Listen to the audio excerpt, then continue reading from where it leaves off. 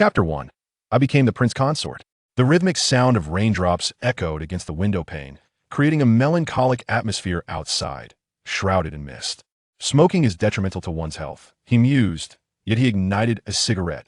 With trembling fingers, he brought it to his lips, inhaling deeply before exhaling slowly, letting the smoke linger in the air. As the last wisps dissipated, he reached for his phone and dialed a familiar number. "Sorry, the number you have dialed is temporarily unavailable. Please try again later." The automated message echoed in his ears. This was the number of Lin Chung, the executive vice president of Epic Group, a trusted aide he had mentored in the past. Lin's phone was perpetually accessible. A call from him would always elicit an immediate response. Yet today, it rang unanswered. After a brief silence, he refrained from attempting to reach Lin again and dialed two other familiar numbers, only to be met with the same disheartening result. Sighing deeply, he extinguished the cigarette in the ashtray with force. Just then, his phone rang. It was Wang Yun. Wang Yun held a respectable position within the system. Their acquaintance blossomed an upscale cocktail gathering, where shared interests and mutual singlehood forged a bond of companionship. Yet, they had never crossed the threshold into a deeper relationship. Upon answering, Wang's urgent voice pierced through. "Lin Chung, Lu Yi, Fang Zhou, they have all been arrested. You need to escape now." Like Lin, Lu Yi and Fang Zhou were also executives at Epic Group. Zhang Jing abruptly ended the call and turned off his phone. Escape? Where would I flee? A bitter smile crept across his face. How had it come to this? Leaning back in his chair, he tilted his head slightly backward and closed his eyes. Once a simple boy from the countryside, he had graduated from university and, alongside a few friends, founded a modest real estate consulting firm. Seizing the opportunities presented by urbanization and the burgeoning real estate market, he soared to unprecedented heights. With relentless ambition, he expanded his reach across various industries, ultimately establishing the Epic Group, a conglomerate valued in the trillions, leaving countless observers in awe. He became a renowned entrepreneur, celebrated worldwide, and his entrepreneurial journey inspired generations of young dreamers. He had ascended to a pedestal of success. Many believed he would remain there, destined to become a commercial legend. He, too, had shared this conviction. Yet, while it might take an eternity to reach such heights, a fall from grace could transpire in a single night. He had failed. But why had it come to this? Sitting upright, he opened his computer, sifting through old news articles and reflecting on the words he once spoke. Establishing Epic Group was the greatest mistake of my life. To be able to work the 996 schedule is indeed a tremendous fortune. Many companies yearn for such an opportunity, but find themselves unable to attain it. I have never encountered money. I harbor no interest in it. The traditional banking model is excessively rigid and inefficient, necessitating a fresh reform. These statements have stirred considerable uproar and engendered countless controversies within society. As Zhang Jing contemplated these words, a sudden epiphany struck him. He comprehended the reasons behind his downfall, and with it, he plummeted from grace, leaving no room for redemption. It is unclear when he began to drift, to lose his sense of reverence, daring to utter any words, undertake any actions, and offend anyone. This time, the GUN Group suffered monumental losses, its financial lifelines severed, leading to a swift backlash as all sides united against him, rendering him powerless to recovered. I have always reminded myself to possess a sense of reverence, to exercise caution, to tread lightly in my endeavors. How did I gradually forget this? Zhang Jing sighed deeply. Certain principles which one assumes will remain etched in memory can slowly fade into the recesses of one's mind. He straightened his posture, adjusted his tie, smoothed his hair with his hands, then picked up a pill from the table, placed it in his mouth, and swallowed it with a sip of water. 5 minutes later, a swarm of law enforcement officials surged into the office. "Call an ambulance. Zhang Jing has committed suicide." A throbbing pain enveloped his head, an overwhelming fatigue coursing through his body, rendering him weak as if he had been hollowed out. Yet, he could still feel pain. Am I still alive? He struggled to crack open his eyes. All he could see was red. Red blankets, red curtains, red screens, adorned with the character for happiness. Everything exuded a festive air. The room, the table, the chairs, and the dressing table were all antiquated in style. What is happening? Zhang Jing was momentarily taken aback. He had presumed that even if he were not dead, he would be lying in a hospital bed. However, the current situation felt decidedly amiss. He lifted the blanket, laboriously sat up, glanced at his attire, which resembled traditional Han clothing. With considerable effort, he managed to rise from the bed, unsteadily making his way to the dressing table, where he sat down on a stool. In the copper mirror, the reflection of a youthful figure, around 16 years of age, appeared before him. Creak! The doors suddenly swung open. A girl, dressed as an ancient maid, entered, carrying a basin of water. Their eyes met, and the girl instantly jolted. Bang! The wooden basin crashed to the floor, splashing water everywhere. The girl dashed out of the room like the wind, exclaiming, "The prince consort has awakened! The prince consort has awakened!" A sharp voice echoed from outside the room. Upon hearing the term prince consort, a piercing pain surged through Zhang Jing's mind, an influx of unfamiliar memories flooding his consciousness. Time seemed to stretch, and as the agony subsided, another Zhang Jing's memories settled within him. At that moment, he realized he had traversed into another realm. He also bears the name Zhang Jing, a common scholar of the Yu Dynasty, who unexpectedly captured the affection of Princess Chang'an, becoming her prince consort. However, just 3 days after their wedding, he drowned, and I have taken possession of his body. Despite having weathered numerous tempests, the occurrence of such an extraordinary event upon himself left him in a state of disquiet. After assimilating the memories of his former self, he discovered that he had traversed into a mysterious dynasty, the Grand Yu Dynasty, which had never graced the annals of history. The marriage of his former self to the Princess Chang'an was equally peculiar. His previous incarnation was merely an ordinary scholar, possessing little beyond a modestly handsome visage. In stark contrast, Princess Chang'an was renowned throughout the realm, wielding unparalleled power, with countless noble suitors vying for her affection. Even he was perplexed as to why such a prestigious figure would choose him over the multitude of eligible candidates, attributing it to mere fortune. However, on the day of their nuptials, he did not lay eyes on Princess Chang'an, nor had he seen her since. Even a fool could discern that the princess held no affection for him. Yet, if she regarded him with such disdain, why then did she select him as her consort? This enigma plagued him, leading him to drown his sorrows in alcohol. Yet, in a state of inebriation, he inexplicably fell into the lotus pond of the estate, subsequently being replaced by Zhang Jing. Having navigated through countless intrigues and machinations in his previous life, Zhang Jing quickly surmised that the former self was likely being used as a shield by Princess Chang'an. Nevertheless, he was disinclined to ponder the reasons behind it, that a consort who is not favored by the princess? Perhaps this is for the best I can lead a tranquil life, he mused. In his past existence, he had grown weary from the relentless scheming. In this life, being a leisurely consort seemed rather appealing to the very least. He would not have to worry about basic sustenance. However, a flicker of anxiety lingered within him. The sudden demise of his predecessor in the water instilled a sense of insecurity. The emperors of the Ming dynasty were known to succumb easily to the depths. Having already experienced the drowning of his former self, he had no desire to meet a similar fate. While I do not mind being a leisurely consort, I must find a means of self-preservation, he reflected, casually opening the book of Yu placed upon the dressing table. The book chronicled the numerous exploits of the Great Yu Dynasty. In the third year of the Great Yu, the Black Dragon of the East Sea wreaked havoc, causing floods in Yangzhou, displacing 1 million souls. In his fury, the founding emperor personally journeyed to Yangzhou and slew the malevolent dragon with his sword. In the 23rd year of the Great Yu, the swordsman Ding Peng of Yangzhou comprehended the true essence of swordsmanship, cleaving a mountain with a single strike. In the 4th to 5th year of the Great Yu, the Taoist master Xianshan of Yuzhou attained enlightenment by the river, severing it with a mere gesture. Hearing a commotion outside, he closed the book, a glimmer of astonishment crossing his face. He had assumed he had merely transitioned into an unknown ancient dynasty, yet it appeared to be a realm of heightened martial prowess. The tales of masters recorded in the book ignited a yearning within him. After all, which young man from the Dragon Kingdom did not harbor dreams of scaling walls and traversing the martial world in his youth? He contemplated that the pursuit of martial arts could enhance his ability for self-defense. At that moment, a cold, enigmatic woman clad in black burst into the room, swiftly closing the distance to Zhang Jing.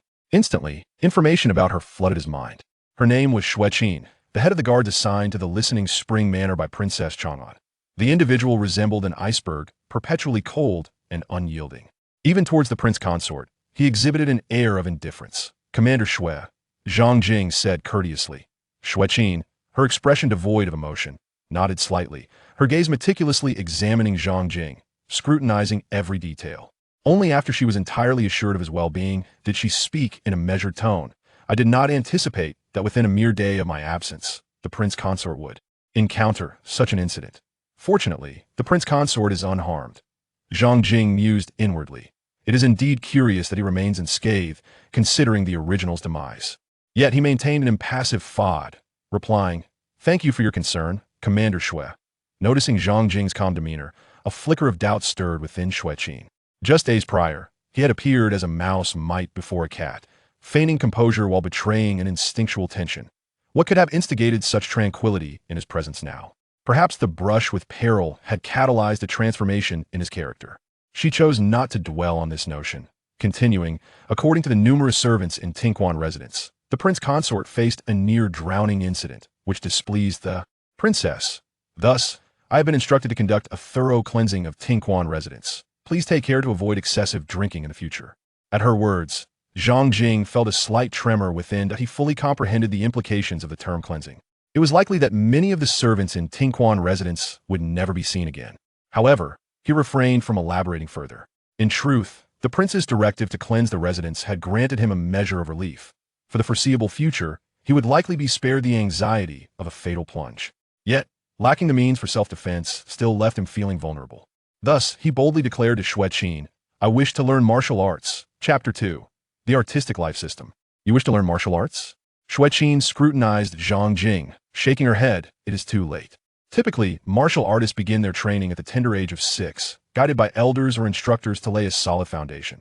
You are already 16, which not only places you a decade behind your peers, but your bones and muscles have already set.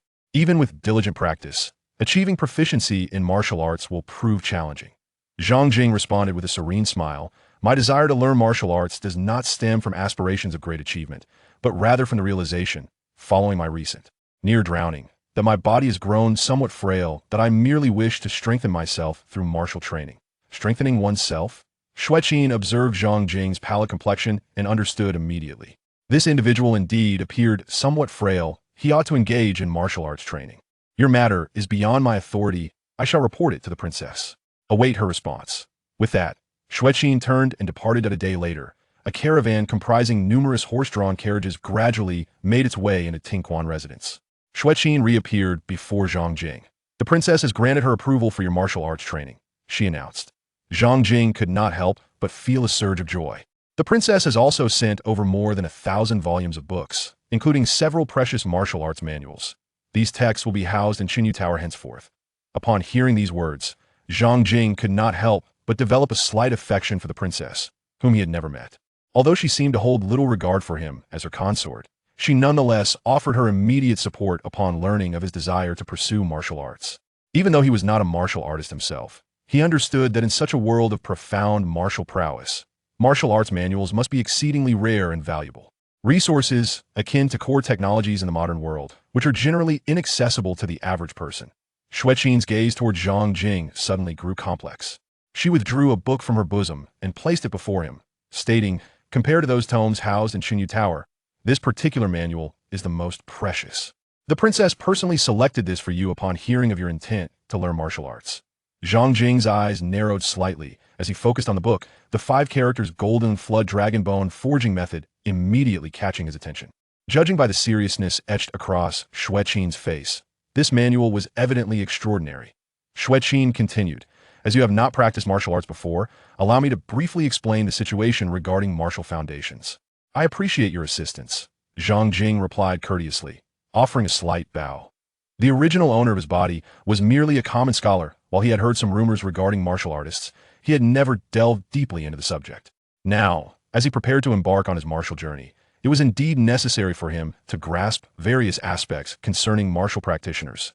Individuals who pursue martial arts possess differing innate talents. The stronger the martial foundation, the faster the cultivation speed, and the greater the potential.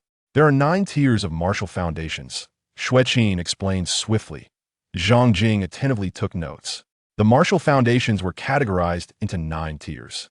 The first to third tiers represented ordinary martial foundations, with limited potential. The 4th to 6th tiers were considered elite, distinguished among people. The 7th tier could be labeled as a genius. The 8th tier was sufficient to gain fame across a province. As for the 9th tier, it could be deemed as the pinnacle of excellence, a potential dragon concealed within the depths. After listening, Zhang Jing curiously inquired, Commander Xue, may I be so bold as to ask which tier your martial foundation belongs to? Xueqin cast a fleeting glance at him and replied, 6th tier. 6th tier? Zhang Jing mused internally, concluding that a 6th tier martial foundation was quite commendable. Although not among the geniuses, it certainly ranked among the elite, far surpassing ordinary martial artists. With this thought in mind, he grew curious about his own martial foundation tier. Commander Shui, do you have a method to help me test it? I would like to ascertain my tier. He looked towards Xueqin. She regarded him calmly, remaining silent. Is the testing cumbersome? Zhang Jing questioned, puzzled by her reaction. Not at all, Xueqin replied. However, I already know your martial foundation. There is no need for a retest. Upon hearing this, a sense of foreboding gripped Zhang Jing's heart. Xueqin stated, your martial foundation is rather commonplace, akin to that of 99% of the citizens of Daiyu. Third tier? Zhang Jing felt an ominous premonition, but still wished to resist. First tier, Xueqin said impassively, yet her words struck Zhang Jing's heart like a sharp blade. Zhang Jing's lips twitched slightly, rendered speechless. After enduring great difficulty, he found himself in a world of martial prowess, only to discover that the innate talent of his new body was lamentably lacking. Fortunately, despite the deficiency in his martial constitution, the path of cultivation remained accessible. As long as the opportunity for practice existed, he could devise other means to overcome obstacles. In his previous life, he had risen from a background devoid of privilege or wealth to become a globally renowned business magnate, having weathered countless storms. This minor setback was hardly daunting for him. Xueqin observed Zhang Jing's calm demeanor upon learning of his first-class martial constitution, and a flicker of surprise crossed her eyes. This prince consort appeared somewhat different from her initial expectations. He was not merely a fool, at the very least. His mindset surpassed that of many noble heirs in the imperial city. However, a first-class constitution remained just that first class with little potential. Moreover, Zhang Jing had only begun his cultivation at the age of 16, far too late. With a poor foundation and a delayed start, no matter how commendable his attitude, achieving greatness would be an arduous task. It is likely that this will merely enhance physical strength. What a pity for the golden beetle bone forging method. With such thoughts, she swiftly composed herself and continued to impart martial knowledge to Zhang Jing. The martial arts are categorized into 8 realms, the lower 3 realms, the middle 3 realms, and the 2 peak realms. The middle 3 realms and the 2 peak realms are still too distant for you to concern yourself with at present. Let me elaborate on the lower 3 realms. Xueqin spoke in a calm tone, her voice devoid of any fluctuation, resembling that of a heartless automaton. The lower 3 realms consist of bone forging, vitality, and furnace refinement, 3 significant stages. The physical body serves as the foundation of martial arts. Therefore, upon embarking on the path of martial arts, a practitioner must first forge their bones, augment their vitality, and refine their internal organs, transforming them into 5 furnaces that comprehensively strengthen the physical form. This is the origin of the 3 realms: bone forging, vitality, and furnace refinement. As she spoke, she suddenly stamped her foot. Crack! Zhang Jing's pupils narrowed slightly as he observed Xueqin's foot deeply embedded in the ground. When Xueqin withdrew her foot, a cloud of dust dispersed, revealing a profound footprint left behind. This was the power of the bone forging realm, where mastery leads to bones as hard as iron and a physique imbued with formidable strength. Witnessing the might of martial arts, Zhang Jing's interest in this path grew even stronger. To think that the first realm among the 8 stages of martial arts could wield such formidable power. It is no wonder that the legends recorded in the ancient texts of peak warriors capable of cleaving mountains and splitting rivers with a mere finger hold true. Xueqin raised the golden serpent bone forging technique in her hand, her eyes subtly betraying a hint of envy. The bone forging realm revolves around the practice of the bone forging technique, which is categorized into 4 tiers: supreme, intermediate, lower, and inferior. The disparity between these tiers is immense. Many martial artists without influential backgrounds train in the inferior tier, which allows the forging of 18 precious bones. The intermediate tier permits the creation of 36 precious bones, while the superior tier grants the ability to forge 72 precious bones. She paused momentarily before continuing. As for the supreme bone forging technique, it can forge 108 precious bones. However, this technique is reserved solely for royalty and the top-tier forces such as the 3 sacred grounds, and only core members are eligible to practice it. To say nothing of the supreme technique, even the intermediate and superior tiers are not accessible to the average person. At this moment, she turned her gaze toward Zhang Jing, her expression reflecting a complex mixture of emotions. The golden serpent bone forging technique entrusted to you by the princess is indeed a superior tier technique. Many scions of nobility do not even have the opportunity to engage with such a level of practice. I hope you will train diligently and not squander this rare fortune. As a member of the Phoenix Guard under the Princess of Chang'an, She could only practice the intermediate bone forging technique. Yet, Zhang Jing, an ordinary commoner deemed worthless, had gained access to the superior golden serpent bone forging technique simply by becoming the princess's consort, which stirred a complex sentiment within her heart. Upon hearing this, Zhang Jing felt an increased fondness for the princess of Chang'an. He approached a chair and seated himself, immediately commencing his perusal of the golden serpent bone forging technique. Observing this, Xue Qin promptly exited the room, standing vigilant with her sword drawn, scanning the surroundings to deter any unwanted approach. The golden serpent bone forging technique was a martial arts manuscript bestowed upon Zhang Jing by the princess of Chang'an. While he was permitted to study it, she was not. Should she dare to look, the consequences from the princess would be dire.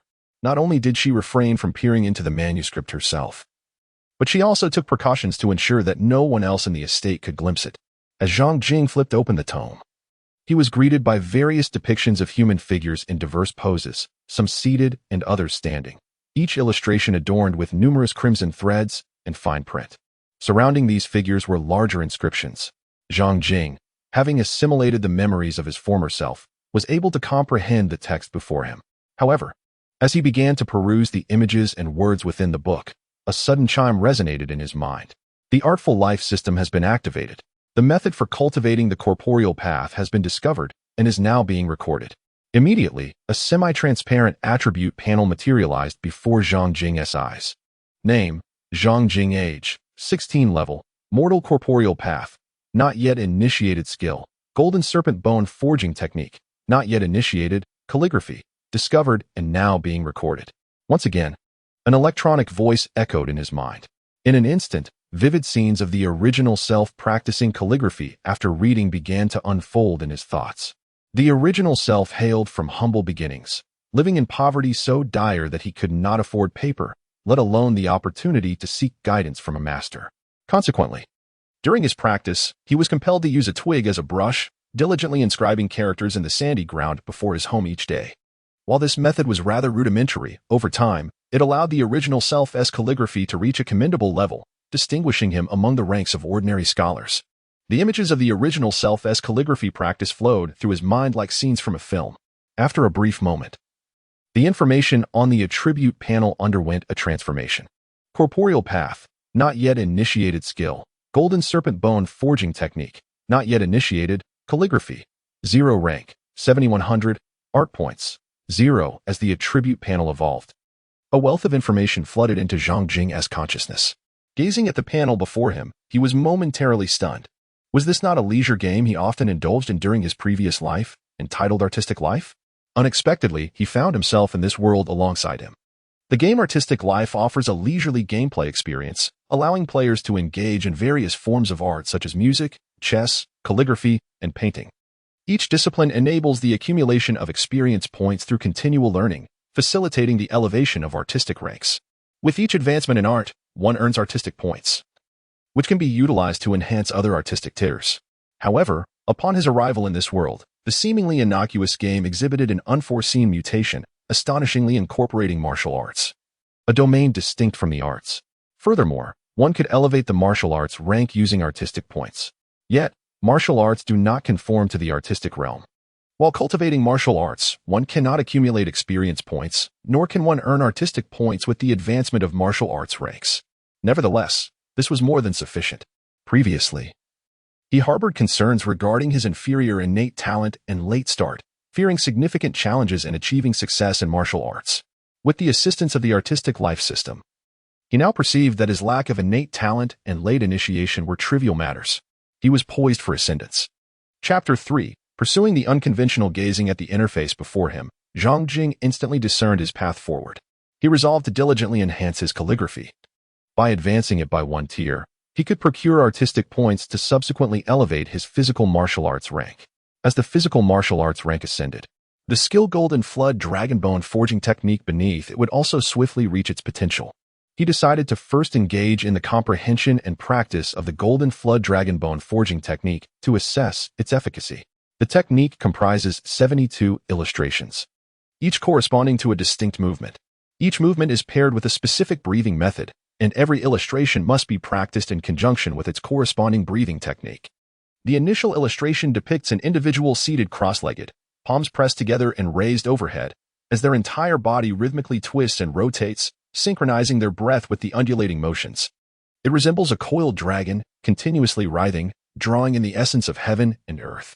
Zhang Jing sat cross-legged on the ground, positioning himself according to the first illustration. He then attempted to twist his body as depicted in the image. Alas, he felt a sharp pain in his lower back. A slight grimace appeared at the corner of his mouth. His initial attempt had ended in failure. No matter, it was merely the first try. A bit of discomfort was to be expected, and with practice, the pain should subside. He rubbed his aching back, and once the acute pain diminished, he prepared for a second attempt. The second try also brought discomfort, yet it was bearable. However, his breathing rhythm faltered. Once more, he endeavored. On his third attempt, he lamented, "Oh, my back. What is this predicament? I am merely 16, and yet you are so inflexible. This is unacceptable. I lack the requisite suppleness to execute the movements properly." He faced yet another setback. For the following 5 days, Zhang Jing immersed himself in his training, striving to master the first illustration through sheer determination. During this time, he sought guidance from Xueqin on multiple occasions. Although Xueqin appeared cold and aloof, her demeanor softened when he inquired, and she offered earnest advice. Even though she had never practiced the golden mantis bone forging technique, the principles were universal, and she corrected many of Zhang Jing's errors during his training. She also imparted her own experiences from her time in the bone forging realm to him. With Xueqin's guidance, Zhang Jing finally grasped how to cultivate the first illustration of the golden mantis bone forging technique. Yet, though his mind comprehended, his body remained uncooperative. After 5 days of relentless practice, it would be disingenuous to claim there were no results. However, it could only be said that there were minimal improvements. He still had not made any headway with the first illustration. In the garden, Xueqin stood with her sword cradled in her arms, observing Zhang Jing as he practiced on the grass, noticing that he consistently failed to achieve the correct form. Her expression remained placid. In her eyes, Zhang Jing possessed only a mediocre foundation in martial arts, and beginning his training at the age of 16, it was entirely normal for his progress to be slow. She held no expectations for his accomplishments in martial arts. Given Zhang Jing's inherent talent, starting at this age, he would likely only be able to strengthen his physique. It appeared that my martial arts aptitude is indeed quite ordinary. Zhang Jing ceased his cultivation and approached Xueqin with curiosity, inquiring, "Commander Xue, how long did it take you to grasp the foundational techniques of bone forging?" Xueqin replied with an impassive expression, "1 day." Zhang Jing's lips twitched. It appeared that innate aptitude in martial arts was indeed paramount. The disparity between first-grade and sixth-grade martial roots was colossal. Xueqin cast a sidelong glance at Zhang Jing, remarking, "For most children, even with first-grade roots, it typically takes about 3 days to attain proficiency." How piercingly true, my friend. Zhang Jing felt as though a dagger had pierced his heart. Not only are your innate talents lacking, but you also began your cultivation a decade later than other martial artists. Moreover, you are practicing the more challenging top-tier bone forging technique, which naturally results in a later entry into the path of cultivation, is it not? Xueqin spoke in a calm manner, as if it were a matter of course. Zhang Jing cast a silent glance at Xueqin, tempted to inquire how her mouth, which could express warmth at 36 degrees, could utter words as frigid as -5. However, after 5 days of rigorous testing, he had come to the sobering realization that his martial arts talent was indeed rather lacking. "Persevere in your practice," Xueqin remarked calmly. "Though your innate abilities may be wanting and your journey has commenced rather late, steadfast dedication will ultimately lead you to master the golden serpent bone forging technique. Indeed, diligence is rewarded by the heavens. Hard work will inevitably yield its fruits." Zhang Jing spoke with a serious demeanor. He had always possessed a strong sense of self-confidence and believed that perseverance would inevitably lead to success. Thus, he resolved to diligently advance his calligraphy skills. By elevating his calligraphy rank, he aimed to acquire artistic points, which would in turn enhance his physical cultivation level.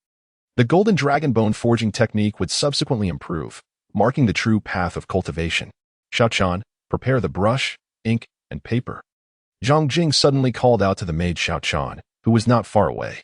Xiaochan, the maid who had carried the wooden tray that day, was around 13 years old and possessed a cherubic round face. "Your Highness, please wait a moment. I shall prepare it at once," Xiaochan replied, hurrying away with quick little steps. Upon hearing Zhang Jing instruct Xiaochan to fetch ink and paper, Xueqin furrowed her brow slightly and asked, Why have you sent Xiaochan to prepare ink and paper? Are we not practicing today? Practicing, Zhang Jing replied with a faint smile. But I have a unique method of practice. Soon, Xiaochan returned with the ink and paper, carefully arranging them on a stone table in the garden. Zhang Jing signaled her to begin grinding the ink. Once she completed this task, he recalled the memories of his original self, picked up the brush, dipped it in the ink, steadied his mind, and then set the brush to the Xian paper. He executed the dot with a side stroke, allowing the brush tip to touch the paper and gradually applying more pressure before lifting it and altering its angle as needed. The horizontal stroke, termed Lu, involved pressing the brush tip down to the right before making a horizontal line and then gently lifting it. The vertical stroke, known as Nu, was a straight downward stroke, initiated with a vertical technique, slightly curving left before returning. The execution of dots, horizontal lines, vertical lines, hooks, upward horizontals, long slants, short slants, and downward strokes comprised a total of 8 distinct brush techniques, each possessing its own specific method and finesse. Moments later, a beautifully structured character emerged on the Xian paper, seamlessly integrating the memories of his original self, showcasing a commendable level of calligraphic skill. Zhang Jing gazed at the character inscribed on the rice paper, and upon comparing it with the version penned by his former self, a wave of reassurance washed over him. The prince consort's calligraphy was indeed exquisite. Xiaochan, with her large, expressive eyes, stared in awe at the character on the paper, whispering her admiration. Having perused a few books and possessing a fair knowledge of common characters, she could only describe her own handwriting as chicken claw style. Consequently, she held great admiration for those who could write beautifully. Once Zhang Jing began his practice, Shuiqin fell silent, her brow slightly furrowed. To her, it seemed that Zhang Jing was neglecting the rigorous cultivation of the golden dragon bone forging technique in favor of practicing calligraphy, which she deemed a frivolous distraction. In the subsequent days, Zhang Jing dedicated himself to his writing, not only focusing on the character but also delving into the composition of essays. Shuiqin, witnessing his complete abandonment of martial training for the sake of calligraphy, grew increasingly disheartened. Is this what you refer to as a special cultivation method? She shook her head in disbelief. However, she refrained from voicing her thoughts. It was regrettable that he squandered the precious golden dragon bone forging technique bestowed upon him by the princess, along with an abundance of martial arts scriptures. Sighing inwardly, she resolved to report Zhang Jing's situation to Princess Li Taiping of Chang'an. Within the Chang'an princess's residence, upon receiving Shuiqin's message, Li Taiping exhibited little reaction. Has he given up so soon? Perhaps that is for the best. She had never anticipated significant achievements from him in the martial realm. Contentment in merely being a leisurely prince consort would suffice. She mused to herself, dismissing the matter from her mind. Chapter 4. A step towards ascension. In the days that followed, Zhang Jing immersed himself in the art of calligraphy. He soon noticed a subtle shift in Shuiqin's demeanor towards him, growing increasingly distant. After careful reflection, he surmised the reason. Initially, he had expressed a desire to learn martial arts. After she reported this to Princess Li Taiping and received approval, she returned with the golden dragon bone forging technique and numerous martial arts tomes. Yet, after merely 5 days of study, he had forsaken it all in favor of his newfound passion for calligraphy. If she bore no emotional response, it would surely be disingenuous. Nonetheless, even with an understanding of Shuiqin's reasons for her withdrawal, he chose not to offer any explanations. Each day, he diligently practiced his writing. With the assistance of the artful life system, every stroke he made garnered experience points, propelling his calligraphic skill to new heights. A month later, while inscribing another, an epiphany struck him, and his brush danced across the paper with the fluidity of flowing clouds and flowing water. Upon completion, this rendition of radiated an unmistakable distinction when compared to the multitude he had penned before. The prince consort's latest appeared remarkably more graceful. Xiaochan widened her eyes, fixated on the character on the rice paper. Though she could not articulate precisely what made this superior, she instinctively felt it was far more aesthetically pleasing than any of Zhang Jing's previous attempts. Zhang Jing smiled faintly as he glanced at his attribute panel. Name: Zhang Jing. Age: 16. Level: Mortal Physical Path, not yet initiated. Upgradable. Skill: Golden Dragon Bone Forging Technique, not yet initiated. Calligraphy: Level 1, 1500. Art points: 1 at last. His calligraphy has advanced to Level 1, granting him an additional art point. Furthermore, the words upgradable now accompany the physical path. Finally possessing an art point, he is ready to enhance his physical path. Zhang Jing contemplated with delight. However, he refrained from upgrading here directly, uncertain whether any anomalies might arise during the enhancement of his physical form. Thus, he resolved to return to his chamber before proceeding with the improvement. Xiao-chan, please tidy up here, he instructed, gently ruffling the little maid's hair. Oh, she exclaimed, her large eyes gazing up at him. Prince, aren't you continuing your calligraphy practice today? No, I shall not. After practicing diligently for so many consecutive days, I find myself weary. Today, I shall take a day of rest. Zhang Jing stretched his limbs and turned away from the garden. As he passed by a grand tree, he beheld Xueqin practicing her swordplay beneath its boughs. Her gaze was aloof, her movement swift and fierce, as the blade in her hand sliced through the air like bolts of lightning, striking with precision. The myriad glimmers of her sword formed an awe-inspiring web of light, dense and unyielding, weaving a tapestry of breathtaking ferocity. Zhang Jing, standing several paces away, sensed a chilling aura permeating the air. A gust of wind swept through, causing the towering trees to sway and countless leaves to cascade to the ground. Yet, as those leaves descended into the sword net, they were instantaneously shredded into myriad fragments. Witnessing this scene, Zhang Jing involuntarily drew a sharp breath. He realized that if a living soul were to inadvertently trespass into the sword net, they would likely be dismembered in an instant. This revelation deepened his yearning for the martial arts. Although he was content to lead a leisurely existence, he still longed for strength. Meanwhile, Xueqin, engrossed in her sword practice, noticed Zhang Jing. However, she merely cast a fleeting glance in his direction before returning her focus to her training. At this juncture, her abilities had reached a plateau. Should she manage to break through this barrier, her prowess would ascend to an entirely new realm. At that point, she intended to petition Princess Chang'an for a reinstatement in the Phoenix Guard, for she had no desire to squander her time and energy on a layabout with no earnest pursuits. Zhang Jing noticed that Xueqin cast a fleeting glance in his direction before quickly averting her gaze. He sensed her aloofness towards him. Touching his nose, he offered a faint smile, uttering no further words, and turned to walk back to his room. Once Zhang Jing departed, Xueqin paused, gazing at his receding figure, and shook her head. Despite his inferior aptitude and late start in cultivation, with the invaluable Golden Flood dragon bone forging technique and the princess's support, persistent dedication to martial arts might still yield some accomplishments. Throughout history, there have been martial artists with poor foundations and late beginnings who, through extraordinary opportunities and unwavering perseverance, ultimately achieved mastery. What a shame, he squandered his chance. Xueqin murmured to herself, quickly immersing back into her training. Upon returning to his room, Zhang Jing promptly shut the door and seated himself cross-legged on the bed. He focused on enhancing his physical body, with a single thought. A torrent of knowledge and insights regarding physical cultivation surged into his mind. This information and comprehension felt as if he had painstakingly researched and distilled it over countless years, and he grasped it effortlessly. Soon, he realized that the Golden Flood dragon bone forging technique held no secrets from him. Every nuance and mystery was laid bare before him. He immediately brought his palms together, raising them high above his head, and began to cultivate the first illustration of the Golden Flood dragon bone forging technique. His body twisted and undulated like a coiling dragon. His movements were precise, his breathing steady. He sensed a subtle stirring of the vital energy within him, honing in on a particular bone in his chest. The refining process was remarkably swift. After approximately 15 minutes, that bone was successfully refined. Although he could not see the bone within his body, he could distinctly perceive that it had transformed. A gentle stream of warmth flowed from that bone, radiating throughout his entire being, continuously fortifying his physique. Had he truly completed the first illustration? Zhang Jing was taken aback. The efficiency was astonishing. He sensed that the upgrade of his physical cultivation had not only endowed him with a wealth of knowledge and insights regarding physical training, but had also facilitated a transformation of his constitution.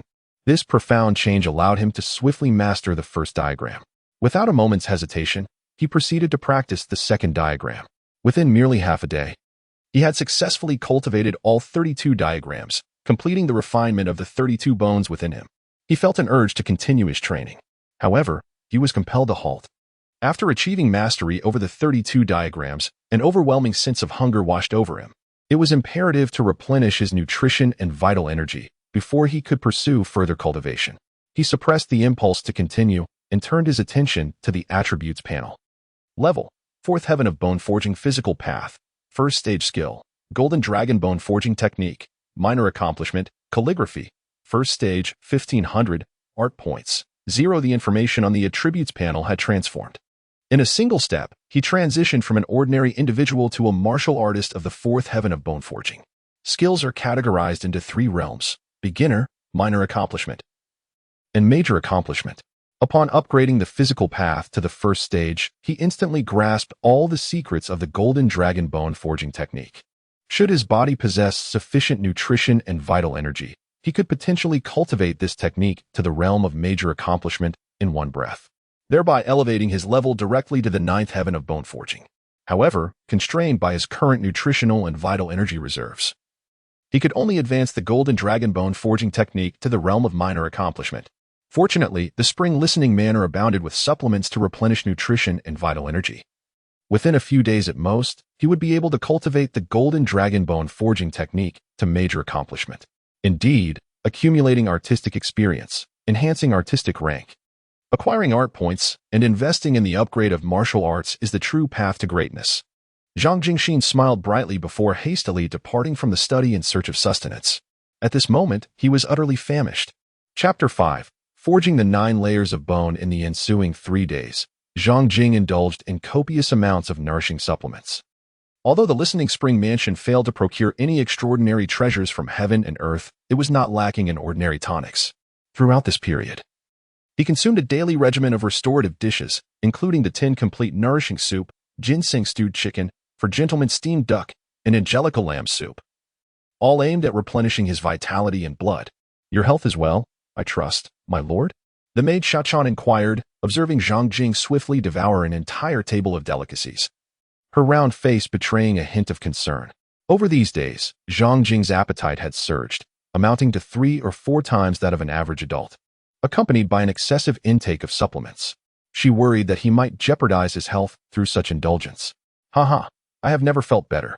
Zhang Jing rose from his meal, gently tousling the little maid's hair before retreating to his chamber, intent on mastering the Golden Cicada bone forging technique in one go. "The prince has once again disheveled my hair," Xiaochan lamented, her petite face puffed up like a bun as she surveyed her untidy locks. "It's alarming. The prince's appetite has been astonishingly voracious these past few days. There must be something amiss with his health. I must inform Commander Shui without delay," she muttered to herself, hastening towards the training ground where Shui Qin practiced her swordsmanship. "You mentioned that his appetite has suddenly multiplied several times and that he has consumed an abundance of supplements?" Shui Qin inquired, a flicker of surprise crossing her mind. Ever since Zhang Jing had become engrossed in calligraphy, neglecting his martial pursuits, she had paid scant attention to him. Aside from leading the guards in their patrols around the spring residence, her time had been wholly devoted to her own cultivation. Thus, she was unaware of his sudden surge in appetite. Could it be that he was making progress in the Golden Cicada bone forging technique? She pondered. Cultivating the bone forging technique demands a substantial amount of vitality, leading to a heightened sense of hunger and an increased need for nourishment. Yet, she swiftly dismissed her own speculation. How could someone who had merely practiced for a few days, only to then become distracted, possibly experience any advancement in martial arts? Was he feeling unwell? She turned to Xiaochan and inquired. Xiaochan shook her head. "The prince claims his health has never been better, and I have not observed any signs of distress." "Then it is of no concern. Should he encounter any issues, you may inform me," Shui Qin replied coolly, unwilling to squander further thought on someone as distracted as Zhang Jing. Hearing this, Xiaochan could only acquiesce. In Zhang Jing's chamber, he inhaled deeply, centering his thoughts, and then executed a series of movements. With each breath, he envisioned himself as a great dragon, gliding through the realms of darkness and light. Within his body, a distinct cracking sound resonated. His blood, veins, and bones pulsated in a unique rhythm. He could distinctly sense the rapid refinement of each bone within him, tempered by the essence of vitality. Time seemed to lose its significance as he experienced a profound sensation of completeness. Level: 9th Heaven of Bone Forging Physical Path. First Stage Skill: Golden Dragon Bone Forging Technique. Mastery. With the Golden Dragon Bone Forging Technique reaching its zenith, his level ascended directly to the 9th Heaven of Bone Forging. Mastery in bone forging forged a formidable physique, with bones as solid as fine iron. Zhang Jing recalled a phrase from the Golden Cicada bone casting technique, and a glimmer of brilliance flashed in his eyes. Without hesitation, he lashed out with a claw towards a corner of the dressing table. With a sharp crack, the corner of the dressing table was utterly shattered into splinters. Had my claw struck an ordinary person, it would likely have torn a gaping hole right through them. Zhang Jing murmured to himself, feeling the surging power within his body. A wave of joy welled up in his heart. This sensation of immense strength coursing through him was even more exhilarating than during his previous life as a business magnate.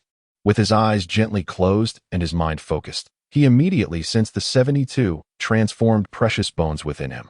Many martial artists in the world, lacking a strong background, practiced inferior bone-forging techniques, and even upon achieving mastery, could only possess 18 precious bones. In contrast, his number of precious bones was 4 times that of those practitioners, and consequently his strength was similarly quadrupled. Thus, it was likely that ordinary martial artists at the bone-forging stage would not stand a chance against him. The disparity in power was immense. The significance of martial techniques cannot be overstated. A practitioner who has mastered superior techniques can easily overpower those who train in inferior methods.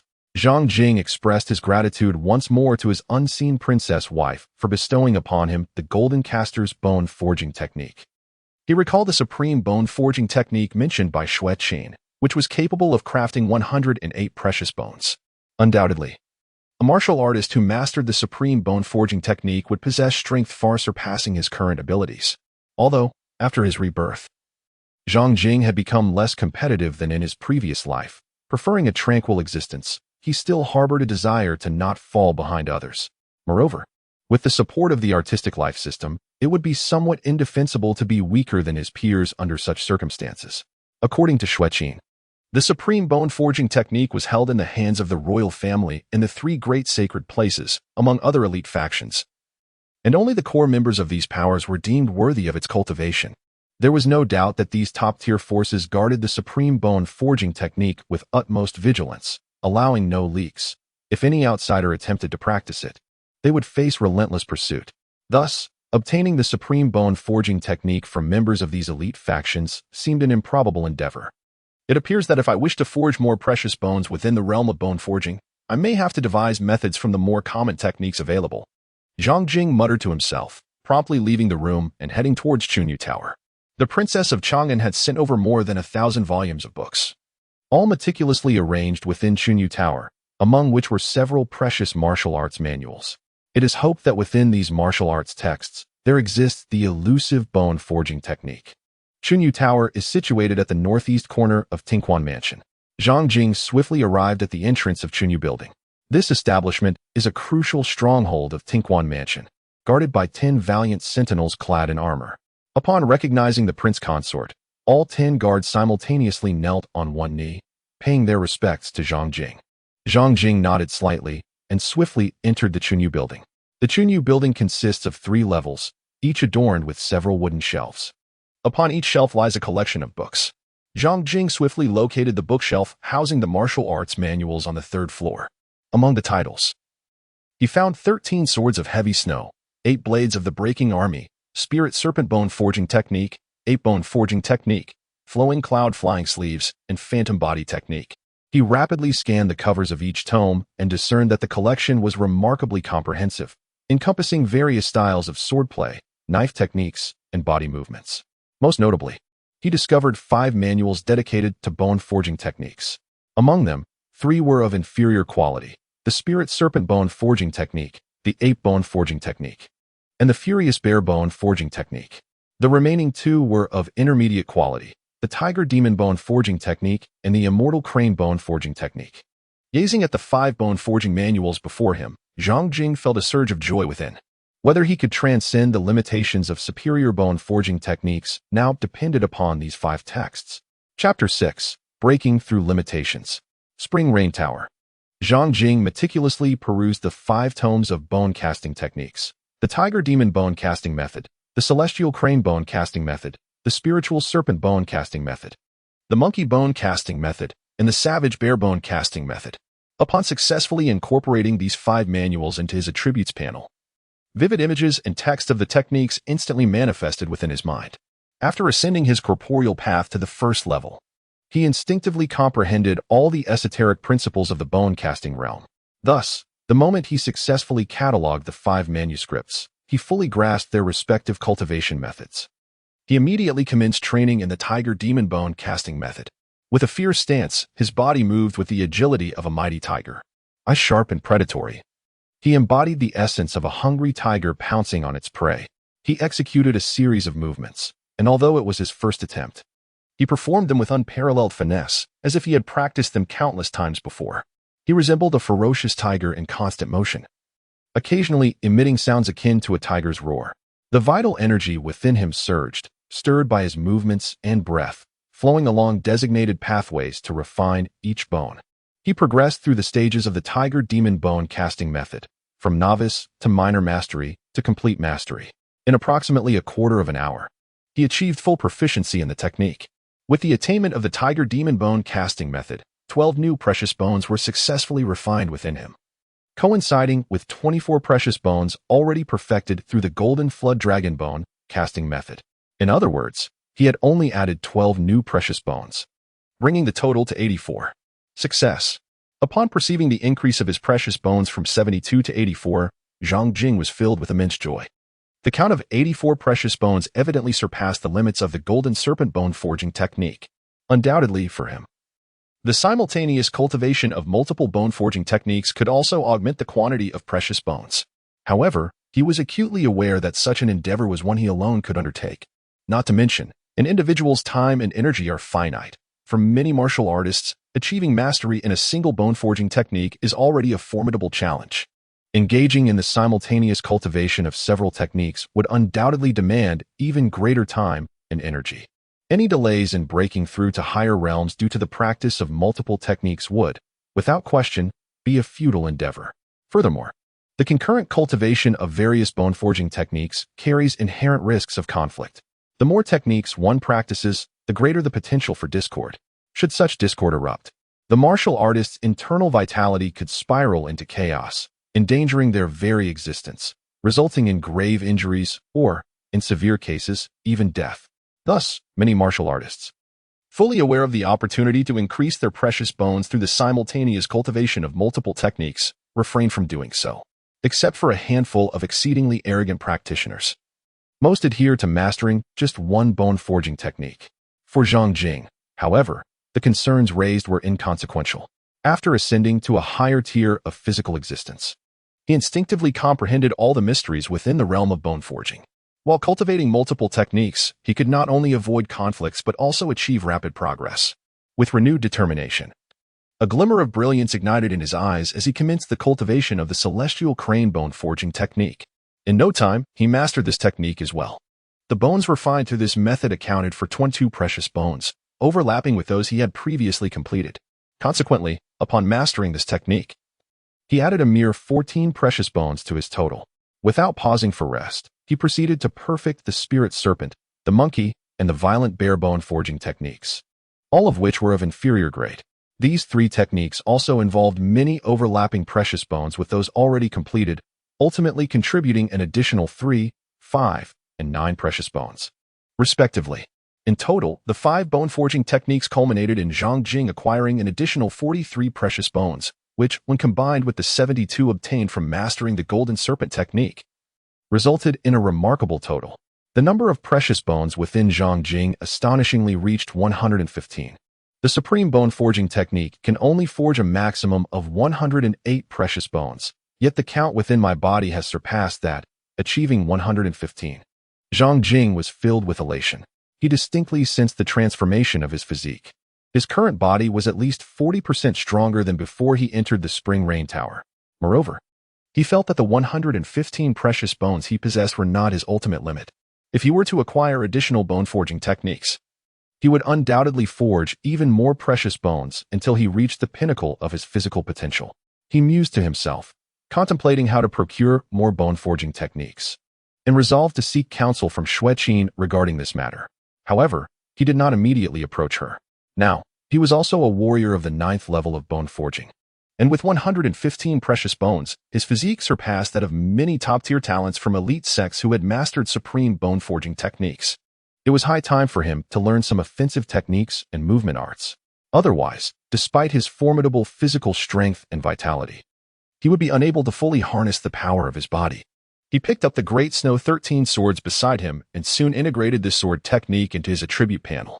Moments later, he examined the phantom movement technique and incorporated it as well. Name: Zhang Jing. Age: 16 level, 9th level of bone forging physical path. First stage skills: Golden Flood Dragon Bone Forging Technique, major completion. Tiger Demon Bone Forging Technique, major completion. Immortal Crane Bone Forging Technique, major completion. Sword Path, not initiated skill. Great Snow 13 swords, not initiated. Speed Path, not initiated skill. Phantom Movement Technique, not initiated. Calligraphy, first stage, 1500 art points. 0. The information on his attribute panel underwent another transformation.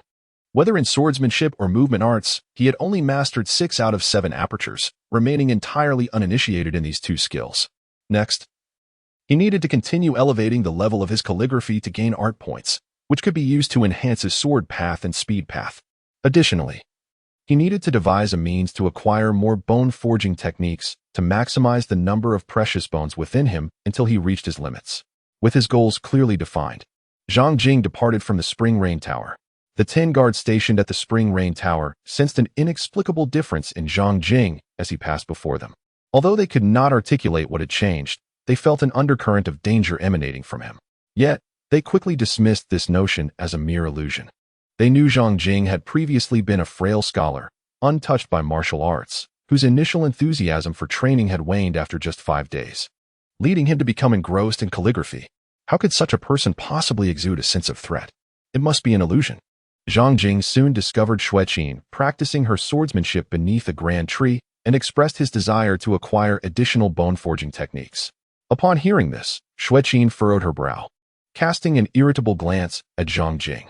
You do not even cultivate martial arts. What purpose do you have for so many bone forging methods? Chapter 7. The Limits of Bone Forging. You wish for more bone forging techniques? Xueqin scrutinized Zhang Jing with a frown. The Golden Larva Bone Forging method is a superior technique, a divine compendium that remains unattainable for countless individuals. Is this singular method not sufficient for your cultivation?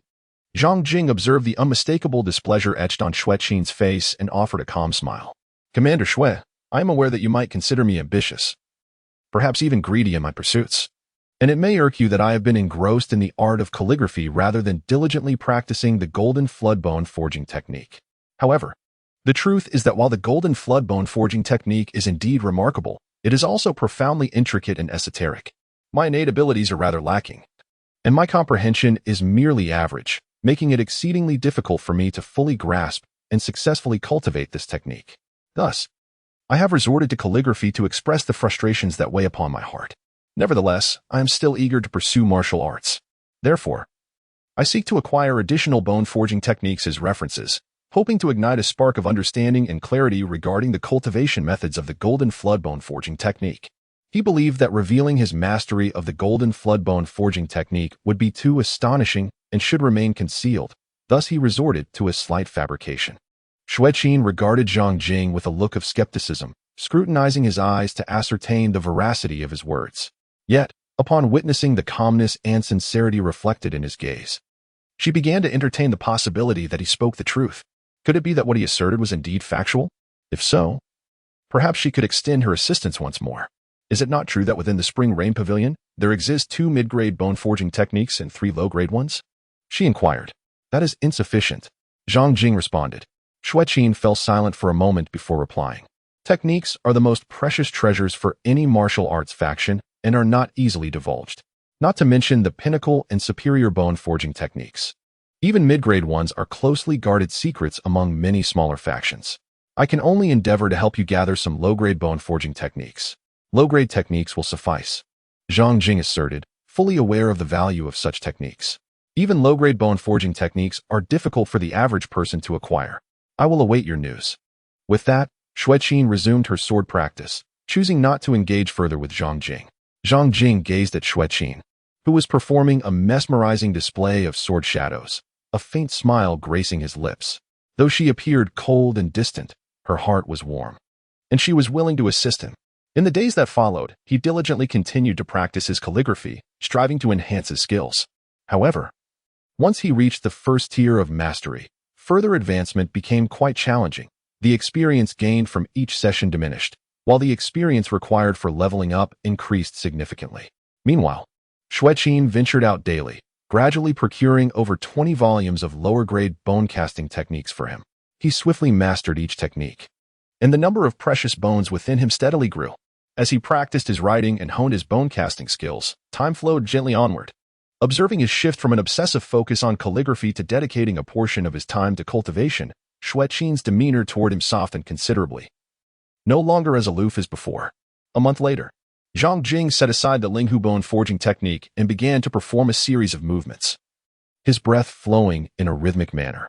To an observer, he appeared as a nimble fox, leaping gracefully around the room. However, he soon ceased his practice. The fifth consecutive volume of the bone forging technique yielded no results. It seemed that the quantity of precious bones within him had reached its limit, rendering further practice futile. He mused to himself, halting his training.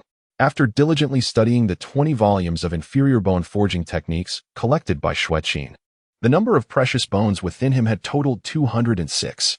Subsequently, any further attempts to practice the technique did not lead to an increase in this number. In truth, when the quantity of precious bones reached 206, he had already begun to suspect this outcome. In his previous life, he had acquired some knowledge of human anatomy and was aware that an adult human possesses a total of 206 bones. These bones are categorized into 4 sections: the skull, torso, upper limbs, and lower limbs. The skull consists of 28 bones, 8 cranial bones, 14 facial bones, and 6 auditory bones.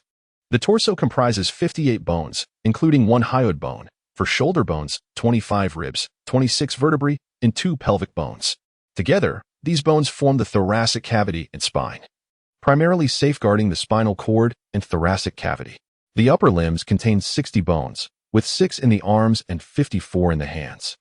The lower limbs also have 60 bones, including 8 in the legs and 52 in the feet. Nevertheless, he was uncertain whether the human skeletal structure in this world mirrored that of his previous life, which prompted him to continue practicing the bone forging technique. It now appeared that both worlds shared a commonality in possessing 206 bones. At this point, he could confidently assert that he had transformed every bone within his body into precious bones, reaching a true pinnacle. I am now invincible among my peers within the realm of bone forging, my physical form robust and my bones unyielding, he reflected, a glimmer of confidence shining in his eyes. Even those noble clans and prodigies from the 3 great sacred lands, who practiced the most exceptional bone forging techniques, only possessed 108 precious bones, almost half of his own count. Their physical strength was undoubtedly inferior to his.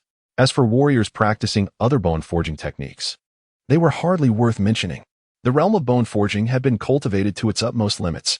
The next step would be to ascend to the blood chi realm.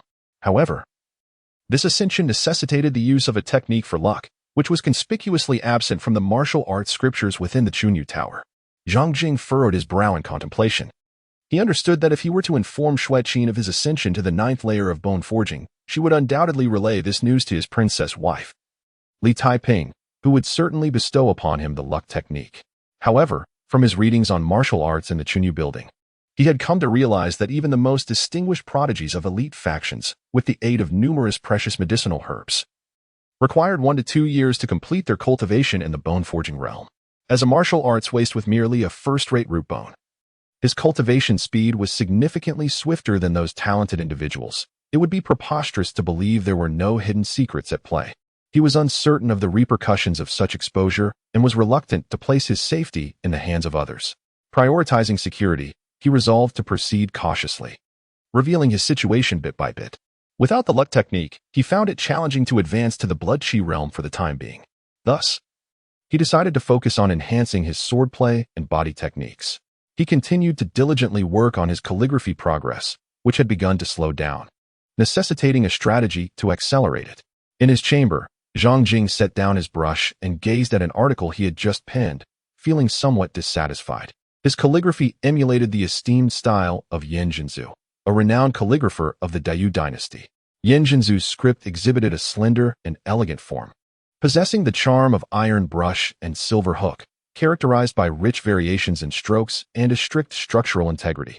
Within the Yu Dynasty, many scholars regarded Yan Zhenzu's writing as their model for imitation.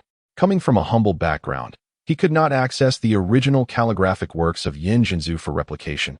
Instead, he procured copies from a bookstore and practiced on sandy ground using a twig as a brush to mimic the models. Now his calligraphy had reached a first-tier level, resembling Yin Jinzhu's style and form. However, it still lacked a certain essence and spirit.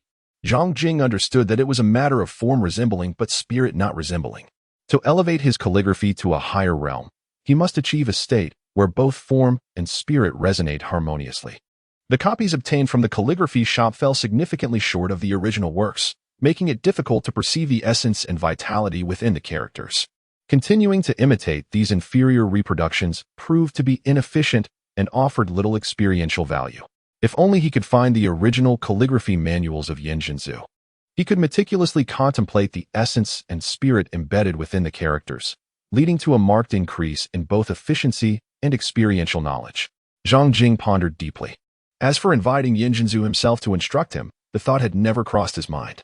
Yin Jinzhu was not only a renowned calligrapher of the Dayu Empire, but also a celebrated master of Confucian martial arts, revered across the land.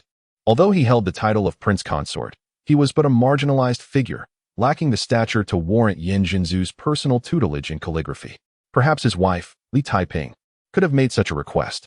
He hastened out of the room, summoning his maid, Xiao Chan, Prince Consort. "You wish for me to procure the original calligraphy works of Yin Jinzhu?" Xiao Chan was taken aback by Zhang Jing's request, her large eyes widening in disbelief. It seemed the Prince Consort held her in far too high regard. How could she possibly discern which calligraphy pieces were authentic works of Yin Jinzhu? Even if the original manuscripts were presented before her, she doubted she would recognize them. She felt burdened by an expectation that was beyond her capacity. Chapter 8. A World of Transformations. Prince Consort. "I cannot identify which calligraphy works are the originals of Yin Jinzhu," Xiao Chan lamented with a troubled expression. Zhang Jing was aware that he was placing a certain burden on Xiao Chan, and with a smile, he remarked, "Just do your best. If you cannot find it, it is of no consequence." Reluctantly, Xiao Chan accepted the task, preparing to enlist the assistance of the numerous servants within Tinquan Mansion. Days swiftly passed. Yet Xiao Chan was unable to locate the original calligraphy of Yin Jinzhu among the many bookstores in Tianjin. Instead, it was the collection within Chunyu Pavilion that brought Zhang Jing unexpected delight. There, he serendipitously discovered a handwritten letter penned by Yin Jinzhu himself. This letter, titled "The Chapter of King Mu of Shou," bore both the personal seal and inscriptions of Yin Jinzhu. Zhang Jing possesses the memories of his original self and immediately recalls the Zhou Mu Wang chapter from the ancient text of Lizi. When Yin Jinzhu penned his notes, he merely excerpted a passage from this chapter, which recounts a remarkable tale. During the reign of King Mu of Shou, an extraordinary being from a distant western land arrived. This individual could immerse himself in fire and water, traverse gold and stone, invert mountains and rivers, relocate cities, ascend into the skies without the fear of falling, and encounter tangible objects without hindrance. He was capable of transforming the very essence of things, embodying an infinite array of forms and possibilities beyond the grasp of comprehension. The renowned Zhou Mu Wang chapter of Yin Jinzhu has become a celebrated masterpiece, and though my original self had only heard of it, I never anticipated that today I would come into possession of its original traces. Zhang Jing gazed in astonishment at the manuscript before him. This manuscript consists of 52 characters, each floating like a wisp of cloud, graceful as a dancing dragon, exhibiting an endless array of transformations, with every character a gem of artistry. From these words, he also sensed a hint of carefree and unrestrained charm. Have the calligraphic examples from the chapter of King Mu of Zhou been included? In Zhang Jing's consciousness, he was suddenly alerted with a notification. He paused momentarily, then promptly selected yes. In the next instant, the attribute panel incorporated the Zhou Mu Wang chapter of the Lizi. This chapter embodies the characteristic of ever-changing transformations. Please select the embedding target, physical path, sword path, speed path. Zhang Jing received a prompt from the attribute panel once again. Having played the game before, he quickly grasped its significance, and a surge of delight filled his heart. After careful consideration, he immediately embedded the metamorphosis attribute into his corporeal path. The embedding was successful. Name, Zhang Jing. Age, 16 level. 9th heaven of bone forging corporeal path. First stage, metamorphosis, skills, golden flood dragon bone forging technique, great accomplishment. Tiger demon bone forging technique, great accomplishment. Immortal crane bone forging technique, Great accomplishment. Sword path. Not initiated skills. 13 swords of great snow. Not initiated. Speed path. Not initiated skills. Phantom movement technique. Not initiated. Calligraphy. First stage, 1500. Calligraphy collection. Lizi's account of King Mu of Zhou. Attribute. Metamorphosis. Art points. 0. A torrent of information surged into his mind, and he instantly comprehended the function of the metamorphosis attribute. Metamorphosis enables the target to freely alter their own state, concealing all vital energies, rendering them undetectable. Upon this realization, he focused his thoughts, and the surging blood essence and vital energy emanating from the 206 precious bones within him immediately subsided. Each precious bone appeared as though it had never been tempered. At this moment, even if a master were to examine his body, it would be challenging to discern that he was a peak warrior of bone forging with 208 precious bones. This is splendid. With the metamorphosis attribute, I need not fear the exposure of my cultivation progress. From now on, I can also cease being overly cautious in concealing my true condition. Zhang Jing was filled with immense joy. With a mere thought, he adjusted his state once more, revealing the aura of 8 precious bones. Upon mastering the first diagram of the golden serpent bone forging technique, he could forge 8 precious bones. Thus, even if someone were to spy on him, they would merely perceive him as a practitioner of the first realm of bone forging. Following the discovery of the Laozi and King Mu of Zhou, Zhang Jing meticulously searched through all the tomes in the Spring Rain Pavilion. He unearthed 4 pieces of calligraphy, yet all of them were mere copies, not recorded by the artistic life system. In the days that followed, he began to replicate the original works of Yan Zhenzu, practicing his calligraphy. Moreover, he endeavored to comprehend the mindset of Yan Zhenzu while inscribing the Laozi and King Mu of Zhou, striving to immerse himself in that very state of mind. Under such circumstances, the experience points he gained during each practice session doubled instantly. Gradually, his handwriting began to transform, subtly infused with an essence of artistic charm. Besides his daily calligraphy practice, he continued to scour the books in the Spring Rain Pavilion, delving deeper into the understanding of this world bit by bit. Additionally, he would often tease the young maid, Xiao Chan, and upon seeing her puff up her cheeks in response, he would immediately cease his antics. This life was rather monotonous, yet he found great joy within it. 2 months later, in the garden, he called out, "Xiao Chan, come and see which piece I have written." Zhang Jing smiled as she placed her own version of the Zhou Mu Wang chapter alongside Yan Zhenzu's identical work. Xiao Chan widened her eyes, gazing at the 2 pieces of text before her, utterly bewildered. The characters in both compositions were precisely the same, and even the seals and inscriptions within seemed to mirror one another perfectly. She peered left and right, her vision blurring, yet she could discern no differences. "Your Highness, please do not put me in a difficult position. I cannot tell them apart," she lamented with a forlorn expression. "Ha ha ha, it is precisely because you cannot see the difference," came the light-hearted reply. Zhang Jing playfully pinched the chubby face of the young maid, bursting into laughter. After diligently practicing the calligraphy piece from Yan Zhenzu's The Mu Wang chapter for 2 months, his writing had finally ascended to a new level, achieving the realm of both form and spirit resemble.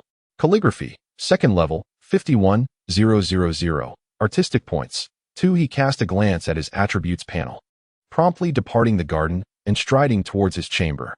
With 2 artistic points in hand, he could elevate both his sword path and speed path levels. While passing by Xueqin's training area, he greeted her with a smile. Xueqin, sheathing her sword, gazed at Zhang Jing's receding figure, letting out a faint sigh. Over the past 2 months, although Zhang Jing occasionally practiced, he had become too engrossed in calligraphy. She doubted that he would achieve any significant accomplishments in martial arts if this continued. Upon returning to his room, Zhang Jing immediately began to allocate his points. Sword path, 1st level skill, Great Snow 13 swords, mastered, restricted speed path. 1st level skill, Phantom Body Technique, mastered, restricted. The levels of his sword path and speed path swiftly ascended to the 1st level. A wealth of knowledge and experience regarding both paths surged into his consciousness. Simultaneously, the Great Snow 13 swords and Phantom Body Technique directly reached the mastered state. It felt as though he had trained in these 2 martial arts for many years, fully grasping their intricacies. In his mind's eye, he envisioned a figure, stepping with enigmatic grace, leaving behind a trail of afterimages while wielding a sharp sword, dense beams of sword light cascading like a heavy snowfall. Chapter 9. Assassination Sword Path, 1st level skill, Great Snow 13 Swords, Mastered, Restricted Speed Path, First Level Skill, Phantom Body Technique, Mastered, Restricted Observing the changes in his attributes panel. Zhang Jing couldn't help but feel a surge of joy. With the elevation of both the sword path and speed path to the first level, the two martial skills, Great Snow 13 Swords and Phantom Body Technique, had directly achieved mastery. At this moment, an abundance of insights regarding the sword path and speed path swirled within his mind. He focused on the restriction associated with the Great Snow 13 Swords. A prompt immediately materialized in his mind. Prompt: the restriction indicates that the skill's realm has surpassed the current host capacity. Forcibly using it may result in unpredictable consequences. Upon reading the prompt, he understood the implication of the restriction.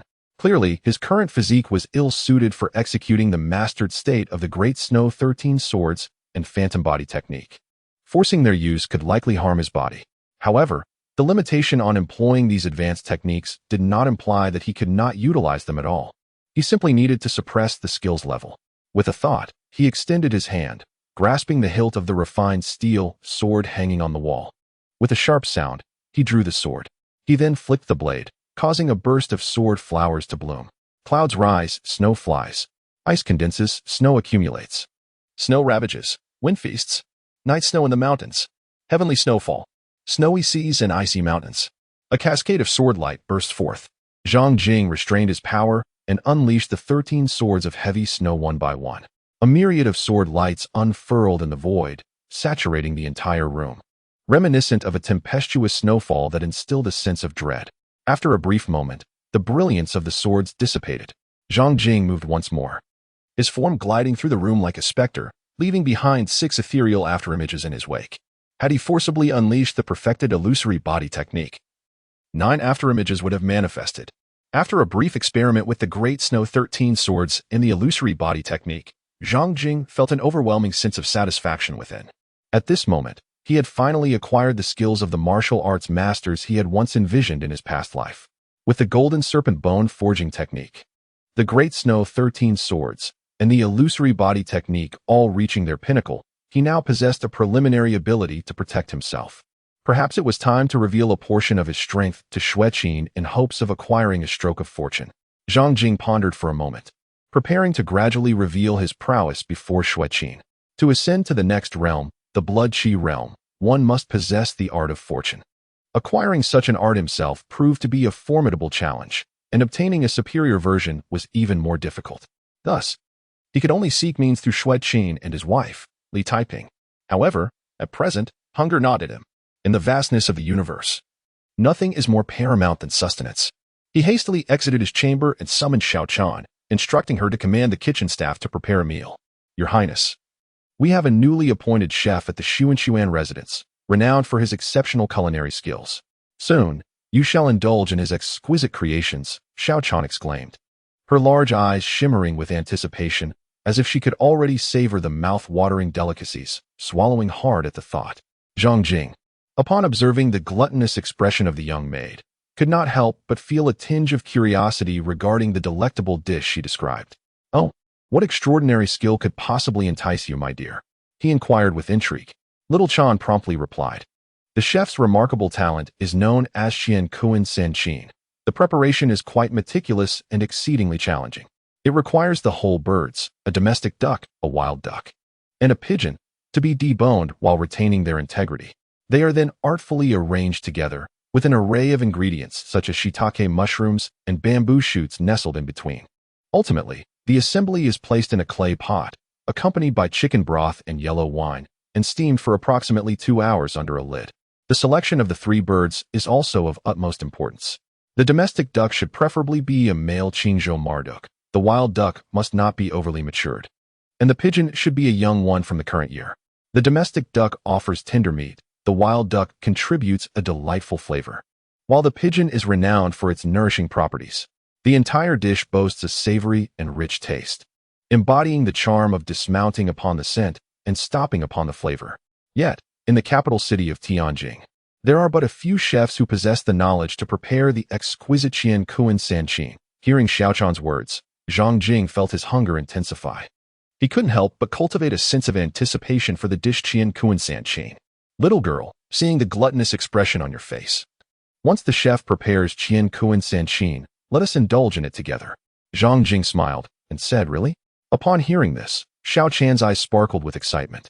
But she quickly felt it was inappropriate. Your Highness, I am merely a maidservant. It is improper for me to share a meal with you. It is most unseemly. As she spoke, she shook her head in earnest trepidation. Zhang Jing observed the small maid's anxious demeanor and recognized that his suggestion had indeed startled her. In this world, strict rules prevail, and it is utterly forbidden for servants and maids to dine alongside their masters. Although he hailed from a modern society where equality reigns, he had no intention of imposing such ideals here. Seeing the maid's fright dissipate, he chuckled and said, wait a moment. I shall bestow upon you a small plate of Chang'an.However. You may enjoy it in the privacy of your own chamber. Upon hearing this, Xiao Chan finally felt at ease and joyfully expressed her gratitude. Thank you, Your Highness. As long as they did not share a meal, all would be well. As time gradually passed, one by one, the maids brought forth dish after dish, elegantly arranging them upon the dining table. Moments later, an enticing aroma of meat wafted through the air. A middle-aged man of medium stature, with dark skin and a faint stubble adorning his face, entered, cradling a large pot. The delectable scent emanated from that very pot. Zhang Jing gazed into the large pot and beheld a duck, perfectly cooked. However, the sight was somewhat unsettling, as two duck heads and a pigeon head adorned the duck's body. Xiao Chan, captivated by the culinary delight within the pot, had her eyes gleaming with anticipation. She explained, Your Highness, to ensure the dishes presented at the table are visually appealing and intact, it is necessary for the chef to carve them before consumption. Upon hearing this, Zhang Jing immediately comprehended the reason why the middle-aged chef personally delivered the Chang'an.However to him. The chef, seemingly well-versed in the customs of distinguished families, entered without uttering a single word. After placing the large pot upon the dining table, he respectfully bowed to Zhang Jing, then retrieved a small knife and commenced the meticulous task of slicing the Chang'an.However as the chef skillfully carved the succulent pieces of meat. The enticing aroma wafted through the air, increasingly tantalizing the senses and fervently stimulating the appetite. Zhang Jing gazed at the fragrant pieces of meat, his heart brimming with anticipation. The seasoned chef, with deft knife skills and swift movements, swiftly sliced the Chang'an.However poultry in half. At that moment, he poised his small knife, preparing to cut another piece of meat. Suddenly, he pivoted the knife in his hand, launching it directly towards Zhang Jing. This scene unfolded with shocking abruptness. Xiao Chan, witnessing the glimmer of cold light hurtling towards Zhang Jing, felt her mind go blank. Thief, dare you? A furious rebuke rang out from outside the hall. Yet the reprimand did little to halt the trajectory of the chilling gleam, which drew ever closer to Zhang Jing. Zhang Jing gazed at the icy glimmer that shot towards him, a hint of derision flickering in his eyes. Chapter 10. Li Taiping is moved. The frigid light, akin to a fierce lightning bolt, surged towards Zhang Jing. It seemed inevitable that this chilling ray would pierce his heart. Suddenly, with a swift motion, Zhang Jing pinched the luminous beam between his fingers. The middle-aged man's pupils contracted, his expression freezing in astonishment. He gripped the dagger tightly, exerting every ounce of strength to thrust it towards Zhang Jing. Yet, the dagger remained utterly immobile. The man's face flushed crimson as he struggled, unable to budge the blade. How could this be? Are you not merely a worthless scholar? He uttered in disbelief. Zhang Jing cast a fleeting glance at the middle-aged man, his fingers pressing firmly upon the small knife, which he swiftly snapped in two. With a decisive motion, he directed the broken blade towards the man. In an instant, a glimmering arc of cold light pierced through the middle-aged man's body. He collapsed, taking down with him the large pot that held the three birds of heaven and earth, scattering its contents across the ground. The scene was left in utter disarray. Alas, it seemed the three birds of heaven and earth would remain untasted. Zhang Jing gazed regretfully at the scattered morsels of meat and broth strewn across the floor. At that moment, Shui Qin and Xiao Chan, who had just rushed into the hall, stood transfixed, their eyes wide with astonishment as they beheld Zhang Jing. It was difficult for them to comprehend that he had effortlessly caught the assassin's fierce strike between his fingers and subsequently dispatched the assailant with such ease. Shui Qin hurried over to examine the body of the middle-aged man, quickly discerning that he was a martial artist of the 9th layer of bone forging. Instantly, her heart was filled with an even greater sense of shock. Zhang Jing effortlessly vanquished a practitioner of the 9th layer of bone forging. Reflecting on her previous conviction that Zhang Jing could only cultivate to enhance physical strength, her cheeks flushed slightly. What realm do you currently inhabit? She rose, gazing at Zhang Jing in disbelief. Surely, you must be at least at the 9th layer of bone forging. Zhang Jing smiled and said, bowing respectfully to Xue Qin, thank you, Commander Xue, for assisting me in discovering so many techniques of bone forging. Otherwise, I would not have been able to cultivate the golden mantis bone forging technique to such a profound level so swiftly. Xue Qin stood frozen in place. Although she had suspected Zhang Jing's strength upon discovering that the assassin was a practitioner of the 9th heaven of bone forging, she was still profoundly shaken to hear Zhang Jing himself acknowledge his mastery of that realm. Even the prodigies from the 3 great sacred lands, with the aid of numerous rare elixirs, would require 1 to 2 years to complete their cultivation of the bone forging realm. Zhang Jing, after merely 4 months of cultivation, astonishingly achieved the bone forging realm, surpassing even the prodigies of the 3 great sacred lands by a considerable margin. What is particularly remarkable is that Zhang Jing possesses only a first-class martial arts foundation and began his training a full decade later than his peers. Furthermore, he has been distracted by dedicating substantial time to calligraphy, leading to a total cultivation time that likely amounts to less than a month. Under such circumstances, the terrifying speed of Zhang Jing's progress is nothing short of extraordinary. He is truly an anomaly. Xue Qin found it difficult to regain her composure. I must report this situation to the princess immediately. With the corpse of the middle-aged man in tow, Xue Qin hastily departed. It turns out the prince consort is remarkably formidable. Xiao Chan gazed at Zhang Jing beside her, her large, round eyes sparkling with wonder. Little girl, aren't you going to have someone clean up the mess on the ground? I am about to have my meal. Zhang Jing gently ruffled the little maid's hair. Upon hearing this, Xiao Chan turned her gaze toward the pool of blood on the ground, her complexion suddenly paling. A wave of fear surged within her. Had Zhang Jing fallen victim to the assassin, her fate as his attendant would have been sealed. Even if Zhang Jing emerged unscathed, she feared the prospect of facing severe repercussions. The mere thought of this brought tears to her eyes, and a tinge of dread crept across her face. Though she was young, she was acutely aware that in Tianjing, many scions of noble families, when confronted with assassination attempts, often led their attendants and maids to suffer unjust retribution, enduring harsh punishments, and in some cases, losing their very lives. Zhang Jing observed the sudden manifestation of fear and trepidation on Xiao Chan's face. After a moment's reflection, he discerned the source of her apprehension. Do not be afraid. This matter does not concern you, he gently reassured her, tenderly ruffling the little maid's hair. Even if the princess intends to punish you, I shall intercede on your behalf. Xiao Chan lifted her gaze to Zhang Jing's smiling visage, and a resolute calm washed over her, dispelling all her uncertainties and fears. You are truly kind, Duke.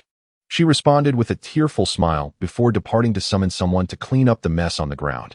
Once Xiao Chan had left, the smile faded from Zhang Jing's face, replaced by a contemplative expression. He could now be entirely certain that the original owner's untimely demise by drowning was shrouded in sinister intrigue. Had he not possessed a modicum of strength, he might have found himself in grave danger. The original owner had been merely an ordinary scholar, entirely unoffending, and thus did not warrant repeated assassination attempts. Could it be that these assassins were drawn forth by my wife, Li Taiping? Zhang Jing mused to himself, swiftly confirming his conjecture. Unfortunately, his understanding of his wife, Li Taiping, was rather limited. From the memories of his previous self, he learned that Li Taiping was an extraordinary prodigy of the royal family of the Grand Yu Dynasty. Wielding immense power, the trees wish for tranquility, yet the winds persist. It appears that even if I desire nothing more than a peaceful existence, it is not so easily attained. I must continue to enhance my strength, he contemplated. In the Princess Chang'an's palace, Li Taiping sat regally upon her throne, observing Xue Qin, who knelt before her on one knee. Xue Qin, did you say the prince has just been assassinated? She inquired, her expression devoid of emotion. Yet a hint of anger flickered across her face upon closer inspection. Indeed, Xue Qin replied, her demeanor filled with remorse. The assassin was a 9-layered bone-forging warrior, who disguised himself as a chef to infiltrate the Tinquan residence. While preparing the Qian Kuan Sanchin dish for the prince, he launched a surprise attack. This is my failure. I neglected to detect the assassin's presence. You are indeed at fault, Li Taiping remarked, her gaze fixed upon Xue Qin with an air of authority. Embarrassed, Xue Qin lowered her head. Come forth, Li Taiping commanded suddenly, striking the armrest. A woman clad in armor promptly appeared in the hall and knelt down. "Investigate. As you command." The armored woman vanished in an instant. Li Taiping turned her attention back to Xueqin. "You mentioned that the prince killed the assassin?" "Yes. The prince possesses remarkable talent and astonishing cultivation speed, having perfected the golden serpent bone forging technique, thus becoming a 9-layered bone forging warrior," Xueqin explained. Upon hearing this, a flicker of astonishment crossed Li Taiping's face. "Relate to me the details of the prince's recent activities," she instructed. Xueqin promptly recounted Zhang Jing's actions during this period, including his idleness as he devoted the majority of his time to calligraphy, with exceedingly little time dedicated to genuine cultivation. The more Li Taiping listened, the more moved she became. Moments later, Xueqin departed, and Li Taiping lightly tapped her finger against the armrest, her gaze irresistibly drawn towards the Tinquan residence. "You truly have surprised me. I initially believed you to be an unremarkable scholar, yet you have proven to be unexpectedly intriguing. In that case, let me see how far you can truly go." She mused, gradually falling into silence. Chapter 11. The Celestial River Divine Pulse, the Limitless Zhou Tian Method. The Tinquan residence underwent yet another cleansing. Subsequently, a contingent of armored guards arrived, bringing with them carts laden with books into the Tinquan residence. The collection at Chunyu Tower expanded by over 2,000 volumes. Xueqin, her face a mask of seriousness and solemnity, presented 2 books to Zhang Jing. Upon glancing at the cover, Zhang Jing noticed that the titles inscribed on the 2 books were Heavenly River Divine Veins and Boundless Celestial Circuit. How could there be 2? Zhang Jing was somewhat puzzled. Xueqin seemed to sense Zhang Jing's confusion and elucidated. The second realm of martial arts is known as the Blood Qi realm, also referred to as the Meridian realm. The essence of this realm lies in the opening of the meridians, through which one transports the vital energy and blood to strengthen the physical body. Achieving this realm requires not only the cultivation of the Qi manipulation technique, but also the mastery of the meridian opening technique. The 2 manuals that the princess entrusted to me for you, the Heavenly River Meridian technique pertains to the meridian opening, while the infinite circulation technique is associated with the Qi manipulation. Upon hearing this, Zhang Jing suddenly understood. He realized that the information he had previously gathered from the collection of the Spring Rain Tower was incomplete. He was aware that one must cultivate the Qi blood realm using the method of, yet he was oblivious to the necessity of practicing the as well. Xueqin gazed at the Celestial River Divine Pulse and the limitless circular method in Zhang Jing's hands, a flicker of envy glimmering in her eyes. "Do you know the origins of these 2 techniques you possess, Your Highness? Could it be that they hold some extraordinary provenance?" Zhang Jing inquired with curiosity. Xueqin replied, "Within our Great Yu Empire, there exist 4 paramount martial factions. At the forefront, naturally, is the royal family of our Great Yu Empire. In addition, there are the Buddhist sacred site of Great Thunder Sound Temple, the Taoist holy ground of Wuliang Mountain, and the Confucian sanctum of Great Jizhou Academy. Besides the Great Thunder Sound Temple, Buddhism boasts 108 renowned temples, along with countless monasteries scattered across the land. Similarly, Taoism, apart from Wuliang Mountain, encompasses 36 celestial caves and 72 blessed lands. Confucianism, aside from the Great Jizhou Academy, includes 4 prestigious academies and innumerable institutes. Furthermore, there are numerous esteemed families, sects, and guilds. However, forces outside the 4 paramount factions struggle to rival their depth and influence. Yet, 60 years ago, a first-rate faction, whose strength and foundation were alarmingly close to that of the 4 superpowers, was merely a step away from ascending to become the 5th superpower. This faction, which was on the brink of elevation, was known as the Celestial River Sword Sect. Regrettably, the Celestial River Sword Sect mysteriously perished overnight. The reasons remain shrouded in mystery, rendering it one of the greatest unsolved enigmas of our time. Zhang Jing raised the 2 books in his hand and inquired, "Are you suggesting that the Heavenly River Divine Pulse and the Infinite Celestial Cycle technique, which I hold, originated from the Heavenly River Sword Sect?" Xueqin nodded affirmatively. The Heavenly River Sword Sect boasts 7 paramount martial arts, among which the most renowned are the Heavenly River Sword Classic, the Heavenly River Divine Pulse, and the Infinite Celestial Cycle technique. The Heavenly River Sword Classic is recognized as one of the 10 greatest sword techniques in the world, when mastered. Its sword energy can manifest as a cascading river of stars, unparalleled in might, a coveted skill for countless swordsmen.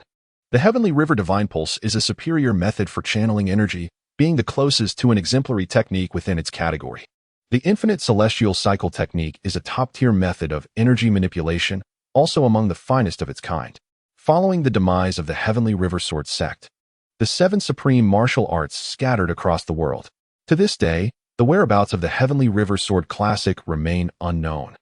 While the Heavenly River Divine Pulse and the infinite celestial cycle technique have fallen into the hands of the royal family, the techniques you hold, the Heavenly River Divine Pulse and the infinite celestial cycle technique, are indeed copies discovered by the princess within the royal family scripture repository. At this point, the envy on Xueqin's face became increasingly evident. Among the various methods for channeling energy, the royal family's supreme technique, the Dragon Pulse scriptures, is regarded as the foremost. In terms of energy manipulation, the royal family's unparalleled true dragon battle technique stands supreme. Although the Heavenly River Divine Pulse cannot compare to the Dragon Pulse scriptures, and the infinite celestial cycle technique falls short of the true dragon battle technique, both are merely a notch below the pinnacle methods. Should one master the Heavenly River Divine Pulse and the infinite celestial cycle technique to their fullest, they would be capable of overwhelming and dominating over 99% of warriors within the Blood Qi realm. Upon hearing this, Zhang Jing immediately felt a sense of admiration for his yet-to-be-met wife, Li Taiping. Although she appeared to harbor little affection for him, she had bestowed upon him tremendous gifts. Whether it be the Golden Beetle Bone Forging Technique, the Celestial River Divine Vein, or the Infinite Universe Method, each of these revered tomes of martial arts was coveted by countless practitioners across the realm. He must hold tightly to this invaluable support. Xueqin then elaborated once more on the principles of meridian opening techniques and qi manipulation techniques. Generally speaking, the inferior meridian opening technique allows for the opening of one meridian at the first heaven, culminating in 9 meridians at the 9th heaven. The intermediate meridian opening technique, upon reaching perfection, encompasses 18 meridians. The superior meridian opening technique, when perfected, comprises 36 meridians. The pinnacle meridian opening technique, upon achieving completeness, consists of 72 meridians. The inferior qi manipulation technique permits one meridian to circulate vital energy within the meridians for a 10-cycle rotation. The intermediate qi manipulation technique allows for 36 cycles within one meridian. The superior qi manipulation technique enables 72 cycles within a single meridian. The pinnacle qi manipulation technique facilitates 100 cycles within one meridian. Each cycle within a meridian corresponds to one's own strength, while 10 cycles equate to 10 times that strength. Zhang Jing briefly calculated in his mind the disparity between a martial artist who practiced the inferior grade meridian opening technique and the inferior grade fortune technique, and one who cultivated the superior grade meridian opening technique and the superior grade fortune technique. A practitioner of the inferior grade fortune technique, through a cycle of 10 celestial rotations, can unleash tenfold their innate strength. Meanwhile, when fully mastered, the inferior grade meridian opening technique allows for the opening of 9 meridians. Thus, tenfold strength multiplied by 9 results in 90-fold strength. In other words, a martial artist who has achieved mastery in both the inferior grade meridian opening technique and the inferior grade fortune technique can, at their peak, unleash a force 90 times their original power. Conversely, a practitioner of the superior grade fortune technique, through a cycle of 72 celestial rotations, can unleash 72 times their innate strength. When fully mastered, the superior grade meridian opening technique permits the opening of 36 meridians. Therefore, 72 times their original strength multiplied by 36 meridians amounts to 2,592 times their innate power. This indicates that the strength of a martial artist who has perfected both the superior grade meridian opening technique and the superior grade fortune technique is approximately 36 times greater than that of a practitioner of the inferior grade meridian opening technique and the inferior grade fortune technique. Zhang Jing could not help but gasp in astonishment. The advantages possessed by practitioners of superior martial arts were indeed insurmountable. Those warriors within the realm, who lacked connections and resources and could only cultivate inferior techniques, were often swept aside when confronted by disciples of prestigious sects and noble families who wielded superior arts. It is no wonder that many talented yet unconnected martial artists in the world would rather serve as subordinates to the offspring of aristocratic clans in exchange for the opportunity to attain superior martial arts. Zhang Jing, holding the Heavenly River Divine Pulse and the boundless celestial cycle method, returned to his chamber and immediately commenced his reading. Upon completing a cursory examination, the properties panel recorded the details of these two techniques, which vividly materialized within his mind. The Heavenly River Divine Pulse is indeed a premier technique, renowned as the closest to the pinnacle of pulse opening methods. Typically, a standard premier pulse opening technique allows the practitioner to open 36 channels upon reaching mastery. In contrast, the Heavenly River Divine Pulse can open 64 channels at full fruition, while it may not rival the supreme method capable of opening 72 channels. It certainly surpasses other premier techniques by a considerable margin. The boundless celestial cycle method, when perfected, enables the practitioner to circulate one channel through 81 cycles, demonstrating a significant superiority over ordinary premier techniques.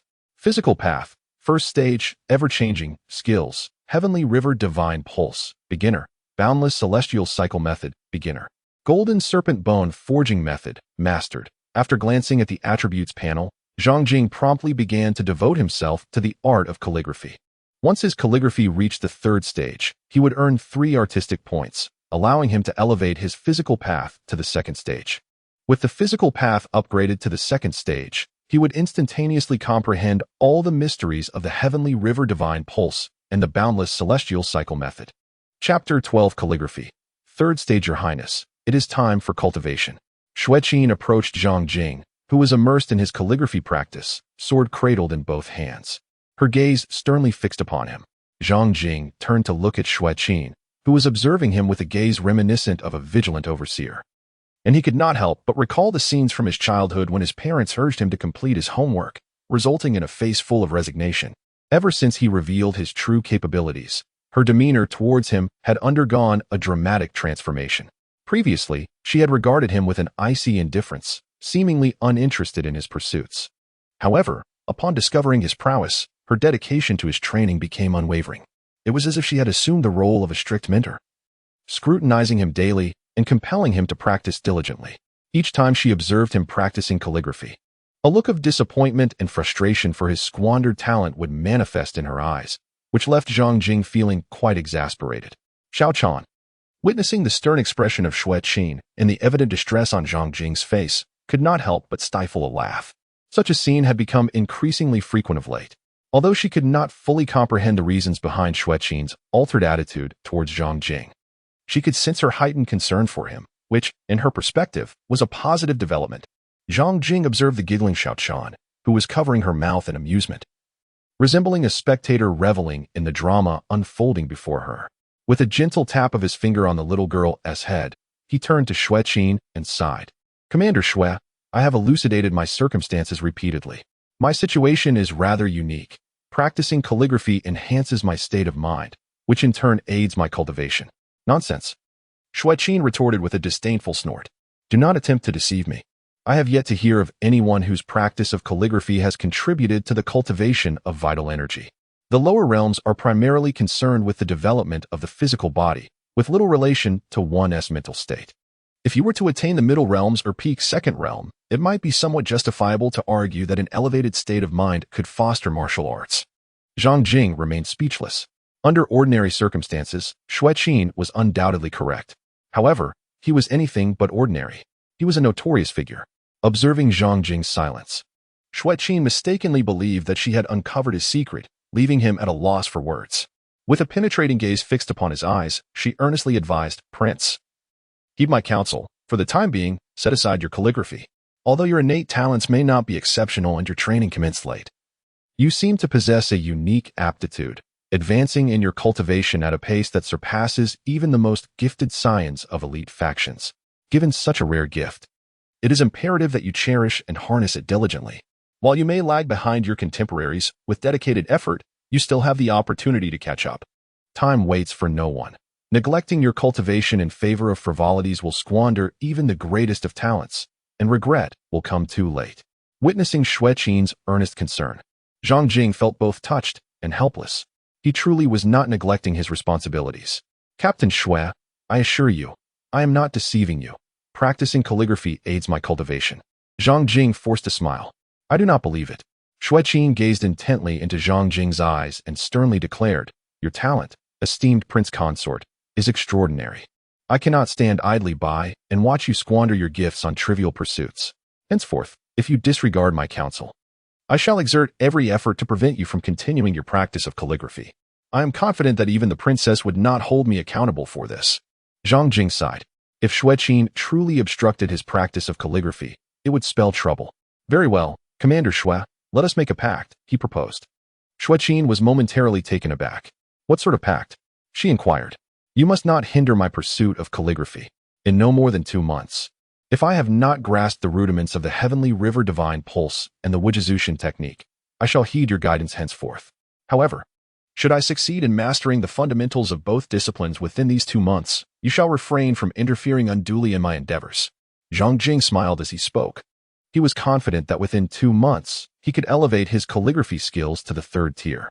Such an achievement would not only yield a significant amount of artistic points, but also enable him to upgrade his physical cultivation to the 2nd tier. Additionally, he would be able to swiftly master the Tianhe divine vein and the Wuzhu Tianfa. Upon hearing this, Xueqin gazed intently into Zhang Jing's eyes before finally nodding in agreement, saying, "Very well. The Tianhe divine vein and the Wuzhu Tianfa are both superior techniques, and their cultivation presents immense challenges. If Zhang Jing can attain proficiency within 2 months, he will have surpassed many prodigies from elite factions. In that case, I truly need not interfere with his progress."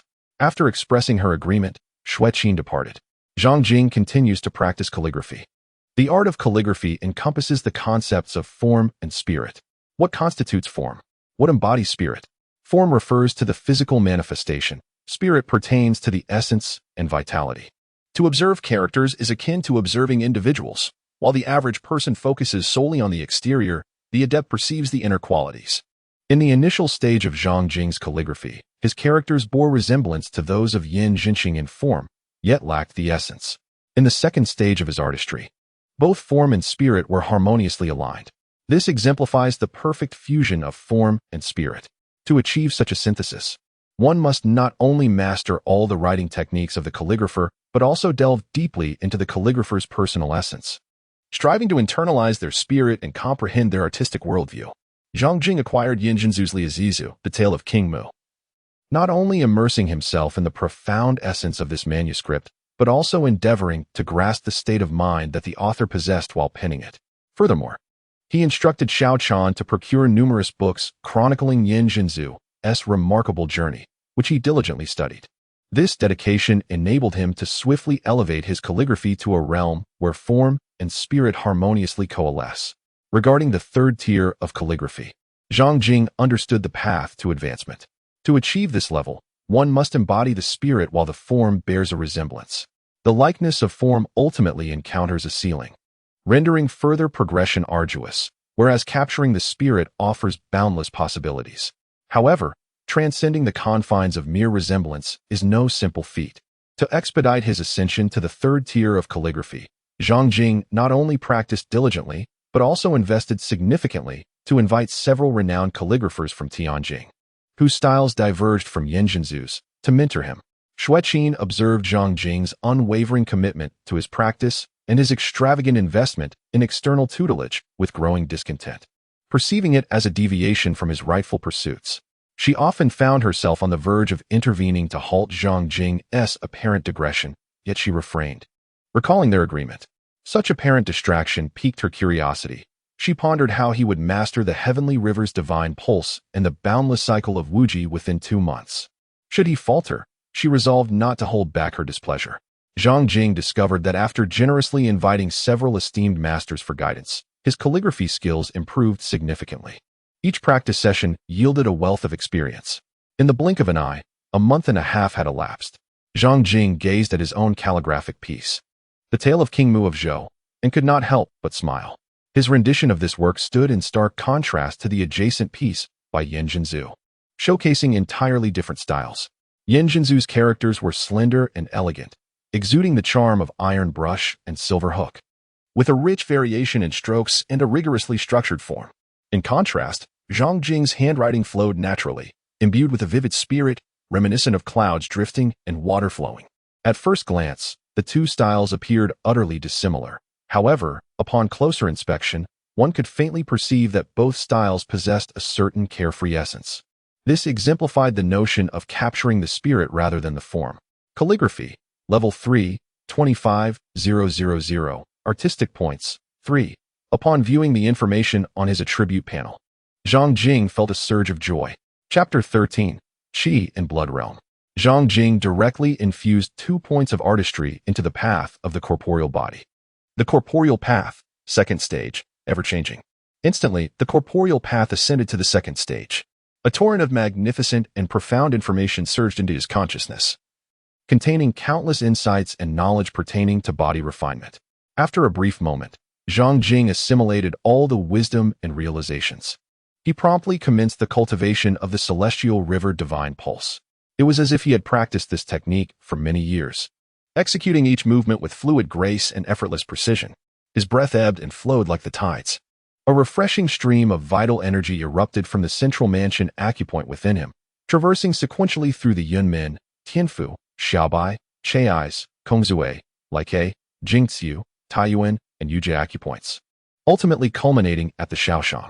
Thus, a meridian was established. Subsequently, additional meridians continued to emerge. After approximately half an hour, he had established 64 meridians within his body. Each of these 64 meridians coursed with a unique and invigorating vital energy, flowing incessantly like a gentle river. A faint sound of flowing water emanated from within him. With the formation of these 64 meridians, his entire corporeal body underwent a rapid metamorphosis, and his strength continually amplified. The cultivation of the celestial river divine pulse had reached its zenith. Zhang Jing did not cease his cultivation. He continued to practice the infinite Zhou technique. He achieved mastery in the introductory phase of the infinite Zhou technique. After merely a quarter of an hour, he attained great success in the infinite Zhou technique. Name: Zhang Jing. Age: 16 level. 9th layer of vitality and blood physical path. Second stage, ever-changing. Skills: Heavenly River Divine Pulse, Mastery. Infinite Zhou Technique, Mastery. Golden Dragon Bone Forging Technique, Essence, Sword Path. First stage skills: 13 Great Snow Swords, Mastery. Speed Path. First stage skills: Phantom Body Technique, Mastery. Calligraphy. Third stage, 25,000. Art points. 1. His level directly upgraded to the 9th layer of vitality and blood. The forbidden character associated with the 13 Great Snow Swords and the Phantom Body Technique vanished, signifying that he could now fully unleash the utmost power of these 2 skills. His strength surged dramatically. Zhang Jing felt that the current version of himself could effortlessly vanquish 10 previous incarnations. Oh, has the realm of the Golden Mantis Bone Forging Technique transcended from mastery to the realm of intent? He noticed the term intent accompanying the Golden Mantis Bone Forging Technique. Subsequently, he observed that numerous other techniques, such as the Tiger Demon Bone Forging Technique and the Immortal Crane Bone Forging Technique, also bore the word intent after them. He was momentarily taken aback. Based on his understanding over the past period, both martial arts and techniques were categorized into 3 realms: initiation, minor accomplishment, and major accomplishment. To his astonishment, there existed a realm beyond major accomplishment, namely, the realm of intent. As he pondered, a surge of information regarding this realm of intent emerged within his mind. The level of intent transcends the confines of techniques and skills, surpassing major accomplishment and embodying the essence of true meaning. Zhang Jing felt a sudden stir within him and immediately began to cultivate the Golden Flood Dragon Bone Forging Technique. In an instant, he envisioned himself transformed into a magnificent golden dragon, soaring through the clouds, summoning the winds and rains, traversing mountains and seas, capable of anything. Remarkably, after achieving mastery in this technique, which had previously ceased to yield effects with continued practice, he found it surprisingly effective once more. His vital energy surged, invigorating the 206 precious bones within him, gradually imbued with a faint golden hue. After a brief period, Zhang Jing concluded his practice, a glimmer of delight illuminating his eyes. The Golden Flood Dragon Bone Forging Technique had propelled him to new heights, instigating a remarkable metamorphosis in his bones, rendering his physical form even more formidable. He promptly engaged in the cultivation of the Tiger Demon Bone Forging Technique and the Immortal Crane Bone Forging Technique, among others. Upon completion, the faint golden sheen within his 206 precious bones became markedly more pronounced. He could distinctly perceive the enhancement of both his physique and bones, which invigorated his spirit.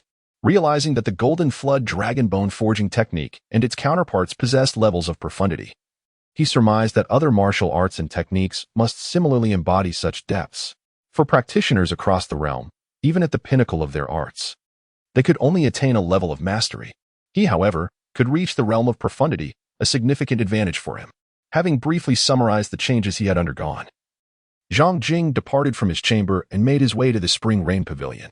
With the Celestial River Divine Pulse and the Wujization method fully mastered, it was time to delve into the other meridian opening and qi cultivation techniques that Li Taiping had sent back with Xueqin. Within the Spring Rain Pavilion, there were a dozen meridian opening techniques and 9 qi cultivation methods. He believed that mastering the 12 meridian opening techniques would further augment the number of energy channels within him, while the 9 qi cultivation methods would enhance his proficiency in that area. Half a day later, Zhang Jing exited the Spring Rain Pavilion, having fully mastered all 12 meridian opening techniques and 9 qi cultivation methods.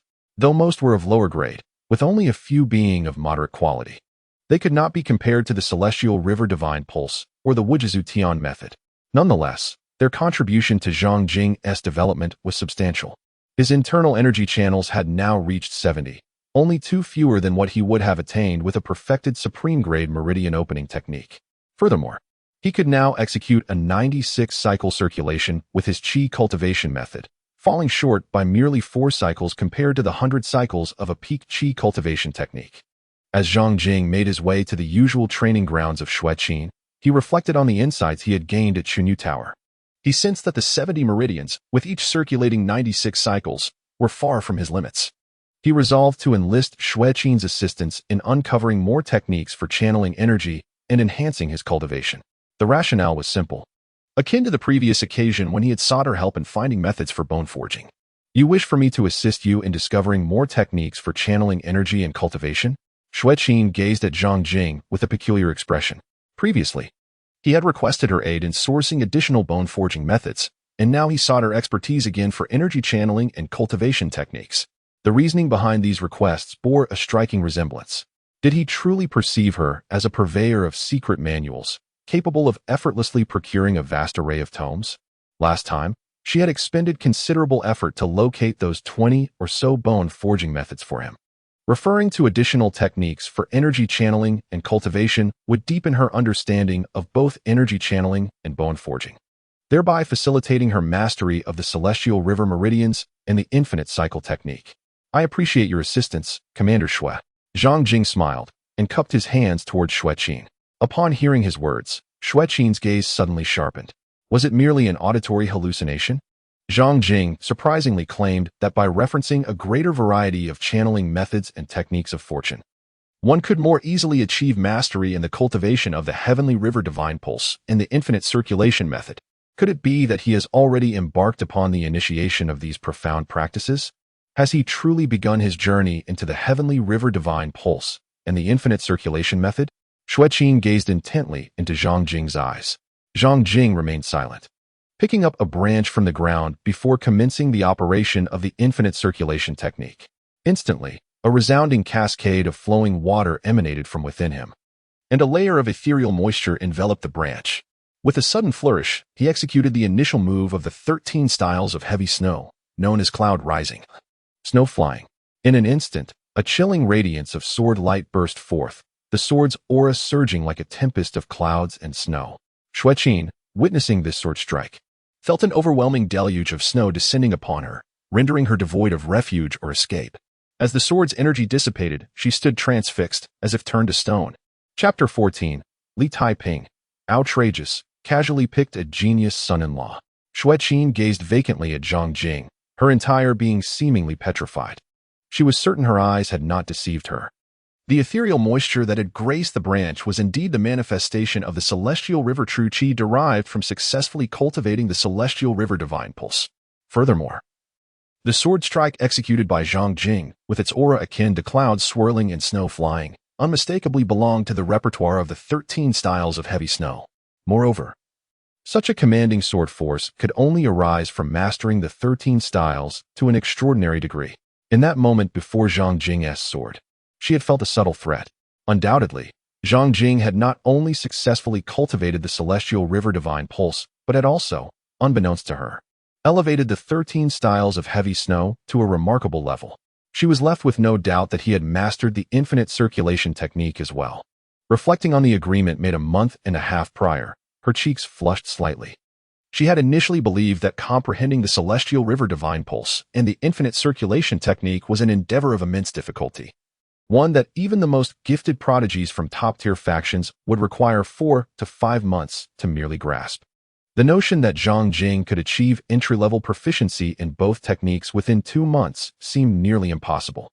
Yet, to her astonishment, he had accomplished this feat in just a month and a half. Moreover, she had personally observed that the majority of his time during this period had been devoted to practicing calligraphy, leaving scant time for actual cultivation.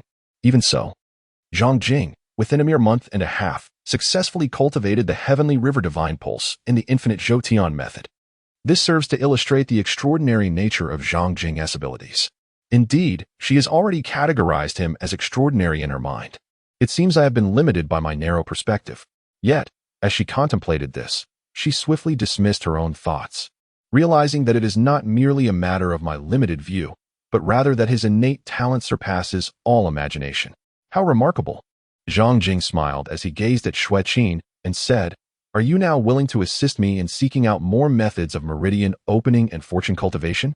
"My lord, I must admit I underestimated your capabilities," Xue Qin remarked with a hint of admiration, acknowledging her previous misjudgment of Zhang Jing. She continued, "Since you believe that referencing additional meridian opening and fortune cultivation methods will aid in your training, I shall certainly endeavor to assist you in this pursuit." Pausing briefly to gather her thoughts, she elaborated, "However, the methods of meridian opening and fortune cultivation are far more precious than the bone forging technique. For many lesser families and small sects, even the inferior methods of meridian opening and fortune cultivation are considered treasured secrets that protect their lineage and sect.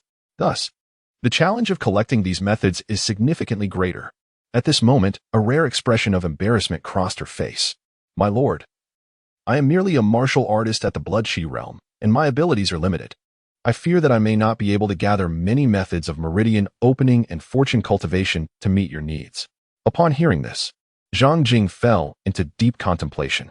As Xue Qin had mentioned, she was merely a martial artist at the Qi and Blood realm, and the prospect of amassing a vast collection of meridian opening techniques and Qi cultivation methods seemed rather improbable. Nevertheless, he yearned for a substantial compendium of both. "Commander Xue, do you know of any places abundant in meridian opening techniques and Qi cultivation methods?" he inquired.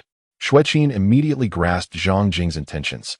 After a moment of reflection, she replied, "Without a doubt, the places where martial arts manuals are most plentiful are the royal family's Longyuan Pavilion, the Great Thunder Sound Temple Scripture Repository, the Jinwu Pavilion of Mount Wuliang, and the Langya Pavilion of the Daji Academy. These 4 superpowers possess profound legacies and countless martial arts texts, and they surely harbor a wealth of meridian opening techniques and Qi cultivation methods.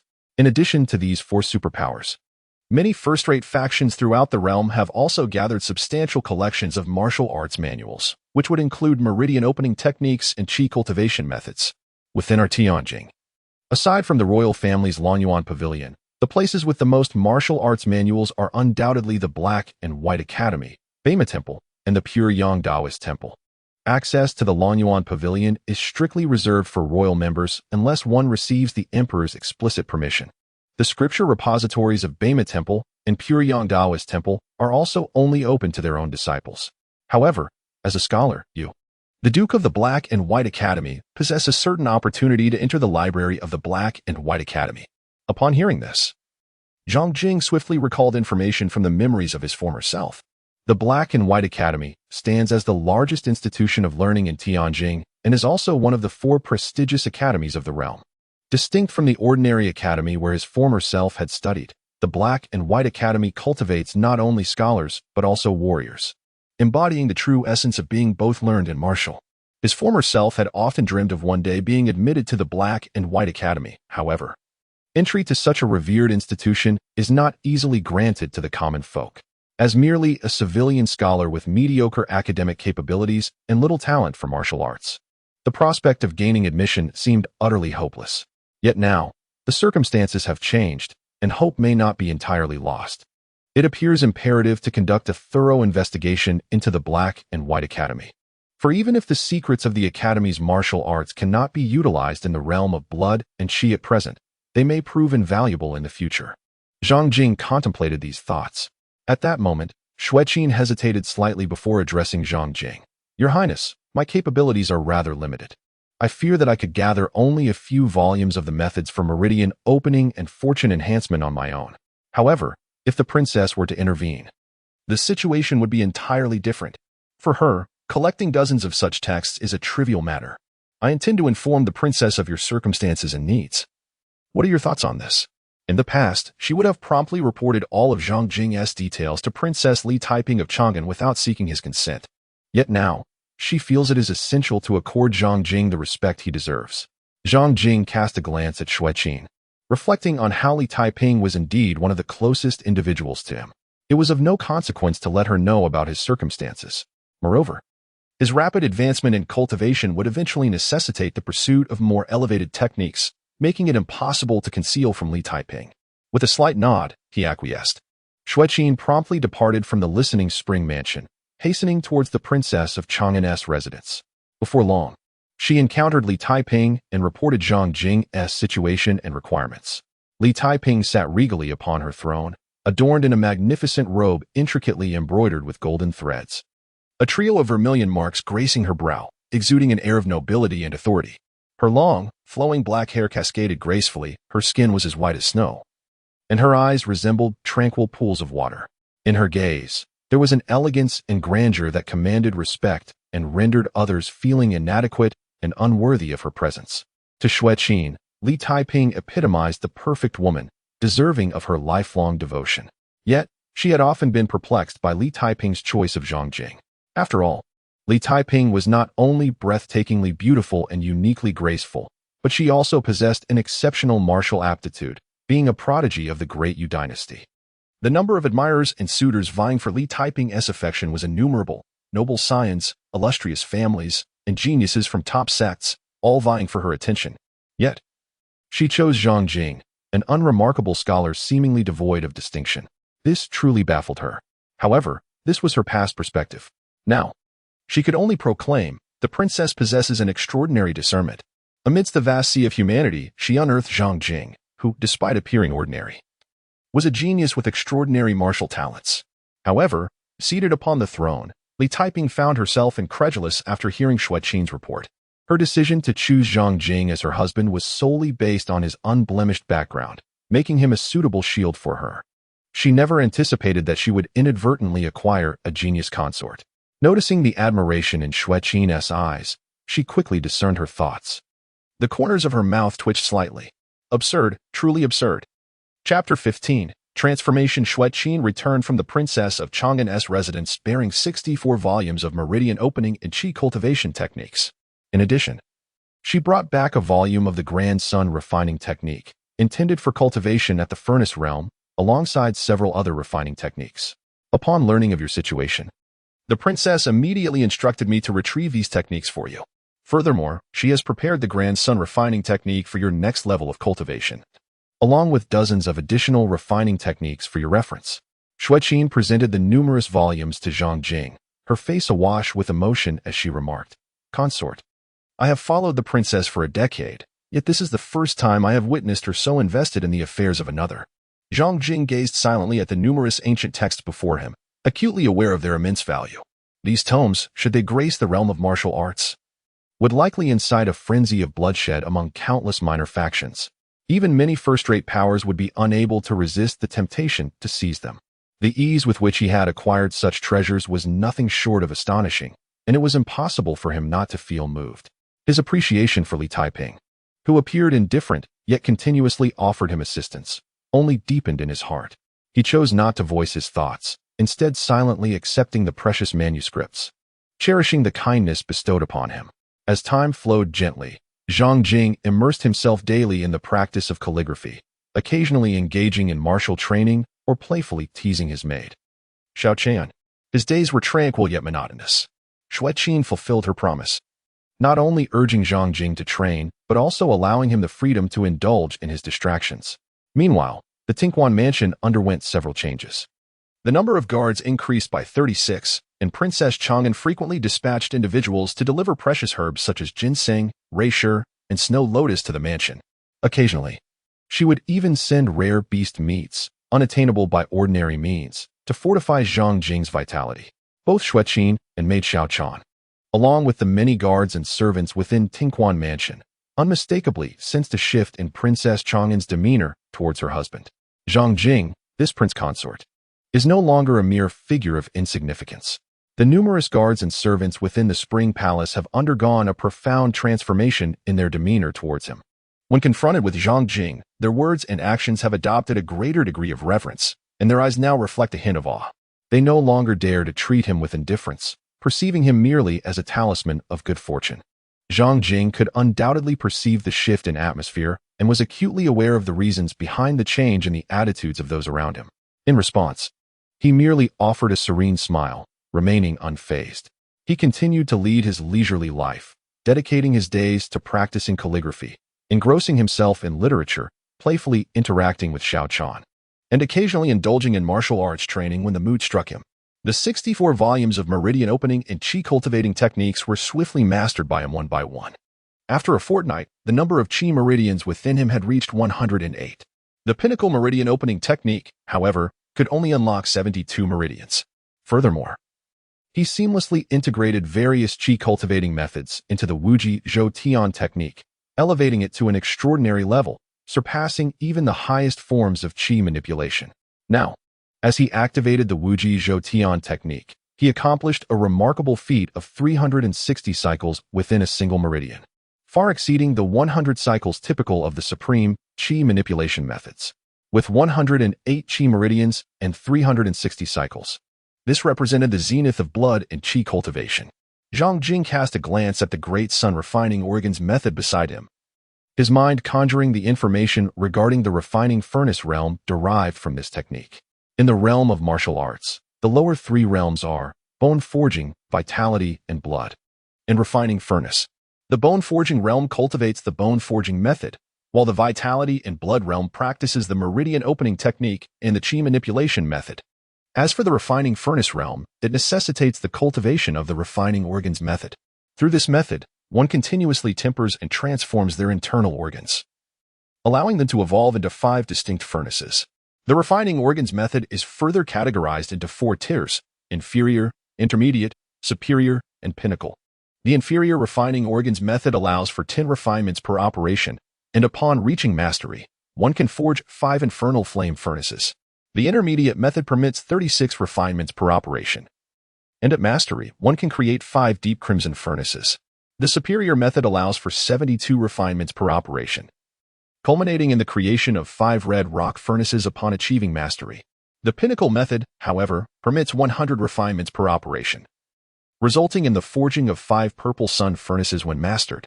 The great sun refining organs method falls under the superior category, and upon reaching its zenith, one can forge 5 great sun furnaces, flowing with crimson magma, according to the documented teachings of the great sun refining organs method. This technique is the core esoteric art of the Great Sun Vajra Temple among the 108 temples of Buddhism. It remains a mystery how Li Taiping acquired this profound knowledge. Nevertheless, Zhang Jing was indifferent to the origins of the Great Sun refining organs method. He only cared about its formidable strength.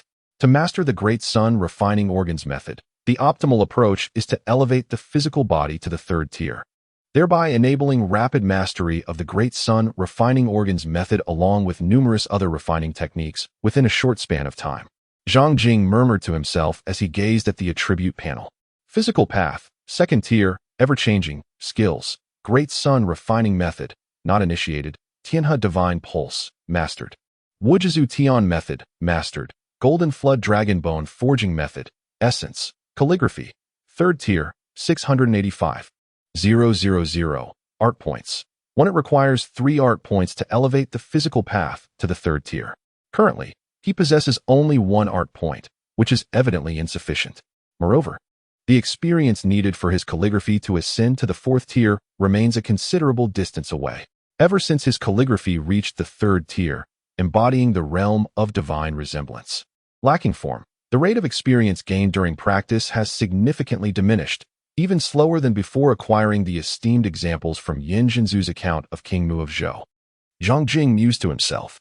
In truth, he understood why the progression of his calligraphy skills had begun to wane. His journey commenced with the imitation of Yin Jinzu's characters. Upon reaching the realm of spiritual resemblance, but not physical resemblance, he had essentially attained the pinnacle of his craft. Continuing to practice solely based on Yin Jinzu's works would render any further breakthroughs nearly impossible. Consequently, the experience points accrued from his calligraphy practice would sharply diminish. If he aspired to achieve greater heights in his art, he must immerse himself in the wisdom of various masters, distilling their essence to gradually cultivate a distinct style of his own. Furthermore, it was essential to imbue his characters with his unique spirit and energy.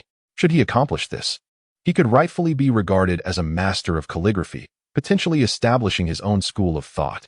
However, reaching this point is no easy feat. It demands not only extensive time for study, but also the fortuitous alignment of circumstances. Zhang Jing was naturally reluctant to wait for such a long time. Consequently, he resolved to pursue another form of artistic study. Among the arts of music, chess, calligraphy, and painting, he prioritized music, deciding to focus on the art of the guqin. With a swift decision made, he summoned Xiao Quan, instructing her to engage a guqin master on his behalf. Your Highness, do you not have a fondness for calligraphy? Why the sudden shift to learning the guqin? Xiao Quan inquired, her expression one of perplexity. There are simply no reasons to be found, Zhang Jing replied. Zhang Jing gently tapped the little maid's head and chuckled. Your prince consort wishes to become a hexagonal artist. How could he not understand the art of the zither? The little maid, her mind swirling with questions, departed in confusion. Chapter 16. Learning the zither. The prince consort, named Shun Xiangquan, is renowned in our Tianjing as one of the eminent zither masters. Xiao Quan pointed to an elegant man in white and said to Zhang Jing, "This is Shun Xiangquan." Commoner Shun Xiangquan, at your service, prince consort. Shun Xiangquan bowed, curiously surveying the recently famed prince consort before him. Princess Li Taiping of Chang'an not only held a prestigious position with considerable influence, but was also an unparalleled beauty, possessing extraordinary martial talents, making her the youngest martial arts master in the Grand Yu Dynasty. Countless scions of noble families and prodigies from various sects were utterly enamored with Li Taiping. Even the illustrious young champion of the Grand Yu Dynasty sought her hand. Many believed that when Li Taiping chose a husband, she would undoubtedly select from among the many distinguished young men and extraordinary talents. It was even speculated she might favor the renowned young champion. However, to everyone's astonishment, Li Taiping, amidst so many illustrious candidates, chose instead a seemingly ordinary commoner scholar. The news spread like wildfire, causing an uproar throughout the realm. Countless noble youths and talented disciples were filled with indignation, puzzled over where they had faltered. It was said that the young champion, stationed in Rongzhou, unleashed his fury on the day of Li Taiping's marriage to Zhang Jing, leading his troops into the demon-infested southern wasteland, slaying countless fiends, leaving a trail of carnage. As for Zhang Jing, this unremarkable commoner scholar, he too gained renown as the prince consort of Princess Li Taiping, becoming widely known. However, he remained remarkably low-key. Since his marriage, he had not emerged from the Tinquan mansion. Although many in the populace were curious about this prince consort, they found it impossible to catch a glimpse of him.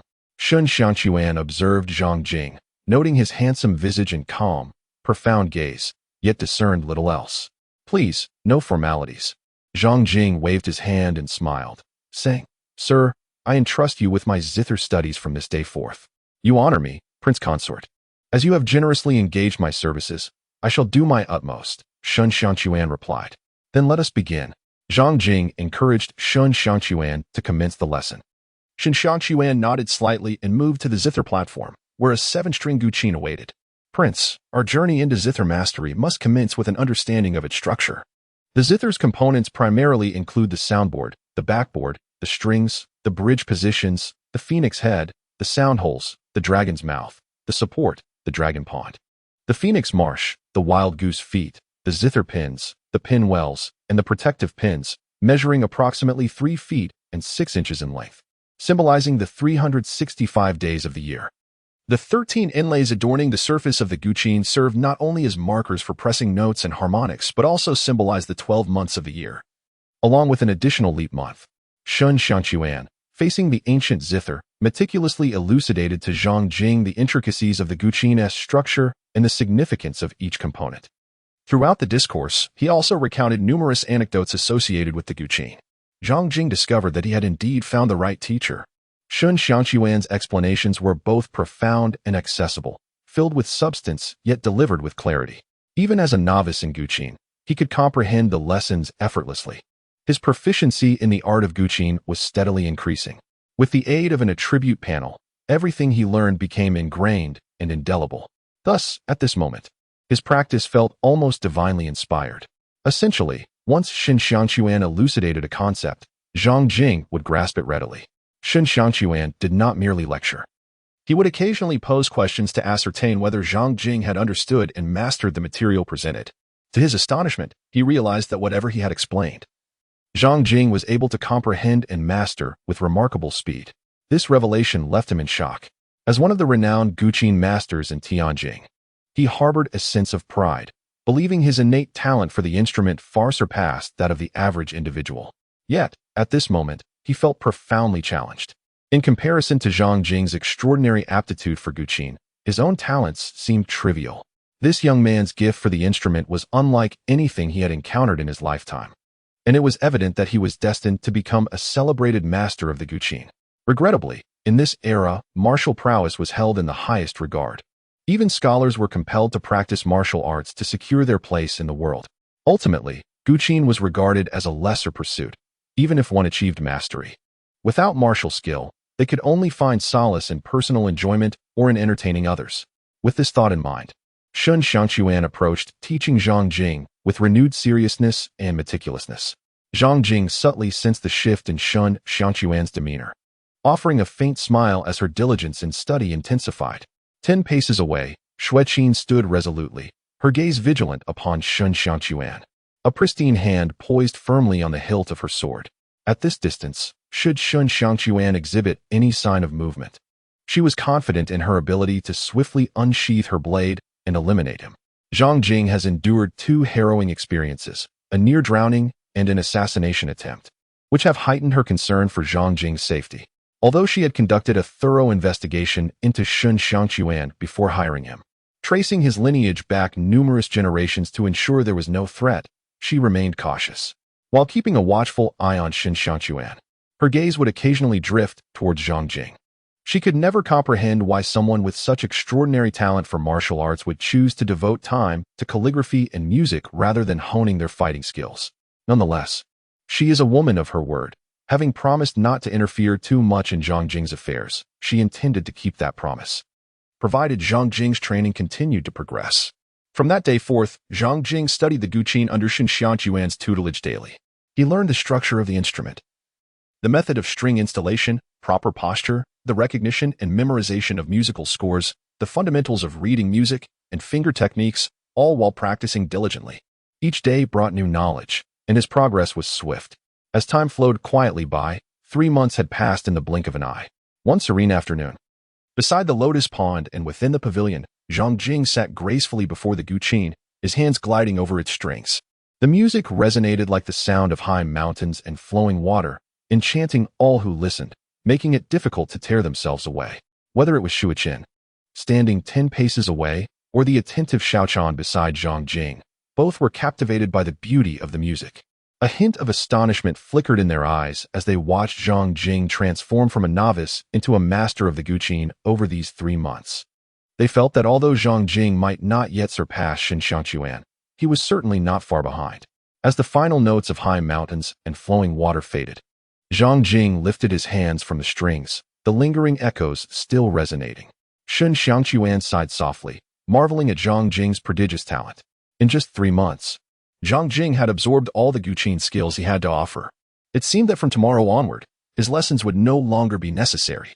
Such innate musical talent truly marked Zhang Jing as a natural virtuoso. Zhang Jing offered a faint smile and remarked, "I appreciate your assistance over these past 3 months. Should you encounter any difficulties in the future, do not hesitate to come to Taiping. I shall do my utmost to aid you in any way I can." Upon hearing this, Shun Xiangquan immediately bowed in respect. Although there were whispers among the populace suggesting that Zhang Jing was not held in high regard by Princess Chang'an, Merely a figurehead devoid of power or influence, he remained a royal consort nonetheless. To a commoner like Shun Xiangquan, he was akin to a celestial being. The insurmountable challenges he faced in life could very well be alleviated by a mere word from Zhang Jing. Thus, he did not turn down Zhang Jing's generous offer. Furthermore, based on his observations over the past 3 months, he noted that Princess Chang'an frequently dispatched individuals to deliver precious herbs such as ginseng, reishi mushrooms, and snow lotus to Taiping. The rumors circulating among the people were evidently unfounded. If Princess Chang'an did not value Zhang Jing, how could she possibly continue to send such treasures to Taiping? With these thoughts in mind, Shun Xiangquan took his leave. Zhang Jing promptly opened the attribute panel to observe. Name: Zhang Jing. Age: 16. Level: 9 Heavens of Vitality and Blood. Physical path: Second stage, Metamorphic. Upgradable. Skills: Celestial River, Divine Pulse, Mastered. Limitless Jotion Method, Mastered. Golden Dragon Bone Forging Technique. Realm: Swordsmanship. First stage, Upgradable. Skills: 13 Great Snow Swords, Mastered. Speed path: First stage, Upgradable. Skills: Phantom Body Technique, Mastered. Calligraphy. Third stage, 685000. Musical Proficiency. Second stage, 11,000. Artistic Points. For after diligently studying the art of music for 3 months, the time for fruition has finally arrived. The musical proficiency has reached the second stage. Upon achieving the first stage of musical proficiency, 1 artistic point was awarded. Upon reaching the second stage, an additional 2 artistic points were granted. Thus, with a total of 3 artistic points, combined with the previous 1 artistic point, there are now 4 artistic points in total. To elevate the physical path to the third stage, only 3 artistic points are required. Now, the physical path can finally be upgraded once more. Chapter 17, Refining the Furnace Realm. Zhang Jing gazed at his attribute panel, and with a mere thought, he allocated points to his physical path. Physical path, third stage, ever-changing. In the blink of an eye, his physical path ascended to the third stage. A vague sensation washed over him, indicating that his corporeal form had undergone a peculiar transformation. Simultaneously, a vast and intricate torrent of information surged into his consciousness, brimming with an abundance of knowledge and insights regarding body refinement. This wealth of understanding was seamlessly absorbed and comprehended by him, granting him a comprehensive and nuanced grasp of the furnace realm. Consequently, he naturally discerned the secrets and cultivation methods of the Great Sun Body Refinement Technique, along with many other techniques. Henceforth, by merely commencing the Great Sun Body Refinement Technique and other similar practices, he would swiftly attain mastery. Meanwhile, Xueqin and Xiaochan, who stood nearby, observed Zhang Jing with a sense of daze. They vaguely sensed that, in that fleeting moment, Zhang Jing seemed to have undergone some transformation. Though they could not articulate precisely what it was, it was a significant achievement. The physical path had finally reached the third stage. Zhang Jing, filled with contemplation, rose immediately and departed from the pavilion, making his way towards his chamber. Upon returning, he promptly commenced the practice of the Great Sun Refining Method. Seated in a meditative posture, he positioned his hands upon his thighs, palms facing upwards, with the 5 points of his heart directed towards the heavens. Following the principles outlined in the Great Sun Refining Method, he summoned the true energy within, directing it towards his heart, liver, spleen, lungs, and kidneys, thereby refining and transforming these 5 vital organs. The flow of true energy within these organs was remarkably swift. In the blink of an eye, it had circulated numerous times. Channels of true energy began to form upon the 5 organs, solidifying with each cycle. With each passage of true energy through these organs, subtle transformations occurred, gradually becoming increasingly fervent. Suddenly, a phantom of a blazing furnace, flowing with crimson magma, materialized above his heart. Subsequently, 4 additional phantoms of similar fiery furnaces emerged, hovering over his liver, spleen, lungs, and kidneys, respectively. As these 5 furnace phantoms manifested, the blood and true energy within Zhang Jing's body began to boil. He felt as though 5 colossal furnaces, ablaze with fierce flames, had been kindled within him, threatening to thoroughly sear his entire being. Throughout this process, he distinctly sensed that the impurities concealed within his 5 organs were rapidly vanishing under the refining influence of the 5 furnaces, while the organs themselves visibly transformed, becoming more resilient and powerful.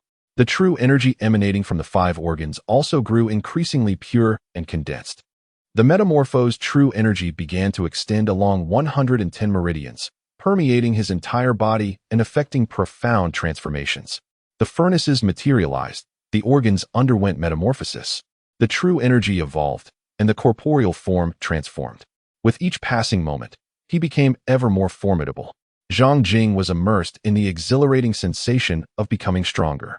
The 5 furnaces within him blazed fiercely, akin to the smelting of gold and iron, with his vital energy coursing through him like bubbling magma. His body underwent rapid transformation. His skin became firmer and tauter, and areas that once bore excess flesh were refined into muscular contours exuding strength. It was as if an invisible hammer was relentlessly striking his physique, hammering away the superfluous fat and leaving only the essence. After half an hour, an overwhelming hunger awakened him, compelling him to pause his metamorphosis. He rushed outside, instructing a maid to command the chef to prepare a nourishing concoction known as 10 complete nourishments. Soon, an array of sumptuous medicinal dishes, crafted from precious herbs such as ginseng, reishi, and snow lotus, in combination with the flesh of mythical beasts, were presented to him. He devoured the meals with fervor. For 3 consecutive days, except for sleep, he oscillated between cultivation and the consumption of these restorative dishes. At the end of 3 days, he had finally mastered the great sun organ refinement technique and other related methods, completing the transformation of his 5 internal organs. His level had ascended to the 9th heaven of the furnace. Such a rapid advancement, if revealed, would surely send shockwaves throughout the world, with countless individuals exclaiming in astonishment at his monstrous prowess. As he gazed inward at his organs, he beheld 5 vividly lifelike furnaces. However, these furnaces differed from the 5 described in the Great Sun Organ Refinement Technique, which is a superior method. Upon reaching mastery, it could refine organs 72 times per operation and manifest 5 crimson furnaces flowing with magma. Yet, the 5 furnaces within him were of a purple-gold hue, suffused with vast purple flames. Moreover, each purple-gold furnace was entwined with 9 true dragons formed from condensed purple flames. Additionally, with each execution of the Great Sun Organ Refinement Technique, he could refine his organs 264 times. It was evident that his current practice of the Great Sun Organ Refinement Technique had transcended the original. It even surpassed the Pinnacle method, which could refine organs 100 times per operation. This remarkable advancement was due to his mastery of numerous other organ refinement techniques, from which he had integrated their essences into the Great Sun Organ Refinement Technique, allowing it to surpass the Pinnacle techniques. With his physical path elevated to the 3rd tier, he had come to comprehend all the secrets of the furnace realm. Therefore, merging various organ refinement techniques into the Great Sun Organ Refinement Technique was a task of little difficulty for him. Zhang Jing attentively attuned himself to his body, suddenly rising with an abrupt motion. Without employing any phantasmal techniques, he navigated the confines of the room with agility, leaping as swiftly as the wind and descending like an arrow, his dexterity rivaling that of a civet cat or a monkey. He executed a series of astonishing maneuvers, contorting his body and effortlessly turning his head backward, akin to a creature of myth. Drawing in a deep breath, he exhaled forcefully, unleashing a visible white stream of energy that penetrated the ground, leaving a gaping hole in its wake.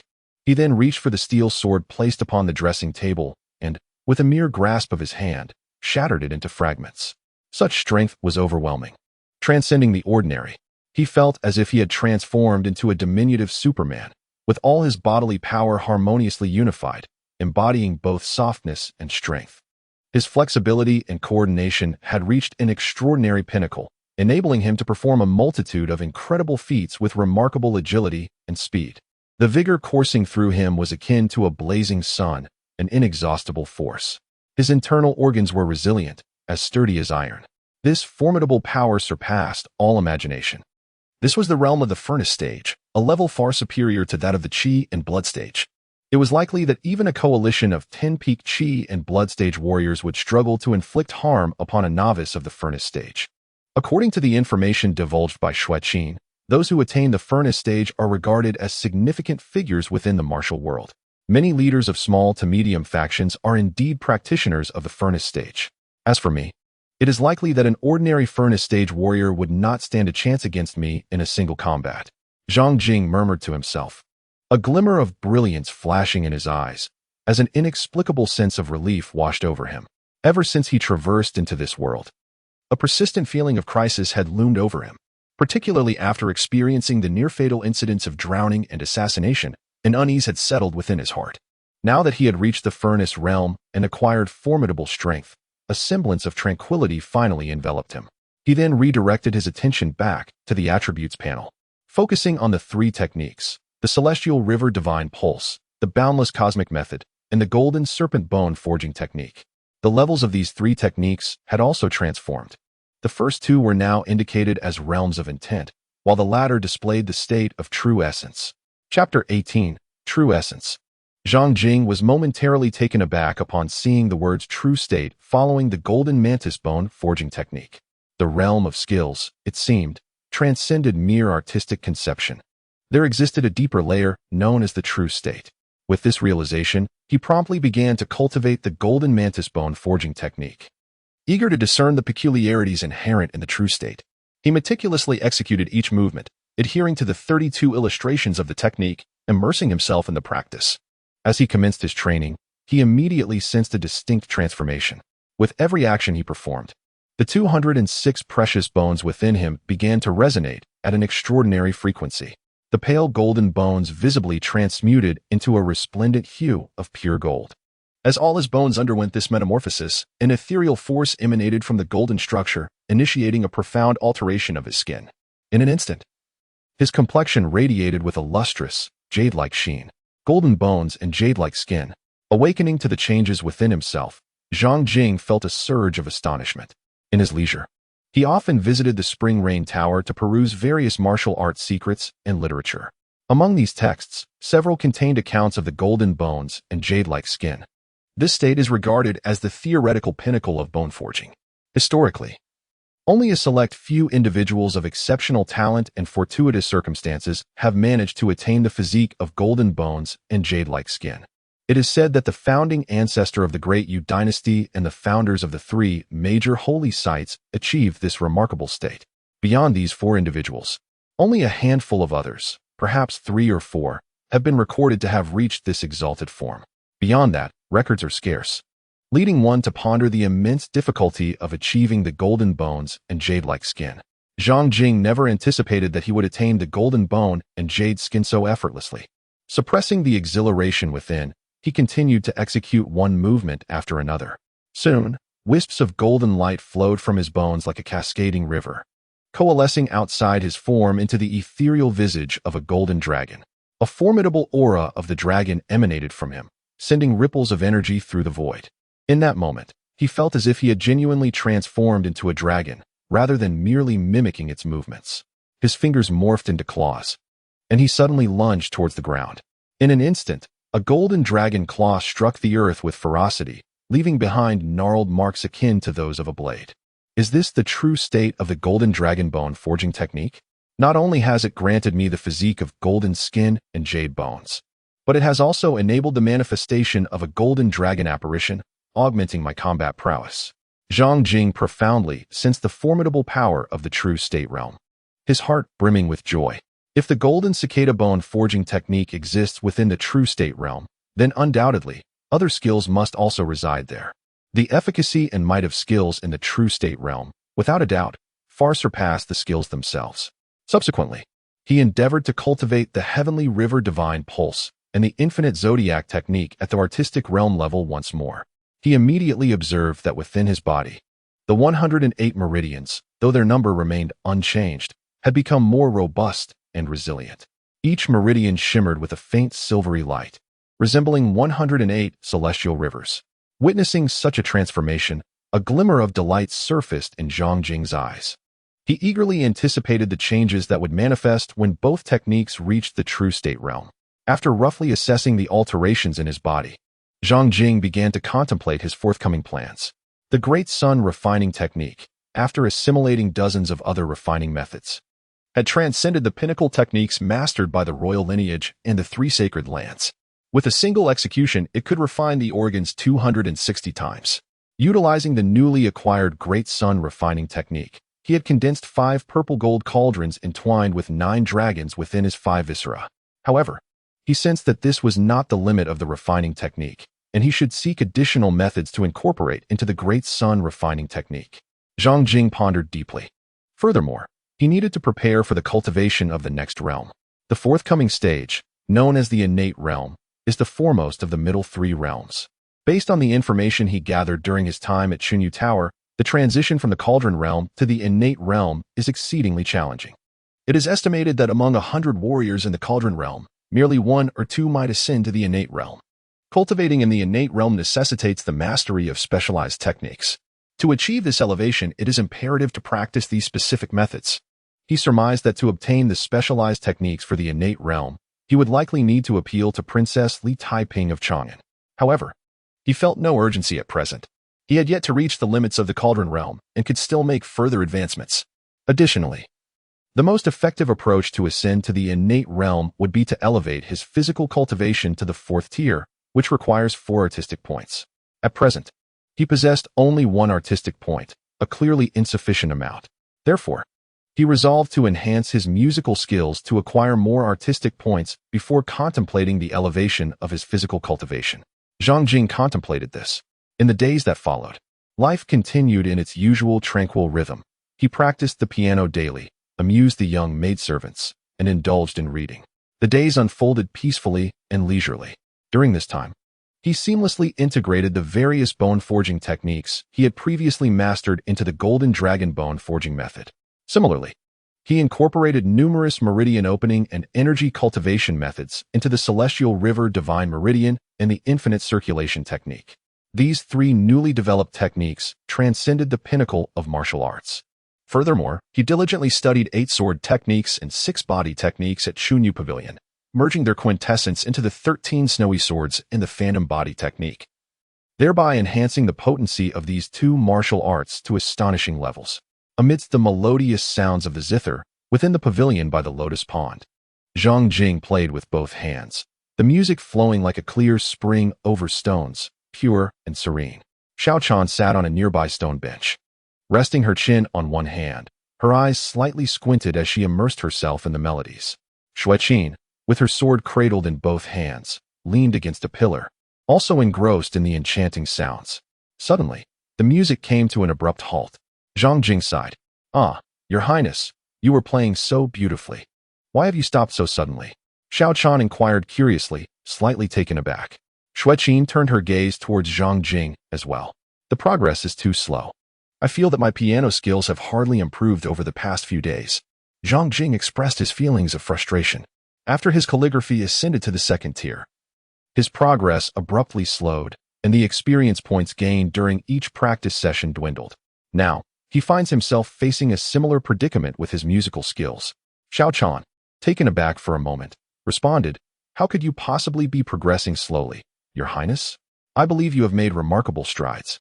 Although I am not well versed in music, I am aware that many musicians in Tianjin have devoted over a decade to their craft and still may not match your current proficiency." Xueqin, rarely one to speak, chimed in. "Xiaochan is right. Your advancement in music has been nothing short of extraordinary. You have only been practicing for a few months. Yet your level of skill is truly exceptional. There is no need to impose further expectations upon yourself." Zhang Jing let out a helpless smile, unable to elucidate the reasons behind his predicament. However, the words of Xiaochan and Xueqin awakened him to the realization that he had indeed been somewhat hasty. He was now a master of the furnace realm, no longer the defenseless scholar he once was. Ordinary crises no longer posed a threat to him. There was no need for him to be as anxious as he had been in the past.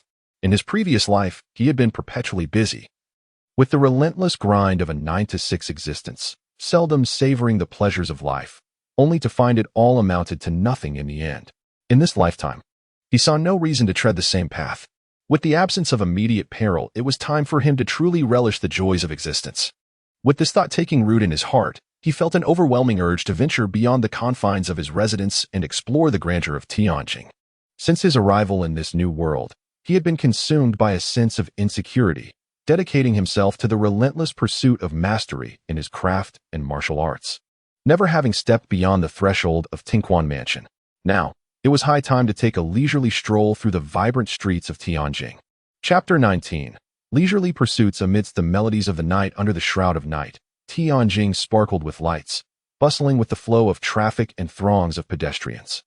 The marketplace was lined with an array of shops, their signs swaying gently in the breeze.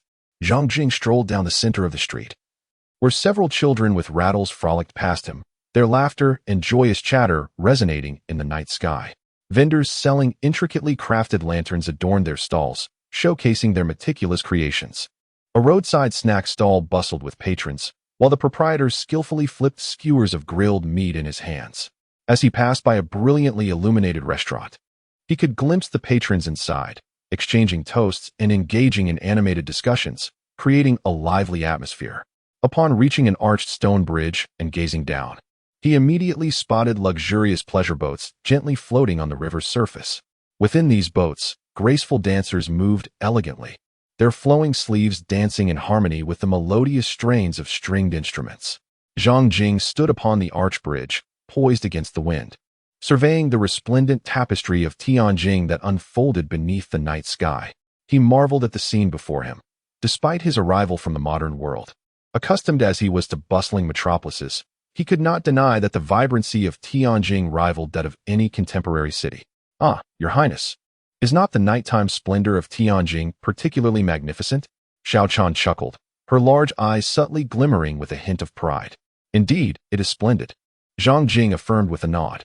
Xueqin remarked, "Tianjin is not only the imperial capital of our Great Yu Dynasty, but it also stands as the very center of the realm, a city that draws visitors from numerous nations, far beyond the comparison of ordinary towns." Zhang Jing strolled leisurely, absorbing the enchanting night scenery of Tianjin. Suddenly, he was enveloped by a potent fragrance of cosmetics. As he lifted his gaze, an opulent edifice came into view.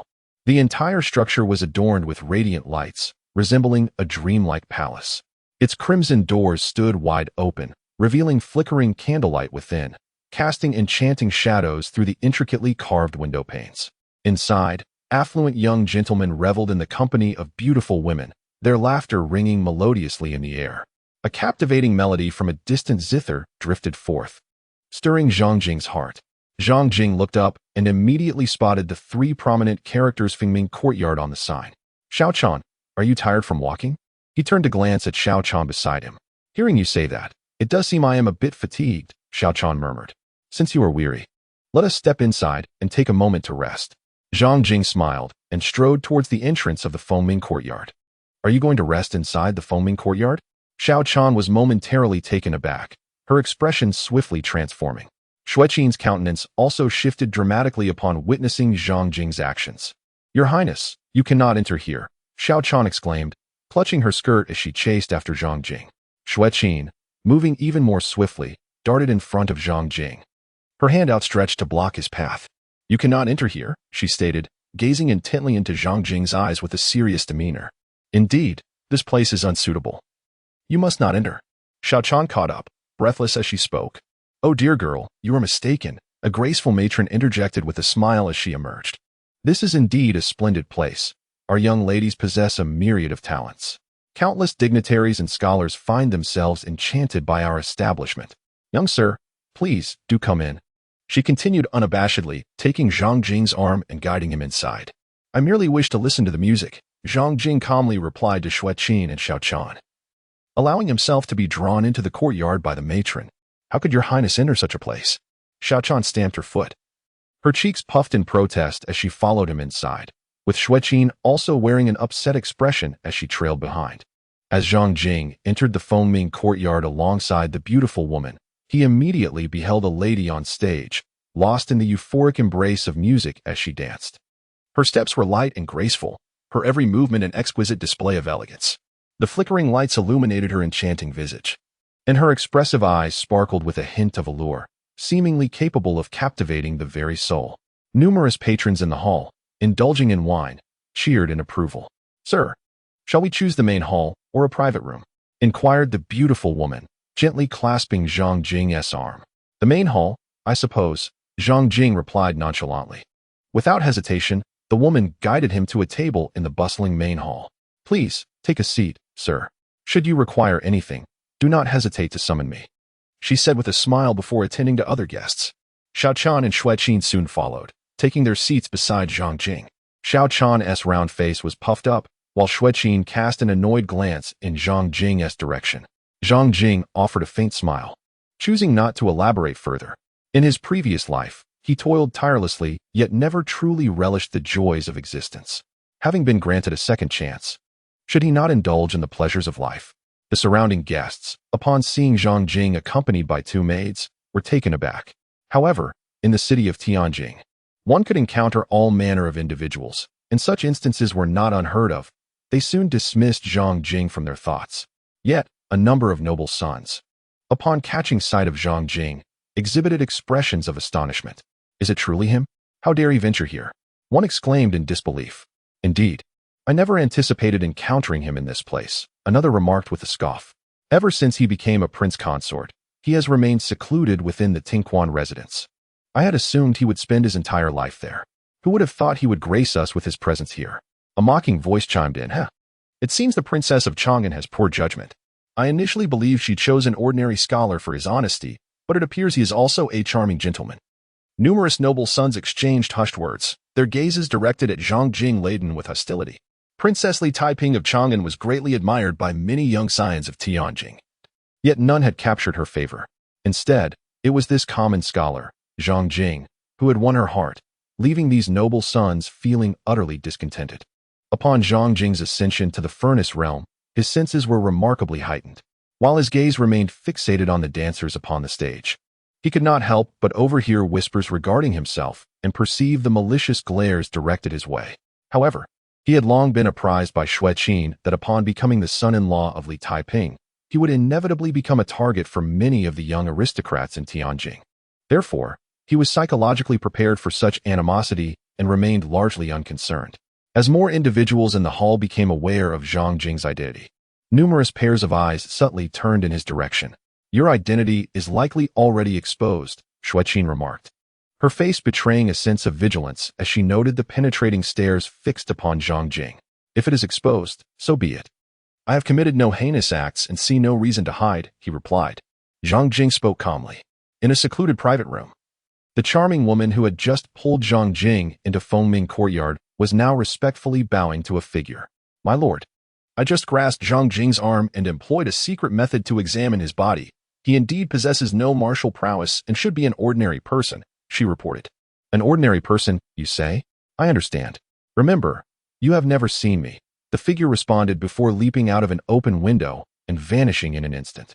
In another elegant chamber, a beautiful woman was grooming herself before a mirror. Her eyebrows resembled willow leaves, her black eyes sparkled with allure, and her lips, reminiscent of crimson, gently parted to reveal a natural charm. Suddenly, a maid entered the room. Miss, in recent months, that renowned prince has also come to our Fengming Courtyard and is currently seated in the main hall, the maid whispered. He has arrived? How dare he come? Su Rongrong paused, a hint of astonishment crossing her face. Chapter 20. The renowned infamy spreads throughout Tianjing. Fengming Courtyard. Zhang Jing, leisurely sipping wine, watched the woman dancing on stage with a relaxed demeanor. Soon, the performance concluded, and the dancer gracefully exited. Xueqin and Xiaochan, vigilant in their observation of Zhang Jing, felt a sense of relief upon realizing he did not, like other guests, summon the maidens of Fengming Courtyard to accompany him.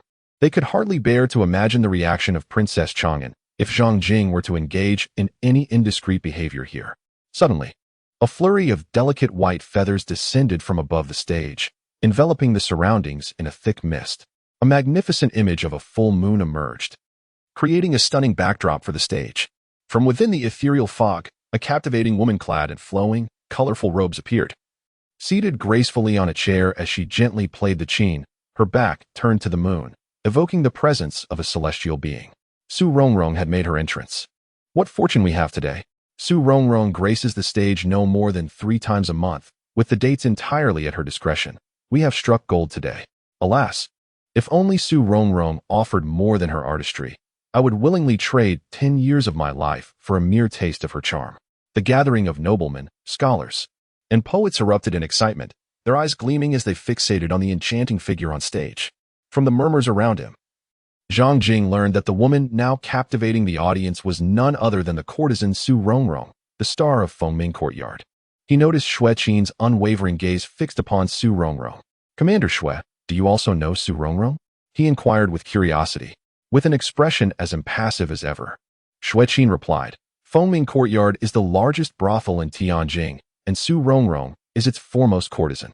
It would be difficult not to know her."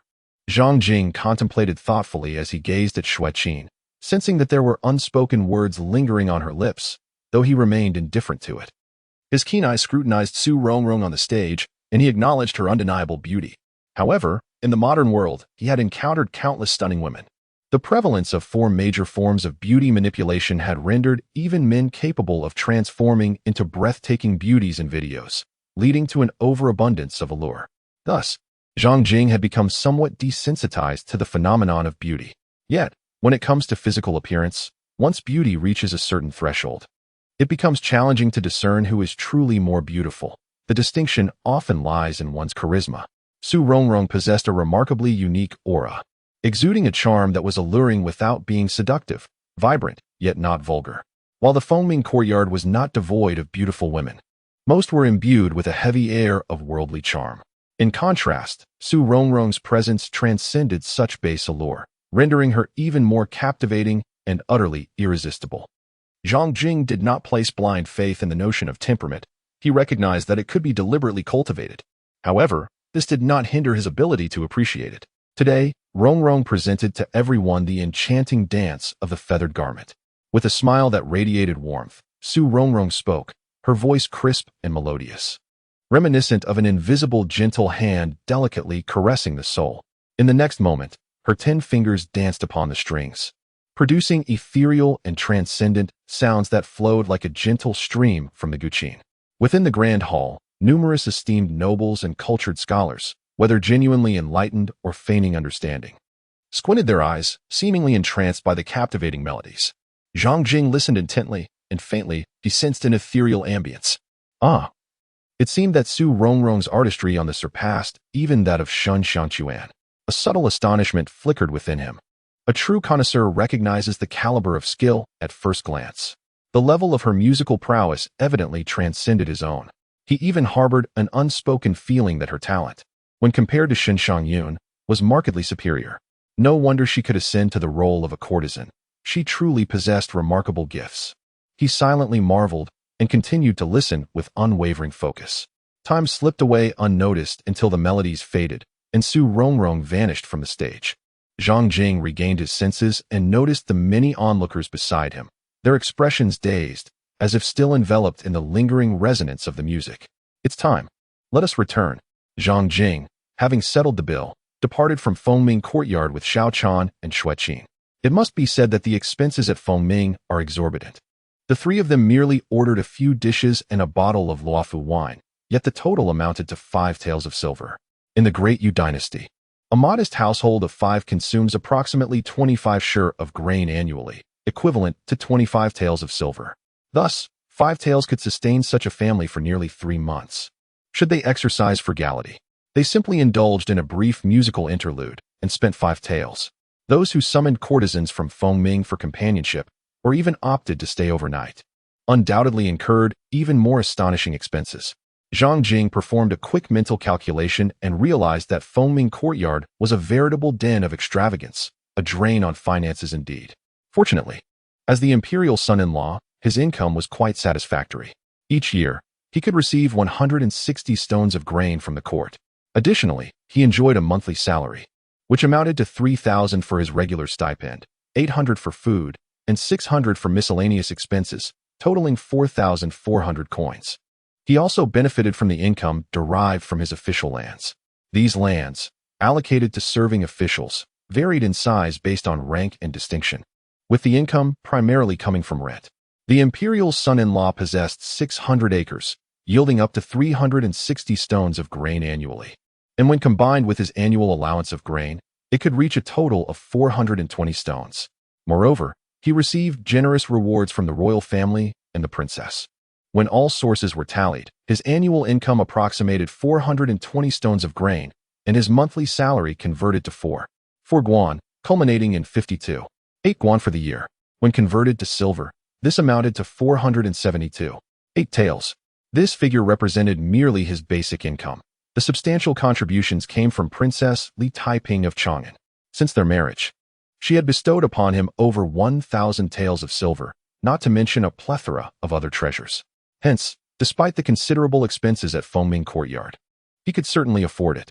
Within the confines of the courtyard, Su Rongrong gazed through the window at the receding figure of Zhang Jing. Was he merely here to listen to music? A ode of decorum or genuine earnestness? How intriguing, she mused to herself, harboring a newfound curiosity about this unworthy imperial son-in-law. Zhang Jing, the residence of the Princess of Chang'an. As Zhang Jing had just departed from the Phoenix Ming courtyard, Li Taiping had already received word of his entry into the establishment. He had entered the Phoenix Ming courtyard merely to listen to music without engaging in any further activities. Li Taiping glanced at the information relayed by his subordinates, his brows momentarily furrowing, yet he quickly smoothed them out once more. Zhang Jing was merely a shield she had casually selected. Despite the unique nature of this shield, she deemed it unnecessary to pay it much heed. Nevertheless, a sense of unease lingered within her. From that day forth, Zhang Jing, finding himself with ample leisure, took Xiaochan and Xueqin to Fengming Tower. He engaged in various activities, indulging in wine and listening to melodies. However, he never missed a performance by Su Rongrong. Her exceptional skill in playing the guqin greatly benefited him, significantly enhancing his own artistry and accelerating the accumulation of his musical experience. After Zhang Jing became the imperial consort of Li Taiping, he naturally attracted considerable attention. Consequently, his frequent visits to Fengming courtyard quickly became known to many and swiftly spread throughout the city of Tianjin. It was widely acknowledged that Princess Chang'an, Li Taiping, had made a rather perplexing choice in selecting a consort known for his frivolous nature. Many of Li Taiping's admirers were particularly displeased with Zhang Jing, believing that this seemingly unremarkable scholar had stumbled upon extraordinary luck in being chosen by such an exceptional woman. They felt that with a wife as illustrious as Li Taiping, Zhang Jing, who had seemingly hit the jackpot, ought to behave modestly and lead a more reserved life, rather than frequenting Fengming courtyard as he currently did. Among them, several resolved to impart a memorable lesson to Zhang Jing. Chapter 21. Su Rongrong's invitation to meet 2 months later. Fengming courtyard. Upon finishing the melody, Zhang Jing rose and prepared to depart from Fengming courtyard. "My lord, please stay." A maid approached with delicate steps. Zhang Jing paused momentarily, turning his gaze towards the maid, recognizing her as Su Rongrong's attendant. Both Xiaochan and Xueqin, upon seeing Su Rongrong's maid calling out to Zhang Jing, were immediately gripped by an unsettling premonition. In the grand hall, the noble sons and cultured scholars turned pale. The sudden appearance of Su Rongrong's maid, summoning Zhang Jing, undoubtedly indicated her mistress's intention. Was Su Rongrong seeking to invite Zhang Jing for a meeting? The mere thought of this caused the expressions of many who harbored unfulfilled aspirations towards Su Rongrong to darken considerably. "What is it?" Zhang Jing inquired, observing Su Rongrong's maid with a sense of foreboding. The maid smiled gently and replied, "Young master, my lady invites you to meet her." The guests in the hall erupted in a tumult of excitement. As a renowned courtesan in Tianjin, the number of suitors wishing to bask in her favor was virtually limitless. Countless noble sons had lavished gold and silver, showcased their talents, and employed every conceivable means, yet had failed to win Su Rongrong's affection. Now, they beheld with disbelief how this seemingly fortunate common scholar, favored by the Princess of Chang'an, had inexplicably garnered Su Rongrong's attention once more. This stirred a profound sense of discontent among them. "Miss Xiaoqing, I am quite curious. What aspect of Zhang Fuma has captivated Miss Rongrong to invite him for a meeting?" A young man, emerging from a private room, stood on the second-floor corridor, gripping the railing with both hands, gazing down at Xiaoqing and Zhang Jing. "I harbor no other intentions. It merely seems that Zhang Fuma possesses a remarkable knack for endearing himself to women, and I wish to learn from him." Though the young man spoke with apparent calmness, the coldness in his gaze, the hardness of his tone, and the vice-like grip on the railing all betrayed that he harbored many intentions beneath the surface. In the past 2 months, Zhang Jing frequently visited Fengming courtyard to listen to music, becoming quite familiar with some of the notable figures who often frequented the establishment. Among them was a young man named Chao Can, the third son of the esteemed Chao family, one of the 4 great clans of Tianjin. It was also known that Chao Can had been pursuing Su Rongrong for 6 months. I, too, was curious about what qualities had captured Miss Rongrong's attention, hoping to glean some insights for myself. At that moment, Two other young men emerged from a private room, standing on the second-floor corridor, gazing down from their elevated position at Miss Qing and Zhang Jing. In the hall, many patrons cast wary glances at the two young men, their eyes betraying a hint of apprehension. In Zhang Jing's mind, the identities of the two young men surfaced. The one adorned in splendid attire was Xue Xiang, the son of Xue Wanren, the Minister of Rites. The youth clad in white was Qin Shidao, a scion of the Qin family from the Marquisate. Both Xue Xiang and Qin Shidao, like Chao Can, were vying for the affection of Su Rongrong, eager to bask in her favor. Over the past 2 months, Zhang Jing had witnessed these three individuals clash over Su Rongrong on multiple occasions, driven by rivalry and jealousy. Undoubtedly, their animosity towards him had ignited due to his invitation from Su Rongrong.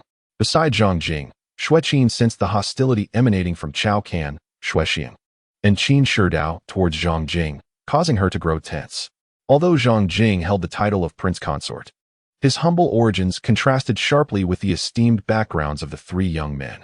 Should they decide to act against Zhang Jing, Xue Qin feared she would be unable to protect him adequately. In the face of the evident animosity from Chao Can, Xue Xiang, and Qin Shidao, Zhang Jing merely smiled faintly, maintaining a serene demeanor. He did not believe that these three would dare to take action against him here. On one hand, he was indeed a prince consort, a member of the royal family. Any semblance of intelligence on their part would deter them from openly confronting him, as it would be tantamount to slapping the royal family's face.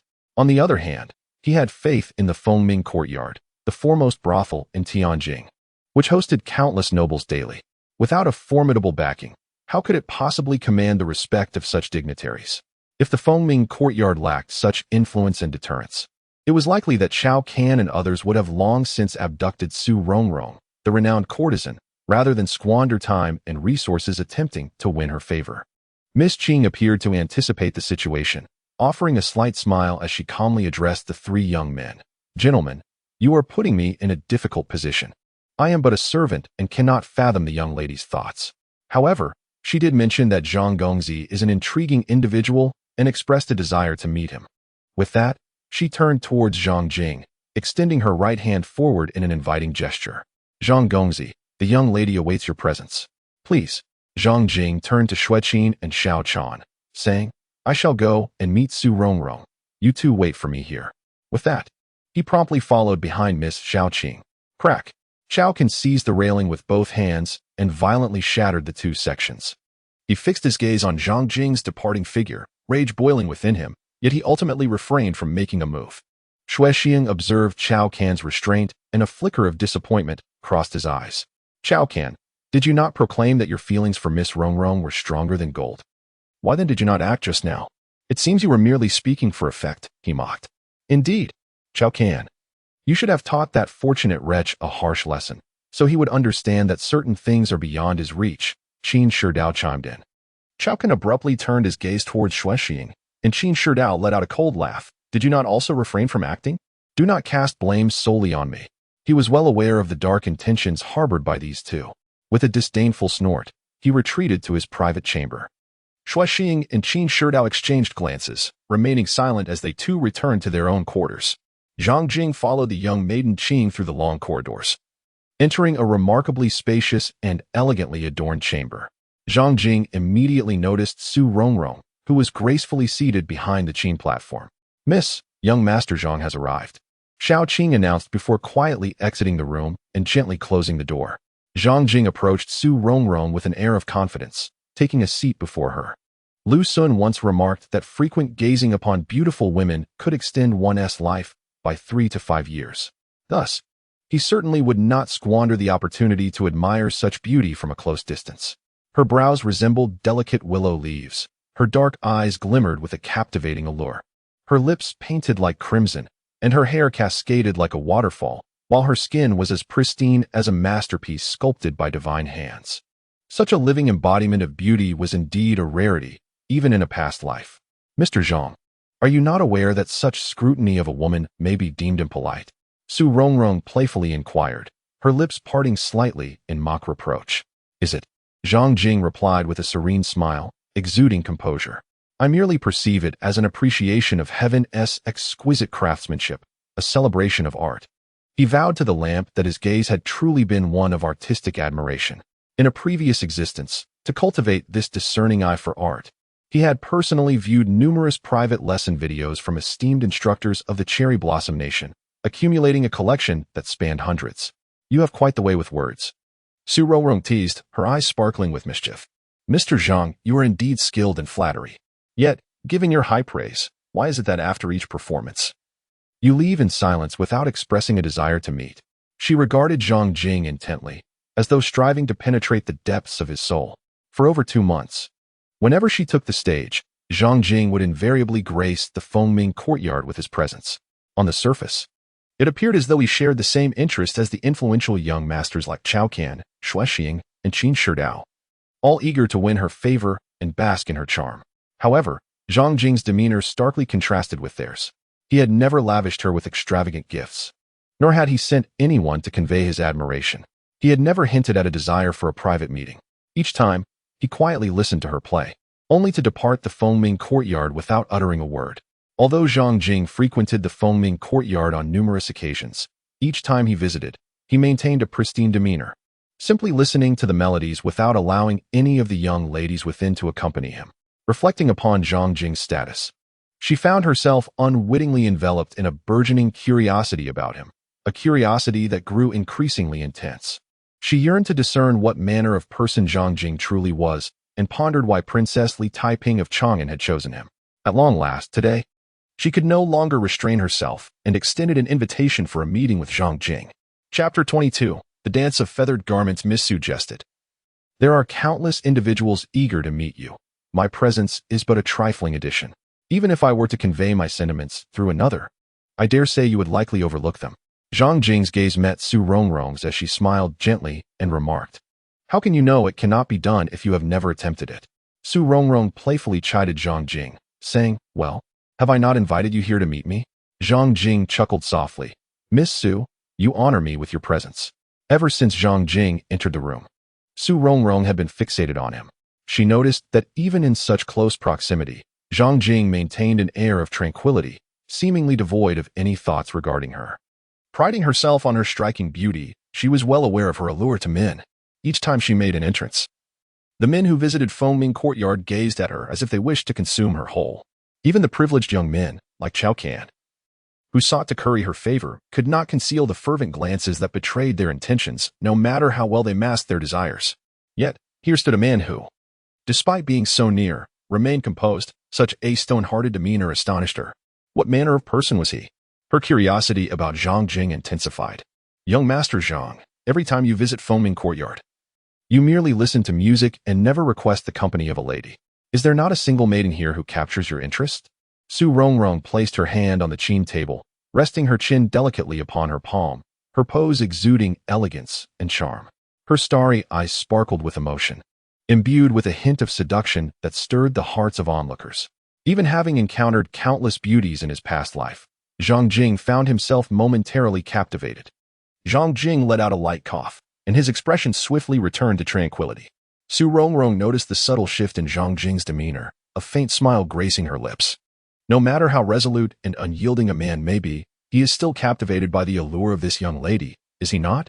Zhang Jing also noticed the upward curve of Su Rongrong's lips and instantly realized that his earlier indiscretion had not gone unnoticed by her.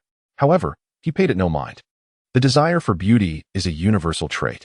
What harm is there in a slight lapse of decorum?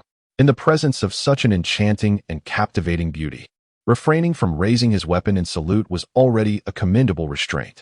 Zhang Jing smiled lightly and said, Miss Su, you have misunderstood.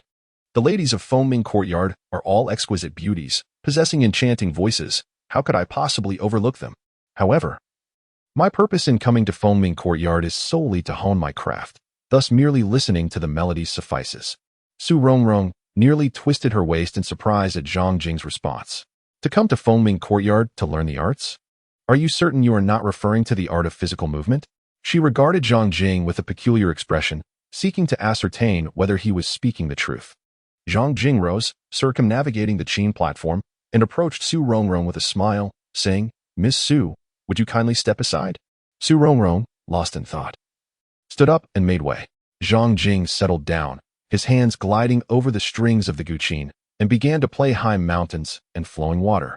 The melodious notes resonated throughout the room, akin to crystal-clear waters cascading down from the mountains, meandering over the rocks, and ultimately converging into a babbling brook. As she listened to this enchanting music, Su Rongrong's gaze towards Zhang Jing transformed. "You are indeed a musician?" she exclaimed in surprise. "And your skill is quite commendable." She could easily discern Zhang Jing's proficiency. Although it paled in comparison to her own, and did not reach the level of a master, it was nonetheless impressive. In this era, martial prowess held the utmost esteem, followed by scholarly pursuits, while musical talent was merely a source of entertainment. Having encountered many noble offspring in Tianjing, she was familiar with numerous enthusiasts of the guqin, yet most possessed only rudimentary skills, limited to playing simple melodies. Rarely did one achieve the level of Zhang Jing. "I have a profound interest in the art of the guqin," she continued. "My visit to Fengming Academy to listen to music is in hopes of enhancing my own skills." Zhang Jing smiled and spoke gently. Su Rongrong's expression momentarily faltered. It turned out that this individual had indeed come to the Fengming courtyard with the sole intention of mastering the arts. What an intriguing person he was. Her curiosity about Zhang Jing intensified. The two began to engage in conversation, initially discussing the intricacies of musical performance, but as their dialogue deepened, the topics expanded to encompass everything from imperial governance to the lives of common folk, leaving no stone unturned. As their discussion progressed, Su Rongrong's gaze toward Zhang Jing grew increasingly luminous. She discovered that, in addition to his mastery of music, his knowledge was remarkably extensive. His insights were refreshingly unique, seemingly transcending the limitations of his era, profound and incisive in ways she had never encountered before.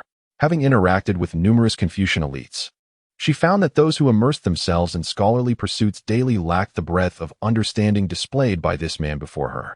This realization sparked a sense of bewilderment within her. To her knowledge, Zhang Jing had been an inconspicuous common scholar before becoming the consort to Princess Li Taiping of Chang'an. How could a mere commoner, without extensive travel or the guidance of esteemed mentors, possess such remarkable knowledge? Likewise, Su Rongrong's depth of understanding astonished Zhang Jing. If she were merely proficient in the arts of music, chess, calligraphy, and painting, that would be one thing.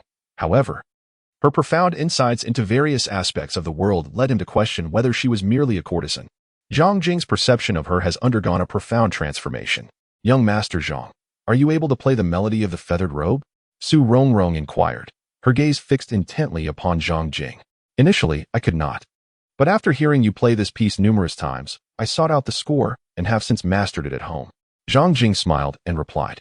Upon hearing this, Su Rongrong responded with a charming smile. "Then you must be aware that the neon garment feathered dance is accompanied by the neon garment feathered melody, since we are enjoying such delightful conversation. How about you play the melody while I perform the dance?" "Splendid." Zhang Jing readily agreed, for he would not miss the opportunity to witness the courtesan's exquisite performance. "Make sure to watch closely," Su Rongrong said with a gentle smile. "Since mastering this dance, I have yet to perform it for anyone else, and you shall be the first." With that, she gracefully glided to the center of the room, her back turned to Zhang Jing.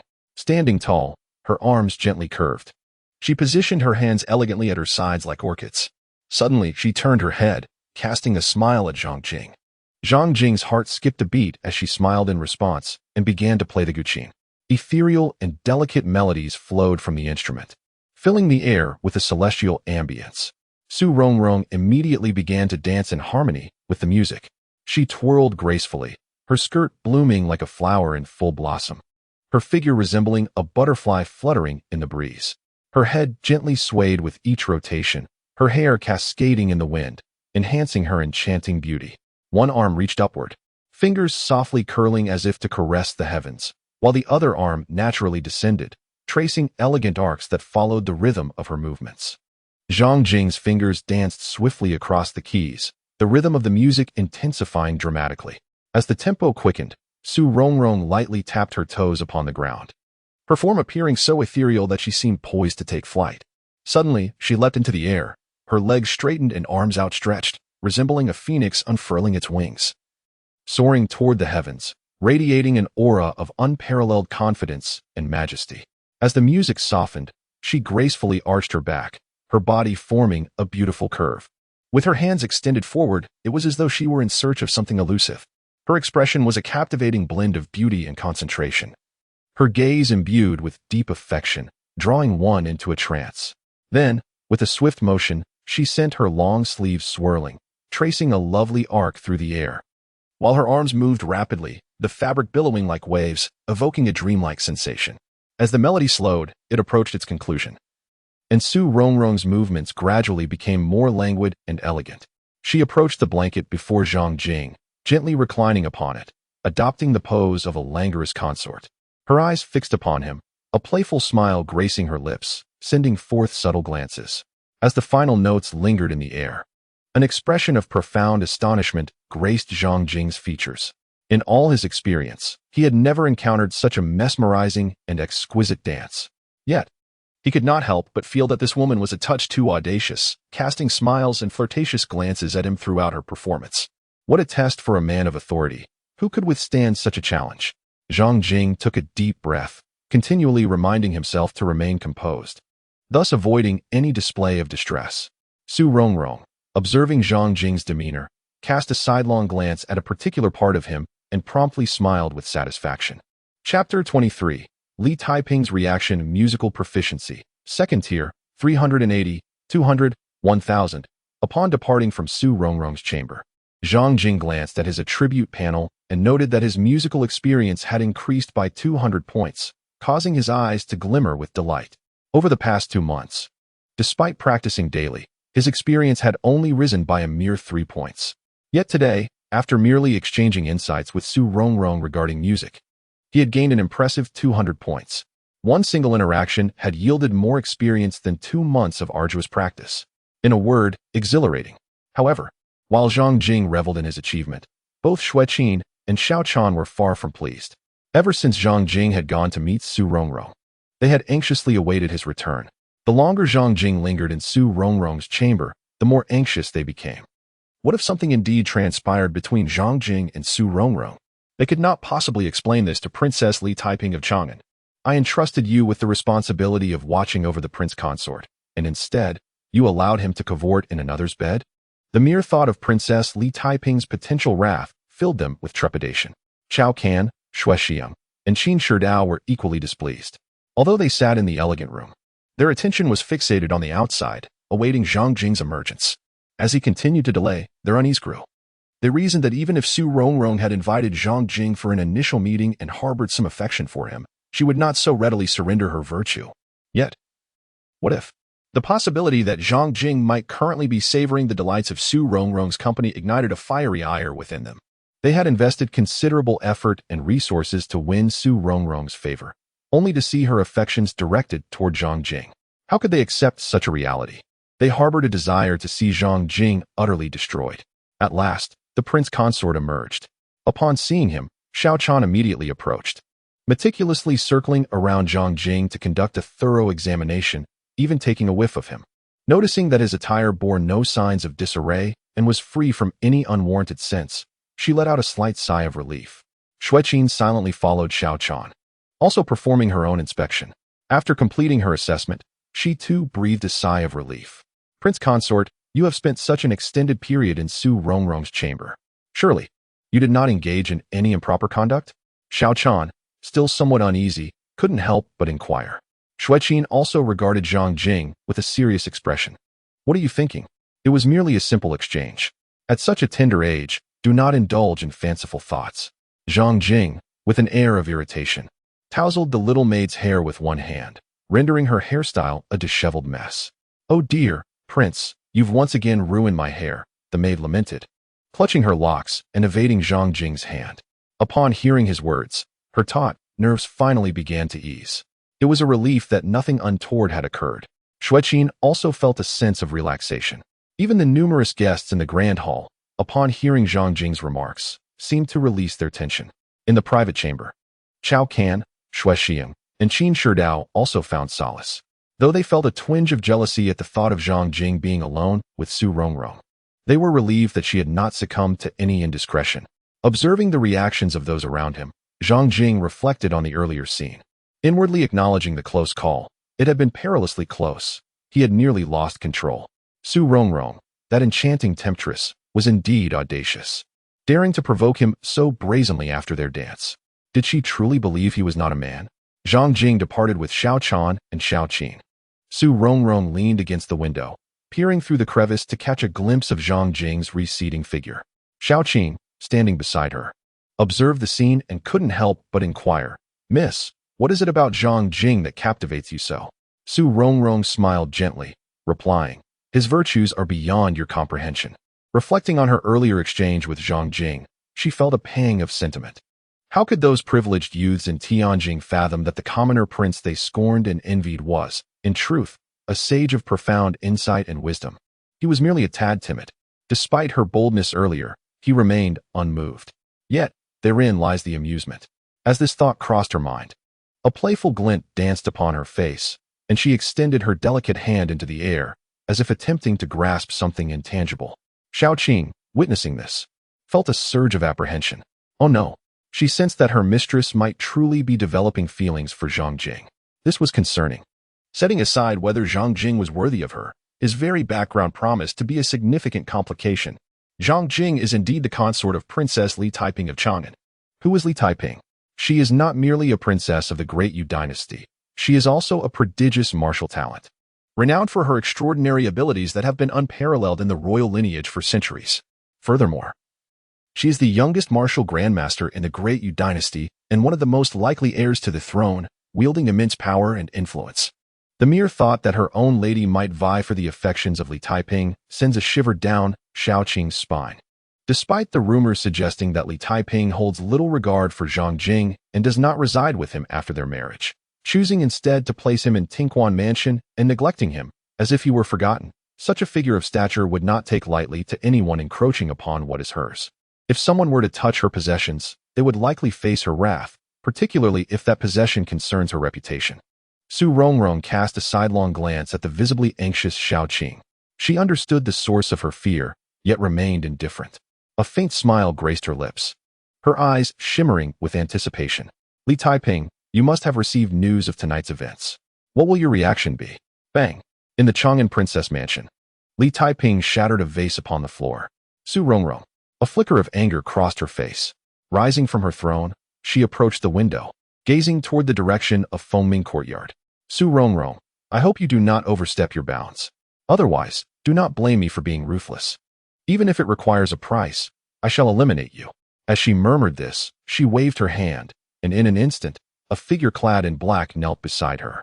Go, ensure the safety of the consort. If anyone poses a threat to him, eliminate them without hesitation. However, do not reveal yourself unless it is absolutely necessary. Understood. The figure in black responded and vanished like a fleeting shadow.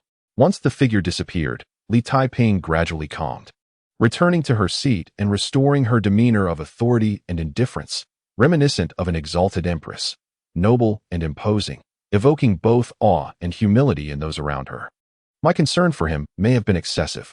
After all, he is merely a shield for me, even if he possesses some uniqueness. He is but a pawn of greater value. His entanglements with other women are of no consequence to me, provided they do not cause a disturbance. I need not invest too much concern in him. Thus she mused, yet she did not call back the black-clad figure sent to protect Zhang Jing. Chapter 24. Princess Li Yuan-chun. The following day, at Tinkwan Mansion, Zhang Jing had just finished his breakfast when Xiao Chan hurriedly approached. Your Highness, it is terrible news. The Princess Pingyang has arrived. Xiao Chan's face turned pale, her eyes filled with panic. Upon hearing this, Zhang Jing was momentarily taken aback. Princess Pingyang, known as Li Yuan-chun, was the younger sister of Li Taiping. On the day of the original body's betrothal to Li Tianping, she had made an appearance. Seemingly a girl of around 13 years of age. She has arrived, so what is there to be anxious about? Zhang Jing remarked in astonishment. Xiao Chan swallowed hard and replied. However, it appears that Princess Pingyang has come to demand an accounting. Zhang Jing immediately comprehended that the events of the previous night had already spread. However, his expression remained remarkably composed. He had done nothing untoward, so what was there to be anxious about?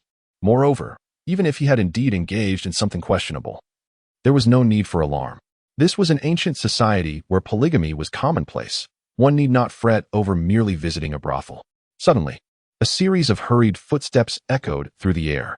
Zhang Jing turned his gaze towards the source of the voice and immediately spotted a girl who appeared to be around 13 years of age. Her round face puffed up in indignation as she strode towards him with rapid steps, exuding an air of anger.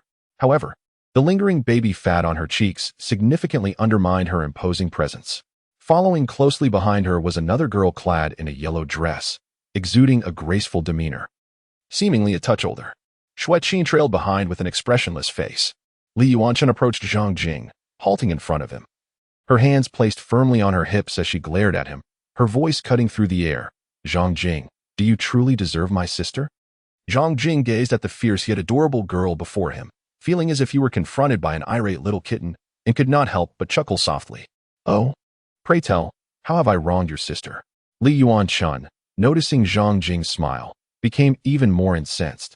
Her large, round eyes widened in an attempt to amplify her intimidation. As the saying goes, if one wishes to remain unknown, one must refrain from action. A nearby girl in a yellow dress promptly cleared her throat, interrupting Li Yuanchun, and softly corrected her. Actually, it's to be unaware and unacting. Li Yuanchun's face flushed crimson as she hastily amended her statement. Yes, if one wishes to remain unrecognized, one must abstain from action. Zhang Jing, the matter of your clandestine meeting with the courtesan has spread throughout Tianjing. Do you not confess? Clandestine meeting? Zhang Jing laughed at Li Yuanchun's accusation. Taken aback, Li Yuanchun sensed something amiss. The girl in yellow placed a hand to her forehead, her lips twitching slightly, and leaned closer to whisper in Li Yuanchun's ear. It's clandestine rendezvous, not clandestine settlement. Li Yuanchun's face turned beet red, her fierce demeanor dissipating entirely. Yet, she endeavored to maintain her composure, puffing out her small chest and fixing her round eyes on Zhang Jing, insisting in a high-pitched tone, you had a clandestine rendezvous with the courtesan, and you do not confess? Zhang Jing beheld the young girl before him, who was attempting to feign a fierce demeanor, and could not help but chuckle softly. Little one, do you think your sister is aware of your fierce act? He said with amusement, gently ruffling Li Yuanchun's little head. Li Yuanchun, feeling the persistent hand moving atop her head, was rendered utterly bewildered. Zhang Jing unexpectedly tousled her hair. It felt rather pleasant. I must remember to ask my sister to do the same next time. She could not help but slightly squint her eyes in delight. The girl in the yellow shirt witnessed this scene and immediately felt a wave of exasperation wash over her. My little princess, you have come here to seek justice, not to be charmed by him. Shui Qin and Xiao Chan exchanged glances, their lips twitching in response to the unfolding spectacle. The girl in the yellow shirt reached out and tugged at Li Yuanchun's garment, reminding her, do not forget the purpose of our visit. Li Yuanchun paused, then swiftly regained her composure. Indeed, I came here to demand accountability, not to be distracted by his gentle caress, no matter how enjoyable it may be. Hastily, she brushed away Zhang Jing's hand, stepping back a couple of paces, placing her hands on her hips, and glaring at him. Do not attempt to divert my attention. I assure you, I will not be deceived. Zhang Jing chuckled in disbelief. Do enlighten me. What crime have I truly committed?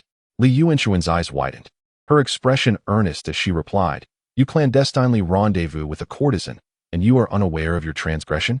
My sister is so exceptional. Yet amidst a plethora of noble science and prodigious talents from esteemed sex, she has chosen you.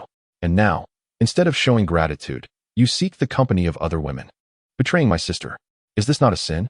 Zhang Jing gazed at the naive young woman before him, his heart heavy with the truth he could not convey. He was merely a shield, a pawn in the game orchestrated by her sister. And there existed no genuine affection between them, thus rendering any notion of betrayal irrelevant. Undoubtedly, Li Taiping had fervently supported his martial training during this period, providing him with techniques and resources, a kindness he truly appreciated. Indeed, it was a significant debt of gratitude. However, there lies a distinction between gratitude and genuine emotion. One can repay kindness, yet a marriage devoid of true feelings holds little weight in his eyes. In matters of the heart, one must be wary of self-delusion, for it is a painful folly to be moved by one's own emotions while the other remains indifferent. Yet, such reflections would remain unspoken to the innocent girl standing before him. All right, you are right. I am at fault. Zhang Jing smiled as he spoke. Acknowledging his guilt was one thing, yet he still felt compelled to seek out Su Rongrong. After all, her extraordinary musical talent could provide him with invaluable experience that far surpassed what he could gain from solitary practice. Upon hearing Zhang Jing's admission, Li Yuanxuan's face immediately brightened with a hint of a smile, and she felt a profound sense of accomplishment within her heart. Her inquiry had undoubtedly yielded results, a testament to her diligent efforts. Her sister had always been exceptionally kind to her, attending to her every need with great care. She had longed to assist her sister, and now, at last, she found herself in a position to do so. As long as you admit your guilt. Li Yuanxuan nodded in satisfaction, then, with a grave expression, admonished, you must not seek out Su Rongrong again. I will be watching you closely. With that, she did not linger, swiftly departing with the girl in the yellow dress. As they exited the Tingquan manor, Li Yuanxuan began to skip joyfully, her face alight with excitement as she turned to the girl beside her. Zhang Jing, how did I perform just now? Was I not imposing? Did I not exude authority? She declared with pride. Zhang Jing's lips twitched slightly, unsure of how to respond. Thinking to herself, you nearly forgot the purpose of your visit, yet you have the audacity to speak such words to me? Meanwhile, within the Tingquan manor, Xiao Chan gazed at Zhang Jing and asked, Your Highness, will we truly not visit the Fengming courtyard in the future? Xueqin also turned her attention to Zhang Jing. Zhang Jing smiled serenely, saying, Why not go? With nothing else to occupy my time, wouldn't it be delightful to visit Fengming courtyard and listen to some music? But didn't you just confess to Princess Ping'an? Xiao Chan replied weakly. Zhang Jing nodded, acknowledging his guilt. However, he did not imply that he would cease his visits to Fengming Academy. Xiao Chan was left in a state of shock, while Xueqin's expression darkened. Leaving the two bewildered women behind, Zhang Jing made his way to Chunyu Tower, where he began to peruse a tome on martial arts. After half an hour, he set down the volume, contemplating his forthcoming training regimen. In order to swiftly elevate his musical prowess and accrue artistic points, he resolved to persist in his visits to Fengming Academy, and moreover, to engage more frequently with the enchanting Su Rongrong regarding their shared musical artistry. Furthermore, he needed to devise a strategy to acquire additional techniques for refining the internal organs, aiming to elevate his cultivation within the furnace realm to its utmost limit. Techniques for refining the internal organs were far more precious and rare than those for bone forging, meridian opening, or luck cultivation. Many minor sects and factions lacked even a single instance of such techniques. Over the past 2 months, he had enlisted Xueqin's assistance in seeking out these techniques, yet none had been found. However, he could hardly blame her, as she herself was merely a martial artist at the Qi and Blood realm, making the search for such techniques a formidable challenge. Should Xueqin prove unable to locate any refining techniques, he would have no choice but to seek assistance from his wife. Chapter 25, The Hidden Threat that night. Zhang Jing returned to Fengming Academy for another clandestine meeting with Su Rongrong, discussing not only their musical endeavors, but also the intricacies of life. He departed leisurely, amidst the fiery glares of Chao Can, Shuixing, and Qin Shidao. Musical proficiency, level 2, 560, 180. 1,000 this time. His musical experience points increased by 180, though not as much as the previous occasion, it was still substantial. Zhang Jing felt quite satisfied. If this trend continued, it would not be long before his musical proficiency ascended to level 3. At that point, he would acquire 3 artistic points, combined with the existing one, totaling 4 points. Sufficient to elevate his physical cultivation to level 4. What? He met with Su Rongrong again? Within the palace, Li Yuanxuan was incensed upon hearing that Zhang Jing had once again ventured to Fengming Tower and continued his secret rendezvous with Su Rongrong. Many witnesses could attest to the truth of this. Zhang Jing nodded in affirmation. That scoundrel. He clearly confessed yesterday. How could he so soon forget? Li Yuanxuan seethed, gritting her teeth and revealing her small, sharp canines, a rather fierce demeanor for one so petite. Zhang Jing recalled the previous day's events at Tingquan Mansion. Reflecting on every word Zhang Jing had uttered, she then remarked, he did indeed confess yesterday, but he never stated he would cease visiting Fengming Academy. Li Yuanxuan was momentarily taken aback by this revelation, her anger flaring anew. He deceived me. What a liar. A complete fraud. She exclaimed, feeling somewhat aggrieved. I must confront him again. Zhang Jing hastily restrained Li Yuanxuan, saying, what if he continues to feign guilt while still visiting Fengming Academy? Li Yuanxuan's expression froze, a hint of helplessness creeping into her voice as she replied, what then shall we do? Zhang Jing shrugged, I do not know either. Men are often drawn to such places. My elder brothers, including the first, second, third, and fourth, also share this inclination, and as long as no trouble arises, The family generally turns a blind eye. Li Yuanchuan's expression momentarily faltered. She was well aware that several of her royal brothers enjoyed disguising themselves to stealthily visit the Fengming courtyard and other pleasure houses. It seemed her father, the emperor, was also rather indifferent to their escapades. This cannot continue. I may not be able to manage others, but he is the husband of my elder sister. He must not be allowed to frequent the Fengming courtyard any longer.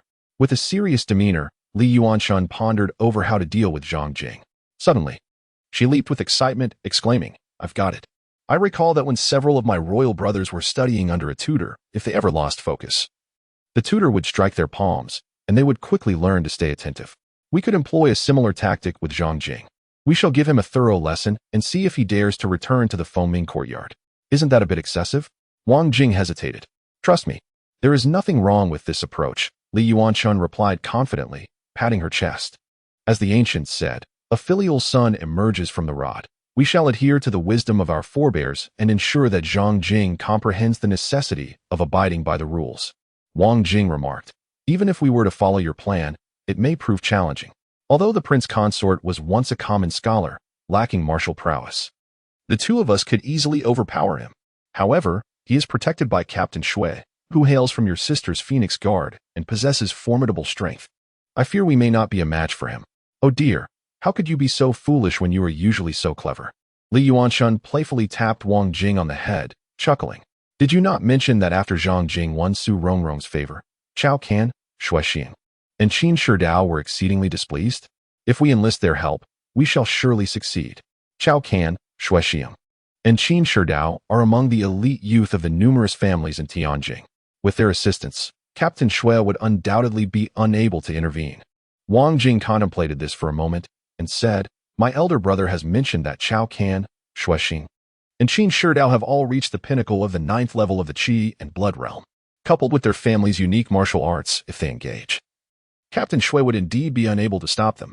However, might this cause a bigger uproar? Li Yuanchun, brimming with confidence, responded, fear not. Our intention is merely to teach him a lesson and impress upon him the importance of following the rules, not to harm him. Our father and sister have always treated us well. They would never hold this against me. Wang Jing felt a wave of relief as she recalled the affection that Emperor Yu and Princess Chang'an bestowed upon Li Yuanchun. Indeed, as long as matters did not escalate, those two would not blame Li Yuanchun. Once their forgiveness was assured, all would be well. Subsequently, Wang Jing departed from the palace, following Li Yuanchuan's instructions to contact Chao Can, Shui Xiang, and Qin Shidao. At the Chao residence, upon receiving Li Yuanchuan's invitation, Chao Can was momentarily taken aback, but then erupted into hearty laughter. Zhang Jing, oh Zhang Jing, I had no leverage over you until now, with Princess Pingyang leading the charge. Even if it becomes a grand affair, the blame shall not fall upon me. Truly, this is a fortuitous opportunity. His face was alight with excitement, though it betrayed a hint of malice. Each time he witnessed Zhang Jing and Su Rongrong clandestinely meeting, it felt as though his heart were being wrenched apart. Had Zhang Jing not been the prince consort, had he not had to consider Princess Li Taiping of Chang'an, he would have long since reduced Zhang Jing to mere fragments. The woman he coveted, could she be taken by anyone else? Now, the chance for retribution had arrived. On that same day, Shui Xiang and Qin Shidao also received invitations from Li Yuanchun and, like Chao Can, accepted without hesitation. Their animosity towards Zhang Jing was no less than that of Chao Can. With an opportunity to exact vengeance on Zhang Jing without bearing the primary responsibility, they would certainly not let it pass. In a concealed chamber within Tianjing, a figure strode in with purpose. Suddenly, a sword was drawn and held to the intruder's throat. Unfazed by the blade at his neck, the newcomer spoke calmly, Xian, your master once rescued you and your sister from the brink of annihilation, subsequently aiding your sister in becoming a disciple of Tianxiang Valley. It is now time for you to repay that debt. What must I do? Came the cold, gravelly response from the shadowy figure, as if he had not spoken in ages. Princess Pingyang, along with Chao Can, Shui Xiang, and Qin Shidao, will confront Zhang Jing near Fengming courtyard. You will infiltrate and, amidst the chaos, eliminate Zhang Jing. Zhang Jing, the commoner prince consort chosen by Princess Chang'an? Him? He is but a frail scholar, devoid of martial prowess. Why must he be killed? That is for you to disregard. Simply fulfill your duty. Very well, I understand. I shall ensure his demise. The intruder exited, leaving the chamber to fall silent once more. Another night passed. Zhang Jing set forth with Xiao Chan and Xue Qin, making their way toward Fengming Courtyard. Along the path to Fengming Courtyard, there lay a somewhat dimly lit alley. As Zhang Jing and his companions stepped into the narrow alley, a sword sliced through the air with a fierce momentum, akin to a lightning bolt cleaving the heavens. Xue Qin's expression shifted dramatically. In an instant, she unsheathed her sword with remarkable swiftness, and with a single stroke, she met the incoming blade. The clash resonated with a resounding echo as the two swords collided, their energies radiating outward. Streams of force surged like sharp blades, carving deep scars into the ground, while numerous wooden crates and debris scattered throughout the alley were mercilessly shattered. Zhang Jing swiftly pulled Xiao Chan backward, evading the onslaught of energy blasts that flew around them. Xue Qin's body slid back several meters, leaving a long trail in her wake. Her expression grew grave as she peered into the depths of the alley. Though it was merely a skirmish, she had already discerned that the strength of her assailant was on par with her own.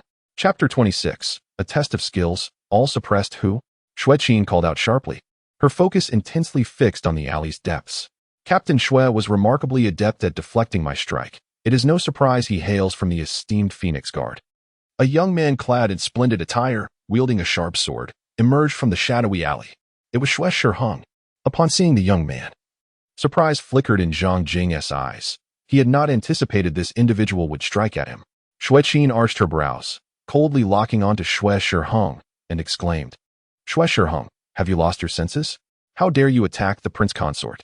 You are provoking the imperial family, even as the son of Minister Xue. You cannot bear the consequences."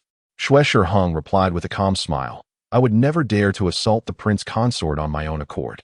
I am merely a helper invited by Princess Pingyang, serving her interests. And I too."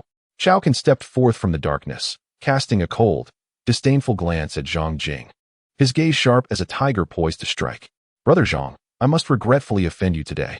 Qin Shidao also emerged, smiling as he clasped his hands in a gesture of feigned reluctance, portraying himself as a reluctant participant in the impending conflict. Upon witnessing these three figures, Xue Qin's countenance darkened instantly. Each of them possessed remarkable backgrounds and commendable martial prowess, earning them a modicum of fame among the younger generation in Tianjin. She, merely a practitioner at the 9th level of Qi and blood, feared she would struggle against the combined might of these three. Chao Can, Xue Shiheng, Qin Shidao. Do not invoke Princess Pingyang's name to assault the prince consort. He is the brother-in-law of Princess Pingyang. How could she possibly turn against him? Xue Qin admonished, gripping her sword tightly. They are indeed my invited allies. Li Yuanchun strode forth from the shadows alongside Wang Jing, her eyes blazing with fury as she fixed her gaze upon Zhang Jing, revealing her small canine teeth. "Zhang Jing, you deceitful scoundrel.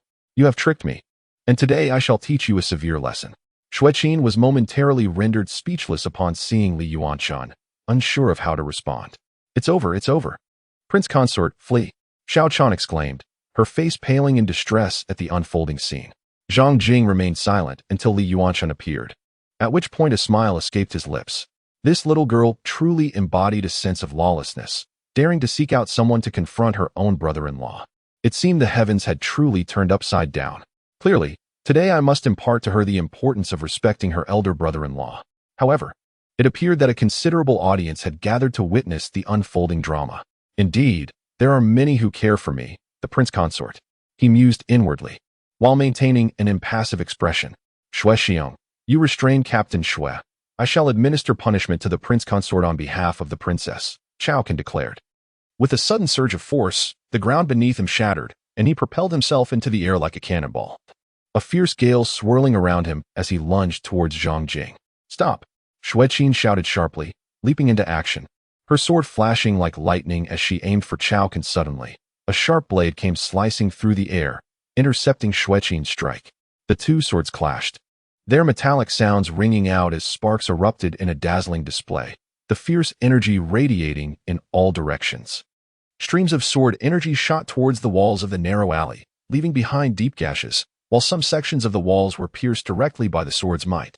Xue Qin and Xue Xiong engaged in a fierce battle, swiftly maneuvering through the alley as they exchanged blows. The air was alive with the sound of clashing blades, the brilliance of sword light illuminating their surroundings, and the ground beneath them was shattered into fragments by the force of their strikes, a cloud of dust swirling around them. Upon witnessing this scene, Zhang Jing couldn't help but exclaim in awe. In his previous life, he could only observe the fierce battles of martial artists through the lens of film. Now, it unfolded before his very eyes. At this moment, he felt an irresistible itch in his hands. Ever since he embarked on his martial arts journey, he had only struck out once, and that was in self-defense against an assassin. On that occasion, he had hardly exerted himself and had easily dispatched the attacker. While he was aware of his own strength, he lacked a concrete understanding of just how formidable he truly was. Just then, Chang'an charged at him like a malevolent tempest, akin to a ferocious tiger pouncing upon its prey. Even before his arrival, the howling wind created by his advance sent Zhang Jing's garments and hair billowing wildly.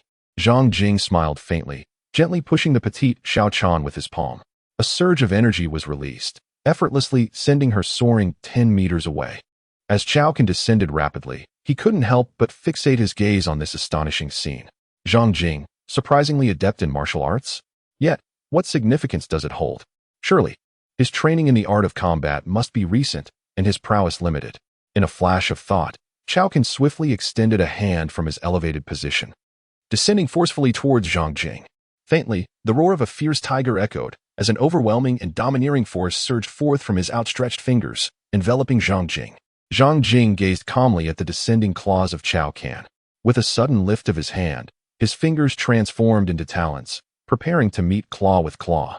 The clash of their formidable energies erupted with a thunderous roar, unleashing a tempest of force that shattered the ground around Zhang Jing, sending dust swirling like tumultuous waves. Chang'an felt as though his arm had been struck by an ancient behemoth, catapulting him skyward to an altitude of 7 or 8 zhang before plummeting back down. To make matters worse, a surge of vigorous energy invaded his body, throwing his internal forces into disarray, rendering him incapable of channeling his qi. He could only watch in horror as he fell, headfirst towards the ground. With a resounding thud, his skull collided with the blue brick surface, and the force of his descent exploded within him, making him feel as if his head might burst from the agony. Moments later, he tasted blood, spitting it out in a series of violent coughs. How could this be possible? Wasn't he merely a frail scholar, unversed in martial arts? How could I not even stand against him? Chang'an was overwhelmed with shock, to the point of forgetting the pain coursing through his body. At this moment, Qin Shidao, who had been poised to strike, froze, staring blankly at the astonishing scene before him, his expression one of disbelief. Meanwhile, Xueqin and Xuexiang, engaged in their own skirmish, also halted, their gazes fixed on the fallen Chang'an and the seemingly unfazed Zhang Jing, both rendered speechless. Li Yuanchun was equally stunned. What was happening? Hadn't her sister told her that this brother-in-law was just an ordinary, unremarkable scholar, devoid of martial prowess? Was this truly the so-called frail scholar? Frail enough to effortlessly bring down an elite from a military family like Chang'an? Her sister no longer loved her. She had deceived her. A wave of disheartenment washed over her. I apologize, Brother Chao. Your strength is truly overwhelming. I have only recently begun my martial training and lack experience in combat, causing me to strike with excessive force. Are you all right? Zhang Jing addressed Chang'an with a serious demeanor. Suddenly, Chang'an, who had already forced himself to suppress his internal turmoil, felt the blood surge within him once more, and he could no longer contain it. Spewing forth a copious amount of fresh blood, his head tilted, and he fainted from the overwhelming pressure. Xuexiang and Qin Shidao exchanged glances, both recognizing the hesitation reflected in each other's eyes. Undoubtedly, they had encountered an insurmountable obstacle today. Initially, they had presumed Zhang Jing to be merely a frail scholar, devoid of martial prowess. Little did they know, he was a deeply concealed master of remarkable caliber. If they did not retreat now, when would they? In unison, they prepared to employ their agility and escape from the scene. However, before they could make their move, Zhang Jing suddenly darted in front of them, leaving behind 7 lingering phantoms in the air.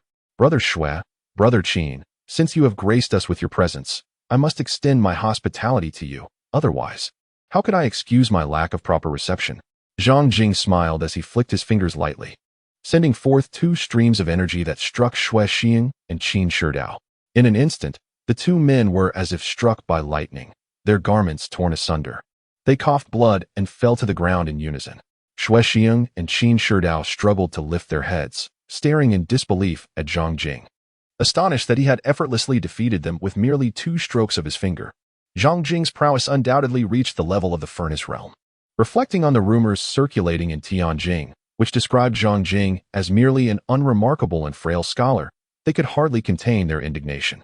Who, in their right mind, could possibly mistake a master of the furnace realm for a weakling? Had they known Zhang Jing's true capabilities, they would never have dared to challenge him. With a swift motion, after defeating Xue Xiang and Qin Shidao, Zhang Jing's gaze immediately shifted towards Li Yuanshan. Li Yuanshan's complexion turned ashen in an instant. Chapter 27. I possess a sword that can shatter myriad laws. What do you intend to do? Li Yuanshan inquired, his face paling as he met Zhang Jing's penetrating gaze. Zhang Jing smiled faintly, and in an instant, she swiftly appeared before Li Yuanshan. Oh, I am not afraid of you, Li Yuanshan cried out, summoning her courage to charge at Zhang Jing. However, she quickly found herself engulfed in a dizzying whirl, only to realize that she was being effortlessly lifted by Zhang Jing. Little girl, how audacious of you to challenge me, your brother-in-law. You dare to seek someone to confront me? If I do not impart a profound lesson today, you will remain oblivious to the essence of respect. Zhang Jing, with a swift motion, raised his hand and struck Li Yuanshan's backside. The sound of the slap echoed through the air. Witnessing this scene, everyone present was taken aback. After all, Li Yuanshan was a princess. Zhang Jing audaciously proclaimed that a spanking was merely a spanking, exhibiting a complete lack of restraint. Li Yuanshan was rendered utterly bewildered, her mind momentarily blank. Throughout her life, no one had ever dared to administer such a spanking to her. In truth, few would even consider it. Soon, a fiery blush engulfed her face. To be subjected to such an embarrassment in front of the crowd was excruciatingly humiliating. Let go of me, you deceitful scoundrel. Release me, Li Yuanshan exclaimed, thrashing about in a frenzy. Zhang Jing, amidst Li Yuanshan's expression of utter astonishment, swiftly enveloped her in his embrace. Then, with a forceful stamp of his feet upon the ground, the blue stone shattered, while he soared skyward. Whoosh! As Zhang Jing ascended, a blade of light, akin to a venomous serpent, nearly grazed his feet, striking the very spot he had just vacated. The stone-paved ground, as fragile as tofu, was cleaved apart. As the sword light retreated, a young man, appearing to be in his early 20s, emerged. His complexion was as pale as snow, reminiscent of one who had long been deprived of sunlight. What struck the onlookers most was his pair of lifeless eyes, devoid of any emotional fluctuation, resembling the gaze of a corpse. Xian, how could it be him? Xue Qin exclaimed in shock. Xue Xiang and Qin Shidao also stared in astonishment at the young man. This individual was once renowned in Tianjing, one of the top 10 masters of the younger generation. Although he could not be compared to Princess Li Taiping of Chang'an or the champion Marquis Yang Tianpeng, Tianjing was a place teeming with talent, and being among the top 10 was a remarkable achievement. Without unforeseen circumstances, this young man was poised to become a formidable figure in the realm of martial arts. However, 5 years prior, the Xie family became embroiled in a treasonous conspiracy, provoking the wrath of Emperor Yu, who commanded the Jinlong Hall to suppress the Xie clan. In the span of a single night, the Xie family was annihilated by the Jinlong Hall. Xian also vanished without a trace. Everyone presumed he had fallen victim to the might of the Jinlong Hall. To their astonishment, Xian was alive, and now, he was making a move against Zhang Jing. But why would Xian target Zhang Jing? Could it be that his intention was to assassinate Princess Li Yuanshan of Pingyang? After all, the decree to eliminate the Xie family came from Emperor Yu. It would be entirely logical for Xian to seek vengeance against the emperor by striking at his daughter, Li Yuanshan. With this realization, the expressions of Xue Qin, Xue Xiang, and Qin Shidao shifted in unison. If Princess Li Yuanshan were to be slain by Xian, the ramifications would be dire. They all understood that they would certainly fall victim to the emperor's wrath. Zhang Jing, cradling Li Yuanshan, deftly executed the phantom body technique in midair, gliding through the void like a wraith, leaving behind a trail of afterimages before finally alighting beside Xue Qin. Commander Xue, safeguard this girl, he instructed, entrusting Li Yuanshan to her care. He then turned his serious gaze towards the opposing figure, Xian. Ever since his ascension to the furnace realm, his senses had been greatly heightened. From the youth's presence, he faintly sensed the existence of 5 blazing furnaces within him. It was evident that his opponent was a practitioner of the furnace realm, and likely a seasoned one at that. My friend, he began, I can perceive that your murderous intent is directed at me, rather than at the girl Yuanshan. Yet, we are strangers, having never even laid eyes upon one another. Might you enlighten me as to the reason behind your desire to end my life?" Zhang Jing fixed his gaze upon Xie and inquired solemnly. He had long sought to uncover the identity of the one responsible for the original's tragic drowning and to discern who had dispatched assassins to the Tinquan Manor to eliminate him. Yet, until now, no substantial leads had surfaced. He harbored a vague suspicion that the individual before him might hold the key to the answers he sought. Thus, he refrained from taking immediate action. However, his adversary took the initiative to strike. A figure, exuding an aura of chilling indifference, surged towards him like a tempest. A blade of light, sharp and lethal as a serpent, lunged upward, aimed at the vital points of Zhang Jing's lower body. Zhang Jing moved with effortless grace, transforming into a series of fleeting shadows as he deftly evaded the relentless barrage of piercing sword lights. Suddenly, an overwhelming wave of intense heat surged forth from Xian, shattering the stone pavement beneath him. The sword he wielded blazed with a crimson hue. In an instant, Xian's swordsmanship accelerated exponentially, illuminating the dim alleyway with brilliant red glimmers, which ultimately coalesced into the ethereal form of a 3-meter-tall phoenix. This was the phoenix sword technique of the Xie family. Su Qin, Su Shing, and Qin Shdo were taken aback with astonishment. The phoenix sword technique was renowned as one of the 10 greatest sword arts of the Grand Yu Dynasty. Once, a master of the Xie family had unleashed this technique in the demon-infested southern wastelands, summoning a colossal fire phoenix that soared 300 miles, vanquishing countless fiends and instilling terror across the realm. Although Xian's current manifestation of the phoenix sword technique could not rival that formidable master, its power was still profoundly formidable. The moment the phoenix apparition took form, a torrential wave of scorching energy swept through the entire alley, causing the ground to crack and fracture. Su Qin and the others sensed the approach of a searing tempest and hastily retreated to safety. Amidst the chaos, a resonant cry of a phoenix echoed faintly as the 3-meter phoenix phantom charged towards Zhang Jing with thunderous force. The ground beneath erupted in a cascade of splintering debris. In that instant, Zhang Jing beheld a gargantuan blazing phoenix descending from the heavens, bearing down upon him with lethal intent. He reached out instinctively and grasped Su Qin's sword. With a surge of determination, he unleashed the torrential energy within him, akin to a raging flood, channeling it into the blade. Realizing that his mastery of the 13 styles of snowfall paled in comparison to the technique currently wielded by his opponent, he abandoned all forms of swordplay, opting instead to fervently infuse his sword with his internal energy. What a remarkable sword technique! Yet, I too possess a sword of my own, one that I shall name one sword breaking all techniques. With a mighty roar, he raised the blade high and struck down with ferocity. In the next moment, the oncoming phoenix was cleaved apart by an overwhelming surge of sword light. Subsequently, Xian himself was reduced to a crimson ray. The immense force of the sword energy struck the ground, causing the earth to tremble violently, with cracks spreading outward in a chaotic eruption of dust. The buildings on either side of the alley swayed precariously.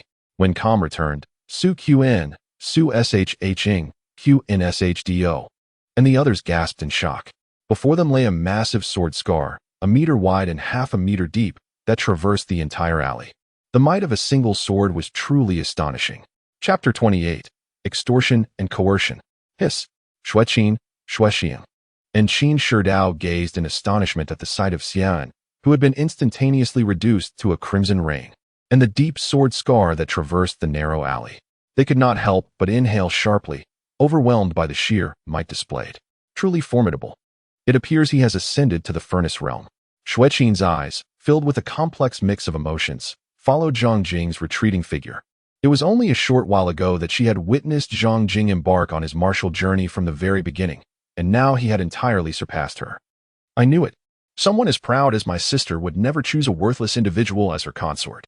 Li Yuanchun mused to herself, her gaze momentarily lost in the silhouette of Zhang Jing. The memory of being held in his embrace just moments prior caused her cheeks to flush slightly. In a 3-story building a distance away, several individuals stood at the window, observing the scene. One of them remarked, "What a display of one sword breaking 10,000 laws. Its power is indeed impressive." Nonsense. One sword breaking 10,000 laws is merely a brute force display. It lacks any semblance of technique, another retorted.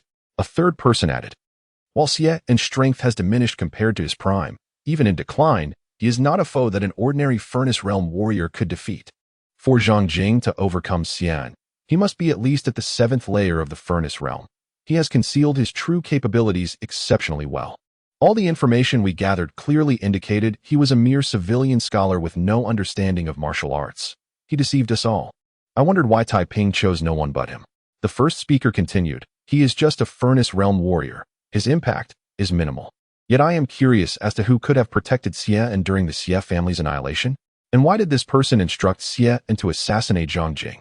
The second individual pondered aloud. Could it be the champion Marquis?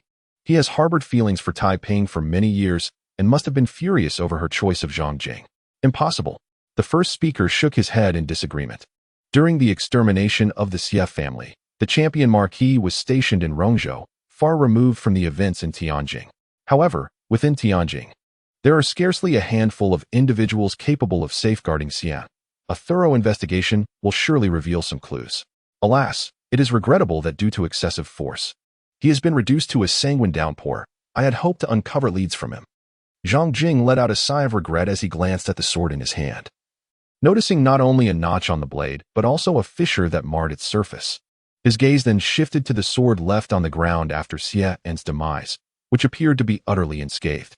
Had it not been for the ample vital energy he had infused into his own sword, it was likely that the blow from earlier would have severed his weapon completely.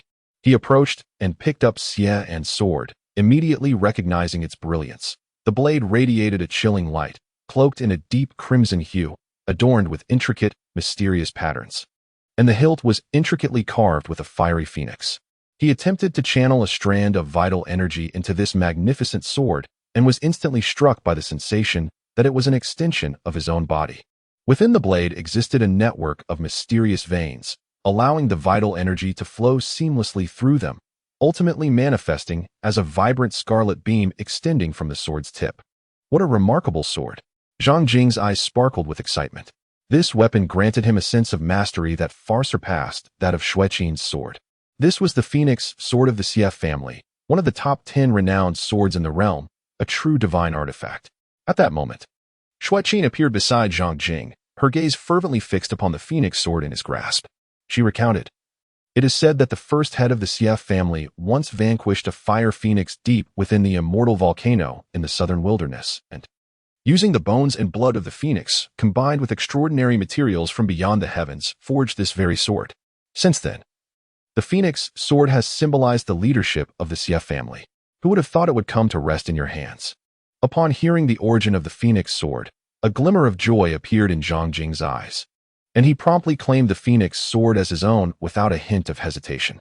Subsequently, he returned Xueqin's sword to her. Xueqin gazed at her shattered sword, rendered momentarily speechless. Zhang Jing's figure flickered and appeared before Chao Can, Xuexiang, and Qin Shidao. Chao Can had already regained consciousness and, from the accounts of Xuexiang and Qin Shidao, learned of the events that had just transpired. At this moment, as Chao Can gazed at Zhang Jing, he was filled with profound regret. He could never have anticipated that Zhang Jing possessed such formidable strength, capable of cleaving Xian, once one of the top 10 young masters of Tianjing, into a veritable rain of blood with a single sword strike. Had he known of Zhang Jing's prowess, he would have certainly refrained from provoking him. After all, it was merely a woman. As a distinguished scion of the Chao family, was it not easy for him to seek the company of a beautiful woman? Why invite such unnecessary trouble? Pray tell, how should I address this situation with you? Zhang Jing gazed at Chao Can, Xuexing, and Qin Shidao with a smile that seemed to radiate warmth. However, the trio felt a chill creep into their hearts upon witnessing the seemingly benign expression on his face. They were acutely aware that this individual was far from benevolent. Had they not witnessed how he had mercilessly reduced Xie into a rain of blood with a single, ferocious strike? Ahem, Your Highness, this is all a misunderstanding. We merely acted upon the instructions of Princess Pingyang and had no intention of causing you any harm, Xuexiang stammered, forcing a smile. Yes, we were simply following orders and harbored no ill will towards Your Highness, Qin Shidao added. Li Yuanshan, observing Xuexiang and Qin Shidao deflecting the blame onto her, felt her face darken. Although she had indeed invited them to join forces against Zhang Jing, their own eagerness to teach him a lesson was evident. Otherwise, how could they have so readily accepted her invitation? Irritated, Li Yuanshan shot a glare at Chao Can and the others, ready to defend herself. Yet, at that moment, Zhang Jing fixed her with a piercing gaze, and she inexplicably grasped his intent, stifling the words that were about to escape her lips. Zhang Jing appeared to disregard the justifications offered by Xue Xiang and Qin Shidao. He turned his gaze toward Xue Qin and inquired, "Commander Xue, should not the prince consort belong to the imperial family?" Indeed, Xue Qin nodded in affirmation. "Then, what is the penalty for assassinating a member of the imperial family?" Zhang Jing pressed on. With a stoic expression, Xue Qin replied, "At best, one would be sentenced to death for murder, at worst, for treason. A traitor not only faces execution, but also the annihilation of their entire lineage." "Ah, so it is." Zhang Jing's face reflected a dawning comprehension as he turned towards Chao Can, Xue Xiang, and Qin Shidao, letting out a deep sigh infused with gravity. "You three truly lack discernment. Given your distinguished backgrounds, why conspire with the criminal Xie and to assassinate me and Princess Pingyang? Xie En's attempt on my life can be understood. After all, his entire family was exterminated, and seeking revenge is only natural. But what about you? Why engage in treason when you had a perfectly good life? This is a matter that could lead to the obliteration of your clan." Xue Qin, Xiao Chan, Li Yuanshan, Wang Jing, and the others were all left in shock. Particularly, Li Yuanshan and Wang Jing exchanged bewildered glances with Zhang Jing. Wasn't this operation against Zhang Jing orchestrated by them? How had it transformed into an accusation of conspiracy against Xie and perpetrated by Chao Can and the others? They blinked in astonishment, feeling as if the world had turned upside down. Chao Can, Xue Xiang, and Qin Shidao were equally bewildered. Since when had they conspired with Xian? How had they become traitors? "Zhang Jing, you are slandering us. We have not colluded with Xian, nor have we engaged in treason. We merely followed the orders of Princess Pingyang to teach you a lesson," they exclaimed in unison, growing increasingly agitated. Zhang Jing has levied such grave accusations against them. Should these charges be substantiated, not only will they face dire consequences, but their families will also suffer ruin. Observe how desperate you have become. Yet, your haste is futile. Who will believe your words? You acted against me in unison with Xie and at the same place and time. Who would trust that you are not colluding with one another? Zhang Jing smiled faintly. Chao Can, Xue Xiang, and Qin Shidao's expressions darkened, rendered speechless. Indeed, the coincidence was too striking. They were all here, plotting against Zhang Jing alongside Xian. It was a predicament from which they could not extricate themselves. They turned their gazes towards Li Yuanshan, hoping she would acknowledge them as her hired allies. For only then could Zhang Jing be prevented from unjustly attributing treasonous intentions to them. Li Yuanshan gazed skyward, seemingly captivated by the extraordinary beauty of the stars that adorned the night. Witnessing her demeanor, Chao Can, Xue Xiang, and Qin Shidao's faces turned ashen. "Zhang Jing, what do you intend to do?" Chao Can glared at Zhang Jing, fully aware that he must have ulterior motives. If he truly meant to accuse them of treason, he would not have spoken so much. Xue Xiang and Qin Shidao also urged Zhang Jing to articulate his demands. Zhang Jing smiled faintly, expressing his admiration with a soft exclamation. Brother Chao is a direct descendant of the esteemed Chao family, one of the 4 great families of Tianjing. Brother Xue's father is the current Minister of Rights, and Brother Qin hails from an old noble house in Tianjing. Your origins are indeed remarkable. Zhang Jing, what is it that you truly desire? Speak plainly, urged Chao Can. While he relished the praise regarding his noble lineage, he was far more eager to discern Zhang Jing's intentions. Xue Xiang and Qin Shidao also fixed their gaze upon Zhang Jing, prompting him to reveal his purpose directly. Ahem. Since the 3 of you are so impatient, I shall be forthright. Zhang Jing remarked, with your illustrious backgrounds, I presume your families possess no shortage of martial arts manuals. I have recently developed a keen interest in the art of refining the internal organs. If each of you could provide me with 8 or 10 volumes of this technique, we could consider today's matter resolved. How does that sound? 8 or 10 volumes. Why don't you simply go and steal them? Chao Can retorted, nearly spitting blood from the frustration. Zhang Jing, surely you are not unaware of the rarity of the refining techniques? Xue Xiang glared at Zhang Jing with a pale visage. Impossible. We cannot possibly produce that many refining manuals, Qin Shidao said, his expression as dark as stormy waters. Then it appears there is no alternative. I shall have to turn you over to the Royal City Division, accusing you of conspiring with Xie and to commit treason and assassinate both myself and Princess Pingyang. It is said that the conditions in the Royal City Division's prison are rather accommodating. You may find it an enjoyable experience. Zhang Jing spoke leisurely. Upon hearing this, Chao Can, Shui Xiang, and Qin Shidao's expressions changed drastically. As scions of the powerful, they were acutely aware of the terror that lay within the royal city department. Once ensnared in its prison, even survival would come at a great cost. Ultimately, after a round of haggling and cordial negotiations, Chao Can, Shui Xiang, and Qin Shidao begrudgingly agreed to compensate Zhang Jing with 3 sets of the dirty refinement techniques. They promptly drafted a written agreement and affixed their signatures, with Princess Pingyang serving as a witness. Chapter 29. The Tremor of Tianjing that night. Zhang Jing once again visited Fengming Courtyard to converse with Su Rongrong about music and the intricacies of life. Meanwhile, the city of Tianjing was abuzz with unrest. No one anticipated that the so-called inept scholar, who spent his days idling in brothels and neglecting his studies, was in fact a concealed master of martial arts. This revelation left many astonished. Numerous individuals flocked to the alley where a massive sword scar bisected the thoroughfare, their expressions marked by awe.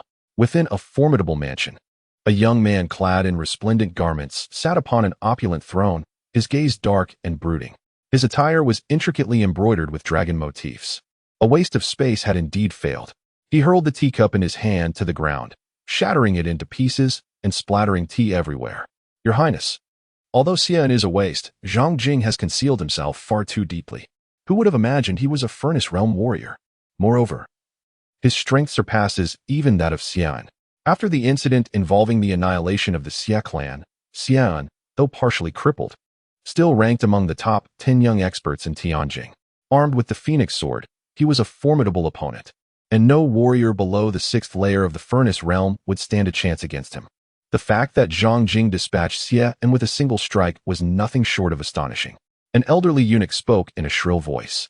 The young man in splendid attire slammed his hand against the armrest. I knew it. How could she possibly choose a waste as her consort? He then turned to the elderly eunuch beside him and inquired, were there no traces left behind? Rest assured, Your Highness. I have already ensured that the messenger to Xia and has found eternal rest, the eunuch replied ominously. I trust your handling of matters. The young man nodded with satisfaction. Your Highness, should we cease our actions? After all, Princess Chang'an wields considerable influence, and continuing our interference may easily lead her to uncover our tracks, which would spell trouble for us, the elderly eunuch suggested. The young man hesitated momentarily, but soon a resolution formed in his mind. We cannot relent.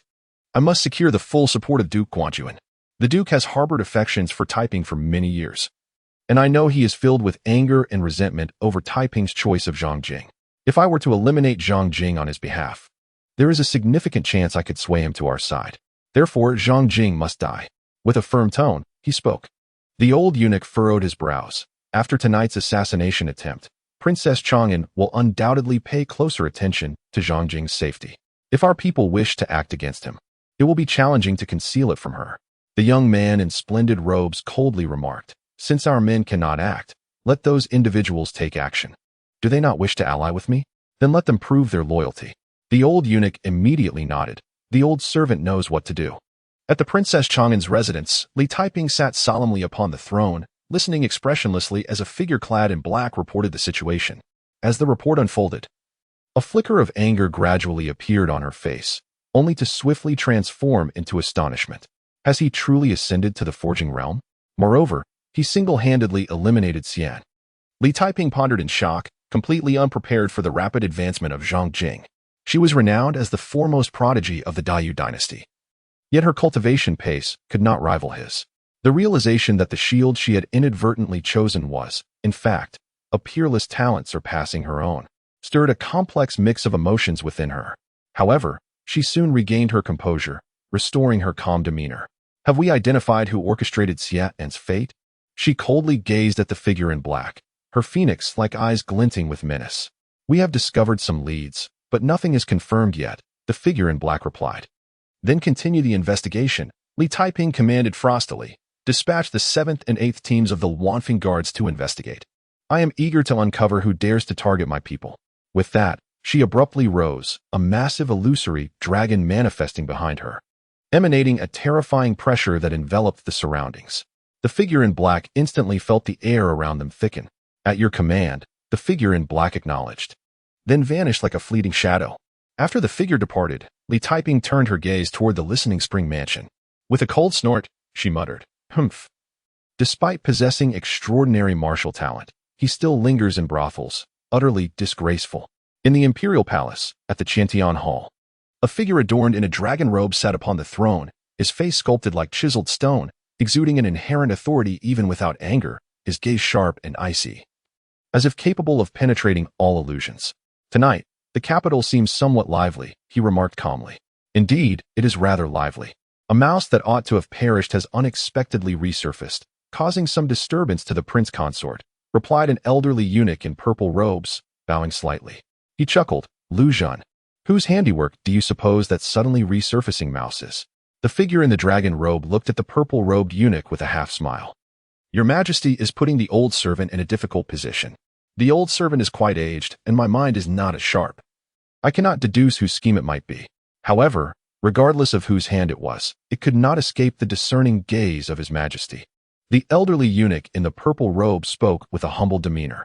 "You old fellow, still so cautious." The emperor you cast a fleeting glance at the purple-robed eunuch, who fell silent. After a moment, the emperor continued, "Lu Zhan, do you believe I erred in orchestrating this contest for the throne among the 9 dragons?" The purple-robed eunuch trembled slightly, bowing his head even lower, utterly afraid to meet the emperor's gaze. Observing the eunuch's reticence, the emperor felt a twinge of ennui. Nonetheless, he understood that the eunuch's silence was to be expected given the nature of the question posed. Subsequently, he shifted the conversation.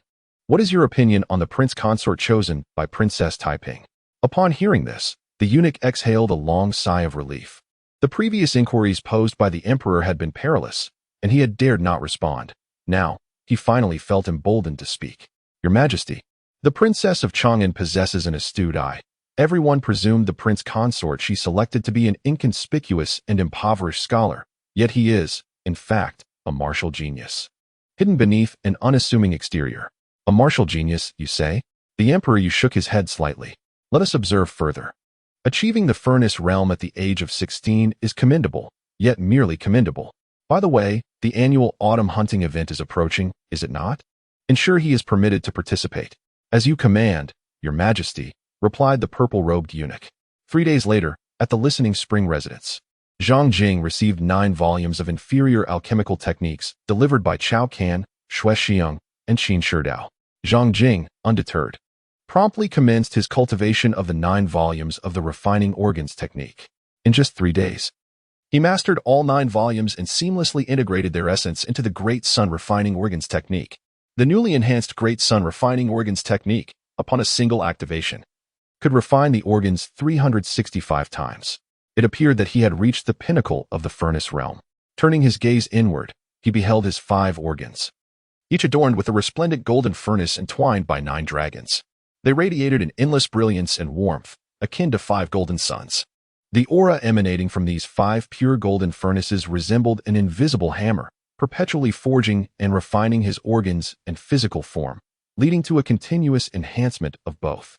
Although his organs and body had been tempered to their utmost limits, with further refinement yielding minimal results, there remained some degree of improvement. Zhang Jing distinctly sensed his burgeoning strength. Having mastered the furnace realm, it was now time to prepare for the ascension to the innate realm. Zhang Jing mused to himself. The transition from the furnace realm to the innate realm represents a profound metamorphosis. The path to ascension into the innate realm is fraught with difficulty. Among 100 warriors of the furnace realm, it is estimated that only 1 or 2 may successfully elevate to the innate realm. Furthermore, mastery of specialized techniques is essential for those in the innate realm. To pursue this ascension, he must seek the guidance of his wife, Taiping. However, prior to that, he resolved to upgrade his physical path to the 4th tier. Musical proficiency, 2nd tier, 710-1000. Progressing swiftly. He only needed an additional 290 experience points to ascend to the 3rd tier. Upon reaching the 3rd tier in musical artistry, he would acquire 3 artistic points, combined with the 1 point he already possessed, culminating in 4 points, precisely sufficient to elevate his physical path to the 4th tier. With this thought in mind, he determined to frequent the Fengming courtyard with greater diligence. He vowed to the heavens that his frequent visits to the Fengming courtyard were not driven by lust, nor were they inspired by Su Rongrong's myriad charms. Rather, it was solely due to his sincere artistic heart. He aspired to become a great artist. Chapter 30. The moonlit night's demon hunt. With leisure time at hand, he found himself at the tea house, indulging in music. Within the foaming courtyard, candlelight flickered, casting shadows upon the delicate silk drapes. Su Rongrong languidly reclined upon her bed, her cascading black hair cascading over her shoulders. Her rounded shoulders, partially veiled by the sheer fabric, glimmered like jade. The delicate curve of her waist and the fullness of her hips painted a captivating silhouette, igniting the imagination. Zhang Jing, will you not join me for a delightful evening? She gently raised a slender, jade-like finger, carelessly twirling a strand of hair, toying with it absent-mindedly. No, thank you. Zhang Jing cast a disdainful glance at the other party, this enchantress, attempting once more to disrupt his cultivation. Coward, murmured Su Rongrong. Zhang Jing's expression stiffened slightly, and he nearly succumbed to the urge to eliminate the enchantress on the spot. Taking a deep breath, he summoned his willpower to quell the turbulence within. He withdrew his hands from the strings of the instrument and rose to his feet. Skill level, 2nd tier, 810, 100, 1000. He glanced at his attribute panel, noting that his experience points had increased by 100. The increments were becoming progressively smaller, yet he felt a sense of satisfaction. If this continued, it would not be long before his musical prowess ascended to the 3rd tier. The time had come. I shall take my leave now. As Zhang Jing concluded his words, he strode towards the door. Humph, what a heartless man. Having satisfied his desires, he simply turned and left. Su Rongrong murmured to herself. Just as Zhang Jing reached the threshold, he stumbled slightly at her words, nearly losing his balance. He turned back, casting an irritable glare at Su Rongrong. What nonsense was she spouting? He had done nothing wrong. Why was he being portrayed as a scoundrel? Seeing the look in Zhang Jing's eyes, Su Rongrong chuckled softly and provocatively ran her delicate tongue over her crimson lips. Zhang Jing's expression faltered, and he hurriedly quickened his pace to leave the room. I cannot provoke them, I cannot. Seeing Zhang Jing's flustered retreat, Su Rongrong laughed even more heartily. It wasn't until Zhang Jing's figure had completely vanished that she regained her composure. Li Taiping, since you disdain this man, I shall not hold back.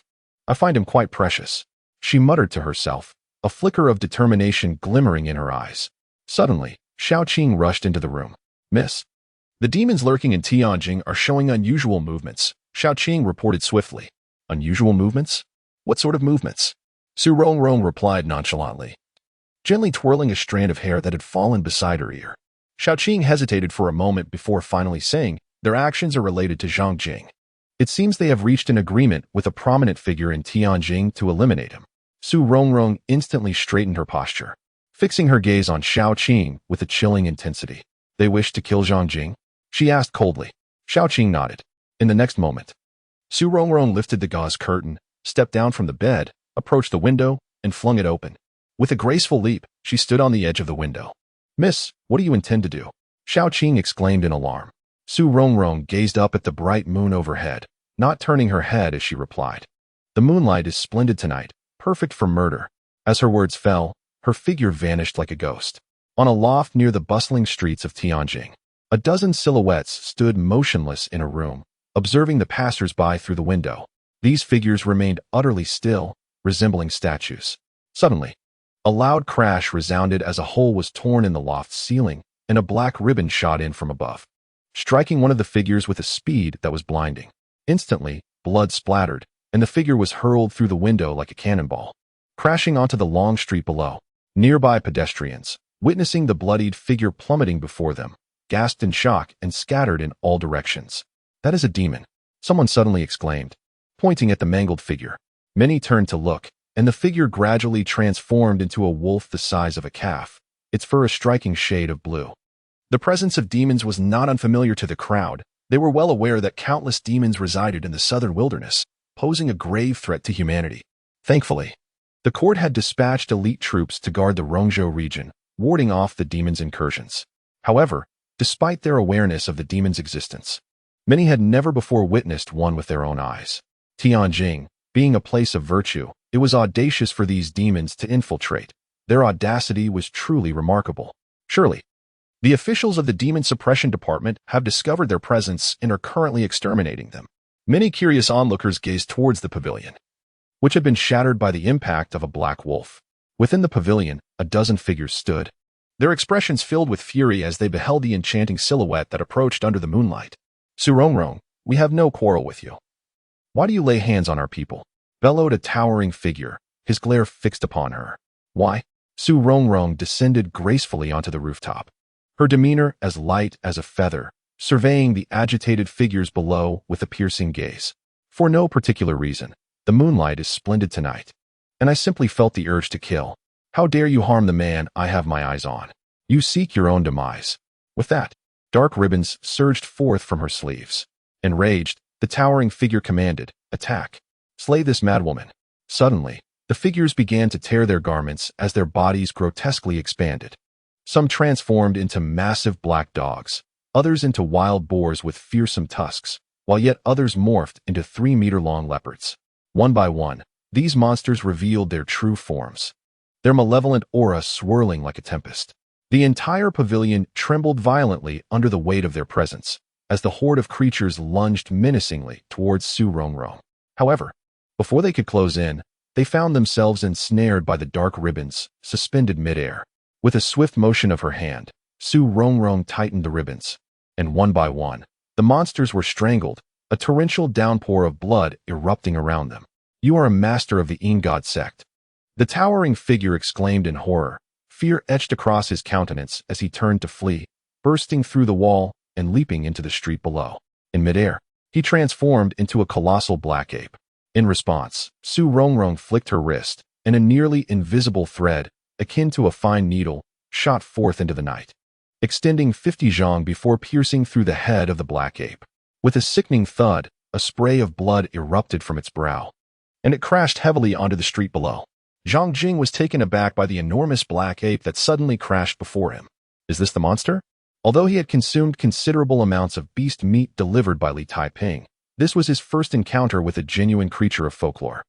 The black giant before him resembled a small mountain of flesh. Even in repose, it towered over him. The lingering aura of primal ferocity emanating from its form was overwhelmingly potent, inducing a sense of suffocation within him. Even in death, this creature evoked a feeling of asphyxiation. Could this be a formidable entity of the innate realm? Zhang Jing was taken aback as he gazed towards the loft from which the black giant ape had fled. Who could have slain it? In a fleeting moment, he caught a glimpse of a figure that seemed vaguely familiar. Yet, before he could discern any details, the figure vanished in an instant. Chapter 31. The Wrath of Li Taiping. A bloodbath in Tianjin. Could that fleeting silhouette belong to the one who dispatched the monsters before him? Why did it evoke such a sense of familiarity? However, it was unlikely that I would be acquainted with a martial artist of such formidable prowess. Zhang Jing, perplexed, withdrew his gaze, redirecting it towards the imposing black giant ape before him. He scrutinized it closely. This creature was colossal, its muscular form resembling a small mountain, even in repose. It towered above him. Its body was enveloped in sleek, ebony fur, rough and resilient, akin to a layer of tough armor. Broad shoulders and robust arms exuded strength, while its elongated fingers bore calluses at the joints, the claws sharp and glinting menacingly.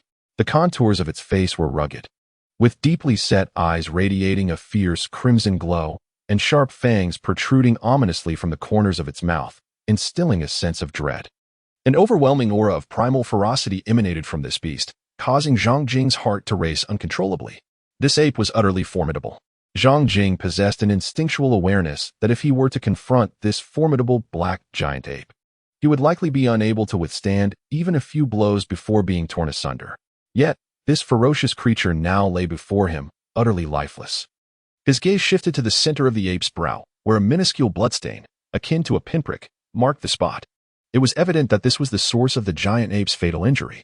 A vivid scene emerged in Zhang Jing's mind. A colossal black ape leaped ahead, only to be pierced through the head by a flying dart, instantly transforming it into a lifeless corpse that collapsed. His heart trembled. The assailant possessed overwhelming power. Retracting his gaze from the giant ape, Zhang Jing noticed that Xiao Chan had turned pale with fear, trembling uncontrollably. In contrast, Xueqin had drawn her sword, her face etched with vigilance as she scanned the surroundings. Meanwhile, the pedestrians in the street had descended into chaos. Many gazed in horror at the corpse of the giant ape, yet instead of retreating, they stood at a distance, whispering and pointing. Oh, there lay another corpse. that of a blue wolf. Soon, Zhang Jing's eyes fell upon the massive body of the blue wolf. However, this carcass instilled in him far less dread than that of the giant ape. Commander Shui, how did these monsters manage to infiltrate Tianjing in such a guise? Zhang Jing turned his gaze towards Xueqin, who gripped her sword tightly, remaining ever vigilant. These monsters likely hail from the depths of the southern wilderness, specifically the temple of the demon gods. Typically, a creature can only assume human form upon reaching the innate realm. However, the temple possesses secret arts that allow these beings to transform prematurely. For ages, the temple has dispatched numerous creatures to take human form, infiltrating our cities to gather intelligence, assassinate key figures within our race, or wreak various forms of havoc. The temple of the demon gods? This was the first time Zhang Jing had encountered mention of such a force, and he urged Xueqin to elaborate. The temple is the sacred ground for countless demons of the southern wilderness and stands as a formidable adversary to our kind. For countless years, the repeated incursions by the demons have been largely driven by the machinations of the temple. Xueqin succinctly recounted the circumstances surrounding the temple. Upon hearing Zhang Jing's words, he finally comprehended the formidable strength of the demon god temple, which was undoubtedly on par with the three sacred lands of the Yu Dynasty, and perhaps even surpassed them in power. At that moment, a group of martial artists clad in standardized attire, donning matching black boots and wielding sharp swords, approached. Zhang Jing gazed upon the individuals before him, noting their grave expressions and indifferent gazes, exuding an aura of deadly intent, akin to a cadre of gods of death. The royal consort, members of the Demon Suppression Division have arrived. We should make way, Xueqin remarked, a hint of trepidation crossing her face as she pulled Zhang Jing and Xiao Chan back several paces. Nearby pedestrians, upon witnessing the group, instinctively distanced themselves. The Demon Suppression Division conducts its affairs. No idle onlookers are permitted. Warriors wielding sharp swords swiftly encircled the corpses of the black giant ape and the azure wolf. Additionally, numerous sword-wielding fighters surrounded the battleground of the recently erupted conflict. Xueqin leaned closer to Zhang Jing and whispered, "The Demon Suppression Division is tasked with quelling all manner of demons and unruly figures within the martial world. It operates independently of the 6 ministries and 5 temples, directly under the sovereign's command, wielding immense power." Upon hearing Zhang Jing's words, he felt a slight shock within his heart. The mention of the Demon Suppression Division inevitably conjured images of the Jinyue. However, the responsibilities of the two organizations are evidently distinct. Yet, such entities, directly governed by the emperor, particularly those of a violent nature, wield an astonishing degree of power. Zhang Jing cast a profound glance over the multitude of warriors from the Demon Suppression Division, alongside the corpses of the giant ape and the azure wolf, before turning away. This evening's ordeal had instilled within him a newfound sense of urgency. He had previously believed that his ascension to the furnace realm would suffice for his self-preservation. To his surprise, however, he discovered that such formidable monsters lurked within the capital of Tianjing. Besides the black giant ape, it was plausible that other powerful creatures were concealed in various corners of Tianjing. It was imperative that he enhance his strength without delay. Perhaps attaining the innate realm would ensure his safety. He resolved to inform Xueqin the following day that he had reached the 9th layer of the furnace realm and required the cultivation methods to ascend to the innate realm. In the princess of Chang'an's residence, a female figure clad in black knelt, respectfully conveying the news from Gao Hu of the Demon Suppression Division. The monsters slain on Changlu Street tonight all hail from the temple of the demon god. Li Tai responded with indifference. "You know I seek not this information." "Understood," the woman in black continued. Gao Hu has stated that the appearance of these creatures on Changlu Street was no mere coincidence, but rather a meticulously orchestrated plan. They strategically positioned themselves along the route the prince consort traversed, likely intending to target him. Upon hearing this, Li Tai's eyes sharpened, her gaze turning as frigid as a frost blade in a wintry night. The black-clad woman further elaborated, all the deceased monsters were primarily strangled by soft ribbons, while the leading innate demon met its demise via a needle pierced straight through the skull. Li Tai's pupils narrowed slightly, as if a realization dawned upon her. She abruptly rose from her seat, an aura of formidable pressure radiating from her. Her long, flowing hair billowed in her wake, resembling black flames igniting the air. "Instruct the Phoenix Guards to eliminate every monster within Tianjing immediately," she commanded, her expression devoid of emotion. The woman in black trembled at her words. understanding that the night would likely descend into a tempest of bloodshed throughout Tianjin. Understood, she replied, before vanishing in an instant. Once the woman disappeared, Li Tai approached the window, gazing towards the direction of Fengming courtyard. Was it you, Su Rongrong, who intervened to save him? She mused, her expression complex. On Changlu Street, the sudden emergence of numerous monsters, all subsequently slain by a mysterious figure, captured the attention of many within Tianjin. However, just as one crisis abated, another arose. A battalion of formidable female warriors unexpectedly materialized in various hidden locales of Tianjin, forcefully breaching defenses. This unleashed a series of fierce battles, transforming the night into a cacophony of chaos. Many recognized the origins of these female warriors and were left utterly astonished. How could the Phoenix Guards under the Princess of Chang'an suddenly mobilize in such a grand scale tonight? Soon, they discovered that the Luanfeng Guards were engaged in vanquishing the malevolent creatures lurking within Tianjin. One by one, these deeply concealed monsters were compelled to reveal their true forms under the relentless assault of the Luanfeng Guards, only to be ruthlessly slain. The battles continued unabated until dawn, leaving numerous corpses of these fiends scattered throughout various locales in Tianjin. Many inhabitants of Tianjin were bewildered by the actions of Princess Chang'an, unable to comprehend her sudden aggression towards the hidden demons. Yet, the formidable prowess she displayed sent chills through many hearts. Her strength was overwhelming. In a single night, she had decisively purged the demons from Tianjin. Chapter 32, The Imperial Edict. The following day, Zhang Jing learned from Xueqin about the events of last night. When the Phoenix Guard ruthlessly slaughtered numerous demons in Tianjin, he was naturally aware that the Phoenix Guard was under the command of Li Taiping. What could have provoked her to suddenly unleash such violence upon the demons lurking in Tianjin? Zhang Jing gazed curiously at Xueqin. Xueqin cast a profound glance at Zhang Jing, hesitating momentarily before she spoke softly. Perhaps they have done something to incur the princess's wrath. Zhang Jing sensed an unusual demeanor in Xueqin. He fell into deep contemplation. Suddenly, memories of the colossal ape that had plummeted before him the previous night resurfaced in his mind. A thought flickered within him. Could it be because of me? He found it hard to believe, even as he entertained the notion. Yet, if this were indeed the case, it would undoubtedly be connected to the malevolent creatures from last night. The more he pondered, the graver his expression became. A vague realization began to form within him. It was highly probable that the dark, gigantic ape and the other fiends had come as a consequence of his existence, only to be inadvertently vanquished by others. Furthermore, Li Taiping might have acted against all the lurking monsters in Tianjin only after uncovering the truth. Of course, the validity of all these deductions hinged upon the premise that Li Taiping's motives for action were indeed tied to him. Although uncertain of the accuracy of his reasoning, Zhang Jing's sense of impending danger intensified. He must ascend to the innate level at the earliest opportunity. Zhang Jing gazed at Xueqin and said, "Commander Xue, I have ascended to the 9th level of the furnace realm and now require the cultivation methods for the innate realm." "What? You have already ascended to the 9th level of the furnace realm?" Xueqin exclaimed, looking at Zhang Jing in disbelief. Having witnessed Zhang Jing's triumph over Xie and in battle, she was certain he had reached the furnace realm. Yet she had never anticipated that he would attain the 9th level so swiftly. It was astonishing. However, upon seeing the earnest expression on Zhang Jing's face, she realized he was not fabricating his words. Taking a deep breath, she forced herself to regain her composure. The cultivation methods for the innate realm can only be sought from the princess. I shall report your situation to her immediately.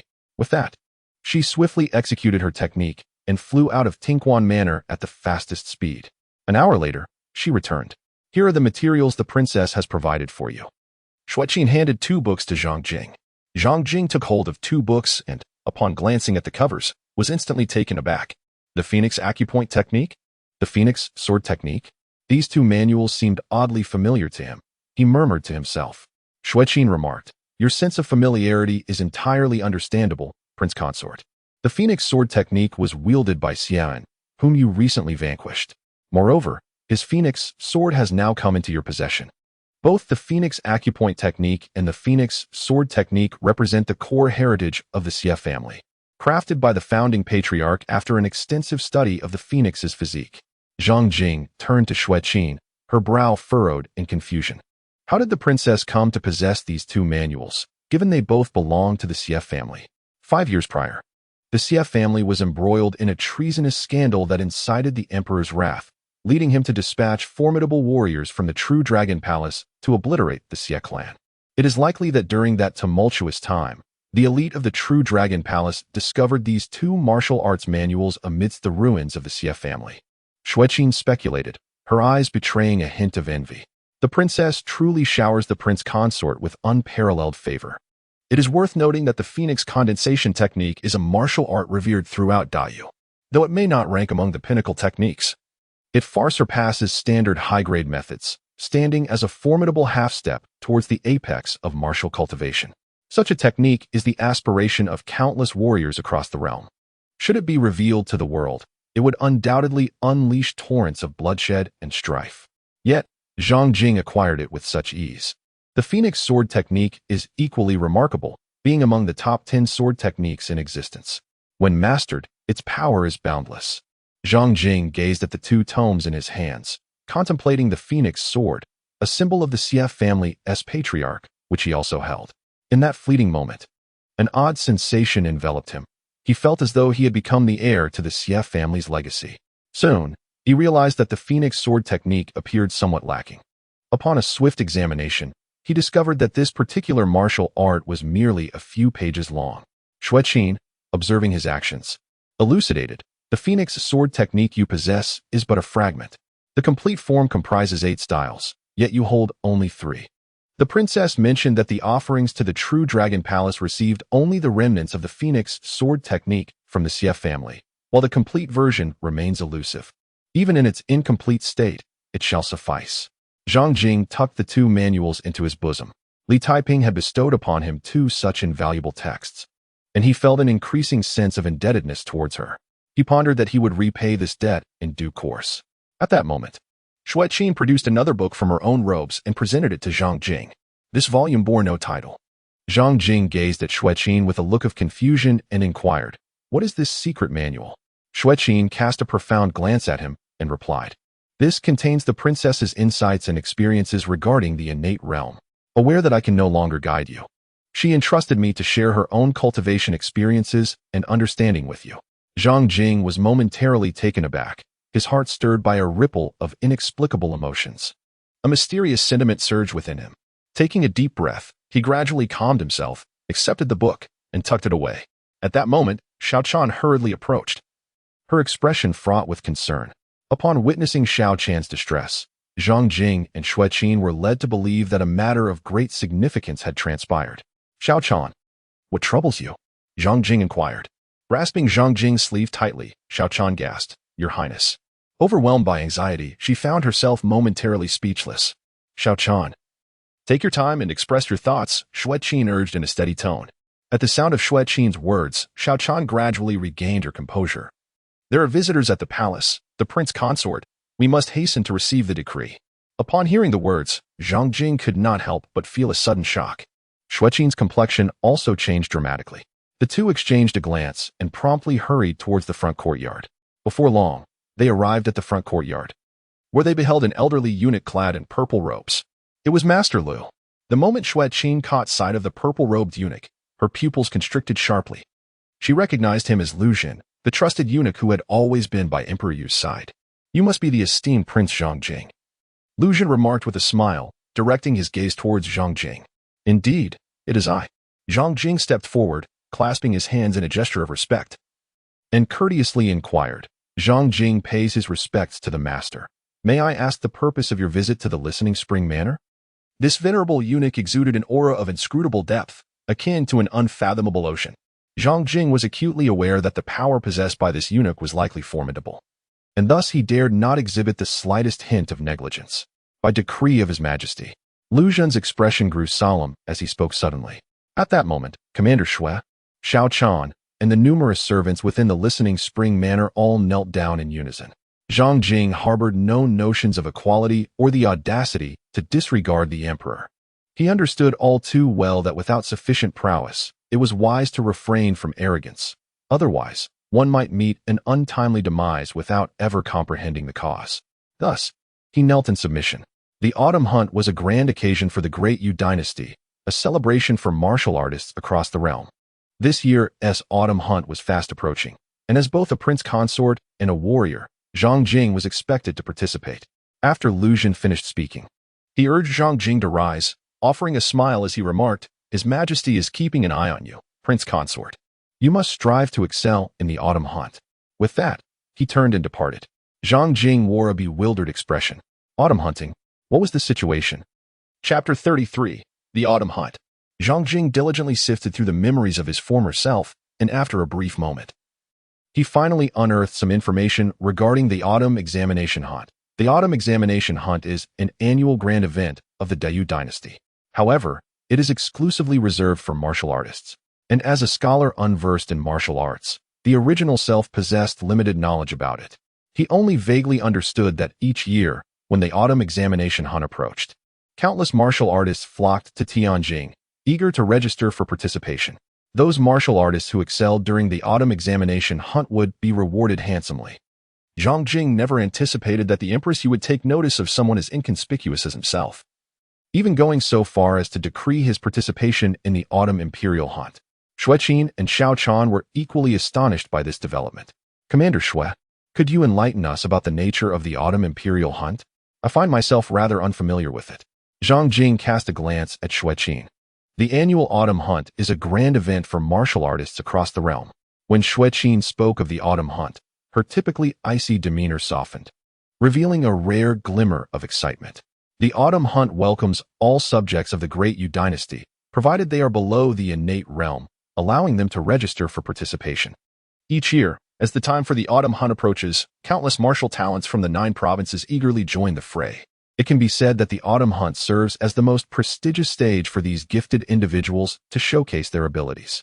Exceptional performances during this event are generously rewarded by the court, with opportunities to acquire supreme techniques, mythical bloodlines, formidable weapons, and precious elixirs. Moreover, there lies the possibility of being favored by the imperial court. Throughout history, numerous martial prodigies have risen to prominence through the Autumn Hunt. A notable example is champion Marquis Yang Tianpeng, who soared to greatness thanks to this very event. As she spoke, a hint of longing and fervor flickered in her eyes, as if she yearned to partake in the Autumn Hunt at that very moment. After listening, Zhang Jing gained a general understanding of the Autumn Examination Hunt, and the substantial rewards associated with it left him in quiet astonishment, particularly at the inclusion of supreme martial arts techniques. It is worth noting that even Princess Li Taiping of Chang'an could not procure such esteemed skills for him. "Prince Consort, since His Majesty has granted you the opportunity to participate in the Autumn Examination Hunt, this is your moment," Xueqin remarked with a serious expression. "If you excel during the hunt, you may earn the Emperor's favor and even be entrusted with significant responsibilities. Such an opportunity is something many would seek throughout their lives." "I shall endeavor to do my best," Zhang Jing replied with a smile, nodding in agreement. Given that Empress Yu had decreed his participation, he felt compelled to take part, and he resolved to strive for victory. One more thing, Xueqin reminded him. Only martial artists below the innate realm can partake in the Autumn Examination Hunt. You must not ascend to the innate realm before the event, as doing so would disqualify you from participation. It seemed that his advancement to the innate realm would have to be postponed, Zhang Jing mused. "While I have advised you against ascending to the innate realm prior to the hunt, you seem to carry yourself as if such an elevation is within easy reach. Are you unaware of the challenges involved in achieving the innate stage? Out of 100 warriors at the refinement realm, there may not even be one capable of reaching the innate level." Upon returning to his chamber, Zhang Jing promptly opened the book devoid of a title. He meticulously perused Li Taiping's insights regarding the innate realm, his perceptions, and cultivation experiences.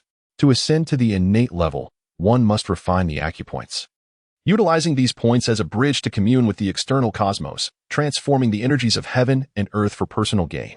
An innate martial artist not only harnesses the celestial forces to augment their own strength, but, more importantly, utilizes these powers to temper their physical form. The greater the number of refined acupoints, the more intimately connected one becomes with the external universe, thereby enabling the mobilization of a greater magnitude of celestial energy and reaping more significant benefits. Thus, the cultivation of acupoint refinement techniques becomes paramount. He diligently absorbed Li Taiping's perspectives, leaving no word overlooked, for this knowledge was intrinsically linked to his future martial achievements, necessitating his utmost seriousness. The inferior acupoint refinement technique allows for the honing of 18 acupoints upon reaching consummate mastery. The intermediate technique enables the refinement of 36, while the superior technique culminates in 72. The pinnacle technique permits the refinement of 108 acupoints. After considerable time, Zhang Jing completed his reading and acquired a general understanding of the innate realm. In summary, the more acupoints refined through the innate cultivation technique, the greater the benefits. He pondered, how many acupoints could the Phoenix refinement technique potentially cultivate? Zhang Jing murmured to himself as he took out the Phoenix condensation technique. Although he had the assistance of the artistic life system, the number of acupoints refined by the Phoenix condensation technique was less than ideal. He could compensate by practicing additional condensation techniques, but that would be exceedingly laborious and time-consuming. The methods for refining the organs at the furnace realm were already challenging to collect. The difficulty of gathering the condensation techniques at the innate realm would undoubtedly be greater. Ideally, the Phoenix condensation technique would refine a sufficient number of acupoints. He opened the Phoenix condensation technique and quickly scanned the text, patterns, and symbols, incorporating this method into his attributes panel. Skills: Phoenix condensation technique, uninitiated. Great Sun organ refining method, mastered. Celestial river divine pulse, realm. Boundless cosmic cycle method, realm. Golden serpent bone forging method, true state.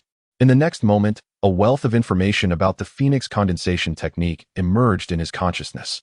After reviewing the details, he felt a faint thrill of excitement. The Phoenix condensation technique did not disappoint. Upon mastering it, he could refine 96 acupoints. This was 24 more than the average upper-tier condensation methods, and only 12 fewer than the pinnacle techniques. It could be described as a half-step pinnacle cultivation method. Moreover, the Phoenix condensation technique could absorb the elemental fire energy from the heavens and earth, infusing his true qi with this power, significantly enhancing his offensive capabilities. It also possessed a formidable healing effect, an attribute lacking in many pinnacle condensation methods. He was exceedingly pleased with the Phoenix condensation technique. He refrained from hastily comprehending and practicing it, knowing that once his physical path ascended to the 4th tier, he would instantaneously grasp all the intricacies of this technique. He then retrieved the Phoenix sword technique and incorporated it into his attributes panel. The Phoenix sword technique comprised 3 forms, but his knowledge and comprehension of the 1st-tier sword path only allowed him to understand and master the 1st form, Phoenix spreading its wings. Sword path, 1st-tier skills, Great Snow 13 swords, mastered. Phoenix sword technique, Phoenix spreading its wings, mastered. It was regrettable that his sword path was only at the 1st tier. If it were upgraded to the 3rd tier, he could directly master all 3 forms of the Phoenix sword technique. Zhang Jing pondered over this, yet he had no intention of elevating his swordsmanship in the near future. Rank was paramount. He resolved to first elevate his martial arts to the innate realm before contemplating an enhancement in swordsmanship and speed. At the Princess Chang'an's residence, Li Taiping was taken aback upon receiving the imperial edict from Emperor Yu, summoning Zhang Jing to participate in the autumn hunting. Why would the emperor wish for him to partake in the autumn hunt? What could be the emperor's intention? She closed her eyes in deep contemplation, speculating on the motives behind Emperor Yu's decree. Chapter 34. The announcement that shocked the world in the blink of an eye. Several days had passed. On this day, the typically composed Xueqin suddenly burst into Zhang Jing's chamber in a flurry, seizing him and urging him to follow her outside. Captain Xue, what is the situation? Zhang Jing gazed at the fervently agitated Xueqin, utterly perplexed. With a swift display of agility, Xueqin swiftly pulled Zhang Jing out of the Tinquan mansion. Upon hearing Zhang Jing's inquiry, her countenance ablaze with excitement, she exclaimed, "The announcement for this year's autumn hunting examination has just been released. The court has unveiled the prizes for the top 10 of the autumn hunting examination." In the blink of an eye, she had drawn Zhang Jing into the bustling street. Zhang Jing cast a sweeping glance and discerned that the entire city of Tianjing seemed to be in a state of fervor. Countless martial artists emerged from every corner, some racing along the ground, others scaling walls with agility, all converging towards a singular destination. The thoroughfare was exceedingly crowded, prompting Zhang Jing and Xueqin to leap onto the rooftops, vaulting from one building to another. Soon, they arrived before the towering Lanwu building, situated at the heart of Chang'an Street. A grand banner cascaded down from the pinnacle of the building. At this moment, A multitude of martial artists gathered around the vicinity of Lanwu building, their excitement palpable as they eagerly perused the proclamation inscribed on the banner. The Autumn Examination Hunt, an annual event, about to commence. Are you a genius? Unable to find a rival of your caliber? Then join the Autumn Examination Hunt. This event gathers heroes, serving as the battleground for countless martial prodigies. Do you feel your talents are overlooked, lacking an opportunity to shine? Then participate in the Autumn Examination Hunt. It is a stage for all martial geniuses. If you possess exceptional skills, this is your chance to stand out. This year, the court has decided to enhance the rewards for the top 10 martial artists of the Autumn Examination Hunt. The first prize, a drop of true dragon's blood. A supreme technique for condensing energy, a title of Viscount, and an appointment as a captain in the Demon Suppression Department. The second prize, a drop of Xian turtle's blood. A high-grade technique for condensing energy, a title of Baron, and an appointment as a trial captain in the Demon Suppression Department. The third prize, a drop of purple lightning eagle's blood, a high-grade technique for condensing energy, a title of Baron, and an appointment as a trial captain in the Demon Suppression Department. The 10th prize, a high-grade technique for condensing energy, a title of Cloud Cavalry Officer, and an appointment as the Chief Banner in the Demon Suppression Department. Many martial artists gazed at the contents of the proclamation, their blood surging with excitement and anticipation. Haha! The annual Autumn Examination Hunt is about to begin. The martial geniuses of the world will soon be in a frenzy. The rewards for this year's top 10 are astonishing. This is a grand celebration for all martial talents of our Grand Yu Dynasty. It is said that aside from the top 10, all those who rank within the top 100 in the Autumn Examination Hunt will receive substantial rewards from the court. Haha! Our Grand Yu Dynasty is a nation built on martial prowess, and the Autumn Examination Hunt is the most significant event of the year. At that time, the three sacred grounds, Wuliang Mountain, the Great Thunder Sound Temple, and the Daji Academy, along with representatives from neighboring countries, will come to witness the spectacle. The formidable champion Marquis Yang Tianpeng rose to prominence from the Autumn Examination Hunt, and with such remarkable rewards this year, one can only wonder which martial genius will ascend next. The anticipation is truly exhilarating. Zhang Jing lifted his gaze to the imposing scroll, weathered by time, and even his usually tranquil heart stirred with emotion. The long-dormant fervor of youth surged within him. In this moment, he finally comprehended why so many martial artists eagerly participated in the Autumn Hunt each year. The rewards were indeed extraordinary. Among the prizes for the top contenders were the blood of mythical beasts such as the True Dragon, the Mysterious Turtle, and the Purple Thunder Eagle. Additionally, there was the pinnacle of martial arts techniques. Such treasures, even for someone as powerful as Li Taiping, would be exceedingly difficult to acquire. Moreover, the other rewards were equally astonishing, including direct titles of nobility. To his knowledge, the Grand Yu Dynasty maintained stringent control over titles, making each one exceedingly hard to obtain and highly prestigious. Typically, titles were conferred solely based on military merit.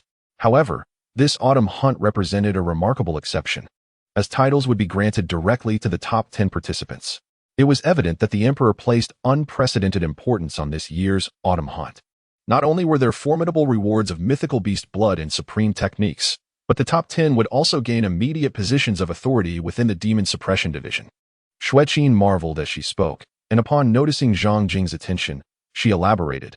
The Demon Suppression Division, directly overseen by the Emperor, wields immense power and boasts remarkable martial resources. Yet, gaining a prominent position within it is extraordinarily challenging. In the past, even those who secured first place in the Autumn Hunt were not assured direct entry into the Demon Suppression Division.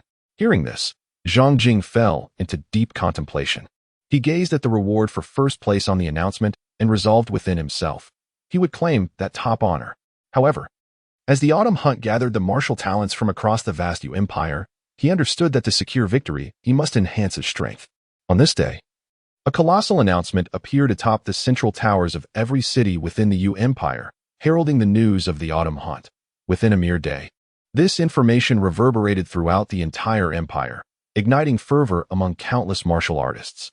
Chapter 35. The World in Turmoil. Varied reactions at the Princess of Chang'an's palace.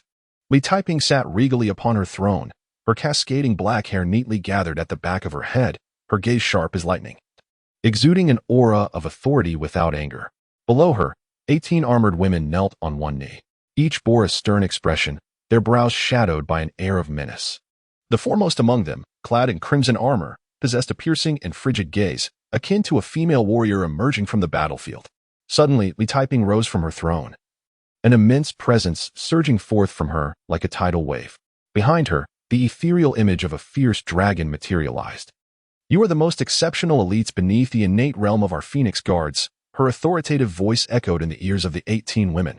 "The Emperor has placed unprecedented importance on this autumn hunt, and it holds great significance for me as well. Should any of you secure a position within the top 100 of the hunt, I shall devote myself to nurturing her, assisting her in ascending to the innate realm, even to the level of a master. I speak with conviction. We shall not disappoint your highness." The 18 women responded with reverence. Lin Yunfeng. Li Taiping suddenly turned her gaze to the crimson-clad leader. "You are the youngest captain within the Phoenix Guards, and I have high expectations for you. My demand is that you seize the championship of the autumn hunt and claim the position of 100 households within the Demon Suppression Division. You must understand how crucial the Demon Suppression Division is to me. Rest assured, the first place will undoubtedly be mine," Lin Yunfeng replied firmly, her eyes flashing with fierce determination. Li Taiping, witnessing Lin Yunfeng's confident demeanor, nodded in satisfaction. In that moment, she could not help but think of Zhang Jing. Zhang Jing also participated in this autumn hunt. However, she harbored little expectation for Zhang Jing. She was acutely aware of the depths of the autumn hunt. Each year, numerous martial artists who could have ascended to innate levels chose to suppress their realms to partake in the autumn hunt, striving for a favorable ranking. They would then directly advance to innate levels once the hunt commenced. The person before her, Lin Yunfeng, was a prime example of this strategy. Thus, despite Zhang Jing's rapid progress, her foundation lagged, rendering her unable to compete with individuals like Lin Yunfeng. In the Qin Wangfu, this year, the Emperor had arranged for the top 10 from the autumn hunt to assume significant roles in the Demon Suppression Division for the first time. This was the most opportune moment for our Qin Wangfu to boldly intervene in the Demon Suppression Division. Such an opportunity must not be overlooked. Prince Li Yin spoke solemnly, casting his gaze over the assembly of martial artists below. His profound eyes concealed an enigmatic brilliance, as if he could perceive everything yet shielded his true thoughts from prying eyes. "Your Highness, we shall not disappoint you," a towering figure, muscular and resembling a golden statue, proclaimed in a voice like thunder. Li Yin regarded that figure, a flicker of confidence appearing in his eyes. "Jin Lai, this time, it rests upon you. Rest assured. Your Highness, the first place shall belong solely to me, Jin Lai." At the Wei Wangfu, Prince Li Rui sat in a pavilion, engaged in a game of chess with an elegant scholar clad in white. "Changqing, after spending several years refining your skills at Daji Academy, your chess prowess has soared. I find myself no match for you now," Li Rui remarked, observing his impending defeat with a sense of wistfulness. "My skills in chess are inconsequential. Your Highness plays the world as a chessboard. That is true mastery," Wen Changqing replied with a respectful gesture. "Ah, you clever Wen Changqing. Who would have thought that your studies at Daji Academy would hone your flattery as well?" Li Rui chuckled. "Your Highness is mistaken. Flattery is, indeed, an art, one of great importance." When Changqing smiled subtly, Li Rui burst into laughter, then his expression grew serious as he fixed his gaze upon Wen Changqing. "Changqing, do you have confidence for this autumn hunt?" "Absolutely determined," Wen Changqing stated calmly, exuding formidable confidence. "Ha ha ha, then I eagerly await your good news. This time, our father has finally permitted us to intervene in the Demon Suppression Division. Such an opportunity must not be squandered." Li Rui laughed heartily. "At the Jing Wangfu, Your Highness, I have returned."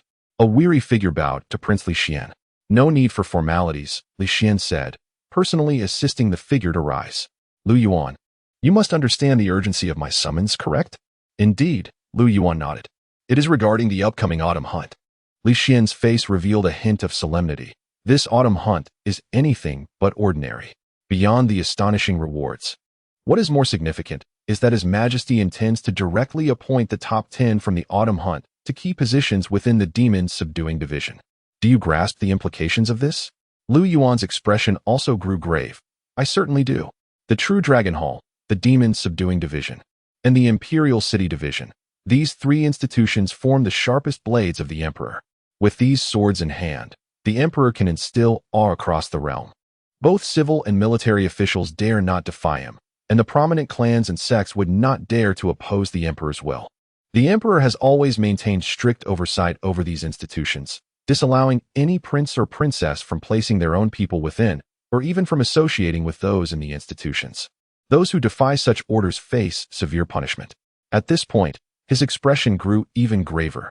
This time, the emperor's sudden decision to appoint the top 10 from the autumn hunt to important roles in the demon subduing division essentially communicates a tacit approval for us to place our own people within. If our candidates perform exceptionally well in the autumn hunt, they could secure positions within the demon subduing division. This is a crucial signal. The emperor may be preparing to gradually entrust the demon subduing division to a certain prince or princess. You are correct, Li Xian said with a serious demeanor. This is also the reason I urgently summoned you back from Mount Wuliang. We must strive to excel in this autumn hunt. Lu Yuan replied, I am merely the son of an ordinary merchant, and it is due to your highness's favor in recommending me to Mount Wuliang that I became a core disciple there. This time, I shall not disappoint your highness. At the Qiwang mansion, Prince Li Ming stood with his arms crossed, exuding an air of fierce intensity, his dark hair swirling wildly as if caught in a tempest. Beneath him stood a figure, sword cradled in both hands. This figure emanated a similarly formidable presence, a palpable crimson aura of murderous intent radiating from him. The sword he held resonated with a constant clang, as if eager to leap forth and claim lives. Yi Tian, 3 years ago, you were among the top 10 masters of the young generation in Tianjing, already capable of ascending to the innate realm. Yet, in your pursuit of the ruthless and sinister 7-kill sword technique, you had to suppress your realm and channel the killing intent into your being. After 3 years, your mastery of the 7-kill sword technique has reached fruition. It is now time for the world to recognize you anew, Li Ming proclaimed. Rest assured, your highness, I am not that useless Xian. I will make everyone aware that the top 10 masters of Tianjing's young generation are not to be trifled with. Yi Tian spoke, a flicker of fierce, blood-red light dancing in his eyes. This time, regardless of whom the princess of Chang'an, Prince Qin, Prince Wei, or Prince Jing send forth, they are destined to be my defeated adversaries. As he spoke, the sword cradled in his arms rang out with a resonant clang, exuding an aura of lethal intent. As if it were responding to his voice. Chapter 36. Instruction on Swordsmanship at the Listening Springs Manor. Your Highness, this is the document sent by the Autumn Examination Affairs Office. In 2 months, we shall be able to use this document to partake in the Autumn Examination Hunt. Xueqin approached Zhang Jing, holding 2 documents, and presented one of them to him. Zhang Jing took the document and scrutinized it carefully.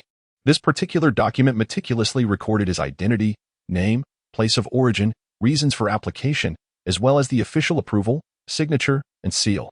With this document in hand, he would be permitted to partake in the autumn hunting examination 2 months hence. Zhang Jing wore a faint smile as he neatly folded the document and tucked it away. He glanced at Xueqin, who was intently fixated on his document, her eyes brimming with anticipation. She, too, had registered for the autumn hunting trials. The autumn hunting trials were exclusive, forbidding participation from those below the innate realm. However, for martial artists beneath that threshold, as long as they passed a strength assessment, they were permitted to join.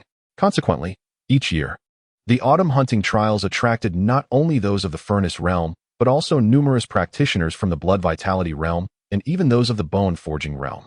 While the bone forging and blood vitality warriors were no match for their furnace realm counterparts, making it arduous to achieve commendable results in the trials, or even to secure rewards, the very act of participating in the autumn hunting trials conferred immense advantages. This event congregated a plethora of martial talent from the Grand Yu Dynasty, and competing against such prodigies greatly benefited a warrior's growth. Each year, countless bone forging and blood vitality practitioners experienced breakthroughs during the trials, a testament to the profound allure of the autumn hunting event. Thus, even without the prospect of rewards, innumerable warriors eagerly participated in the autumn hunting trials each year. With 2 months remaining, I must elevate my swordsmanship further, Xueqin mused to herself, securing the document before retreating beneath a grand tree to commence her sword practice. Upon hearing Xueqin's words, Zhang Jing suddenly found himself intrigued by her cultivation and decided to follow her to observe her sword practice. Xueqin, undeterred by Zhang Jing's presence, seemed accustomed to being watched. Taking a deep breath, her expression gradually turned indifferent, her entire focus honing in on the sword in her hand. In an instant, Her figure moved, with a resounding clang. The sharp blade was drawn from its sheath, slicing through the air with precision. Her movements were agile and fierce, the sword's edge cutting through the void like bolts of lightning, striking with formidable force. The myriad beams of sword light coalesced yet remained unscattered, weaving into a breathtaking net of blades that captivated the eye. Zhang Jing stroked his chin as he observed Xueqin swiftly unleashing a barrage of fierce sword lights. The sword technique she was employing was known as the heavenly net swordsmanship, a discipline he too had mastered at Chunyu Tower, integrating its essence into the 13 swords of Great Snow. In his estimation, the power of this technique was comparable to that of the original 13 swords of Great Snow. Having perfected this swordsmanship, he immediately discerned the flaws in Xueqin's execution. Although she had meticulously honed every move of the technique, her approach lacked flexibility and adaptability, rendering her unable to execute it with spontaneity or ease. Halt! Zhang Jing suddenly commanded. Xueqin immediately ceased her movements, casting a puzzled glance at him. Unable to comprehend the reason behind his abrupt interruption, Zhang Jing offered no explanation. Instead, he unsheathed the phoenix sword, which hung at his waist, and with a mere thought, he unleashed the heavenly net sword technique. In an instant, a flurry of razor-sharp sword lights unfurled in the void, coalescing into a vast network of blades that interwove and intersected, forming an immense sword net. This is the heavenly net sword technique that I have cultivated. Xueqin gazed at Zhang Jing in astonishment. She had not anticipated that he too practiced the same technique she had mastered, and his proficiency was on par with her own. She was acutely aware that Zhang Jing had practiced martial arts for less than a year, and his time spent on the heavenly net sword technique must have been even shorter. Meanwhile, she had diligently trained in this technique for nearly a decade. 10 years of hard work, yet it paled in comparison to Zhang Jing's single year. Is this the realm of genius? She mused, a faint smile of bitterness gracing her lips. However, her expression soon shifted as her pupils widened in surprise. Suddenly, as Zhang Jing shifted his stance, the sword net surrounding him began to rotate, expanding and contracting, elongating and narrowing with remarkable agility. The sword net resembled a tangible web, bending to Zhang Jing's will, its shape and size transforming effortlessly, as if guided by a masterful hand. Xueqin was utterly taken aback. She had never fathomed that the heavenly net sword technique encompassed such intricate variations. In a moment, Zhang Jing halted, and the sword net vanished. He approached Xueqin and gently patted her, urging, "Now, give it another try." Xueqin, still in a daze, complied with Zhang Jing's request and attempted the heavenly net sword technique once more. No, the essence of the heavenly net sword technique lies in the concept of net. Therefore, the speed of the strike is not the primary focus. What matters is retaining sufficient energy to seamlessly transition into subsequent strikes, allowing each sword to intertwine and form a cohesive net. No, it requires even more spontaneity. You must be the master of the sword. With your will becoming the sword's will. The blade must move freely, allowing the sword net to transform at will. No. The sword net, its very nature is to encompass all and annihilate all. When wielding the sword, one must harbor the intent to kill. The voice of Zhang Jing resonated continuously in Xueqin's ears. She realized that her comprehension of the heavenly net sword technique paled significantly in comparison to Zhang Jing's understanding. It was akin to a novice child, barely acquainted with literature, standing beside a scholar of profound knowledge, reflecting on her arduous practice of the heavenly net sword technique for over a decade. She felt a warm flush on her cheeks when confronted with her own inadequacy in Zhang Jing's presence. Instinctively, she began to wield the heavenly net sword technique, following Zhang Jing's guidance. Gradually, her understanding deepened, and the sword net surrounding her transformed from a static form into a dynamic entity, exhibiting various changes such as expansion and contraction. The martial prowess of the prince consort might one day rival that of the princess herself. Unbeknownst to her, her perception of Zhang Jing underwent a monumental shift. In truth, this transformation had long been in the making. However, this was the first time she had compared Zhang Jing with Li Taiping. In her heart, Li Taiping's martial talent was unparalleled, embodying perfection and uniqueness. Yet now, her perspective had shifted. In her mind, Li Taiping was no longer singular. She believed that Zhang Jing's martial talent could stand alongside Li Taiping's. Gradually, she could no longer suppress a burgeoning admiration for Zhang Jing. From that day forth, Zhang Jing dedicated time each day to instruct Xueqin in her swordsmanship. Xueqin's skills progressed at an astonishing rate. Within just 10 days, she thoroughly mastered the heavenly net sword technique. At the moment of her achievement, she also experienced a fortuitous breakthrough, successfully advancing to the refinement realm. During this period, warriors from across the Grand Yu Dynasty registered to participate in the autumn hunting competition, flocking to Tianjin. The city became increasingly vibrant, filled with armed martial artists. Numerous warriors engaged in friendly sparring and exchanges, with some even setting up arenas to challenge fighters from various factions. The martial atmosphere in Tianjin was more intense than ever before. Amidst the external clamor, Zhang Jing remained unfazed, apart from dedicating time to guide Xueqin. Everything else continued as usual. He seemed entirely indifferent to the upcoming autumn hunting competition a month away, appearing to be idly engaged in practicing calligraphy or playing the piano. When boredom struck, he would visit Fengming Courtyard to listen to music. If this behavior had occurred in the past, Xueqin would have found it intolerable, harboring silent contempt despite her outward composure. Yet now, she regarded it as perfectly normal. True geniuses need not toil as she, an ordinary martial artist, did. In the princess of Chang'an's residence, what was the prince consort doing daily? Li Taiping inquired. Observing Xueqin below, is she diligently practicing every day in preparation for the autumn hunting competition? Diligently practicing? Xueqin was taken aback, responding candidly. The prince consort still behaves as he always has, practicing calligraphy or playing the piano when the mood strikes, and when boredom sets in. He goes to Fengming Courtyard to enjoy music. However, given the prince consort's extraordinary talent, he truly need not toil daily like an ordinary person such as myself. Li Taiping. She has lost all hope regarding Zhang Jing's performance in the autumn examination hunt. Chapter 37. The Martial Arts Tea Gathering. Practicing calligraphy, playing the piano, listening to music. Zhang Jing's days are spent in leisurely tranquility. The capital is quite lively now, the prince remarked. Little Chan excitedly whispered in Zhang Jing's ear, eager to share the news she had gathered. Pray do tell. Zhang Jing reclined on the chair crafted by skilled artisans, his eyes half closed in contemplation. Xiao Chan remarked, in recent times, numerous martial arts prodigies have been exhibiting their prowess in Tianjin, challenging warriors from all factions. Furthermore, many of these gifted individuals have sought to confront renowned martial artists directly.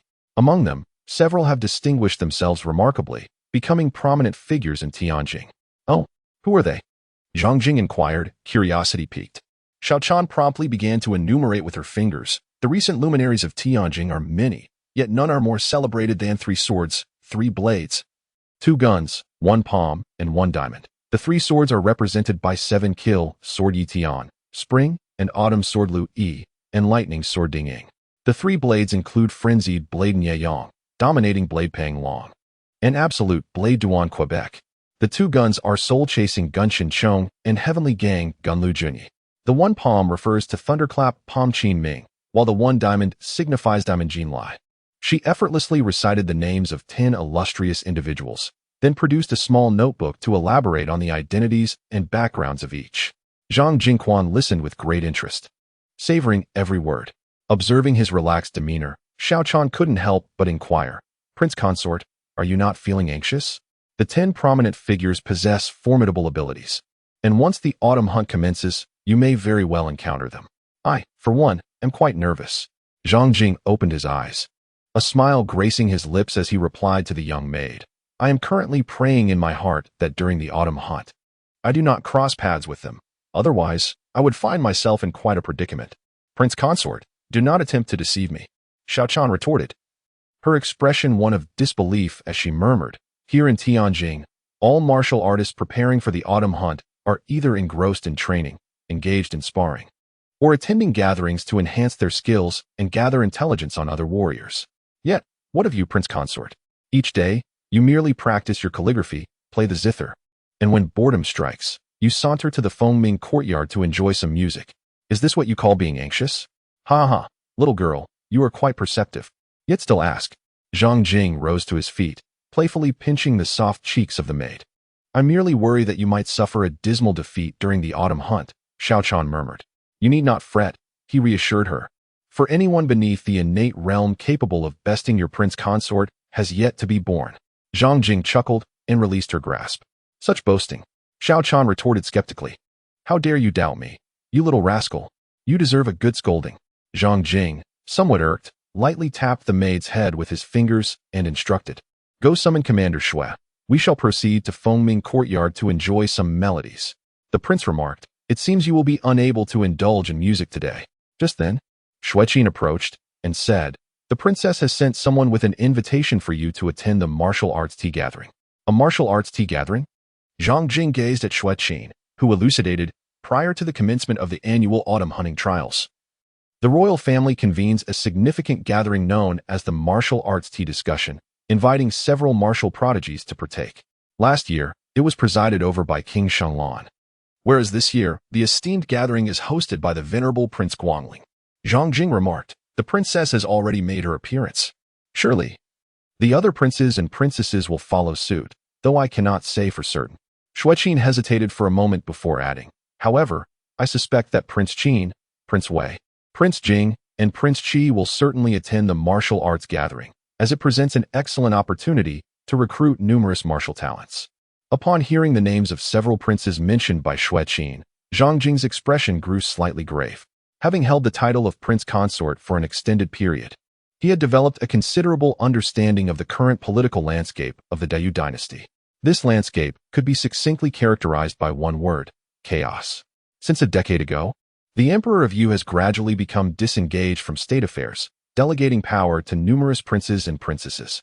Presently, the court is marked by a multitude of factions vying for dominance, with many princes and princesses wielding their own influence.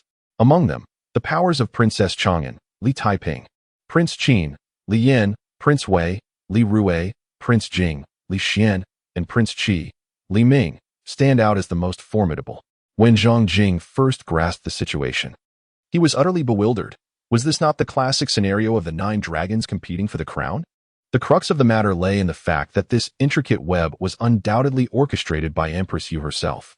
Should the situation spiral out of control, it could very well devolve into a terrifying spectacle of internecine strife among the factions.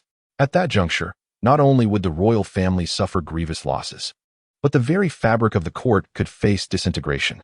Initially, he could not fathom why Empress Yu would dare to engage in such a game.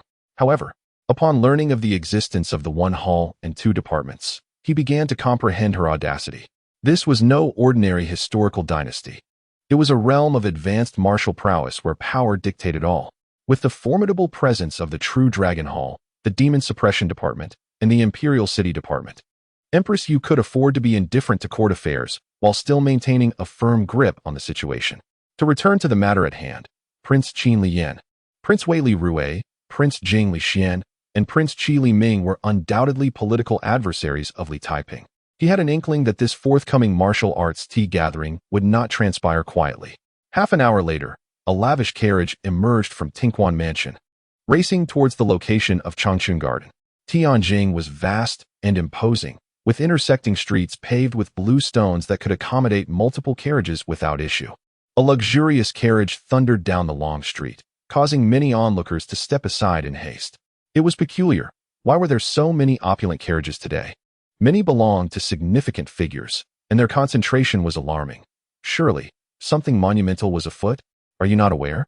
Today, the esteemed Lord Wang Guangling will host a martial arts tea gathering at Changchun Garden, attended by numerous invited martial prodigies and notable figures. Ah, that explains it. Indeed.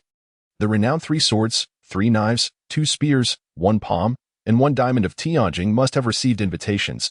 Only those bestowed with invitations could truly be regarded as martial geniuses. The 3 swords, 3 knives, 2 spears, 1 palm, and 1 diamond would likely be the protagonists of the gathering, alongside the illustrious Princess Chang'an, Prince Qin, Prince Wei, Prince Jing, and Prince Qi. Furthermore, representatives from the 3 sacred grounds would also be present, as has been customary in previous gatherings. How I long to participate in the martial arts tea gathering. Alas, my abilities fall woefully short. Many began to discuss the gathering, their eyes glimmering with longing and envy.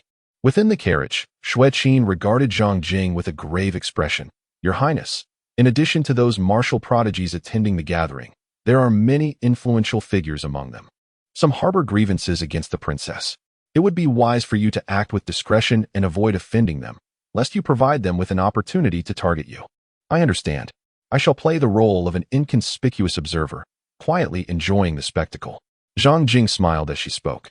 Upon hearing this, Xueqin could not help but be taken aback. The term little transparent carried profound connotations. Chapter 38. A Gathering of Heroes. Chang'an Garden, situated in the northeastern corner of Tianjin, boasts an expansive area filled with majestic halls and sprawling landscapes, including a serene lake.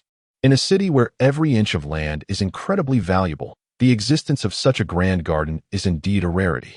This locale also serves as an exceptional vantage point for appreciating the scenery, frequently hosting large gatherings. At this moment, the grand stone gates of Chang'an Garden were bustling with an incessant flow of guests arriving in luxurious carriages. One opulent carriage came to a halt near the entrance. Zhang Jing and Xueqin alighted from the carriage. "Your Highness, I do not possess an invitation and cannot enter. I shall await your return here," Xueqin remarked. Zhang Jing gave a slight nod and walked alone towards the entrance, presenting the invitation to the guard stationed at the gate. "You are the prince consort of Princess Chang'an?" The guard exclaimed in astonishment as he gazed at Zhang Jing. In an instant, numerous pairs of eyes turned towards him. Is he truly the one chosen by Princess Chang'an?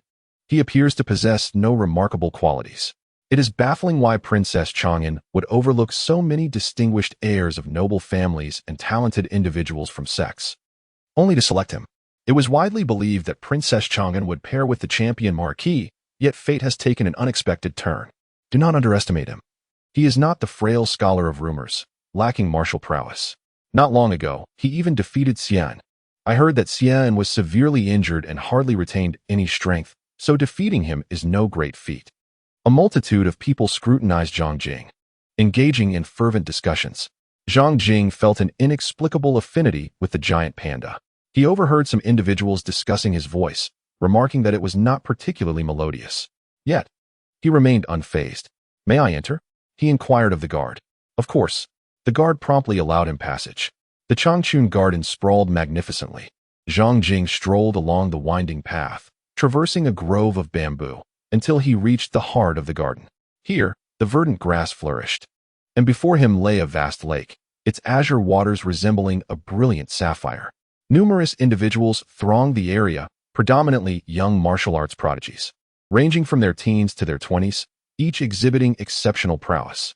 Many possessed an extraordinary aura, unmistakably distinguishing them from the ordinary. Rather than engaging with these remarkable figures, he sought a secluded corner, unnoticed, and settled down.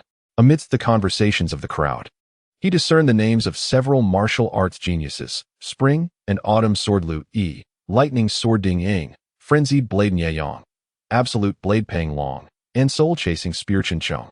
All of them emanated a formidable presence, yet none surpassed his own strength.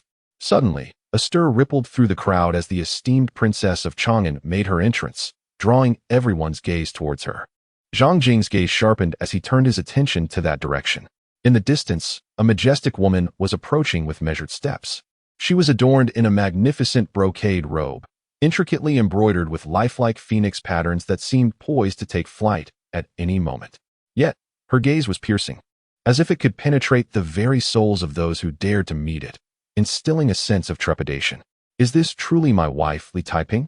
Zhang Jing contemplated this, his gaze calm as he regarded the other. Amusingly, he and Li Taiping had been married for nearly a year without ever having met. In the realm of existence, it is unlikely that any other couple shares such a peculiar circumstance. Soon, Zhang Jing noticed that a woman clad in red armor accompanied Li Taiping. From the aura of that woman, he sensed an overwhelming intensity of murderous intent, reminiscent of a female assassin who had just emerged from a mountain of corpses and a sea of blood.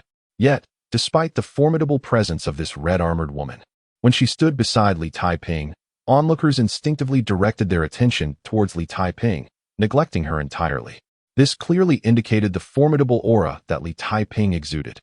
Having encountered Princess Chang'an, numerous martial prodigies arose to pay their respects to Li Taiping. With an expressionless demeanor, Li Taiping nodded slightly in acknowledgement, then scanned the assembly with her gaze, quickly locating Zhang Jing in a discreet corner. Their eyes met in the air, creating a moment of connection. Zhang Jing nodded calmly to the other party. Li Taiping was momentarily taken aback. She held considerable authority, and typically, when people first encountered her, their gazes would involuntarily avert. unable to meet her eyes. Even many innate martial artists under her command exhibited this behavior. However, Zhang Jing not only dared to look her in the eye, but his gaze was remarkably serene, as if he were entirely oblivious to or unconcerned with her status. With her keen perception, she could discern that Zhang Jing's tranquility was genuine, not a mere fade. This piqued her curiosity about the past experiences of her husband, which seemed to have bestowed upon him an air of composure akin to the mountain may crumble before me, yet my countenance shall remain unchanged. Nonetheless, she refrained from initiating a greeting with Zhang Jing, offering only a slight nod in return. The Qin King, Wei King, Jing King, and Qi King had arrived. To her surprise, ironclad Jin Lai was following closely behind the Qin King, indicating his allegiance. 7-kill sword Yi Tian trailed behind the Qi King, undoubtedly one of his supporters. The Wei King and Jing King also brought along companions, who were likely formidable in their own right.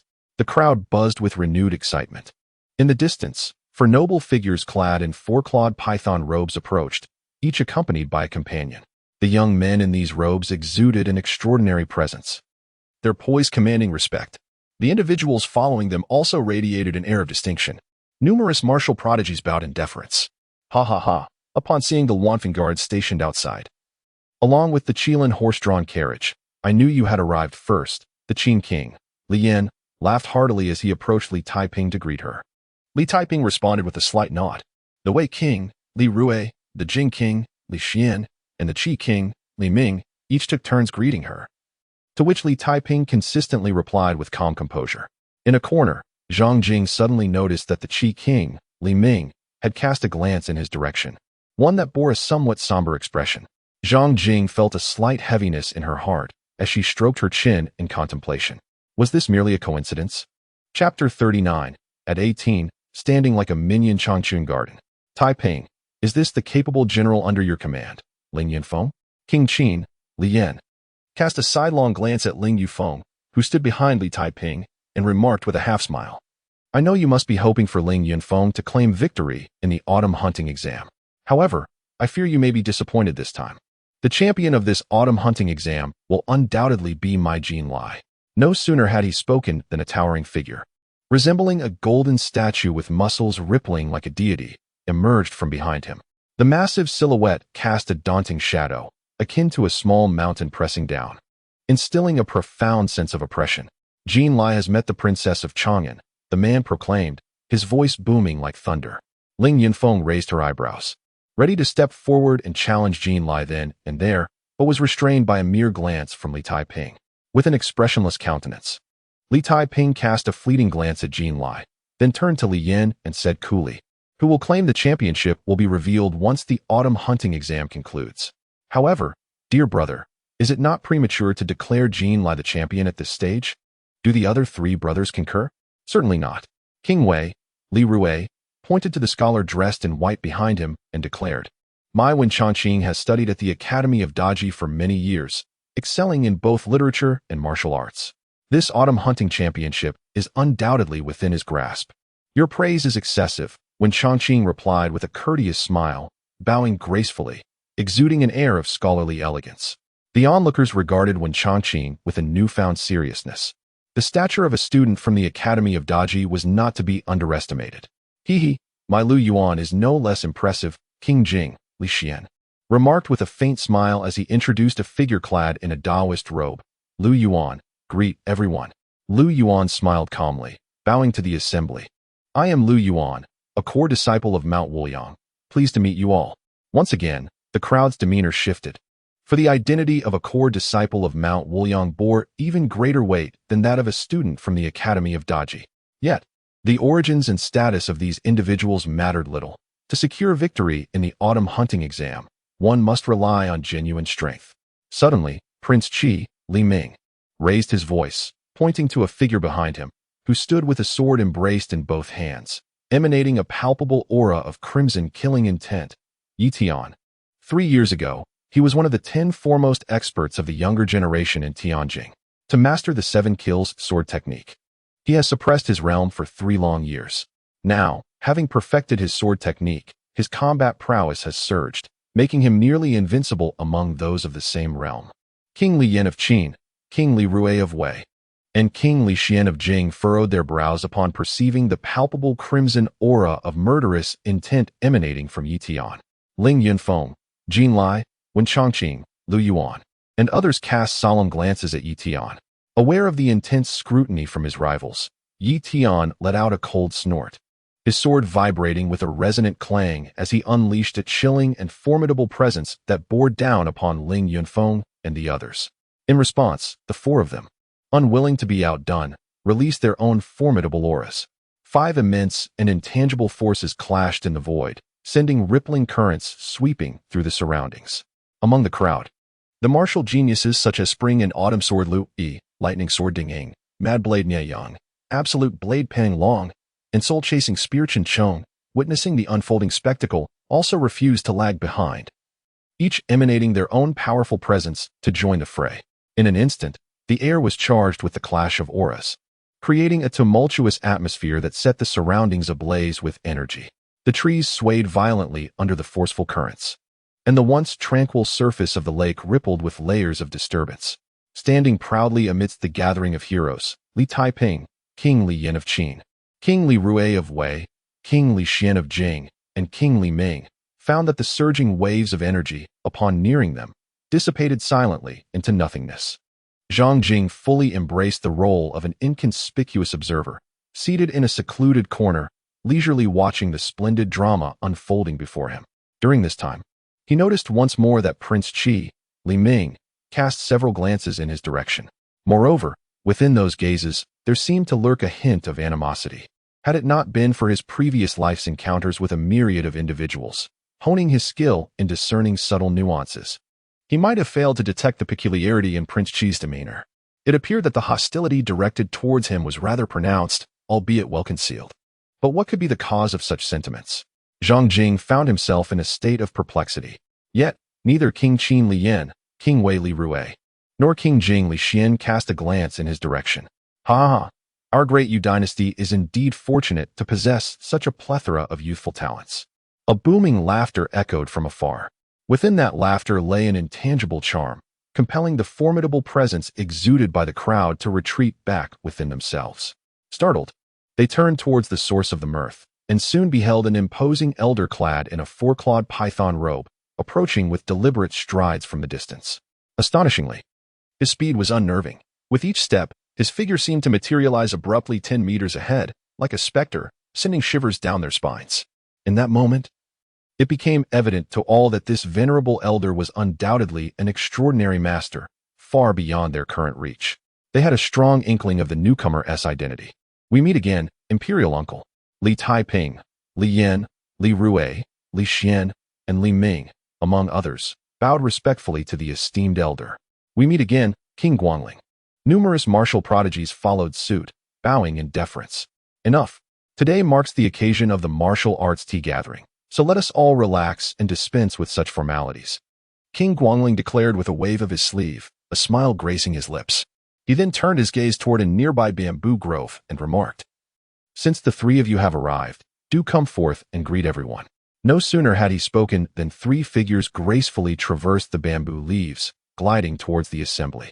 "I am Gu Chan from the Great Thunder Sound Temple. Greetings to all." A young monk smiled as he addressed the crowd. "I am Yi Tianxing from Mount Wuliang." Salutations to everyone. A refined young Taoist also offered his greetings. "I am Song Qinga from the Great Ji Academy. Greetings to all," spoke a poised young woman in white, exuding a profound scholarly aura, her gaze deep and wise. The presence of Gu Chan, the Buddha's disciple from the Great Thunder Sound Temple, Yi Tianxing, the Taoist from Mount Wuliang, and Song Qinga, the contemporary sword-bearer from the Great Ji Academy, truly astounded the assembly of martial geniuses, who were visibly moved by the arrival of these remarkable figures. Zhang Jing cast a grave glance towards the 3 figures. The identities of these individuals were no less esteemed than those of Prince Li Taiping and the princesses, perhaps even more so. Only if one among Li Taiping's group were to ascend to the position of crown prince could they potentially overshadow these 3. Well then, this is your world, young ones. I shall merely make an appearance, and the rest is up to you, declared the Prince of Guangling, before soaring into the air and departing before the eyes of all present. The crowd was not surprised by the prince's ability to fly, a master of the Yin spirit, transcending the innate, could manipulate objects for flight. It was evident that the Prince of Guangling was a master beyond the realm of the Yin spirit, making his flight seem entirely natural. However, Zhang Jing felt a slight stir within as he witnessed the prince ascend into the skies. Although he was already aware that achieving the status of a Yin spirit master allowed one to fly, witnessing a martial artist take to the air before him was still a profound shock. The ability to traverse walls, gallop on horseback through the martial world, had been the dream of his past life. To fly upon a sword, to traverse the azure skies, to wander the northern sea at dawn and rest among the Kangwu at dusk, had been his aspiration in the realm of immortals. In this life, he was determined to reach the realm of the Yin spirit master to fulfill his past dreams. Long time no see, Princess Chang'an. Guchan smiled as he approached, then stood beside Prince Li Yin of Qin. I never expected that you would marry so soon, and with someone other than the champion marquis, he added. Yi Tianqing also approached, taking his place beside Prince Li Xian of Jing. I had thought you would dedicate your life to the great Tao, much like myself, remarked Song Qingge with a smile, positioning herself next to Prince Li Rui of Wei. Prince Li Yin, Prince Li Xian, and Prince Li Rui exchanged knowing smiles, seemingly unfazed by the unfolding situation. The assembly of martial prodigies erupted into a clamor, their expressions shifting dramatically. Even the most oblivious could discern that Gu Chan supported Prince Li Yin, Yi Tianqing favored Prince Li Xian, and Song Qingge backed Prince Li Rui. If Gu Chan, Yi Tianqing, and Song Qingge were merely martial geniuses, it would not be significant. However, they represented three of the great sacred grounds. The implications of this alignment were profound. This signified that the Great Thunder Sound Temple, the Infinite Mountain, and the Great Ji Academy had begun to take sides, each supporting Prince Li Yin, Prince Li Xian, and Prince Li Rui, respectively. Now, it was clear to all that the court was embroiled in A9 dragons competing for the air scenario. With the backing of these three esteemed sacred grounds, Prince Li Yin, Prince Li Xian, and Prince Li Rui undoubtedly held an advantage far surpassing that of their competitors. In an instant, many ambitious martial prodigies began to subtly decide their allegiances. Those who had initially considered supporting Li Taiping or Prince Li Ming now found their intentions shifting.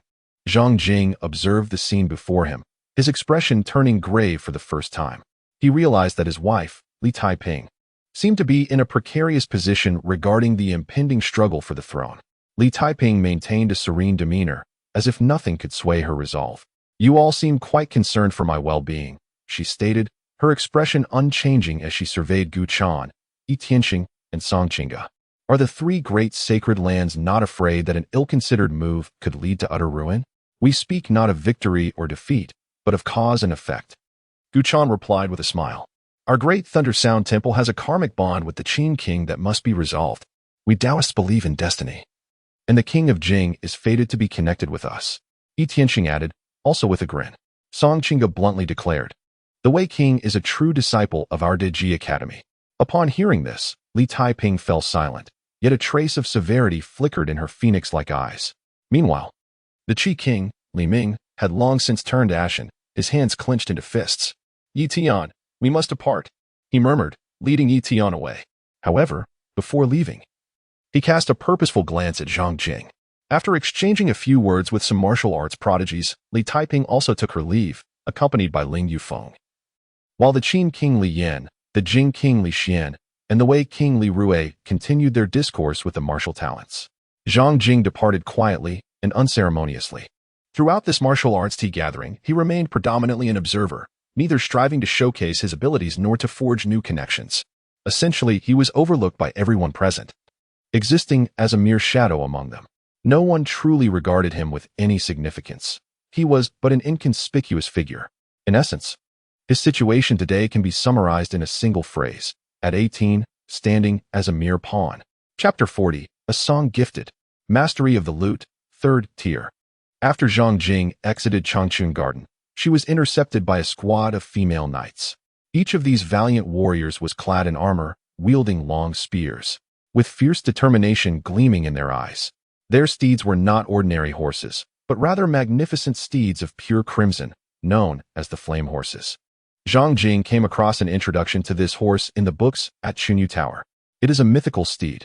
Each flame horse possesses a physique that is twice the size of a normal horse, exhibiting remarkable strength and astonishing speed, capable of traversing 3,000 miles in a single day. However, in comparison to the flame horses, The four extraordinary horses pulling a luxurious carriage among the numerous female knights are even more astounding.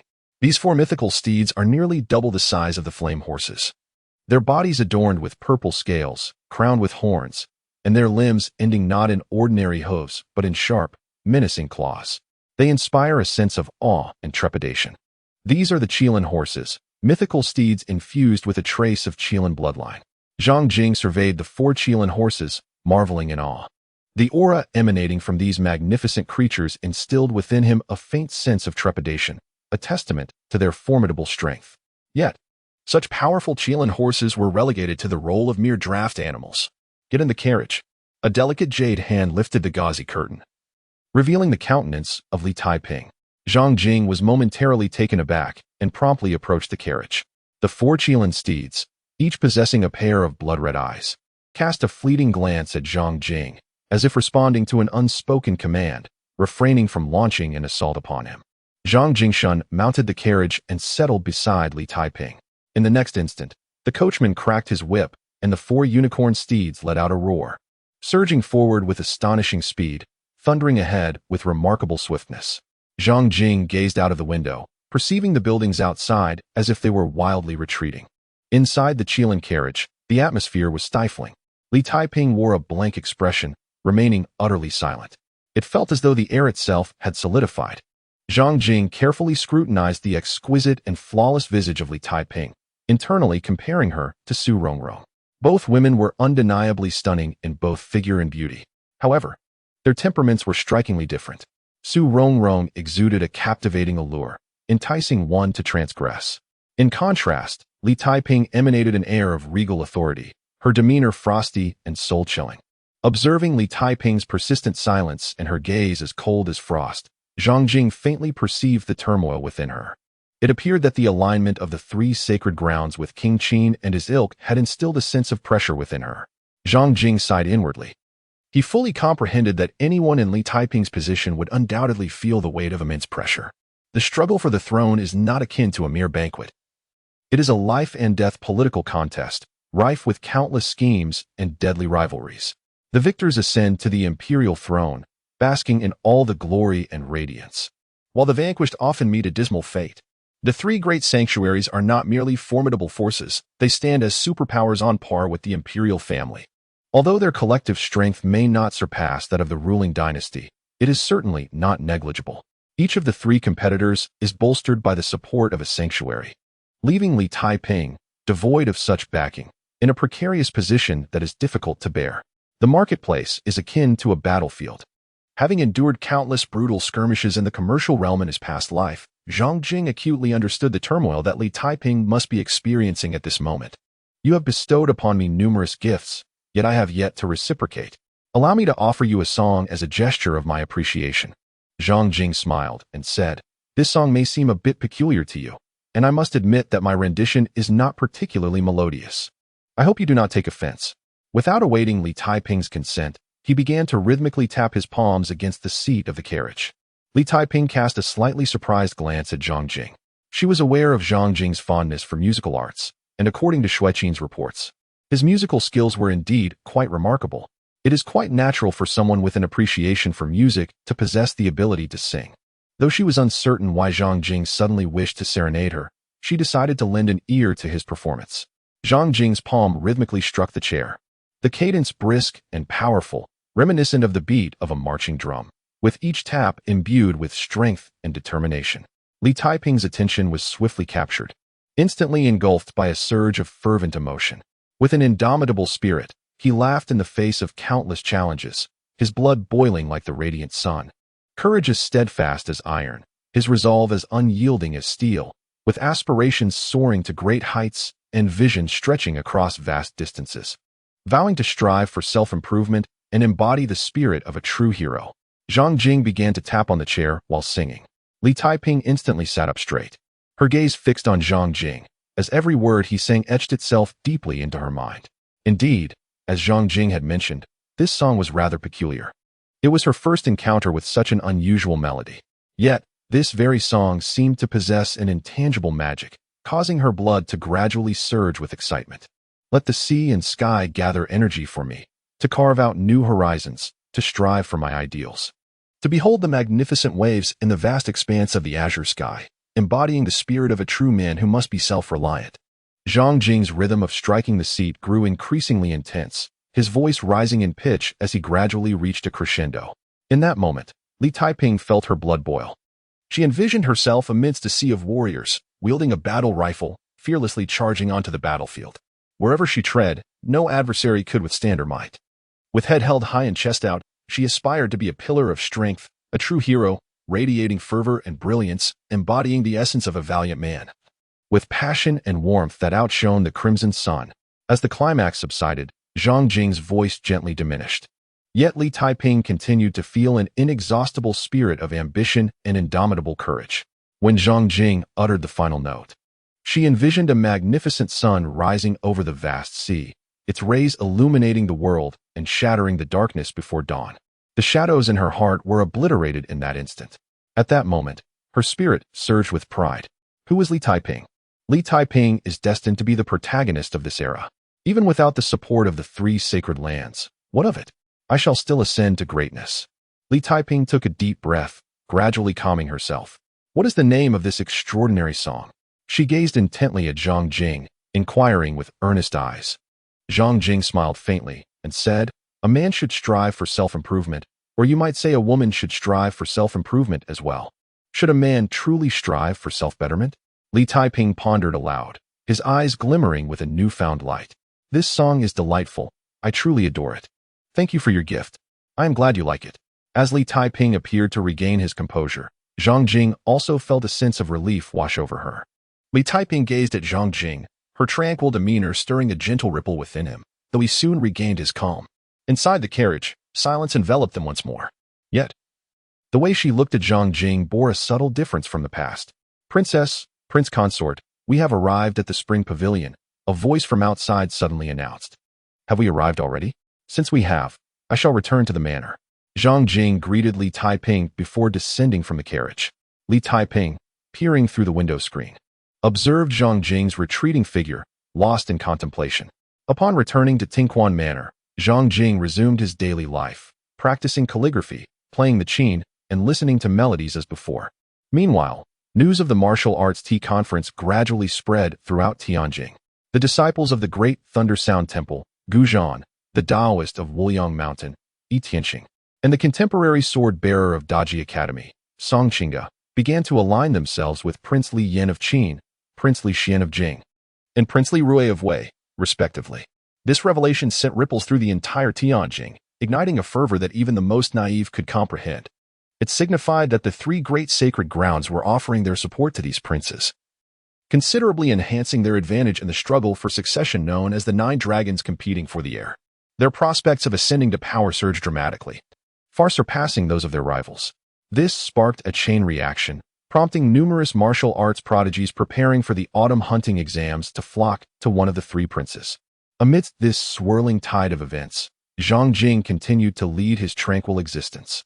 On this particular day, after finishing his qin performance in Su Rongrong's chamber at Fengming Courtyard, he glanced at his attributes panel. Qin Art, Level 3, 65,000 art points. For his qin skills had finally reached the third level, and he had accumulated 3 additional art points, bringing his total to 4. Chapter 41. The fourth level of the physical path at last. The art points had accumulated sufficiently. It was time to elevate his physical path. Zhang Jing's heart stirred, and he promptly allocated points to elevate his corporeal path. In the next instant, a torrent of immense knowledge and insights surged into his consciousness. Simultaneously, his body experienced a peculiar tingling sensation, akin to being transformed by an enigmatic force. After assimilating this vast reservoir of knowledge and understanding, he soon realized that the mysteries of the innate realm were no longer concealed from him. All principles and secrets pertaining to the innate realm were as transparent to him as the patterns on his palm. With the profound knowledge and insights of the fourth tier of the corporeal path at his disposal, he merely needed to ponder briefly to unravel all the enigmas of the Phoenix acupoint condensation technique. Should he so desire, he could immediately refine his acupoints through this technique and ascend to the innate realm. However, in order to participate in the autumn examination hunt, he suppressed the urge for advancement within himself. He cast his gaze upon his attribute panel. Name: Zhang Jing. Age: 16 level, 9th heaven of the furnace corporeal path, 4th tier, metamorphic, skills, Phoenix acupoint condensation technique, not initiated, Great Sun refining organs method, understanding.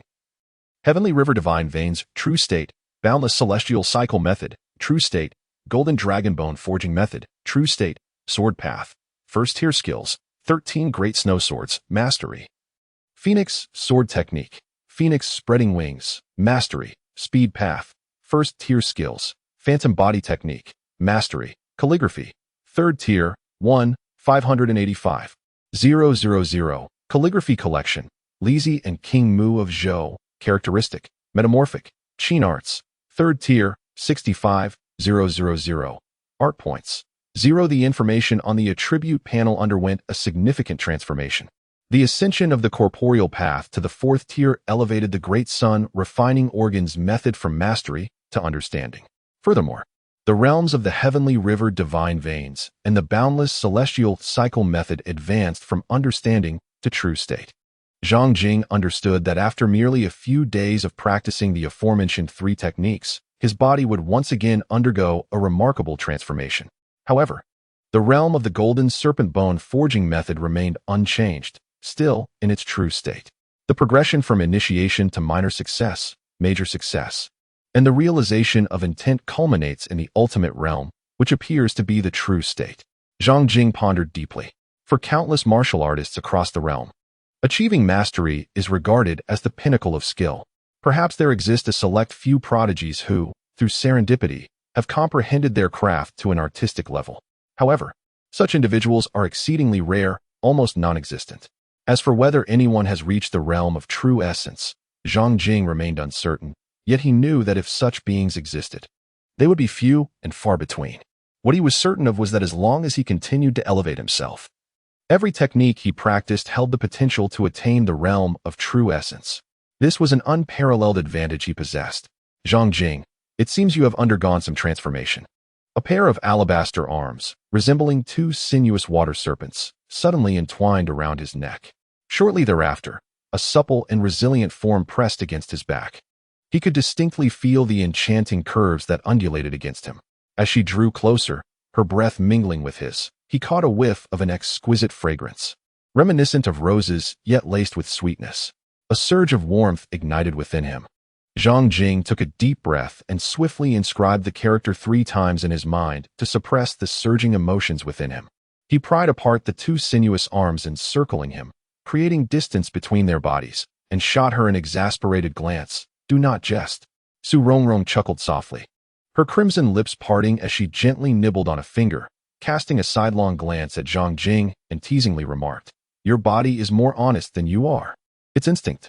A hint of embarrassment crept onto Zhang Jing's face as he hastily adjusted his posture. Su Rongrong pouted and muttered, endure, endure, endure. Are you a ninja turtle? Zhang Jing was instantly engulfed in frustration, casting a disapproving glare at Su Rongrong. This enchantress had indeed become increasingly audacious. Do you truly possess no awareness of the peril you invite?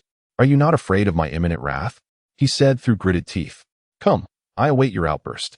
He added, as Su Rongrong provocatively reclined upon the bed, beckoning him with a teasing gesture of her finger. Zhang Jing, I knew you were a timid soul. Su Rongrong rose from her seat and approached Zhang Jing, taking a seat before him, continuing to provoke him. Are you truly so afraid of Li Taiping? As a man, isn't having multiple wives rather commonplace? Why do you fear her? Furthermore, she has never held you in high regard. If I were in your position, I would not tolerate it. As she spoke, she frequently cast flirtatious glances at Zhang Jing. Su Rongrong, you are truly a siren of calamity. Zhang Jing could only manage a wry smile. Oh, are you implying that I am exceptionally charming? Upon hearing this, Su Rongrong's displeasure morphed into delight. Not everyone is worthy of being a siren of calamity. One must possess the allure of extraordinary beauty. You are rather self-absorbed. Zhang Jing chuckled in silence. This is confidence, Su Rongrong insisted. Then, fixing her gaze upon Zhang Jing, she continued, you still haven't answered my earlier question. Did something change within you just now? Zhang Jing nodded with a calm demeanor, acknowledging his recent insights and modest advancements in martial arts. Weren't you just playing the piano? It's remarkable that you could achieve such enlightenment in martial arts as well, Su Rongrong remarked, a hint of astonishment gracing her features. It seems your perceptiveness is truly remarkable. Not too shabby, Zhang Jing mused inwardly, considering himself somewhat extraordinary. Su Rongrong, resting her chin on her hand atop the piano, gazed intently into Zhang Jing's eyes. Zhang Jing, I sense that your piano skills have ascended to a new level, likely rivaling those of some renowned pianists in Tianjin. You wouldn't dare to forsake our artistic exchanges, would you? She continued, her expression momentarily shifting to one of feigned sorrow, reminiscent of a heartbroken lover. Enough of the theatrics, Zhang Jing retorted with a sideways glance. Your musical prowess far exceeds my expectations. I still have a long way to go to catch up with you. With a talented piano instructor like you, I shall undoubtedly continue seeking your guidance. Initially, he had assumed that Su Rongrong's skills were on par with those of Shun Xiangquan, perhaps slightly superior. However, through their ongoing interactions, he realized her artistry surpassed his wildest imaginings, far eclipsing Shun Xiangquan's talents. He estimated, based on the artistic life system standards, that her piano skills were at least at the 5th level, while his own barely reached the 3rd. Thus, he was determined to persist in learning from her. Such a teacher was rare to find. What's more, she was willing to impart her knowledge without reservation. I've grown accustomed to it. Su Rongrong replied with a light chuckle, her previously sorrowful expression vanishing as swiftly as it had appeared, like a masterful change of face. Zhang Jing was left in awe of her remarkable skill, silently reflecting that every woman is a born actress. Suddenly, Su Rongrong adopted a serious demeanor, her gaze fixed intently on Zhang Jing. Zhang Jing, you have stolen my heart. You must never abandon me, she declared earnestly. I confess, many consider me to be a bit mad, and I must admit, there is truth to that. If you were to forsake me, I would truly lose my mind. At that point, I cannot predict what I might do. As Zhang Jing gazed into Su Rongrong's earnest eyes, a subtle tremor coursed through his heart. Could it be that this woman was sincere? Suddenly, Su Rongrong erupted into a fit of delicate laughter, playfully embracing Zhang Jing's head and planting a kiss upon it. I was merely teasing you just now. Did I frighten you? You truly are a woman who dares to make any jest. Zhang Jing exhaled in relief, his words tinged with exasperation. Yet, despite his outward composure, ripples of emotion stirred within him, rendering him unable to maintain his previous tranquility. Humph, if I don't startle you, how will you come to value me? Su Rongrong retorted with a proud huff. In any case, you must continue to seek me out, otherwise, I shall be compelled to pursue you. Zhang Jing nodded helplessly, promising to always seek her out. Upon receiving Zhang Jing's assurance, Su Rongrong smiled with great delight. Suddenly, she stood up, approached the bedside, and retrieved a box from beneath the pillow. She then returned and presented the box to Zhang Jing. I have a gift for you. Open it and take a look. Chapter 42, A New Trait, Immortal Shoes in the Mundane World. Zhang Jing gazed curiously at the box before him and gently opened it. Instantly, a piece of fabric, imbued with an air of antiquity, came into view. As he lifted the cloth, he noticed it was adorned with numerous characters and symbols. Upon careful examination, he discerned that these inscriptions depicted the techniques, string sequences, and tonal positions associated with the guqin, revealing a musical score. Further scrutiny unveiled that this was the original score for the Song of the Rainbow Skirt and Feathered Coat, a legacy left behind by its esteemed creator, Emperor Xuanzong of the Tang Dynasty. Since you cherish the art of the guqin so dearly, I shall present it to you, Su Rongrong said. Delicately twirling a strand of hair around her fingertip, a smile gracing her lips as she spoke to Zhang Jing. The Song of the Rainbow Skirt and Feathered Coat is renowned throughout the world as a timeless masterpiece. Zhang Jing was undoubtedly aware of the immense value of the original music score. However, the gesture of Su Rongrong offering it to him deeply touched him. He recognized her genuine affection for the score and intended to decline the gift, adhering to the principle that a gentleman does not deprive others of their joys. At that moment, he received a notification from the artistic life system, discovered the score illustration of the Rainbow Feather Dance. Would you like to archive it? Zhang Jing, who had initially planned to decline the score, paused in contemplation. He was well aware of the advantages of archiving illustrations. The previously archived calligraphy illustration from the chapter on King Mu of Zhou had bestowed upon him the characteristic of ever-changing. It was this very trait that allowed him to conceal his true capabilities from others, rendering him inscrutable and enigmatic. He pondered whether archiving this original music score would grant him a new characteristic as well, filling him with anticipation. Taking a deep breath, he resolved to accept the gift. Your thoughtfulness is appreciated, I shall accept this gift," Zhang Jing declared as he placed the score back into its box and picked it up. Upon witnessing Zhang Jing accept the score, a radiant smile graced Su Rongrong's face. "Time is of the essence. Let us depart." Zhang Jing waved farewell to Su Rongrong and stepped out of the room. Su Rongrong kept her gaze fixed on Zhang Jing's retreating figure until he vanished completely. "Zhang Jing, I spoke with utmost sincerity just now. If you were to abandon me, I would truly lose my sanity," she murmured to herself, then broke into a dreamy smile. As Zhang Jing emerged, Xiao Chan and Xue Qin promptly approached him. Upon realizing that Zhang Jing had not chosen to stay the night, they both secretly breathed a sigh of relief. Although Zhang Jing's visits to Fengming Courtyard to see Su Rongrong had become a regular occurrence to which they had grown accustomed, each instance of him lingering for an extended period in Su Rongrong's quarters still filled them with anxiety. They harbored a deep-seated fear that one day Zhang Jing might decide to stay overnight, which would complicate matters significantly. Fortunately, Zhang Jing had consistently spared them from such dilemmas. Back to the residence. Zhang Jing gently patted Xiao Chan's little head before leading her and Xue Qin out of Fengming Courtyard. Within the confines of the courtyard, numerous noble young men gazed enviously at Zhang Jing's retreating figure. Alas, it seemed that Su Rongrong's heart had truly been captured by this dashing young man. It had become a regular occurrence for him to frequent Su Rongrong's chamber, while they themselves could scarcely elicit a single glance from her. This predicament was undeniably vexing. A chorus of silent grievances echoed in their hearts. "Prince Consort, what treasures lie within that box you hold?" Upon exiting Fengming Courtyard, Xiao Chan fixed her curious gaze on the box in Zhang Jing's hands, inquiring eagerly. She distinctly remembered that her prince consort had arrived at Fengming Courtyard empty-handed, suggesting that whatever was inside must indeed be something extraordinary. Zhang Jing offered a faint smile, and with a mere thought, instructed the system to record the sheet music contained within the box. Sheet music collection, the melody of ethereal garments, characteristic, celestial footprints in the mortal realm. In the next moment, he received a notification from the system. The melody of ethereal garments embodies the characteristic celestial footprints in the mortal realm. Please select an embedding target, physical path, sword path, or speed path. Indeed, a new characteristic had emerged. Zhang Jing felt a surge of joy and refrained from hastily embedding Xianlu Fanshan. Instead, he opted to first study this particular attribute. The system promptly conveyed the effects of Xianlu Fanshan to him. Xianlu Fanshan. It renders the target more ethereal and elusive, causing those who gaze upon it to easily become entranced. This characteristic is more suited for embedding within the swift path. With a mere thought, Xianlu Fanshan was seamlessly integrated into the swift path. Swift path. First level, Xianlu Fanshan. Skill, illusory body technique, mastery. In an instant, he distinctly felt his body grow lighter. The sound of his footsteps gradually faded away. Naturally, an aura of otherworldly grace enveloped him. Xiao Chan and Xue Qin, who trailed beside Zhang Jing, keenly sensed the transformation taking place within him. They were momentarily taken aback. Could it be that their prince had suddenly transformed into an ethereal immortal? Xiao Chan murmured to herself, rubbing her eyes. Yet upon a second glance, he had not changed.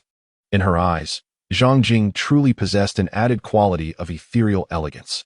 Xue Qin's heart stirred. She recalled that some individuals undergo a profound change in demeanor after mastering a certain extraordinary technique. Could it be that Zhang Jing had, in that fleeting moment, attained such a remarkable skill? However, as far as she remembered, he had not been training in any such extraordinary arts. In an instant, a hint of confusion flickered in her gaze. Zhang Jing did not explain his changes to Xiao Chan and Xue Qin. Instead, he handed the box in his hand to Xiao Chan, saying, "This is for you." Xiao Chan's attention immediately shifted from Zhang Jing to the box. Eagerly, she opened it, curious to discover its contents. However, upon lifting the lid, she found it completely empty. "Your Highness, you said there would be something good inside. You deceived me." Xiao Chan puffed up her cheeks, glaring discontentedly at Zhang Jing. "Ha ha, little girl, you actually believed me." Zhang Jing erupted into hearty laughter, playfully pinching Xiao Chan's chubby cheeks before striding ahead with purpose. In a moment of determination, Xiao Chan stamped her foot and hurried after him. Upon returning to Tinquan Mansion, Zhang Jing immediately commenced his practice of the Great Sun refining organs technique. Undoubtedly, the artistic profundity of this technique surpassed that of its perfected counterpart.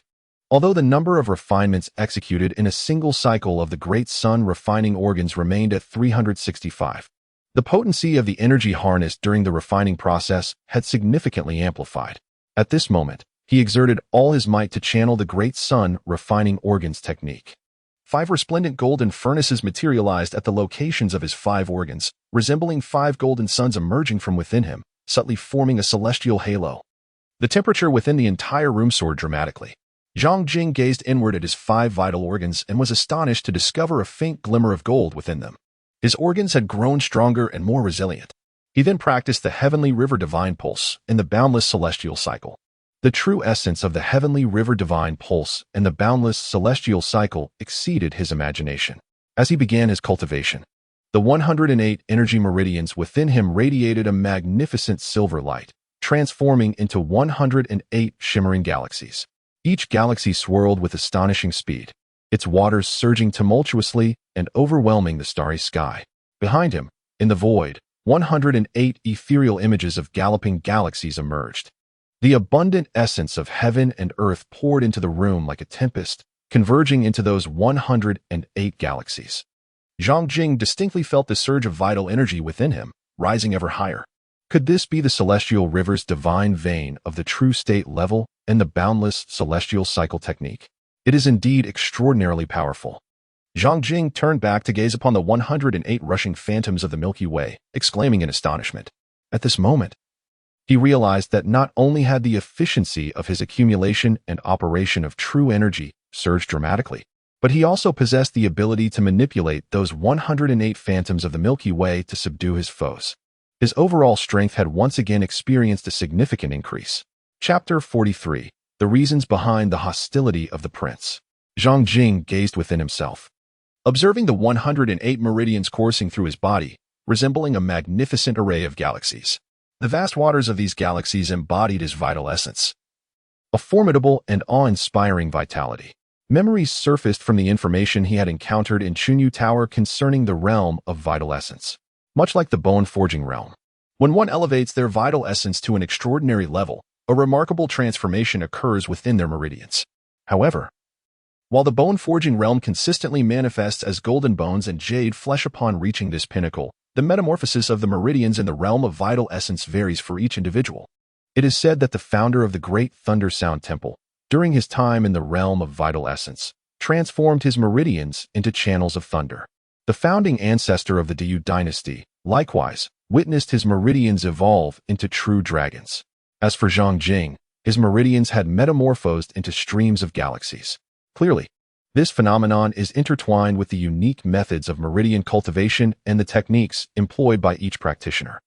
To achieve the transformation of meridians into galaxies is a feat that even the venerable ancestors of the Celestial River Sword sect, who pioneered the Celestial River Divine Meridian in the infinite circulation technique, have yet to accomplish. Zhang Jing muttered to himself, a glimmer of confidence reflected in his eyes.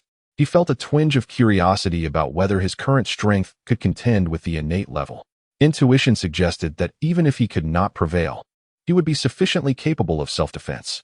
His foundation was profoundly deep, with attributes such as golden bones and jade flesh, chi veins transforming into the galaxy, and the pinnacle of the furnace realm.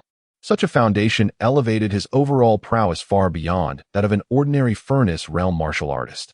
Moreover, he could step into the innate level at any moment. The innate martial artist no longer posed a threat to him.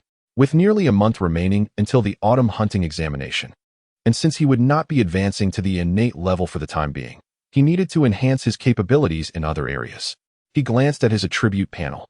Name: Zhang Jing. Age: 16. Level: 9th layer of the Furnace Realm. Physical path: 4th stage. Transformations. Skills: Phoenix Acupoint Condensation Technique, not yet initiated. Great Sun Refining Method Concept.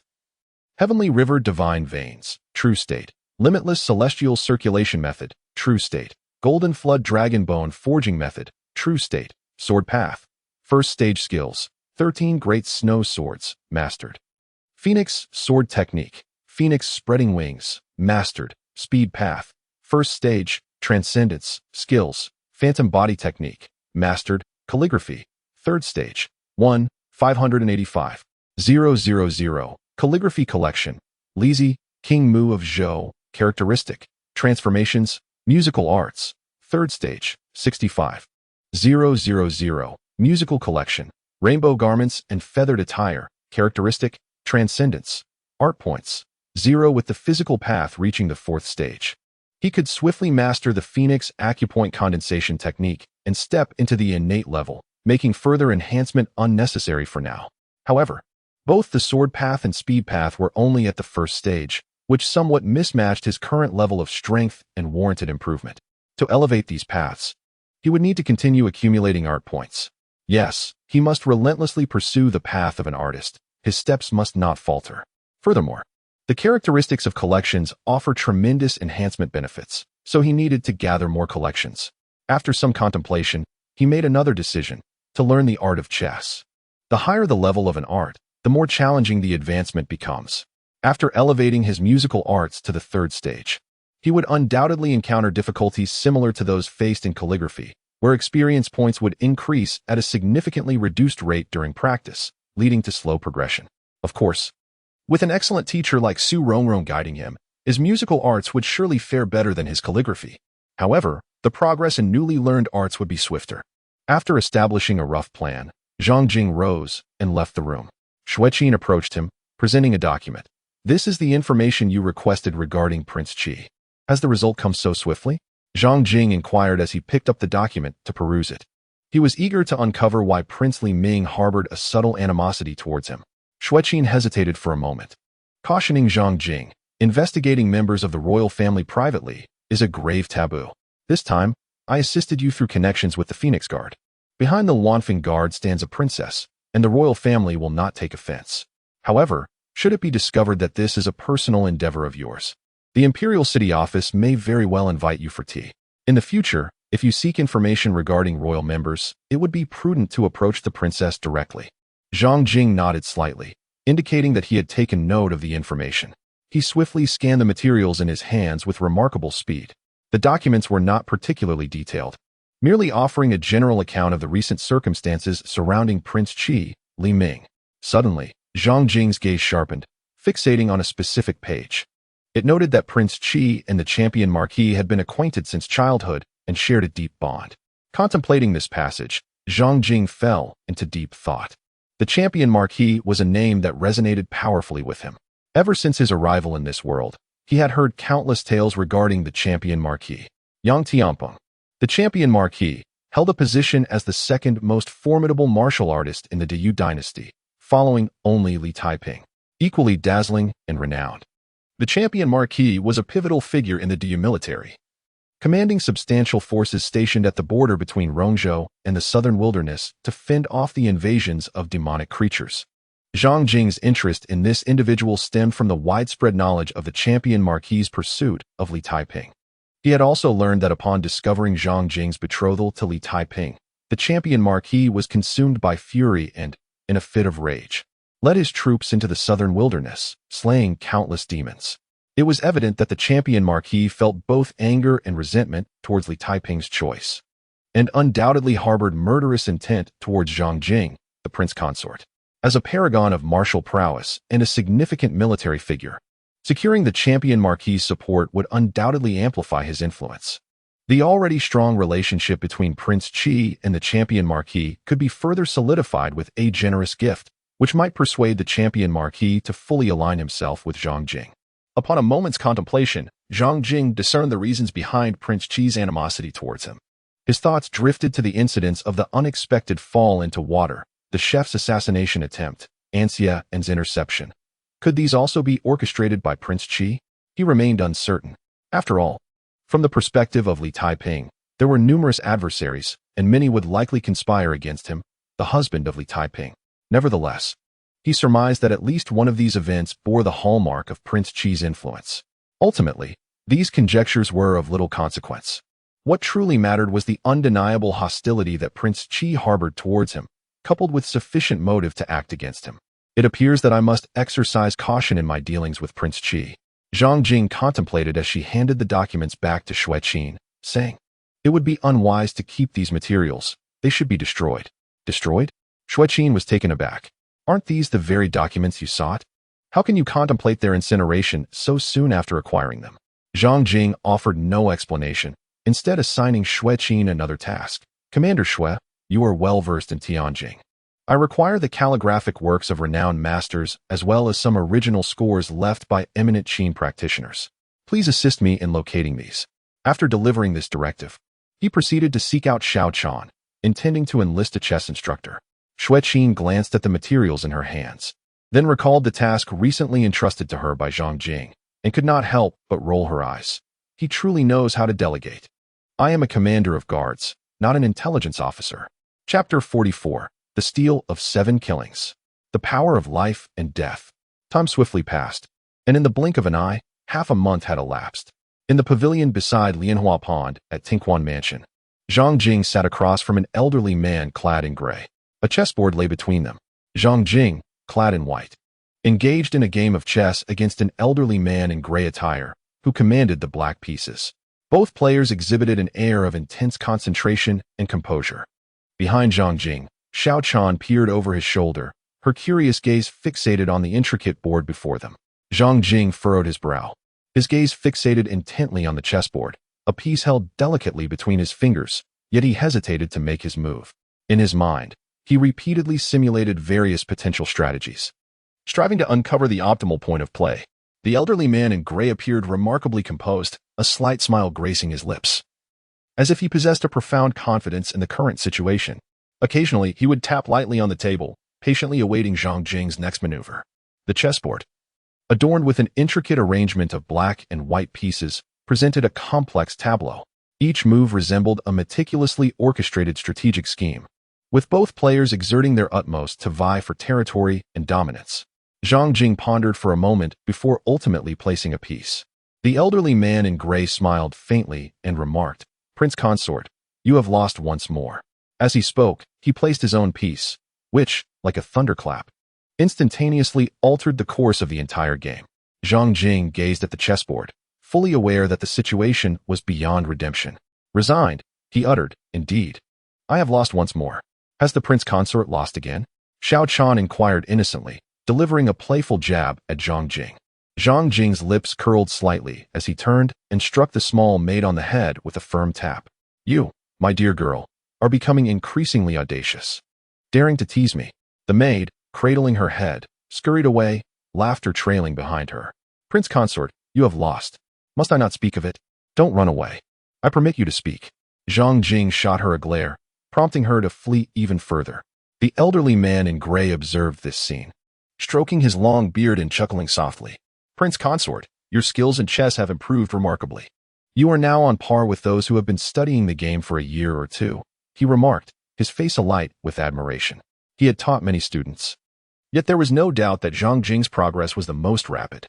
Zhang Jing smiled faintly and cupped his hands in salute, saying, "It is Mr. Fan's excellent instruction."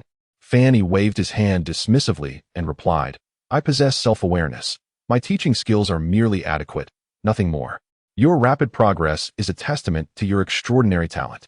Zhang Jing did not deny that although he had an advantage, was not that advantage also a manifestation of his talent? Fan Yi remarked, "Your Highness, for the time being, I have pressing matters to attend to and must leave Tianjing for a while. I fear I shall not be able to return." Zhang Jing smiled and said, "There is no need to worry, Mr. Fan. You may attend to your own affairs. The autumn hunting competition is fast approaching, and I find myself with little time to study the game of chess." "I see. You also intend to participate in the autumn hunting, Your Highness." Fan Yi was slightly taken aback. Although he was not a martial artist, he was aware that the autumn hunting was a grand event for the Grand Yu Dynasty, holding significant importance for warriors. "I wish you great success in the autumn hunting, Your Highness," he said, bowing respectfully. "Thank you," Zhang Jing replied with a smile. After Fanny departed, Zhang Jing turned his attention to his attribute panel. Chess skill, level 1, 2,500, artistic points. When he was quite pleased with his progress in chess, having advanced a level within half a month and earned 1 artistic point.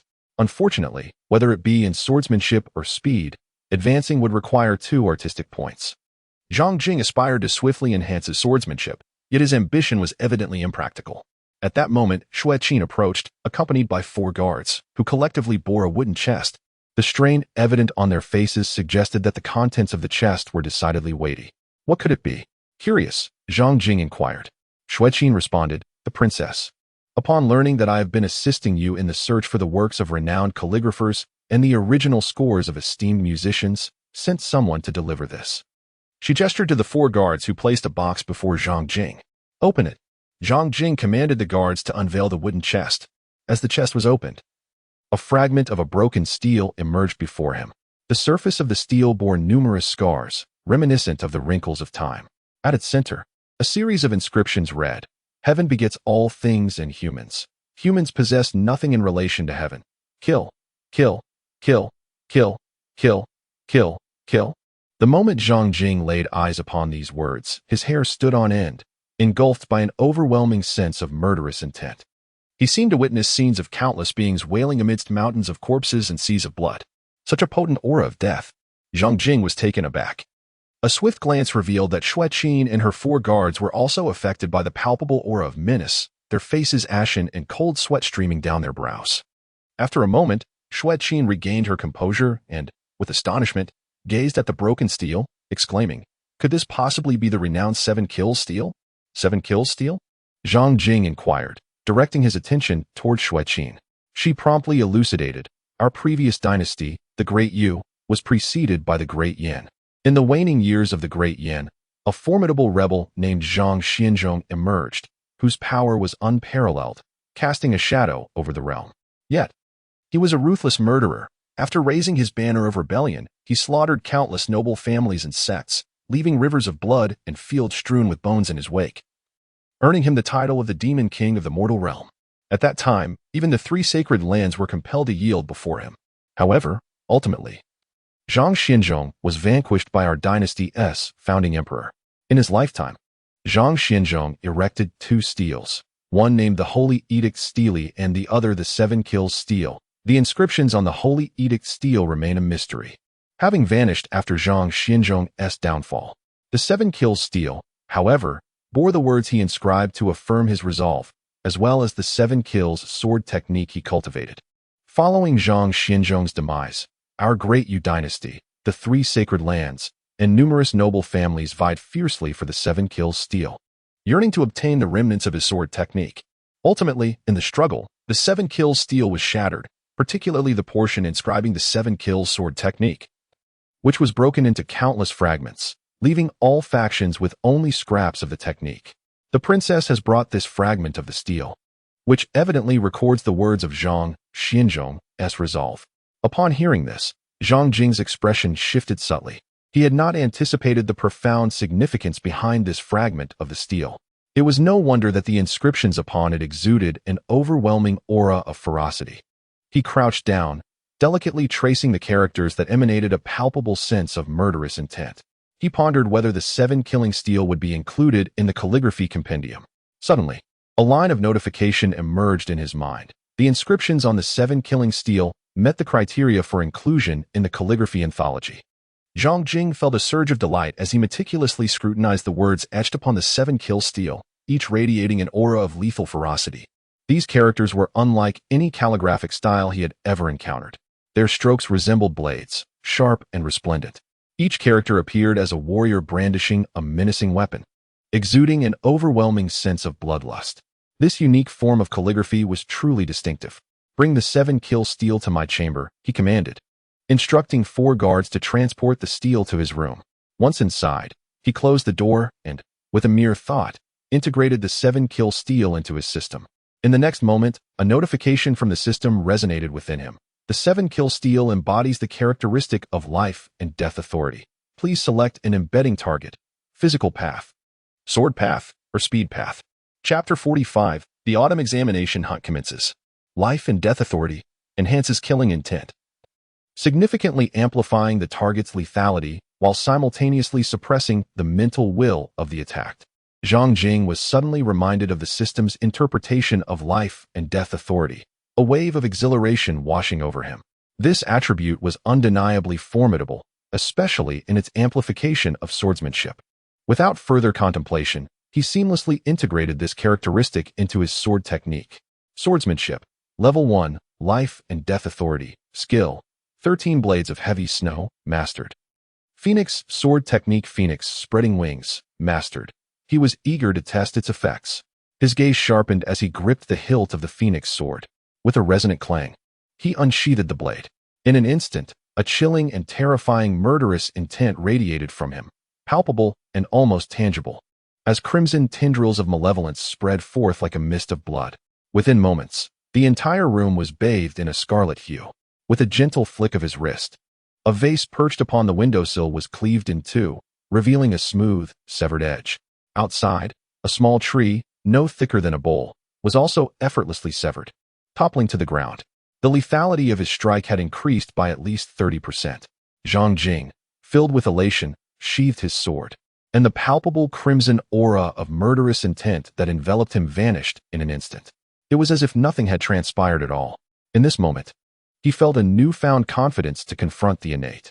The calligraphy and musical score compendiums were indeed treasures. Henceforth, he would endeavor to amass them diligently. Zhang Jing muttered to himself. Suddenly, he realized that he had also taken up the art of chess, and in the future, he could compile a collection of chess illustrations. Before he knew it, more than 10 days had slipped by, and the date for the autumn hunting examination drew ever closer. On this day, Xueqin approached hurriedly, holding a notice. "Your Highness, the Autumn Examination Affairs Office has issued another announcement," she said. The notice revealed the location for this year's autumn hunt and outlined several rules pertaining to the event. As she spoke, she handed the notice to Zhang Jing. Upon hearing this, Zhang Jing promptly took the announcement and began to examine it closely. The location for this autumn hunting examination was designated as the Ding 6 Cave World. The rules for the autumn hunt were as follows. Participants would earn points by slaying the demons within the cave world, with higher points correlating to a superior ranking on the leaderboard and more substantial rewards.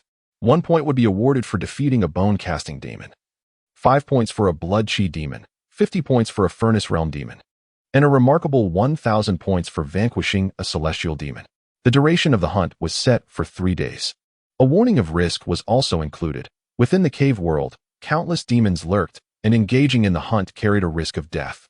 Participants unwilling to confront such peril were free to withdraw from the autumn hunt. After perusing the announcement, a question arose in Zhang Jing's mind. What exactly was the cave world? He was aware that the South Wilderness beyond the 9 provinces was home to innumerable demons. Yet the cave world was a concept he had never encountered before. The memories of his original self provided no insights regarding the cave world. From the information revealed in the announcement, it was evident that the cave world was not singular. If there was a Ding 6 cave world, there must be others as well. Nevertheless, the original self's understanding of the cave world was almost entirely blank, which was rather astonishing. His original form was far too lowly to access much information. "Commander Xue, do you possess knowledge of the cave world?"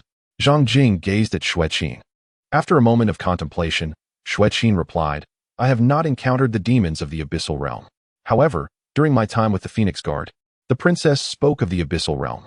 Both the Abyssal Realm and the Southern Wilderness are inhabited by countless demons. Yet, the demons of these two realms differ significantly. The demons of the Southern Wilderness are predominantly terrestrial beasts, avian creatures, and aquatic entities, residing primarily on the surface or within the rivers and seas.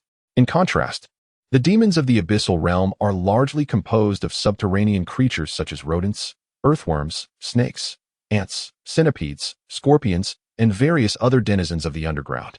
The princess mentioned that the Abyssal Realm is far more intricate than the surface world. Even a martial sage lacks the capacity to thoroughly explore it. Moreover, the peril posed by the demons of the Abyssal Realm exceeds that of those in the Southern Wilderness.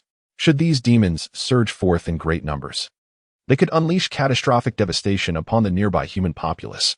Zhang Jing listened attentively, and his understanding of the subterranean world gradually became clearer. He felt a deep sense of awe. The number of demons in this world was truly overwhelming. In addition to the myriad of demons inhabiting the 10,000 mountains of the Southern Wilderness and the numerous primeval forests, an astonishing multitude of underground demons also resided within the depths of the earth. Were it not for the existence of warriors among the human race, it is likely that all humanity would fall prey to these malevolent beings. At that moment, Xiao Chan hurried over, cradling a thick tome in her arms. "Prince, the princess has sent you a book," she announced, presenting the hefty volume before Zhang Jing. "The Compendium of Demons in the Subterranean World." Upon seeing the title of the book, Zhang Jing's eyes instantly sparkled with interest. It was evident that Taiping was aware of his unfamiliarity with the subterranean world. which prompted him to send this book. Xueqin's eyes also gleamed slightly. The arrival of this book was most opportune. With the insights contained within, we shall gain a preliminary understanding of the demons of the subterranean realm, ensuring that when we step into that world, we shall not be entirely ignorant when confronted by those fiends. Zhang Jing placed the compendium of underworld demons upon the nearby stone table and commenced a thorough study with Xueqin. The golden devouring fire ants, thriving on metal, possess formidable exoskeletons, their bodies a fiery crimson hue. While their individual combat prowess is modest, when united, even innate martial artists must flee. The tome offers an extensive account of the underworld demons, replete with intricate descriptions and illustrations, meticulously detailing their characteristics and vulnerabilities. Beyond the demons, the manuscript unveils a plethora of subterranean treasures, such as eternal cold iron, azure stone, gold mines, and ink jade, which left Zhang Jing and Xueqin in awe, revealing that the underworld world harbors not only countless demons, but also innumerable riches. For several consecutive days, they immersed themselves in the compendium, committing its contents to memory. One morning, at the break of dawn, Zhang Jing and Xueqin departed from Tinquan Prefecture in a horse-drawn carriage. The carriage traversed beyond Tianjing City, heading towards the Western Mountains, located 10 miles to the west. Inside the carriage, Xueqin remarked with a sense of nostalgia. The Western Mountains have always been a strategic stronghold for our Grand Yu Dynasty, with the Western camp ever vigilant in its watch. It was revealed that the garrison remained stationed at the Western Mountains precisely because the exit to the Ding 6 underworld lay therein. Zhang Jing remarked, "The exit of the Ding 6 cave world is alarmingly close to Tianjing.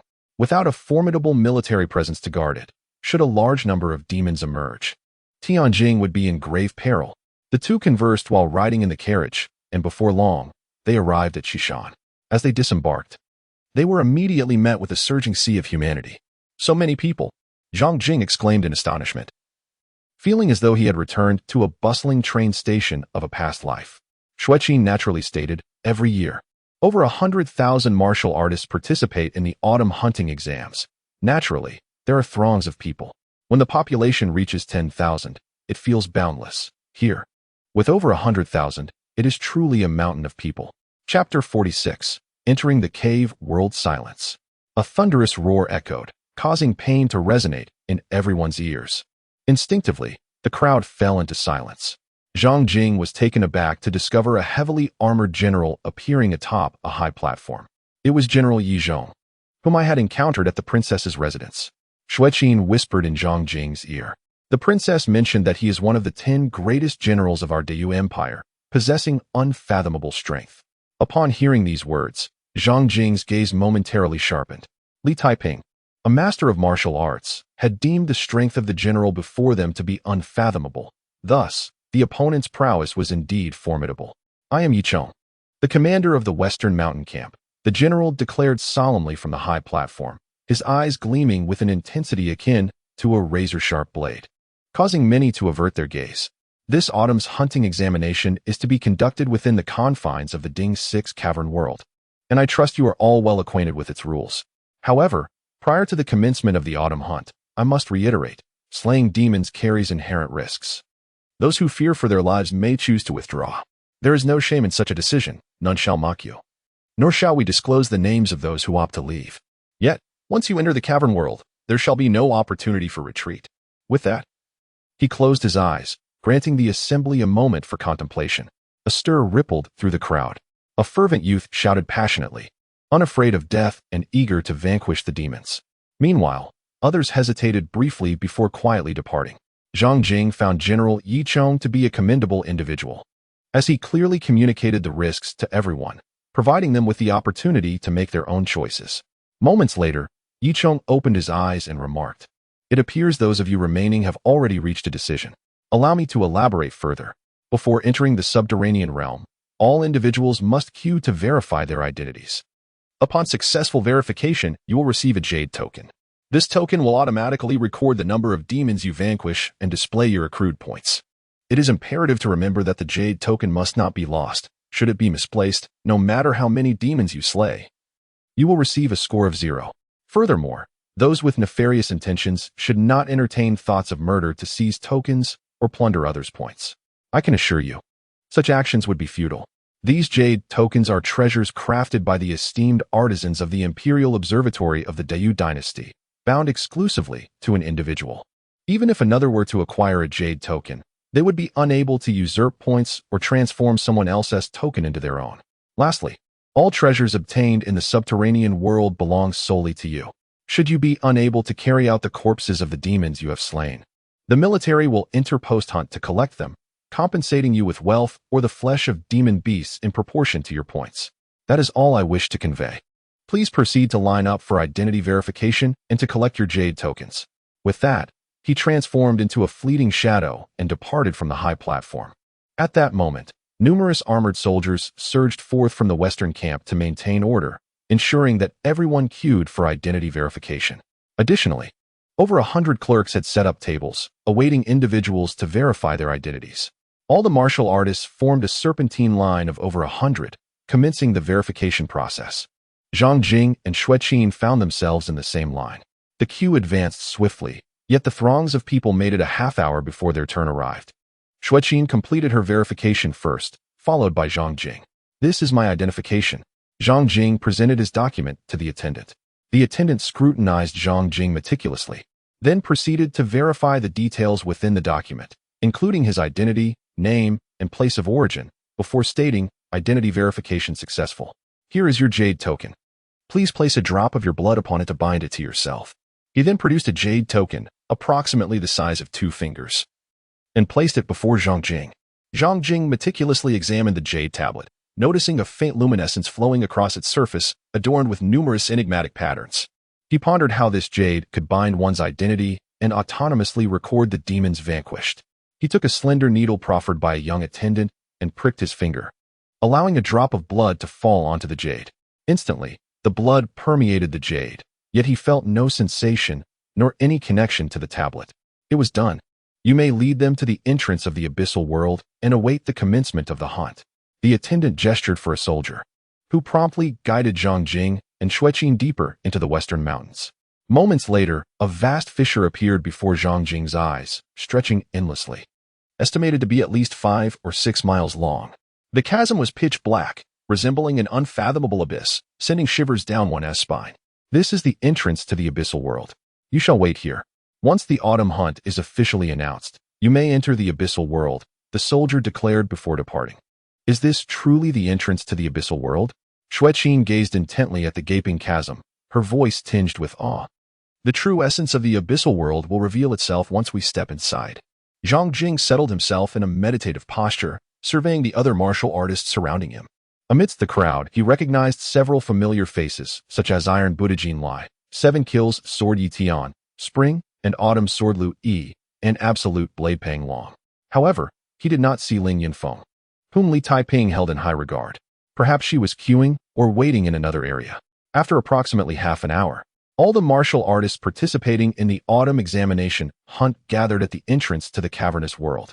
At this moment, General Yichong reappeared before the assembly. The duration of this hunt would span 3 days, with the current hour being the sea hour. The conclusion of the hunt would likewise occur 3 days hence at the sea hour. Thus, the autumn examination hunt officially commenced. As General Yichong's voice faded, Zhang Jing observed Iron Buddha Jin Lai, 7 Kills Sword Yi Tian, Spring and Autumn Sword Lu Yi, Absolute Blade Pang Long, and others, all darting into the crevice like arrows. Subsequently, the remaining martial artists eagerly followed suit, rushing into the abyss. "Let us enter as well." Zhang Jing spoke to Xueqin, and with a swift motion, he executed his technique, soaring towards the chasm below. The abyss was engulfed in darkness, shrouded in an eerie gloom. However, both Zhang Jing and Xueqin, being practitioners of the furnace realm, possessed heightened senses, enabling them to perceive their surroundings even in the dim light. They glided like 2 birds, their feet deftly navigating the steeply inclined slope that descended sharply before them, rapidly descending with grace. Surrounding them were countless figures, also darting downward. In the obsidian shadows, a cacophony of bats erupted from the depths of the chasm, surging forth like a swarm of locusts descending from the heavens.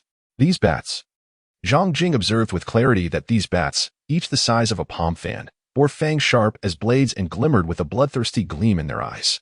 They were unmistakably the blood-sucking bats recorded in the chronicles of demons in the underground world. Typically, These creatures inhabit the entrances to the subterranean realms. Their strength is relatively feeble, with the vast majority lacking even the prowess of the bone-forging realm. Only a rare few possess such formidable capabilities. Zhang Jing had not even drawn his sword. With a mere thought, his vital energy surged forth, emanating an invisible force that spread from his being. One by one, the blood-sucking bats, before they could approach his form, were struck down by this potent energy. He dashed downward at a swift pace, and the bats that fell lifelessly around him resembled raindrops, the number of which was unfathomable. In the midst of this, he glanced at his jade token and discovered that he had not accrued a single point.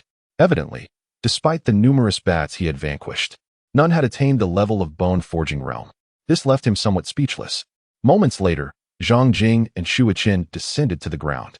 Upon focusing their gaze, they were astonished to find themselves in a vast valley, the earth beneath them a deep black, surrounded by towering mushrooms that emitted a phosphorescent glow, alongside numerous tall ferns. Additionally, a stream meandered nearby. Is this the subterranean world? Both Zhang Jing and Shu Qin gazed in wonder at the extraordinary realm before them. Chapter 47. The human-faced demon spider. The sights of this world filled Zhang Jing and Shu Qin with a sense of marvel. The gigantic mushrooms resembled colossal umbrellas, casting a gentle luminescence that illuminated this dim landscape. The ferns towered far above the ground, akin to miniature trees. They also observed peculiar dark red moss carpeting the ground. Furthermore, the presence of a stream added to the uniqueness of this realm. Zhang Jing's eyes were opened wide. He had previously assumed that the so-called subterranean world consisted solely of dirt and rock, but now he realized his misconception. Indeed, this place was entirely unlike the surface. Shu Qin echoed his thoughts, remarking that it appeared devoid of any demons or monsters. Let us venture forth and explore the area ahead. Zhang Jing and Shu Qin immediately employed their agile techniques and soared forward. The cavernous world was vast, with over 100,000 warriors having entered. They initially beheld a densely packed throng. However, it swiftly transformed, akin to droplets merging into the ocean, dispersing rapidly. The number of warriors surrounding them dwindled, and as they delved deeper into the subterranean realm, they gradually ceased to encounter others. Instead, they were greeted by an increasing abundance of colossal mushrooms and ferns, evoking a sensation akin to traversing through an extraordinary forest. Suddenly, a sharp beam of white light, like an arrow released from a bow, shot forth from the apex of a giant mushroom. Zhang Jing's gaze sharpened as he flicked his fingers, unleashing a surge of potent energy. With a resounding clash akin to metal striking metal, the piercing white light that shot forth ricocheted off the ground. Zhang Jing fixed her gaze and immediately spotted an ant the size of a thumb. This ant gleamed in a resplendent silver hue, adorned with two platinum-colored wings. It was the golden-winged flying ant, Shu Qin exclaimed. Zhang Jing recognized that the creature before him was a golden-winged flying ant, as documented in the Compendium of Demonic Beasts of the Underground World. This species of ant-like demon is significantly more formidable than the blood-sucking bat, with most possessing strength equivalent to the bone-forging realm. In fact, a considerable number of golden-winged flying ants boast prowess at the blood-chi realm.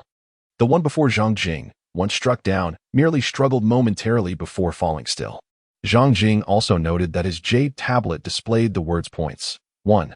Golden-winged flying ants are social creatures that thrive in colonies while foraging, and the appearance of one suggests the likelihood of many more lurking nearby. Zhang Jing spoke as he prepared to search for other golden-winged flying ants alongside Shu Qin. However, before they could take action, a dozen sharp white rays, akin to a volley of arrows, shot towards them from all directions. Had a bone-casting realm warrior been present, they would likely have been transformed into a mere pincushion in an instant. Even a blood-chi realm warrior would need to exercise considerable caution. Nevertheless, neither Zhang Jing nor Shu Qin paid much heed to those dozen piercing white rays. Heavenly net, sword technique. Shu Qin exclaimed sharply, drawing her sword with lightning speed. In an instant, a series of fierce sword lights unfurled in the void, coalescing and intertwining into a vast net of blades. The sharp white rays collided with the sword net, each one being decisively cleaved to the ground. Upon glancing at her jade plate, Shu Qin discovered it displayed a score of 14 points, which brought her instant delight. Zhang Jing crouched down, delicately pinching a golden-winged flying ant between her fingers. Upon applying pressure, she discovered the creature's body was remarkably robust, akin to a structure forged from steel. According to the records in the Demon Chronicle of the Underground World, these golden-winged flying ants possess immense medicinal value. When ground into powder and used in baths, they can significantly enhance the physical strength of martial artists below the innate realm. Let us collect these golden-winged flying ants. Xueqin scanned the ground, where a dozen of the insects lay, her heart fluttering with excitement. These golden-winged flying ants are indeed treasures, if brought to Tianjin. One could only imagine the frenzy they would incite, with even the wealthy finding it difficult to procure them. Zhang Jing observed that these golden-winged ants were relatively small, and carrying them would not impede their movement, so he nodded in agreement. The two immediately began to collect the golden-winged ants. Suddenly, a piercing scream from Xueqin pierced the air. Zhang Jing swiftly turned his head, only to find Xueqin ensnared in a net, being dragged into a lush thicket of ferns. This is not good. Zhang Jing's expression shifted dramatically as he swiftly employed the phantom body technique, transforming into a series of ghostly afterimages that darted into a thicket of ferns. Upon entering the towering foliage, he immediately beheld Xueqin being dragged away at great speed by an enormous spider. This creature was colossal, far surpassing the size of an elephant. Viewed from behind, its form was a deep shade of black, with robust limbs adorned in a hardened exoskeleton, and its joints bore menacing barbs. Its abdomen exhibited eerie white patterns, as if imbued with an enigmatic power. Zhang Jing encountered a spider of such colossal and fearsome proportions for the very first time. In his previous life, the sight of such a terrifying creature would have rendered him weak in the knees. However, fortified by newfound strength and courage, he merely paused momentarily before resolutely pursuing the enormous spider. Yet, its speed was unexpectedly swift and agile, and for a fleeting moment, he found himself unable to keep pace. Navigating through several clusters of ferns and traversing a multitude of gigantic mushroom formations, Zhang Jing steadfastly followed in the wake of the colossal arachnid. Ultimately, the spider arrived at the entrance of a dark and ominous cavern, where it promptly disappeared within. Without hesitation, Zhang Jing drew the phoenix sword and followed suit into the abyss. As he entered the cavern, a pungent stench assailed his nostrils, prompting him to quickly hold his breath. Before him lay a multitude of human bones, a grim testament to the creature's insatiable hunger. How many lives had this beast devoured? Zhang Jing's expression turned slightly frigid as he gazed upon the scattered bones. It became immediately apparent that many of these remains were still adorned in armor, wielding weapons in their skeletal hands. He could almost instantaneously conclude that these bones belonged to fallen soldiers. He surmised that a number of valiant warriors had ventured into the subterranean realm to vanquish demons, only to meet their grim fate as prey for this monstrous spider. Zhang Jingsheng, fearing that Xueqin might also fall prey to the spider, swiftly employed his agility and soared deeper into the cavern. Before long, he arrived at a relatively spacious chamber, where he once again beheld the formidable spider. At that moment, the colossal creature was poised to strike, its gaze fixated on Xueqin, ensnared within the web's intricate embrace. Zhang Jing was taken aback. With a sudden surge of power in his legs, he forcefully stomped down, causing the ground to shatter. In the blink of an eye, he transformed into a fleeting shadow, appearing beside Xueqin. One hand, like lightning, seized the web ensnaring her, while the other swiftly struck down, severing the thread connecting the web to the spider. Then, he retreated at an astonishing speed. The enormous spider lunged forward with a fierce bite, missing its target and instead crushing a nearby rock into fragments. The prey that had almost been within its grasp vanished. Igniting its furious wrath, it emitted a high-pitched, piercing shriek that seemed capable of penetrating the very soul, sending shivers down the spine. Its 8 sturdy legs tensed instantly, sharp tips embedding deeply into the stone as its massive body reared up. Soon, it spotted Zhang Jing.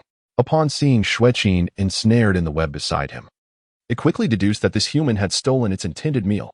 Its compound eyes widened in fury, glaring at Zhang Jing, with the once dark pupils now glowing with an enraged crimson light, as if they were about to unleash flames.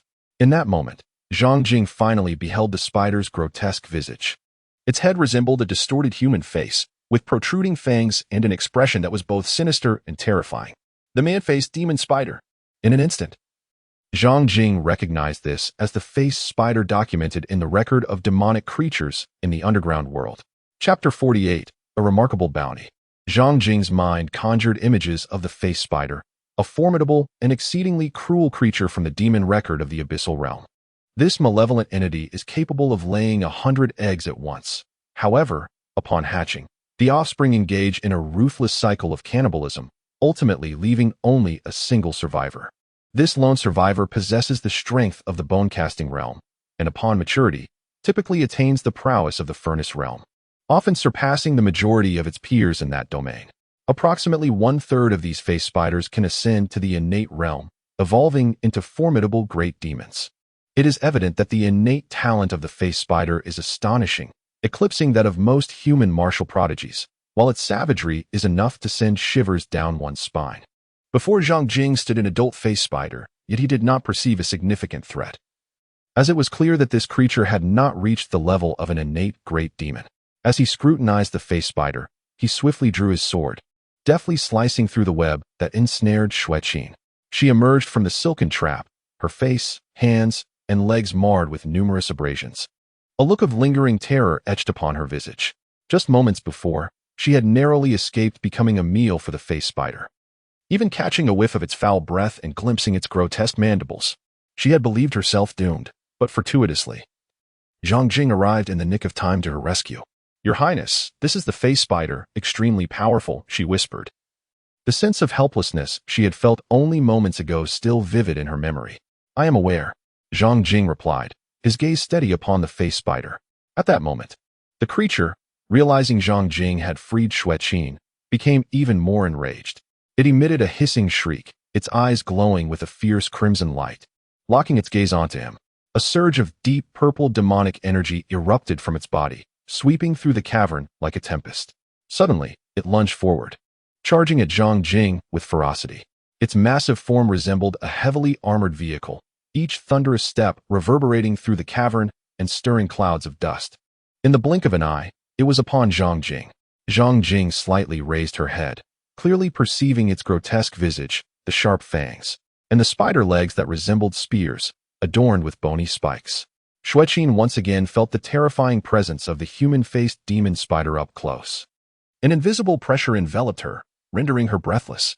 A slender spider leg, glimmering with a black golden sheen and enshrouded in deep purple malevolence, shot toward Zhang Jing with the swiftness of a lightning bolt, akin to a purple flash slicing through the night sky. The air resonated with the sound of being torn apart. Zhang Jing's gaze was as tranquil as water, his right hand firmly grasping the hilt of the phoenix sword, when he suddenly drew it with vigor. With a sharp clang, a dark crimson blade of light flashed and vanished in an instant. The spider leg that lunged towards Zhang Jing was swiftly severed. Blue spider blood gushed forth from the severed limb like a fountain. The human-faced demon spider emitted a painful shriek, becoming even more ferocious, while the remaining two spider legs transformed into fleeting shadows, aiming for Zhang Jing's head. A deafening sound of sonic boom reverberated through the air, as if unaware of its impending doom. Zhang Jing smiled faintly, his right hand once again slicing through the air with the sword, severing another leg of the spider. With his other hand, he grasped a spider leg that moved with the swiftness of lightning, seizing it firmly. As he turned his body, he exerted force through his arm, astonishingly lifting the colossal humanoid spider as if it were a mere trifle, and then brought it crashing down onto the ground. The impact resonated like the collapse of heaven and earth, shattering a vast expanse of the ground into fragments. Zhang Jing, wielding the humanoid spider, created an immense pit in the earth. The creature lay within the crater, its massive form riddled with cracks, blue blood gushing forth. The look it directed at Zhang Jing was unmistakably laced with a hint of fear. How could this human possess strength surpassing its own? Meanwhile, Xueqin, witnessing the scene, stood frozen in disbelief. Zhang Jing astonishingly repelled the assault of the humanoid demon spider with merely his fleshly palm, effortlessly lifting and slamming the creature down, creating a gaping chasm in the ground. What an extraordinary display of physical prowess and strength! Although the humanoid demon spider harbored a flicker of trepidation towards Zhang Jing, its defiance was unmistakable. With a furious screech, it unleashed a tempestuous surge of deep purple demonic energy, striving to rise once more and engage Zhang Jing in combat. At this moment, Zhang Jing raised his palm, exerting pressure into the void, and 108 ethereal galaxies materialized, firmly pinning the humanoid spider in place, rendering it immobile. "This shall be the end," he uttered calmly, as he waved the phoenix sword. Suddenly, a cascade of sword light erupted in the emptiness, nearly enveloping the entire cavern, resembling a tempest of snowflakes cascading down upon the helpless humanoid spider. The prince's swordsmanship is truly astounding. Xueqin was profoundly awed by the sword light that filled the heavens like a blizzard. When the torrent of sword light dissipated, the humanoid spider in the gaping pit lay dismembered. Azure blood flowed from its corpse like a spring, ceaselessly pouring forth. Upon gazing at the jade token, Zhang Jing immediately noticed that the score inscribed upon it had risen to 51 points. The human-faced demon spider is a creature of the furnace realm, possessing treasures beyond measure. Its flesh serves as a potent tonic for martial practitioners, while its exoskeleton, remarkably resilient, can be fashioned into armor. Furthermore, its spider legs can be transformed into formidable weapons. The corpse of this human-faced spider, if presented at the auction house in Tianjin, could command a price of no less than 1,000 taels of gold. Xueqin surveyed the human-faced spider in the vast pit, her eyes glimmering with anticipation. A minimum sale of 1,000 taels of gold? Upon hearing this, Zhang Jing's expression subtly shifted. As a prince consort, he was already considered to be in a position of considerable wealth within the Grand Yu Dynasty, with an annual income amounting to approximately 472 taels of silver. 1,000 taels of gold equates to 10,000 taels of silver, suggesting that his earnings over 20 years as a prince consort would not even match the value of this one human-faced spider. Damn, having experienced a previous life, he had always regarded money with indifference. Yet, at this moment, upon discovering the worth of a human-faced spider, a ripple of astonishment coursed through his heart. He began to seriously suspect that the reason the Emperor of Yu had dispatched the Western Mountain garrison to guard the exit of the underground world was not solely to prevent the surge of subterranean demons, but perhaps also to view the underground realm as a private gold mine. The corpses of these demons were exceedingly valuable. What a pity, lamented Xueqin, that the body of this human-faced demon spider is too colossal for us to transport. Zhang Jing felt a twinge of regret. However, the thought that the army would enter after the hunt to collect the corpses of these demons, and would proportionately reward him with wealth or the flesh of magical beasts based on his contributions, brought him a semblance of balance. According to the records in the Demon Compendium of the Subterranean World, the layers of the man-faced demon spider are often accompanied by rare spiritual herbs. Let us search this cave to see if there are any such herbs present. As Zhang Jing spoke, he and Xueqin began to search within the cave. Soon, their eyes brightened with discovery. In a secluded corner of the cavern, they beheld a water pool, roughly the size of a ruler, glistening with a milky hue. Amidst the pool, a lotus flower, resembling white jade, stood in astonishing beauty. They swiftly glided to the edge of the pool. As they approached, a delightful fragrance wafted towards them, accompanied by an earthy aroma that invigorated their spirits. They examined the liquid within the pool, which appeared akin to milk, yet lacked its viscous quality, instead exuding a subtle, enchanting scent. The lotus itself was extraordinarily peculiar. Measuring merely the length of half an arm, it bore 3 lotus leaves, crowned by a blooming white jade flower. Every part of the lotus, its stem, leaves, and blossom, was reminiscent of white jade, with a hint of a succulent texture. Upon gazing at this remarkable lotus, an instinctual yearning surged within Zhang Jing, a desire to consume it. This was the Earth's core jade essence, and the snow jade spirit lotus. After scrutinizing the liquid and the lotus for a moment, Xueqin gasped in astonishment. Zhang Jing discovered the origins of the milky white liquid and the lotus from the Demon Chronicles of the Underground World. The milky white liquid, known as Earth Core Jade Essence, is a precious treasure born from the depths of the earth. It not only enhances the physical body by refining muscles and marrow, but also amplifies one's vital energy and aids in healing injuries. This coveted substance is a dream for countless martial artists. As for the snow jade spirit lotus, it is even more invaluable. Martial artists striving to break through to the innate realm are granted a significant increase, at least 30%, in their chances of success if they consume the snow jade spirit lotus during their ascension. Each appearance of the snow jade spirit lotus in the martial world incites fierce competition among warriors. I have come to understand that the reason 1/3 of the human-faced spiders can evolve into innate great demons upon maturity is likely due to their symbiotic relationship with the accompanying spiritual herb, the snow jade spirit lotus. The human-faced spider we just vanquished has yet to ascend to the innate great demon status, presumably because this particular snow jade spirit lotus has not yet matured, and it has not consumed it. Zhang Jing gazed intently at the snow jade spirit lotus and spoke slowly. It must be so. Xueqin nodded in agreement. They exchanged glances, both faces illuminated with smiles. This time, their harvest had been extraordinary. Not only had they acquired a corpse of a human-faced spider, but they also obtained a pool of core jade marrow and a snow jade spirit lotus. It could be deemed a windfall. The human-faced spider's corpse, the core jade marrow, and the snow jade spirit lotus. Ha ha ha, I am truly fortunate. Suddenly, a hearty laugh resonated through the air. Zhang Jing and Xueqin were taken aback, abruptly turning their heads to behold a formidable figure striding into the cave, bearing a colossal blade the size of a door upon his back. His piercing gaze swept over the corpses of the human-faced spider, the heart of the earth jade, and the snow jade spirit lotus. Upon recognizing this imposing silhouette, Xueqin's expression shifted dramatically. She instantly identified him. Chapter 49. Your prowess is formidable. I can only muster 3/10 of my strength. Are you unscathed? He was none other than the rising star of Tianjing, the formidable blade of domination. Pang Long. Xueqin's previously serene visage transformed into one of grave concern. With a sharp sound, she unsheathed her sword without hesitation, warily observing the advancing giant. Zhang Jing cast a glance towards Pang Long. During the martial arts tea gathering, he had encountered this individual in Chang'an Garden. However, at that time, the man likely did not notice him, for he was merely a transparent figure seated in a secluded corner. Pang Long strode confidently towards the spot where Zhang Jing and Xueqin were situated, yet his attention was decidedly elsewhere. The prominent figures participating in the autumn hunting expedition had all crossed paths with him at the martial arts tea gathering. Even if they had not interacted, he was familiar with them.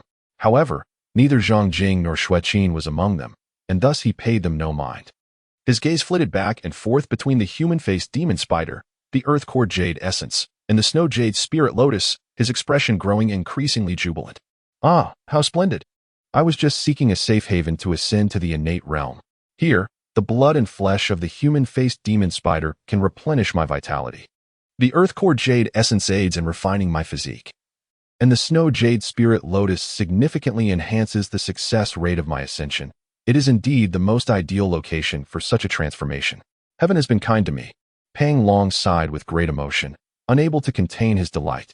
He naturally regarded the human-faced demon spider, the earth core jade essence, and the snow jade spirit lotus as his own possessions, completely disregarding Zhang Jing and Xueqin.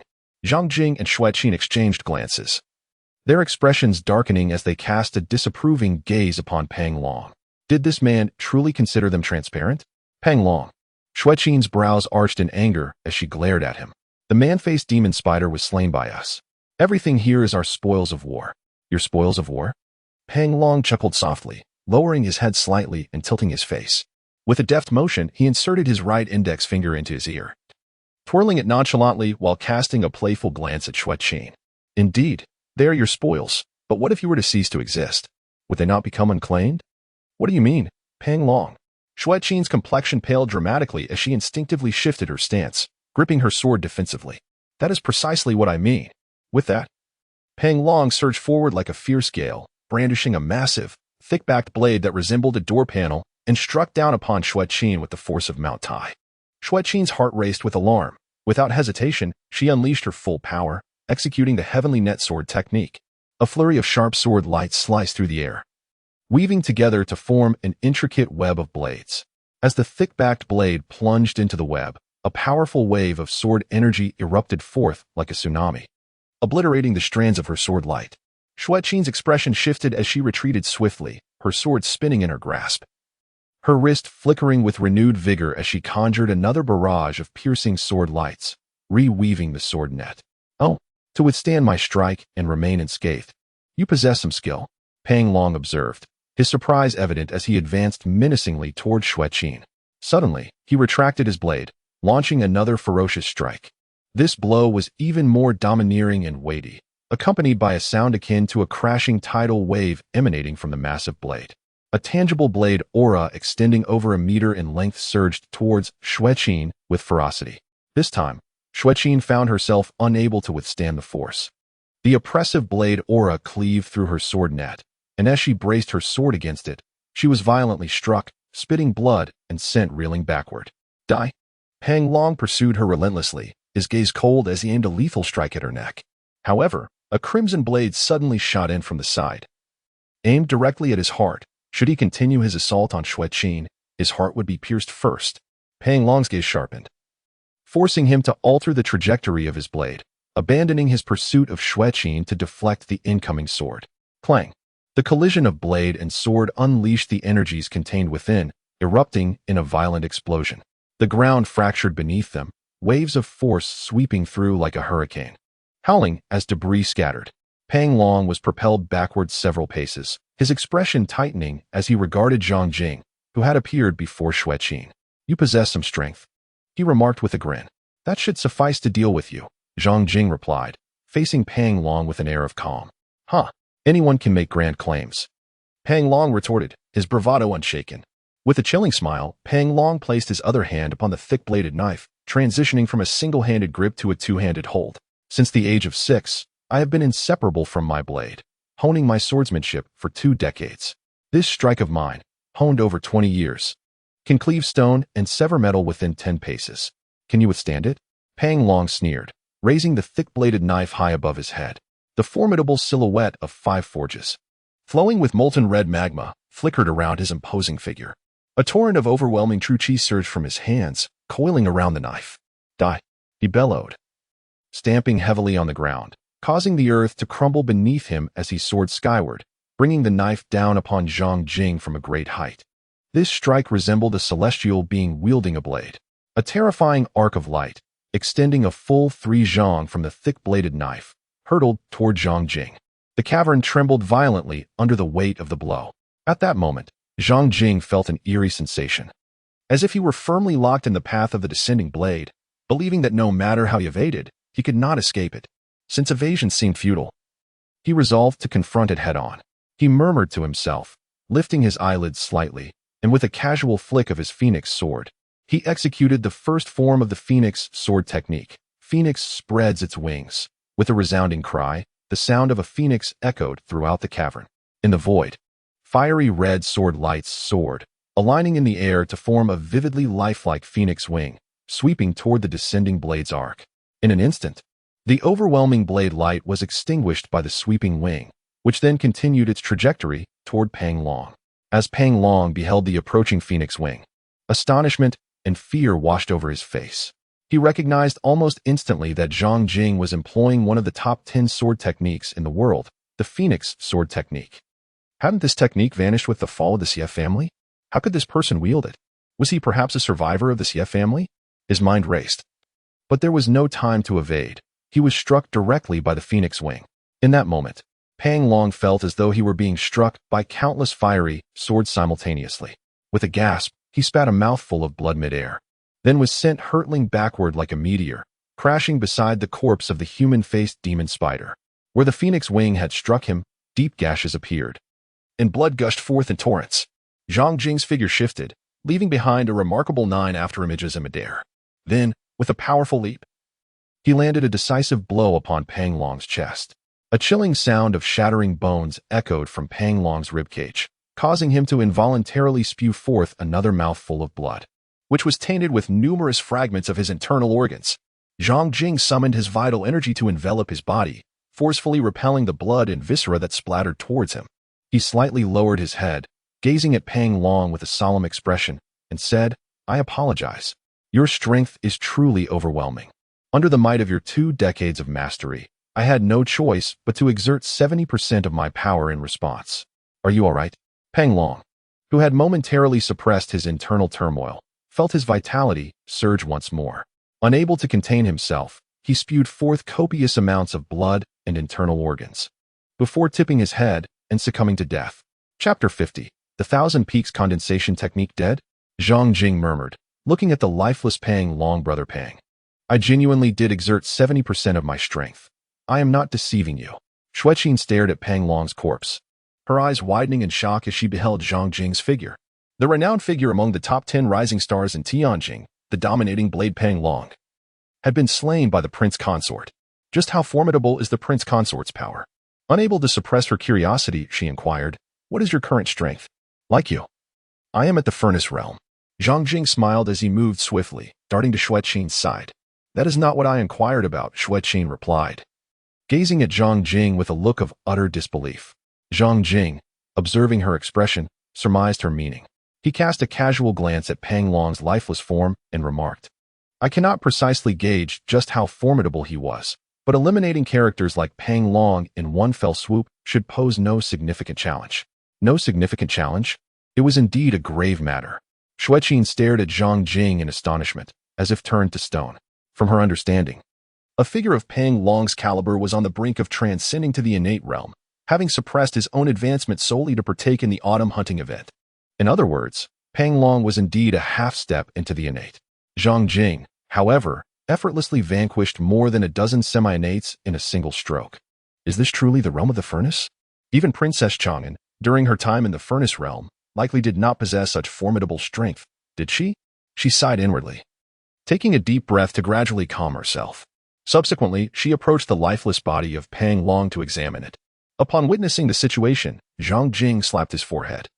Realizing his miscalculation, he had completely forgotten to examine the corpse. To commit murder without inspecting the body is to forsake the very essence of the soul. Moments later, the usually composed Xueqin approached with an expression of fervent excitement. In her left hand, she held several banknotes, while her right grasped a piece of folded animal hide, reduced to the size of a palm. Upon observing the excited demeanor of Xueqin, Zhang Jing instantly surmised that she had made a significant discovery. He promptly inquired, "Your enthusiasm suggests that you have unearthed something valuable from Pang Long, have you not?" Xueqin lifted 3 silver notes of 1,000 taels each with her left hand, then presented the animal hide before Zhang Jing. Taking a deep breath, her expression subtly shifted as she remarked, "This is indeed the true bounty of our expedition." Zhang Jing took the animal hide and, upon opening it, discovered a multitude of characters, patterns, and symbols inscribed upon it. As he scrutinized the contents, he was astounded to realize that it detailed a technique known as the Qianfeng Ningxue method. Furthermore, it was classified as a superior-grade Ningxue technique. In that moment, he comprehended why Xueqin had been so exhilarated. A superior-grade Ningxue technique is indeed a priceless treasure.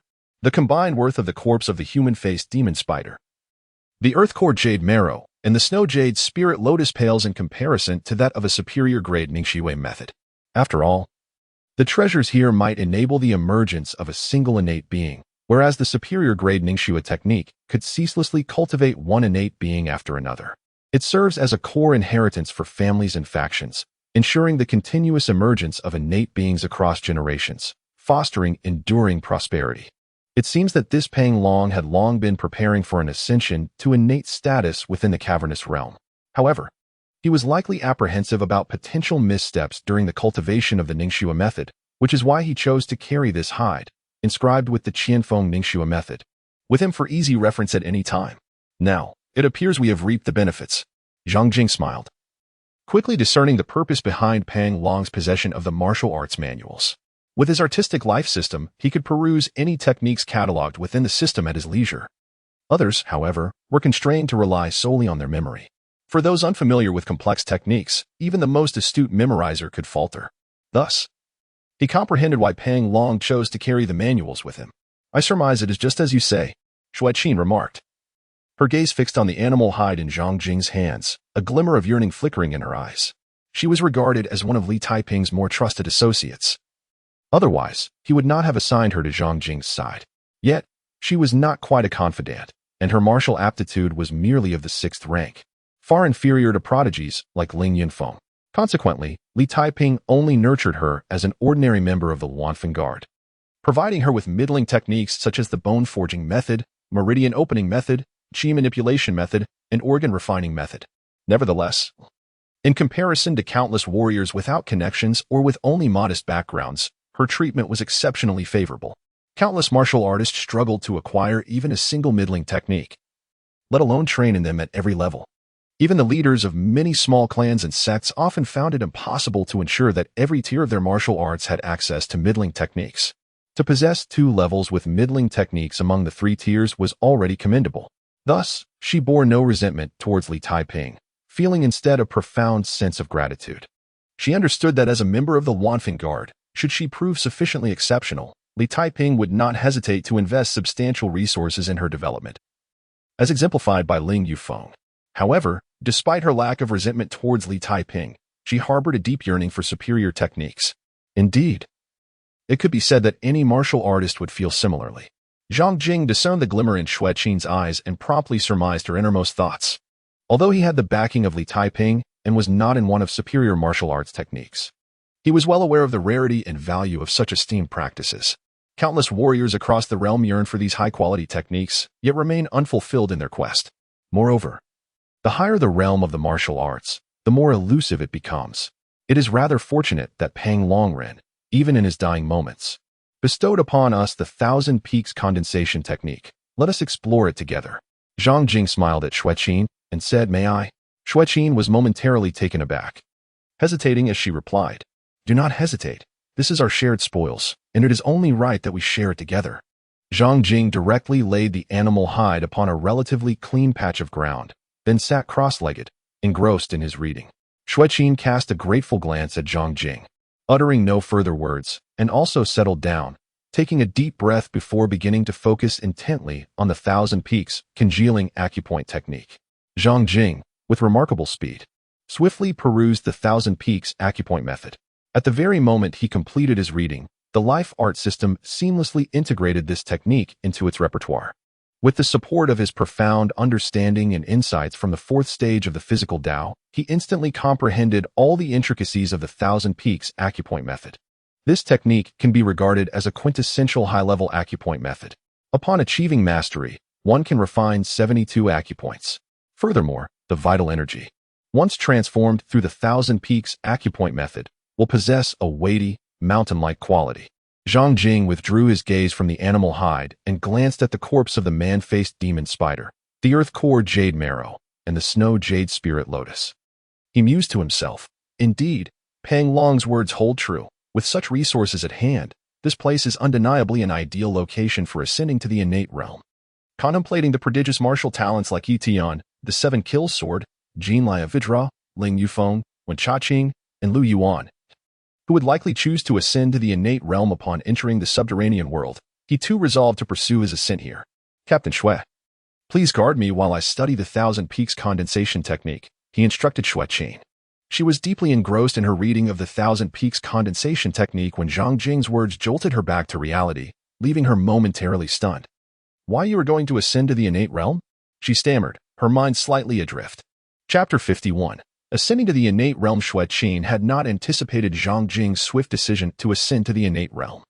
Although she was well aware that he had already reached the ninth heaven of the tempering furnace, making a breakthrough to the innate realm was entirely reasonable. She still felt it was rather abrupt. After all, it had been less than a year since Zhang Jing began his martial journey from scratch. Zhang Jing stepped directly into the pool, settling himself within the milky depths of the earth's core jade, leaving only his head exposed. In the next moment, he felt countless tendrils of cool energy penetrating through the myriad pores of his body, evoking a profound sense of comfort. These refreshing currents seamlessly merged with the true energy circulating within him, causing it to expand at an astonishing pace. He recognized that this was the effect of the earth's core jade. Without hesitation, he commenced the practice of the phoenix condensation method. A resounding and spirited cry of a phoenix echoed within him.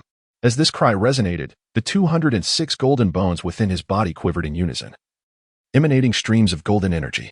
Simultaneously, 108 meridians, resembling galaxies, surged forth, the vast true energy flowing relentlessly throughout his being.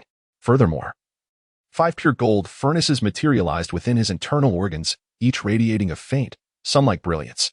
Suddenly, the streams of golden energy and the expansive true energy, along with the brilliant points of light, converged to form a spectral phoenix. With a powerful flap of its wings, the phoenix ascended along his spine, entering his skull at the Fengfu point, intertwining with his consciousness and traversing the center line of his head, before soaring over the crown and diving toward the ancestral aperture situated between his eyebrows and eyes. The ancestral aperture, also known as the heavenly heart, holds a significant position in the realm of martial cultivation. At that moment, the phoenix's ethereal form struck against the ancestral aperture, forcefully opening it. The aperture swung ajar, akin to unsealing a gateway to the external world. Zhang Jing's consciousness instinctively reached beyond this portal, extending into the external world. For the first time, he observed the universe through the lens of his awareness. To his astonishment, he discovered that within the seemingly empty void lay countless minute particles of dust. Faintly, he perceived a deep, resonating rumble emanating from the depths of the earth, akin to the planet's very heartbeat. He sensed that the air flowing through the void was not merely in motion, rather, it was a dynamic amalgamation and transformation of various elements within the cosmos. In a moment of clarity, he realized that with the opening of his ancestral orifice, his consciousness could now be projected outward, allowing him to engage with the natural world and perceive the laws governing its rhythms. Moreover, an instinctive understanding dawned upon him. He could now harness a fragment of the primordial essence of the universe for his own use. This, indeed, was the essence of the innate. Zhang Jing, filled with emotion, contemplated for a moment before invoking the phoenix nourishing method to summon the primordial energy of heaven and earth into his ancestral aperture. In the next instant, the cavern erupted with a tumultuous wind. Torrents of energy surged toward him. Through the clarity of his spiritual awareness, Zhang Jing perceived countless crimson orbs entering his ancestral aperture. These red orbs melded into the ethereal figure of the phoenix that lingered within. With a resonant cry, the phoenix's spectral form ignited into a blaze, transforming into a true fire phoenix. Its wings unfurled as it unleashed flames into the ancestral aperture, refining it into a luminous point resembling a star. Subsequently, it turned and retraced its path, swiftly traversing Zhang Jing's body before dissipating into myriad fiery red points that integrated seamlessly within him. In that moment, Zhang Jing acutely sensed the rapid metamorphosis of every bone, sinew, organ, and even his very consciousness. Moments later, he abruptly opened his eyes, a brilliant light emanating from them, akin to two bolts of lightning illuminating the entire cavern. With an unexpected exhalation, a surge of crimson energy burst forth. With a swift whoosh, it resembled a scarlet celestial sword slicing through the air, striking the cave wall with a resounding impact, creating a deep cavity and scattering debris in all directions. The atmosphere crackled with energy as he unleashed his inner sword. This was a herald of ascension to the innate realm. "Your Highness, have you succeeded?" Xueqin exclaimed in astonishment at the sight before her. "I have succeeded," Zhang Jing affirmed. Zhang Jing smiled and nodded slightly, casting a glance at the slightly faded earth core jade essence before resuming his cultivation. His foundation was remarkably profound. During his recent ascension to the innate realm, he had scarcely depleted any of the earth core jade essence. As for the snow jade spirit lotus and the corpse of the human-faced demon spider, they had remained untouched. These resources were precisely what he needed to advance the phoenix condensation technique to its utmost perfection. After half an hour, the pool of earth core jade essence was completely exhausted, with not a single drop remaining. Zhang Jing began to consume the flesh and blood of the man-faced demon spider. Of course, only after it had been thoroughly roasted. 2 hours later, the colossal creature, larger than an elephant, was entirely devoured by him. Xueqin watched in astonishment, utterly shocked. Subsequently, Zhang Jing turned his attention to the snow jade spirit lotus, consuming the entire plant. Upon completing this feast, he finally cultivated the phoenix condensation technique to its pinnacle. The 96 acupoints within him shone like a constellation of brilliant stars, radiating resplendent light. Indeed, the resources required for martial cultivation are astonishing.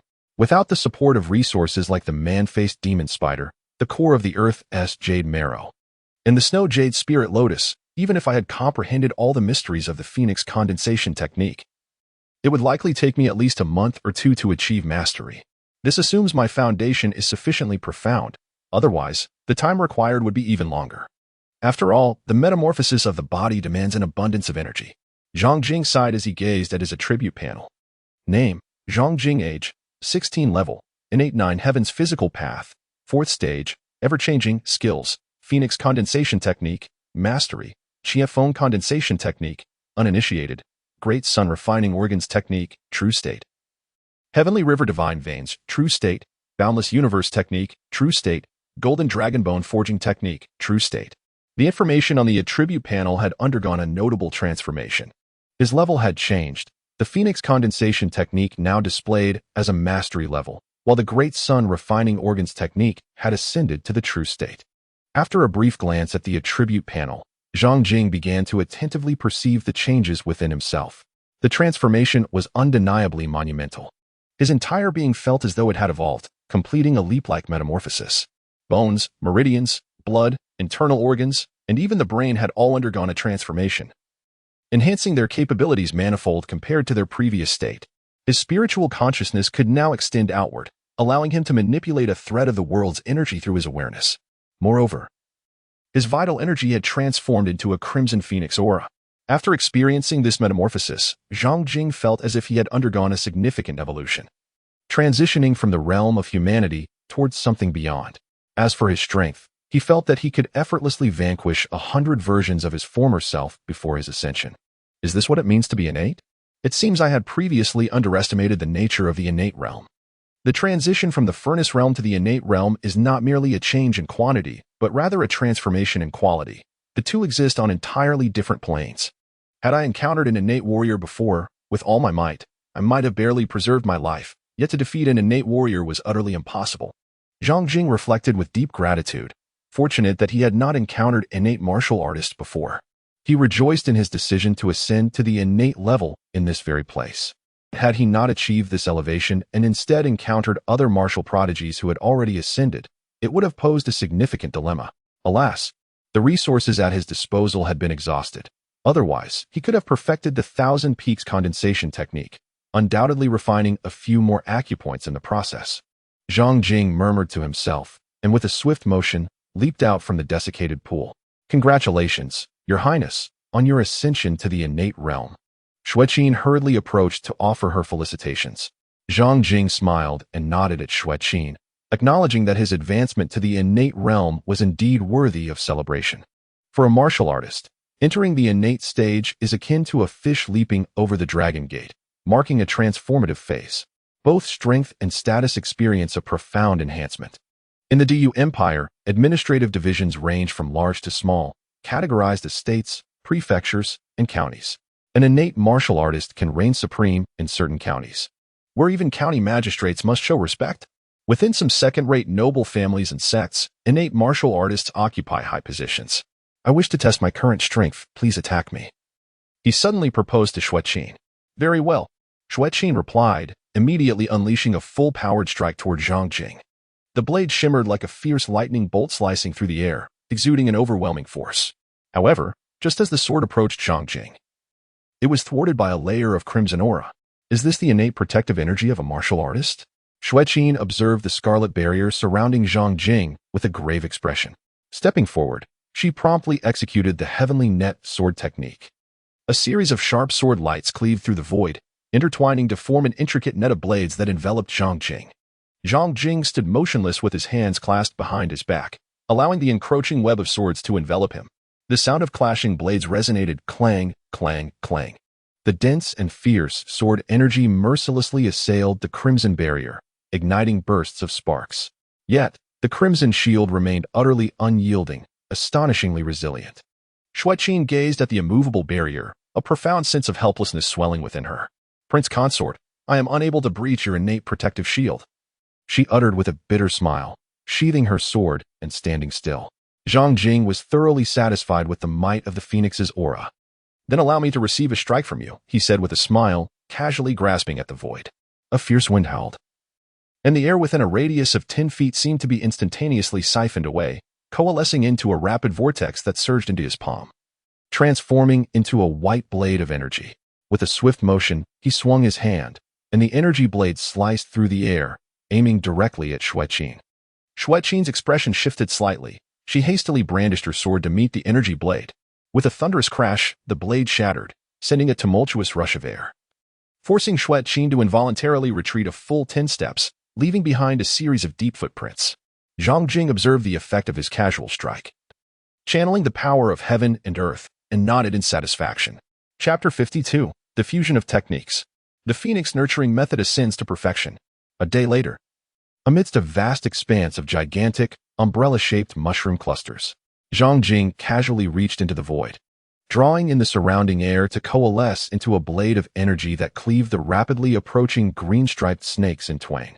Almost simultaneously, Xueqin, not far from him, unleashed a barrage of sharp sword energies, weaving a net of blades that mercilessly dispatched the encroaching serpents. Moments later, they had vanquished all the green-striped snakes, leaving the ground strewn with their lifeless bodies, a sight that sent shivers down the spine. Your Highness, the situation seems rather peculiar. Since we exited the lair of the human-faced demon spider, we have already encountered 3 waves of minor beast tides, Xueqin remarked. gripping her sword as droplets of blood trickled down its blade. A hint of fatigue glimmered in her eyes, yet her expression remained stern. First, we faced the black fire ant swarm, then the sand scorpion tide, and now this wave of green-striped snakes. While it is not uncommon to encounter beast tides in the subterranean world teeming with monsters, the frequency of these occurrences is alarming. If it weren't for your formidable strength, we might have already perished amidst these beasts. When coincidences become too frequent, they inevitably signify a deeper truth. Upon hearing this, Zhang Jing smiled faintly and settled onto a clean stone. He casually seized a green-striped snake, using his fingers as a blade to skillfully strip away its skin with a few swift motions. His technique was remarkably adept. He then summoned wisps of fiery phoenix energy to envelop the snake. Soon, the serpent was roasted to a golden hue, an enticing aroma wafting through the air. Are you suggesting that these beast tides are orchestrated by someone in the shadows? That there are hidden machinations aimed at our demise? Xueqin approached Zhang Jing, her countenance somewhat grim. This is painfully evident. Zhang Jing observed Xueqin's unsightly expression and smiled gently, urging her to remain composed. Although uncertain of the means employed by their adversary to repeatedly summon such hordes of demonic beasts to assail them, one could perceive this endeavor as a laborious effort to bestow upon them precious points, thus sparing them the arduous task of seeking out monsters themselves. Why should they not embrace this fortuitous circumstance? Xueqin, taken aback by his words, found herself momentarily speechless. Indeed, the three beast tides they encountered that day had yielded them a substantial accumulation of points. Her own score had already surpassed 1,000. Meanwhile, the number of demonic beasts Zhang Jing had vanquished was at least several times greater than her own, and thus, his points must similarly far exceed hers. Had they been tasked with hunting the monsters independently, their efficiency would undoubtedly have plummeted, likely earning them no more than a third of what they currently possessed. From this perspective, the architect of these events had indeed made a considerable contribution to their point total. However, she harbored no gratitude towards this individual. How could she possibly feel thankful towards someone intent on their demise? There was no point in dwelling on it. What was destined to occur would inevitably come to pass. In the grand scheme of existence, sustenance remained the paramount concern. Zhang Jing extended the roasted snake in his hand towards Xueqin, smiling as he suggested, "Would you care for a taste? Although it lacks seasoning, I believe it should still be palatable." Xueqin glanced at the roasted snake before her, her lips twitching slightly as she turned away in silence. At times, she found herself seriously questioning whether Zhang Jing was a reincarnated glutton. His appetite was insatiable. Within the confines of the cave, it was understandable that he required immense energy to ascend to the innate realm. Consuming that colossal, elephant-sized spider demon was justifiable. Yet, even after leaving the cave, he continued to feast without restraint. Be it the hard-shelled black fire ants, the fearsome sand scorpions, or the current green-striped snake, all had become his sustenance. She prided herself on being well-traveled and knowledgeable, yet she had never encountered anyone with such an extraordinary capacity for consumption. It was as if he would never know the feeling of being full, and he dared to eat anything. Zhang Jing observed Xueqin turning away, yet he remained unperturbed, offering a faint smile before lowering his head to partake in the roasted green-striped snake. The flesh was firm, succulent, and smooth, possessing a delightful elasticity, with a subtle resilience that tantalized the palate. His eyes sparkled with delight as he devoured the dish with fervor. As he ate, he simultaneously practiced the Qianfeng Ningxue method, causing a myriad of star-like acupoints within him to illuminate in succession. Within these newly formed acupoints, a faint ethereal silhouette of a verdant mountain emerged. By the time he finished the roasted snake, he had amassed 72 acupoints suspended within him, each housing the spectral image of a phoenix in more than two-thirds of them. Ultimately, he had successfully mastered the Qianfeng Ningxue method. Indeed, he could now integrate the core essence of this technique into the Phoenix Ningxue method, enhancing its efficacy. Zhang Jing mused to himself, contemplating the profound essence and true meaning of the Phoenix condensation technique and the Thousand Peaks condensation technique. As if a gentle stream flowed through his heart, with the foundational knowledge and insights of the fourth realm of physical cultivation. The intricacies of these two techniques unfolded before him like a text within his grasp. With a mere thought, he seamlessly merged the two techniques. In an instant, all the refined acupuncture points within him underwent a remarkable transformation, from those points that were once merely graced by the ethereal image of the phoenix. A verdant peak suddenly surged forth, and the phoenix, with a resounding cry, circled the peak before alighting atop it. Likewise, from the points that solely bore the lush peaks, a fiery phoenix, enveloped in flames, descended from the heavens, claiming the summit as its abode. in the many acupuncture points that simultaneously housed both the phoenix's ethereal image and the verdant peaks. The phoenixes that had been suspended above the summits gracefully descended to rest upon the mountaintops. As each phoenix settled upon its peak, the phoenix essence and the essence of the 1,000 peaks coursing through Zhang Jing's body abruptly fused, transforming into a more potent primordial essence. Imbued with a crimson hue tinged with green, this newly birthed primordial essence not only retained the characteristics of the phoenix essence, but also bore a weightiness akin to that of a mountain. A novel technique emerged, surpassing the phoenix condensation technique. Yet, considering the future integration of other condensation techniques, Zhang Jing opted not to rename it repeatedly and simply retained the title of Phoenix Condensation Technique. Zhang Jing gazed upon the myriad acupoints within his body, each shimmering like stars, and discovered precisely 108 of them. This indicated that the current Phoenix Convergence technique had ascended to the pinnacle of acupoint mastery. A profound transformation transpired within Zhang Jing, yet due to the enigmatic veil of ever-changing energies, his aura appeared utterly unchanged. Xueqin, standing beside him, remained oblivious to his metamorphosis. Suddenly, Zhang Jing's gaze sharpened, his eyes shimmering with a crimson and azure radiance as he directed his attention towards a cluster of towering ferns 100 paces away. Before long, masked figures clad in black emerged from the thicket of ferns. Subsequently, from the surrounding clusters of mushrooms and the patches of ferns, additional groups of masked individuals materialized. The throngs of black-clad figures subtly encircled Zhang Jing and Xueqin. Zhang Jing maintained a serene demeanor, offering a faint smile to Xueqin, who was already tensed and gripping her sword tightly. See, I was right. What is destined to happen will ultimately come to pass. Now, Haven Tea, they revealed themselves? Xueqin remained silent, her gaze icy as she swept across the numerous figures clad in black, exuding an aura of menace. Who are you? How dare you conspire to assassinate the prince consort? Chapter 53. Unmatched Strength. Shattering all laws in response to Xueqin's admonition, the multitude of black-clad figures remained unresponsive.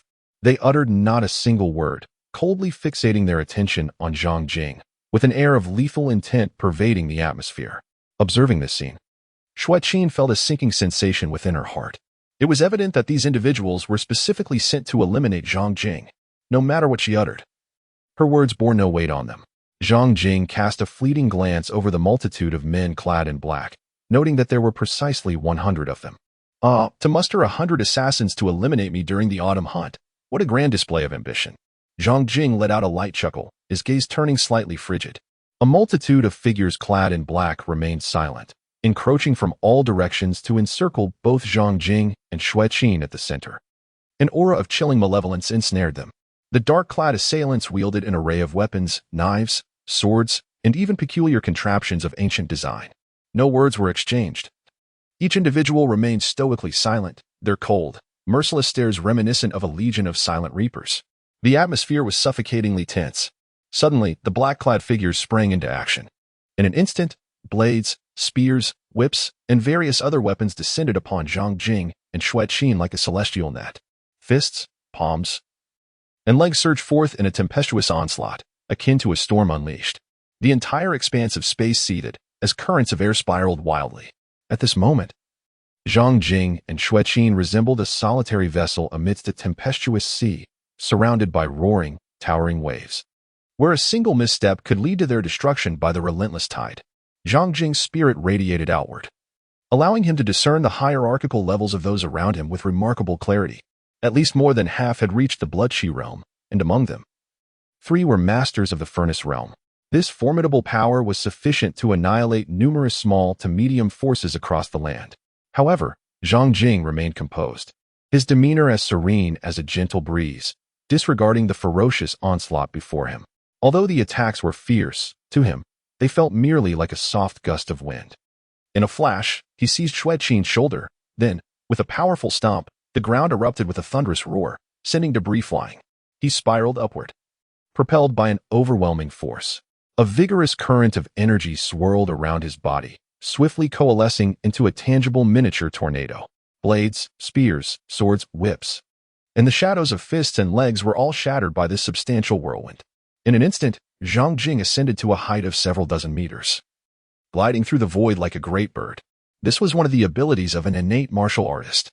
While innate martial artists could not fly like the masters of the In God sect, They possessed the capability to manipulate the forces of nature and, in conjunction with their agile movements, achieve short-distance gliding. Zhang Jing, with Xueqin in tow, glided gracefully to a cluster of mushrooms 100 meters away, placing her atop a colossal mushroom. "Take care of yourself," he instructed before soaring into the air like a majestic eagle, charging towards the throng of black-clad assailants. Suspended in midair, the innate vital energy within him surged forth, akin to a roaring river, creating a thunderous sound. As he soared above the multitude of adversaries, his gaze sharpened with intensity. He leaned slightly and struck downwards with his palm. Boom! It resounded like thunder on a clear day. A torrent of formidable energy descended, shaking the air with a resounding roar as the winds whipped violently. 4 or 5 of the black-clad figures were instantly torn asunder, their cries stifled before they could escape the grip of death. In the next moment, he conjured 9 afterimages in midair, darting like phantoms into the midst of the black-clad foes, his movements akin to lightning, flickering incessantly, each step accompanied by a deadly strike. The assailants suddenly felt as though they were the ones outnumbered, encircled by a solitary warrior. This sensation left them utterly disconcerted. However, they swiftly regained their composure. Zhang Jing's assault was exceedingly fierce, and the consumption of true energy at every moment was undoubtedly astonishing. They could scarcely believe that the opponent could sustain such a level of offensive for an extended duration. A quarter of an hour, 2/4 of an hour, 3/4 of an hour. Zhang Jing moved like lightning amidst the throngs of dark-clad assailants, his relentless onslaught leaving a trail of bloodshed with each stride, every strike claiming lives. The number of those who fell beneath his blade continued to rise, while the remaining foes gradually began to perceive the dire shift in their fortunes. How could Zhang Jing sustain such relentless power? As a practitioner of the furnace realm, how is it that his vital energy seems inexhaustible? At this moment, among the 100 cloaked figures, only 10 remained alive. The gazes of these 10 individuals gradually shifted to one of mounting terror as they realized their grave error. The man before them was unequivocally not the furnace realm warrior described in their intelligence reports, but rather an innate master. At that very instant, a sword, a knife, and a gun erupted simultaneously from the nearby ferns, launching themselves towards Zhang Jing with lethal intent. The sword, entwined with blood-red innate vigor, exuded a malevolent aura reminiscent of a hellish demonic blade. The knife, pale and foreboding, radiated an essence of despair. And then there was the gun, resembling a streak of ethereal purple lightning that cleaved through the void, aimed directly at Zhang Jing's throat with a deadly precision designed to seize life itself. The emergence of this sword, knife, and gun was so abrupt that the overwhelming force of their innate energy swept through the air, resulting in the immediate obliteration of 4 cloaked figures who were unable to evade the onslaught. Zhang Jing found himself besieged by 3 weapons, each aimed at his vital points, his head, throat, and heart, as if they sought to pierce him through. In the distance, Xueqin witnessed this sudden turn of events, her complexion instantly paling and her heartbeat accelerating uncontrollably. From the overwhelming aura emanating from the 3 weapons, she discerned that 3 innate martial artists had struck. These long-hidden masters had launched a lethal assault on the unsuspecting Zhang Jing. To her, his predicament was perilously dire. Had they finally made their move? Zhang Jing raised his gaze towards the sword, the knife, and the spear before him, exhibiting an air of calmness and nonchalance. With a casual flick of the Phoenix sword, he unleashed the first form of the Phoenix sword technique. Phoenix spreads its wings. In an instant, fiery crimson sword energy soared into the sky, aligning itself to form a colossal phoenix wing. The sweeping motion of the phoenix wing struck simultaneously at the sword, the knife, and the spear. Boom! The weapons were sent flying back by the force of the phoenix's sweep. The explosive energy shattered the ground, stirring up dust and debris, creating a tempest that surged forth into the distance. The 6 previously living figures clad in black once again launched an assault on Zhang Jing, channeling their inner energy into an explosive force, encircling him like a hurricane. Could a mere breeze hope to stir up a mighty wave? Zhang Jing gazed at the 7 black-clad figures encroaching upon him, a hint of derision curling at the corners of his lips. Absurd. With a sudden flourish of the phoenix sword, a torrent of sword energy erupted forth, and amidst the splattering of blood, the 7 assailants fell, their bodies severed asunder. At that moment, a sword, a knife, and a spear surged toward him once more, wielded by their respective masters, 3 more masked figures draped in black. The aura emanating from these 3 was far more formidable than that of the 100 who had perished at Zhang Jing's hands. It was as if they were one with the very elements, exuding a profound and overwhelming pressure of the heavens and earth. In an instant, Zhang Jing discerned that these 3 individuals were innate martial artists. Innate martial artists possess the ability to resonate with the cosmos, channeling a fragment of celestial might to enhance their own prowess.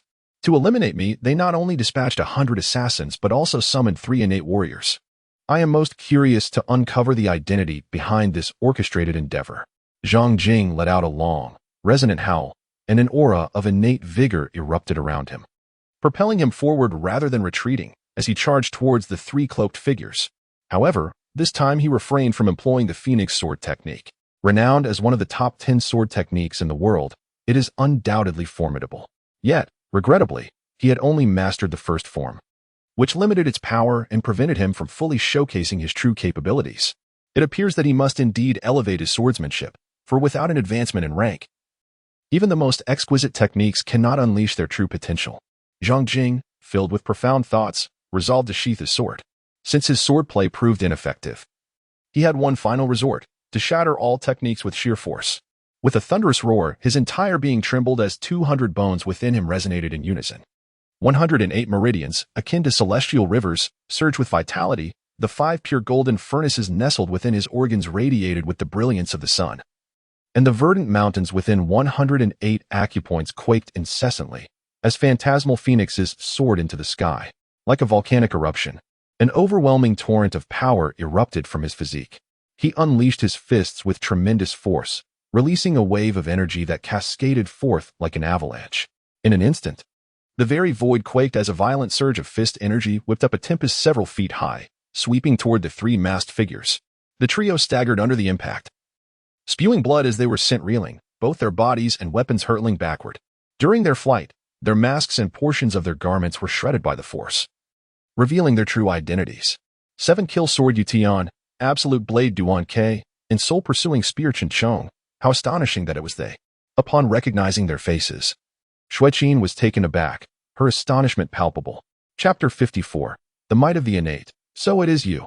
Zhang Jing observed the 3 individuals across from him, feeling a profound sense of astonishment.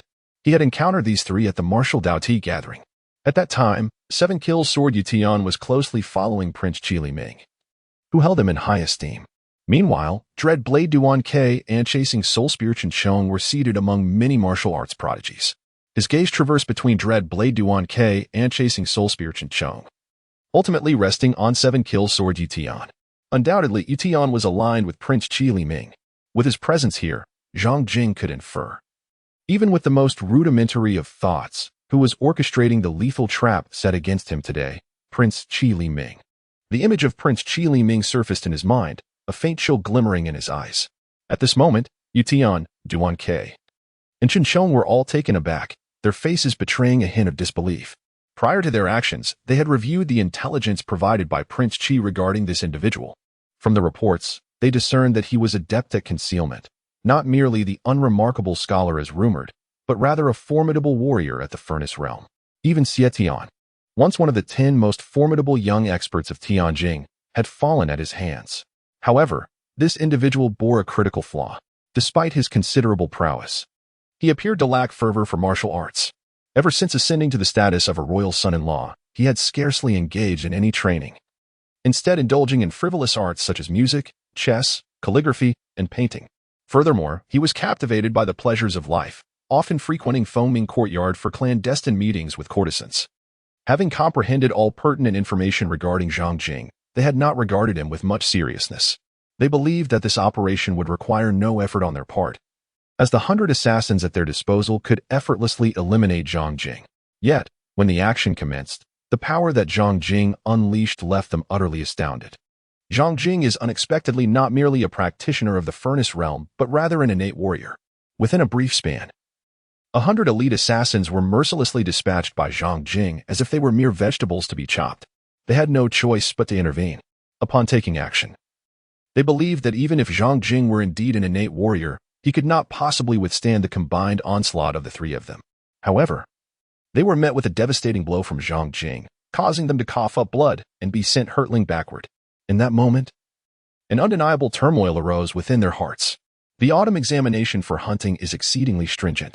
Prior to entering the subterranean world, none were to be innate warriors. In other words, Zhang Jing, like the others, ascended to the innate realm only after entering the cavernous world. This revelation proved difficult for them to accept.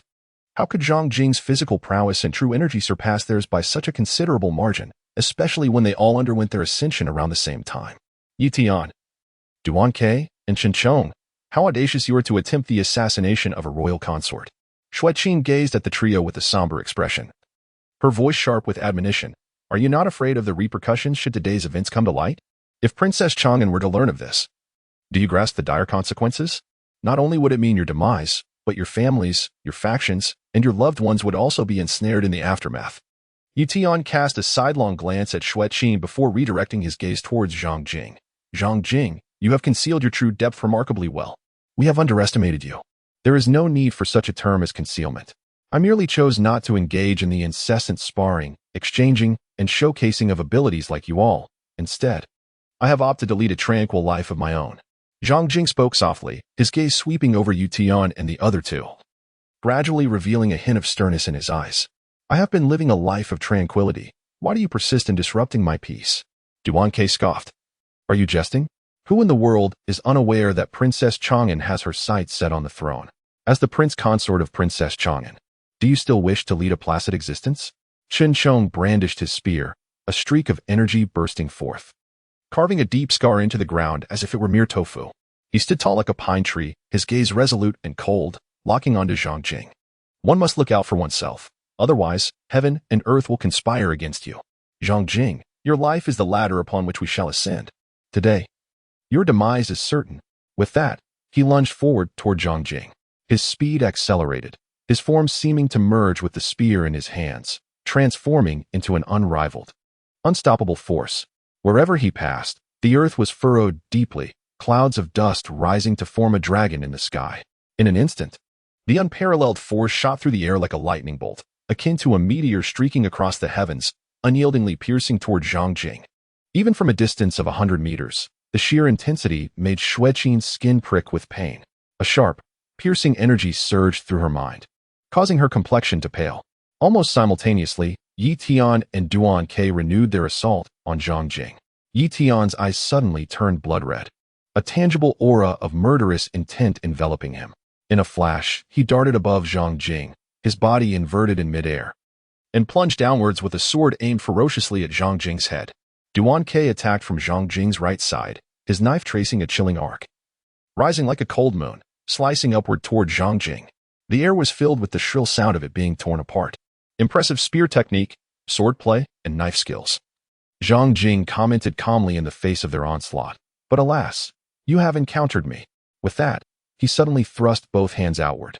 In an instant, the vast primordial energy within him surged forth like a torrent breaching a dam, coalescing into a crimson-tinged azure barrier around him. The spear, sword, and knife struck the barrier in succession, resonating with a thunderous clang that reverberated through the heavens and earth. The ground around the barrier shattered, a cloud of dust and debris soaring into the sky, hanging like a curtain before cascading back down. Amidst the swirling dust, Yi Tian, Duan Ke, and Chen Chong stared at the immovable primordial barrier, their expressions shifting in disbelief. They had combined their strength in a fierce attack yet failed to breach Zhang Jing's protective shield? I refuse to believe that we cannot break through his barrier together. Let us continue our assault. Yi Tian gritted his teeth, his black hair swirling as an aura of crimson killing intent enveloped him. The sword in his hand radiated a blood-red glow, transforming him into a deity of slaughter. With a swift turn, he soared to the left of Zhang Jing, thrusting his sword once more. Kill! Duan Ke roared, channeling his innate vital energy into his long knife, unleashing a blade of energy that extended 10 meters, cleaving through the air with the ferocity of a lightning strike. The force was so intense it seemed capable of splitting the very heavens asunder. Without hesitation, Chen Chong propelled himself from the ground like a rocket, ascending to heights of several dozen meters. He then inverted his position, merging with his spear, enveloped by a torrent of innate energy, transforming into a serpent-like spear light, crashing down towards Zhang Jing. Within the protective barrier of innate energy, Zhang Jing stood with his hands behind his back, calm and composed, allowing the trio's relentless assaults to rain upon him. Having ascended to the innate realm, he was acutely aware of his formidable strength, though he was uncertain of its true magnitude. This was the perfect opportunity to gauge his abilities against these three. Otherwise, with a mere gesture, he could have obliterated them.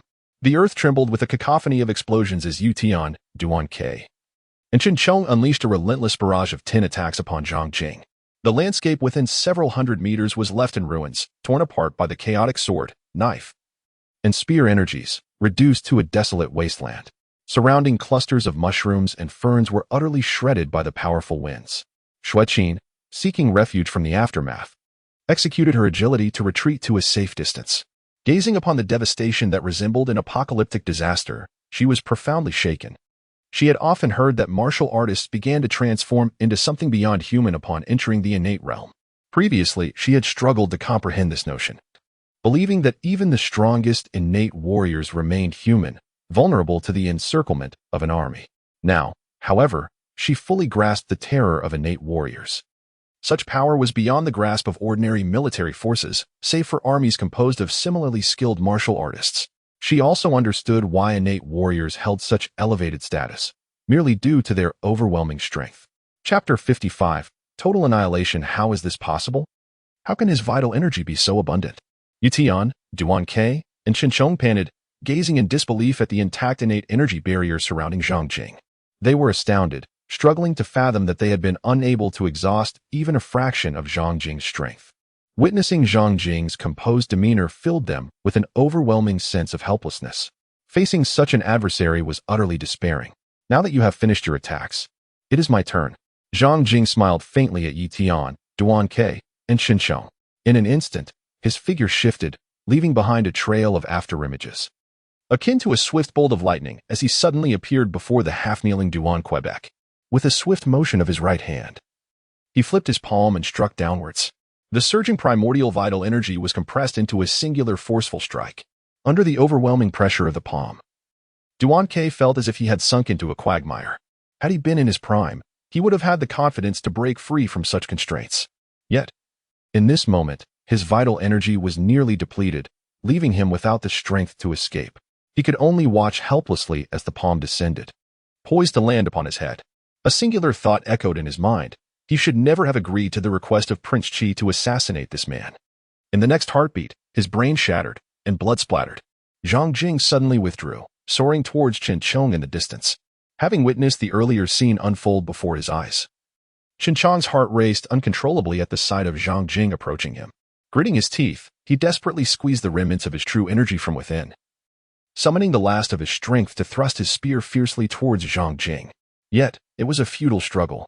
Zhang Jing chuckled softly, flicking his finger, unleashing a surge of innate vital energy that sent the approaching spear hurtling away. Subsequently, like a dragonfly skimming the water's surface, he delicately pointed at Cheng's forehead. Plop! A gaping wound appeared at Cheng's brow, causing his lifeless body to collapse immediately. Meanwhile, Yutian, witnessing the successive demise of Duan-Ke and Cheng, realized that he too would likely meet an untimely end today. However, since escape from death seemed futile, he resolved that if he were to perish, he would take Zhang Jing down with him, sacrificing oneself for a noble cause. With a furious roar, he unleashed a secret technique from the 7-kill sword art. A last-ditch effort. In an instant, the precious bones, energy meridians, furnace, and acupoints within him ignited simultaneously. A fierce, blood-like aura of lethal intent erupted from his being, soaring several feet into the air. His body visibly withered at an alarming rate, quickly transforming into a mere skeleton wrapped in skin.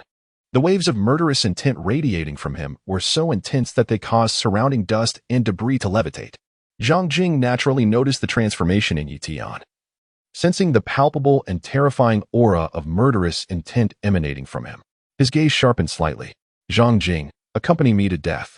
Yitian howled, exerting immense force with his legs, causing the ground beneath to collapse dramatically as he surged towards Zhang Jing with reckless abandon. Before he even arrived, a visceral wave of crimson killing intent engulfed Zhang Jing like a tide of blood.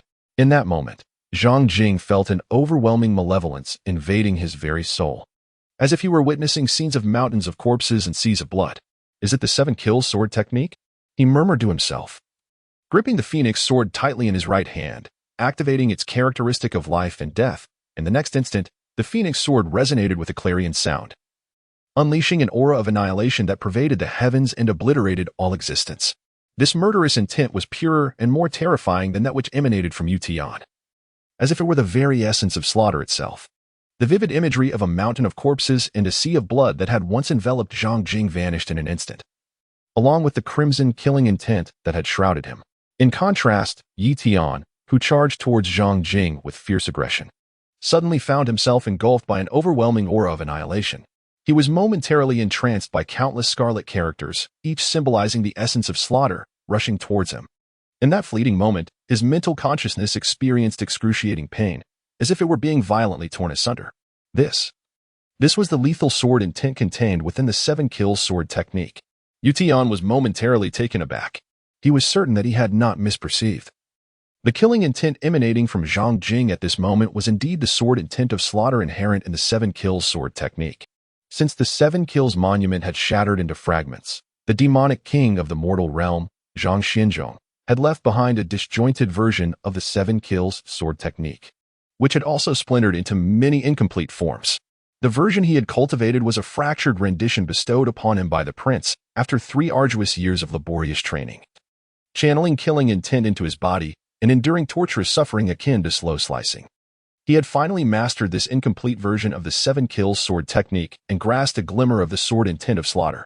However, he had never anticipated that the sword intent unleashed by Zhang Jing would surpass his own in purity and might. Could it be that Zhang Jing had also cultivated the 7 kills sword technique, and moreover, that his version was more complete than mine? At that moment, a sense of bewilderment arose within him. Zhang Jing observed that Yu Tian was subdued by his power of life and death, without uttering a word. He infused a surge of innate vigor into the phoenix sword and then hurled it towards Yu Tian with great force. With a piercing sound, the sword pierced through his heart. As Yu Tian collapsed to the ground, a flicker of confusion and bewilderment lingered in his eyes. Zhang Jing approached the lifeless body of Yu Tian, sensing the lingering aura of murderous intent that surrounded him. Suddenly, he found himself intrigued by the 7 kills sword technique cultivated by this individual. Ever since acquiring the Phoenix sword technique, he had explored a plethora of texts concerning swordsmanship within the Spring Rain Tower. He had familiarized himself with all 10 renowned sword techniques that have garnered fame throughout the realm. The 7 kills sword technique stands as one of these illustrious 10, acclaimed for its unparalleled lethality. However, the complete form of the 7 kills sword technique has been fragmented into numerous parts. Since the reign of the infernal king Zhang Xianzhong, no one has succeeded in mastering the entirety of the 7 kills sword technique. In strict terms, it can be said that the 7 kills sword technique has effectively become a lost art. Zhang Jing's fascination with the 7 kills sword technique stemmed from the assistance of the artistic life system, which led him to believe he could restore this formidable martial art. In the past, the Grand Yu Dynasty had also vied for the 7 kills steel, undoubtedly acquiring some fragments of the 7 kills sword technique. Yi Tian's mastery of the technique was likely learned from the hands of Prince Qi. Perhaps, after the conclusion of this autumn hunting event, I might inquire with Li Taiping to see if it is possible to obtain the 7 kills sword technique. With such thoughts swirling in his mind, he immediately began searching Yi Tian's lifeless body. However, he found that Yu Tian possessed nothing but a jade token and the sword in his hand. He picked up the sword left by Yu Tian and examined it closely. The weapon bore an ancient design, its blade exhibiting a deep azure hue, and the hilt was inscribed with the words Songlong.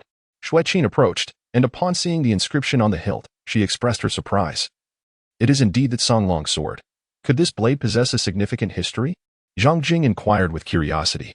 Xueqin responded, though the Songlong sword may not rival divine artifacts like the Phoenix sword, it is still one of the renowned swords in the world. The Songlong sword was once wielded by the Grand Master of Songlong Mountain, Master Songlong, who dominated with the Songlong sword technique. Consequently, his sword, the Songlong sword, earned its place among the famous swords of the realm. Master Songlong infused the sword with his true energy over many years, transforming it into a weapon of exceptional quality, far surpassing ordinary arms.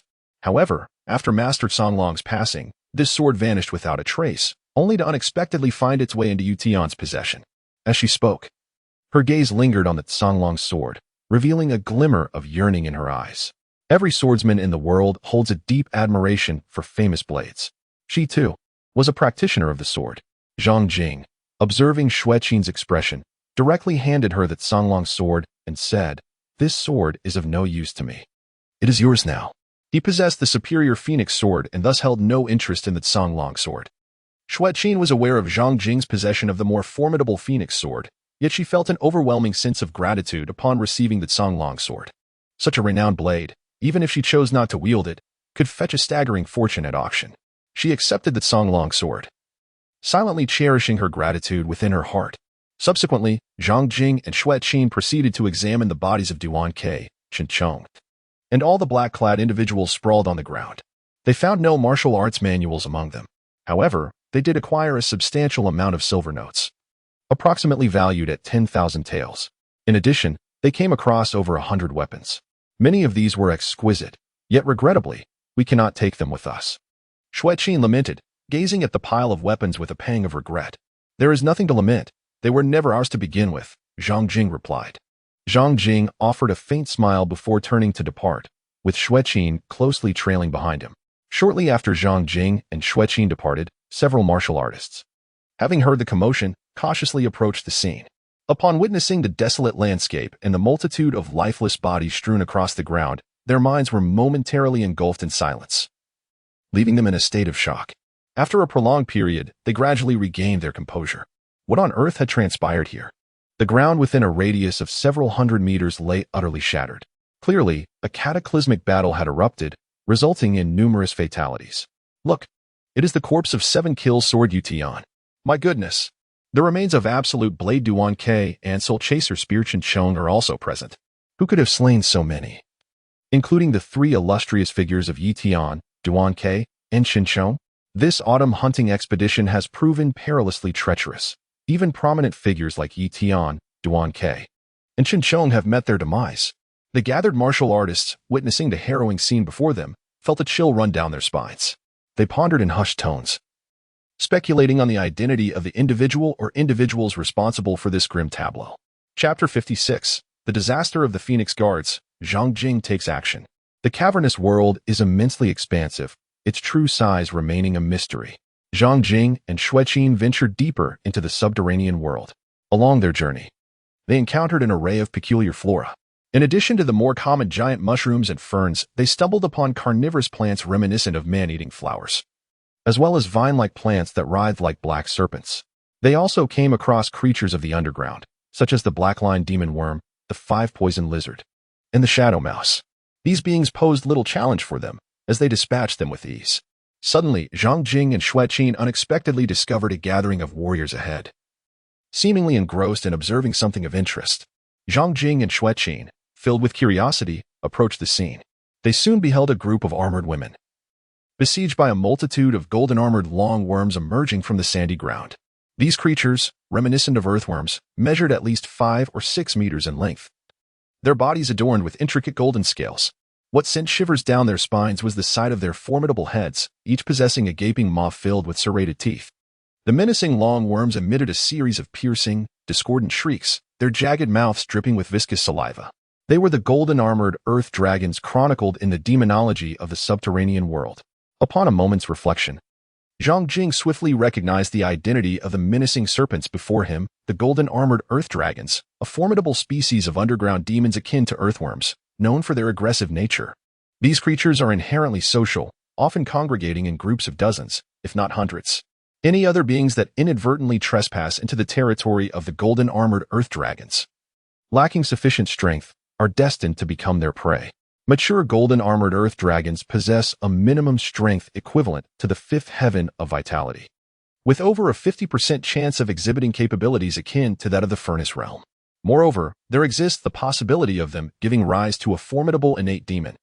In that instant, he comprehended why, despite the presence of numerous martial artists, none had intervened to assist the group of armored women.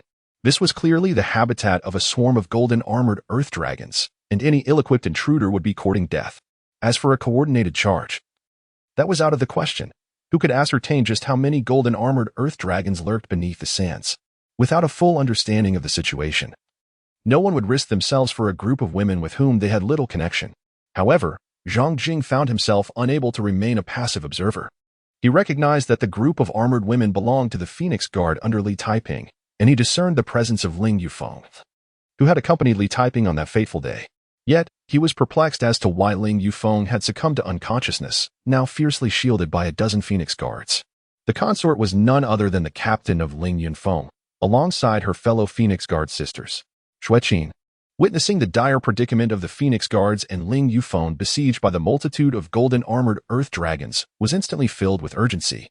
Although she had become Zhang Jing's chief protector and technically distanced herself from the Phoenix Guard, her roots lay within that very organization.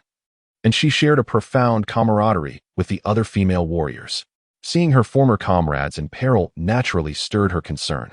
Yet, she was acutely aware that her strength was insufficient to rescue the Phoenix Guards from the throngs of golden-armored earth dragons. Her gaze turned toward Zhang Jing. Yes, I see it. As Zhang Jing spoke, he stepped forward towards the expanse of sand, each stride causing his figure to appear several yards away. Oh, has someone actually made a move? Who could this person be? Do they not comprehend the terror of the golden-armored earth dragon?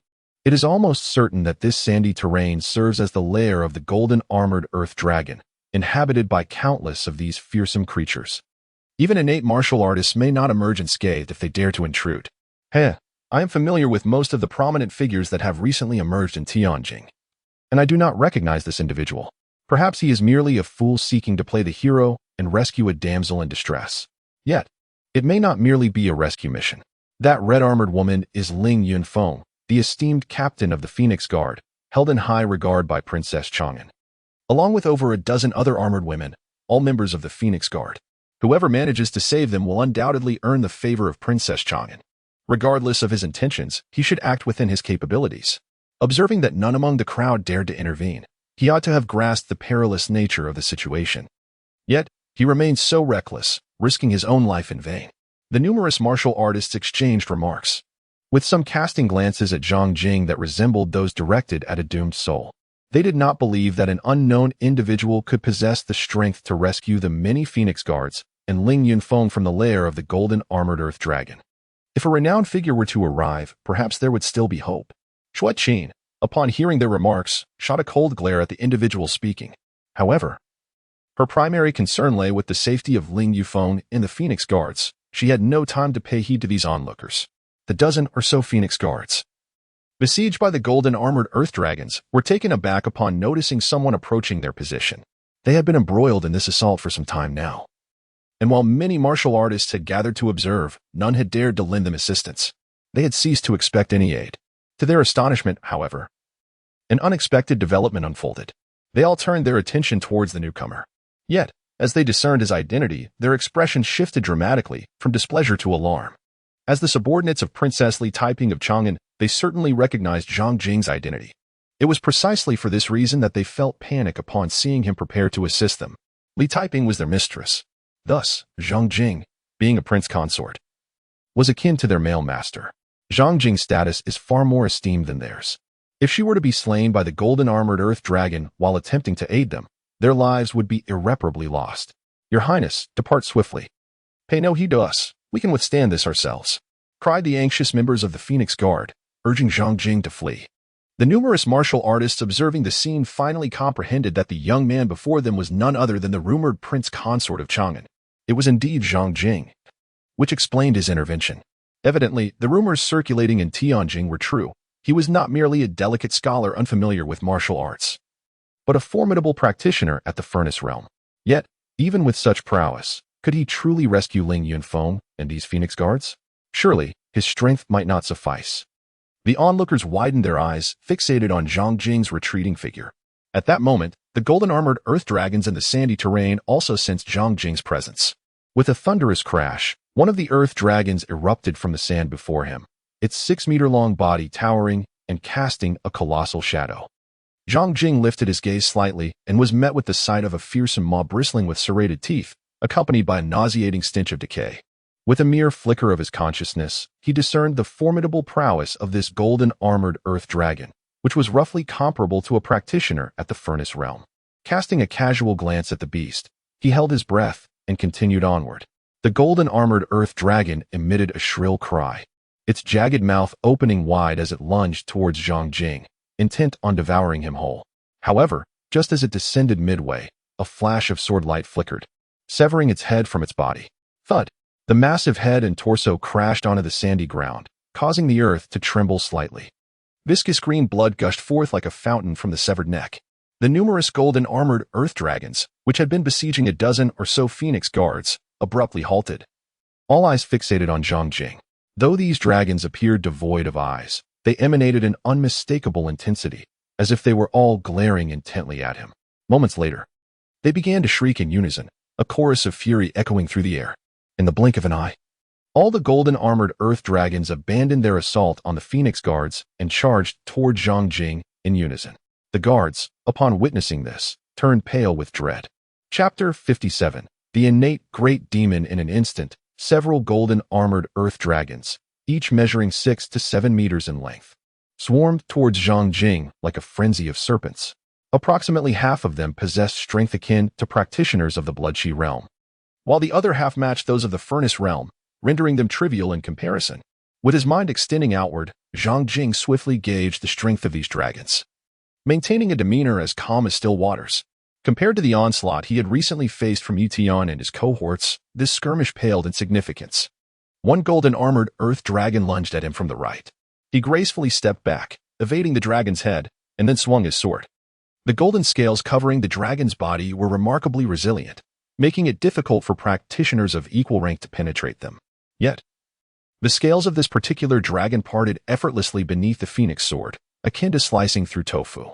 Another dragon's corpse fell away, and in the next moment, another golden-armored earth dragon shrieked as it dove down from above Zhang Jing's head. Zhang Jing, with an air of tranquility, raised his sword, and in an instant, a blade of energy, stretching several zhang in length, surged forth.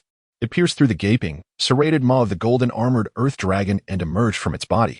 The dragon, akin to a skewered delicacy, was impaled in mid-air by the sword's aura, emitting a pained howl as it writhed in agony. With a swift flourish of the phoenix sword, Zhang Jing cleaved the golden-armored dragon in twain. A torrential downpour of emerald blood began to fall from the heavens. The dense deluge of verdant rain was repelled by the protective aura surrounding Zhang Jing as it approached him.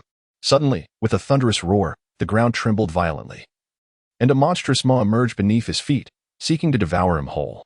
Zhang Jing forcefully stomped down, unleashing a torrent of innate vital energy that surged forth like a mountain flood, crashing into the menacing maw.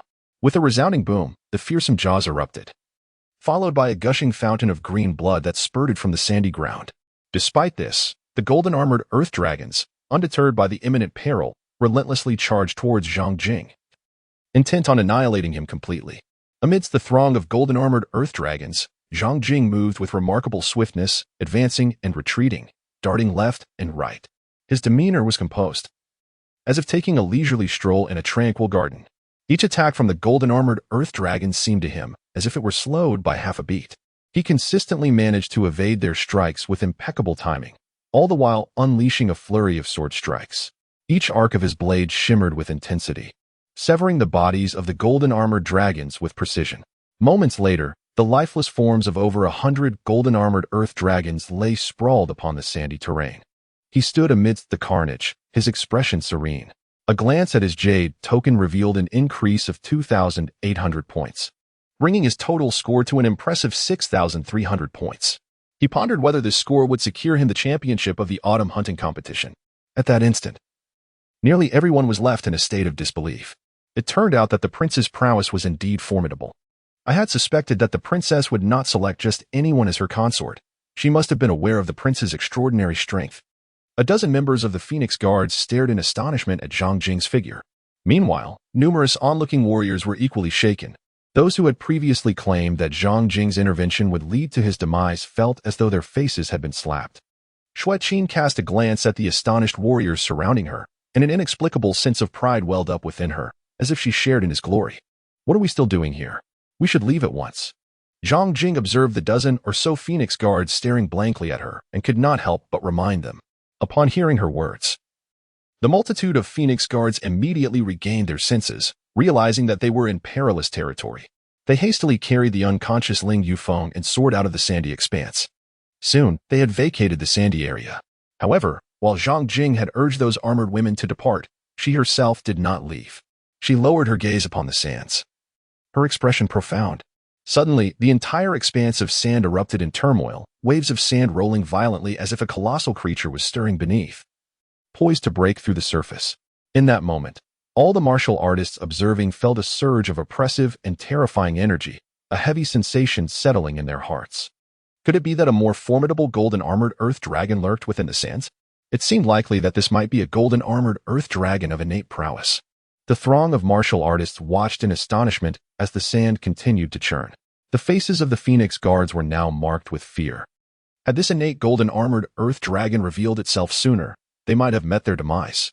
Zhang Jing tread lightly, standing atop the rolling dunes, his gaze fixed intently below. Suddenly, with a thunderous roar, a patch of sand erupted, and a graceful figure emerged from the grains.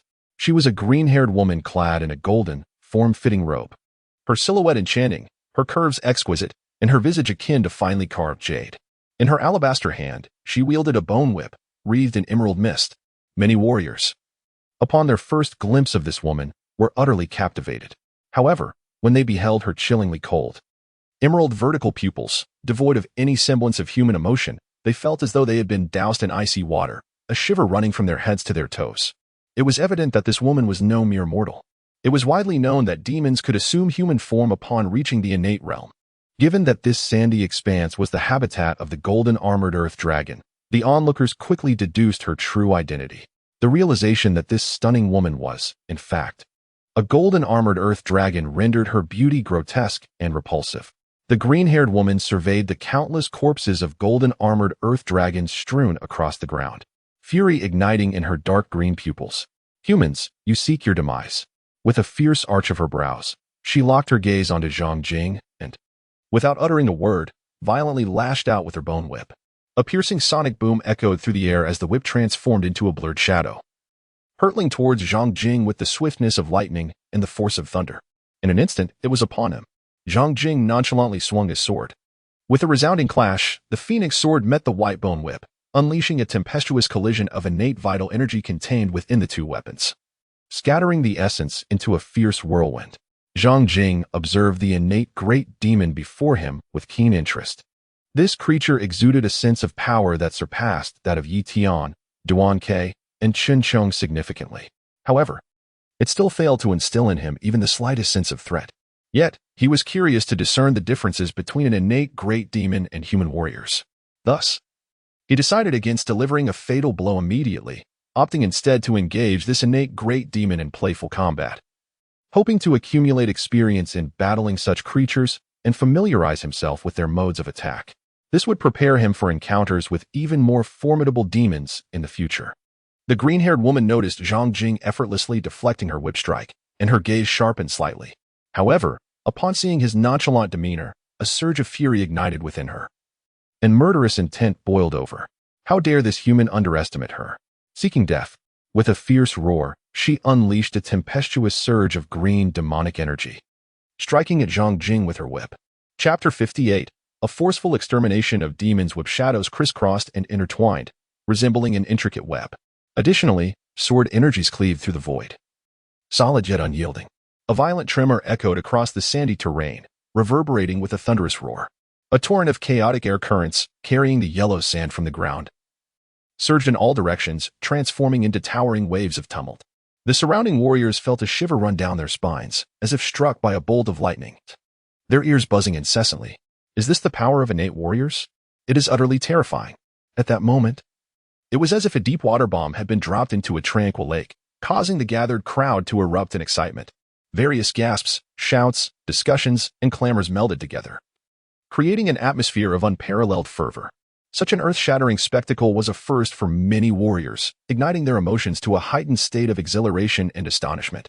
They had long heard the saying that those who do not reach the innate realm are but ants. It now rang true. Many warriors sighed deeply, their eyes reflecting fervor and longing. A battle of innate beings is a rare occurrence. Should we catch even a glimpse of its profound mysteries, it could very well aid us in ascending to the innate level. Everyone remained fixated on the two figures locked in a fierce struggle, reluctant to miss a single clash.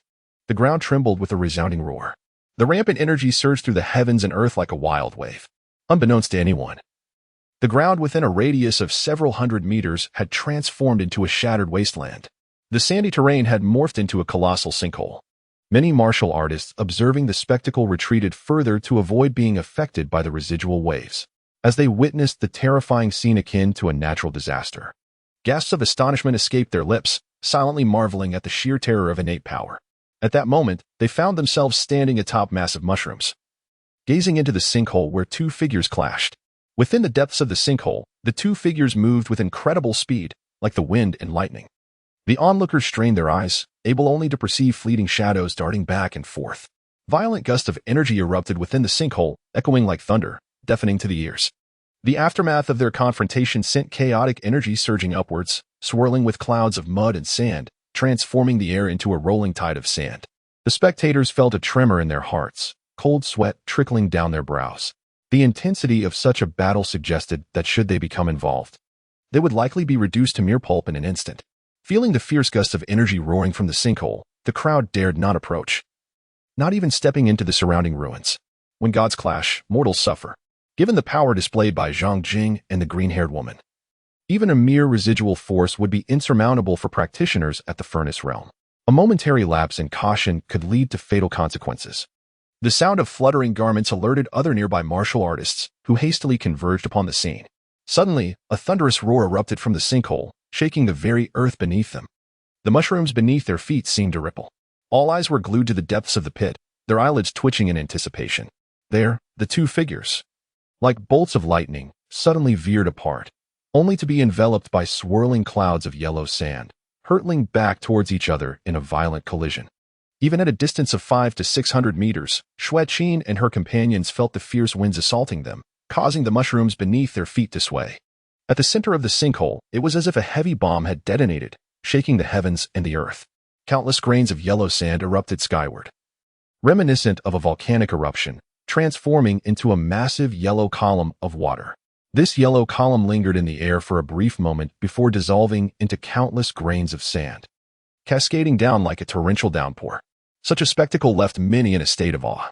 Ling Yunfeng, having awakened at some point, took in the scene before her with a hint of shock in her eyes. She had recently entered the underground world and achieved a breakthrough to innate power. While she held confidence in her abilities, she seemed to pale in comparison to the two figures before her. "Captain, you have awakened?"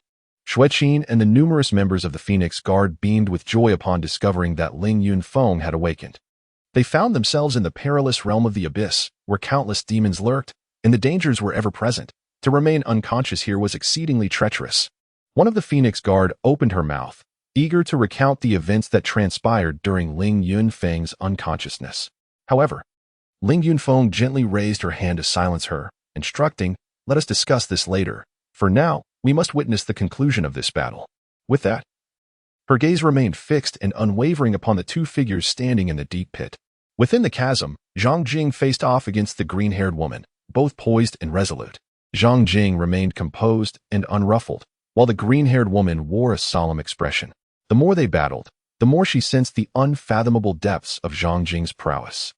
Regardless of her assaults, she could not inflict even the slightest injury upon him.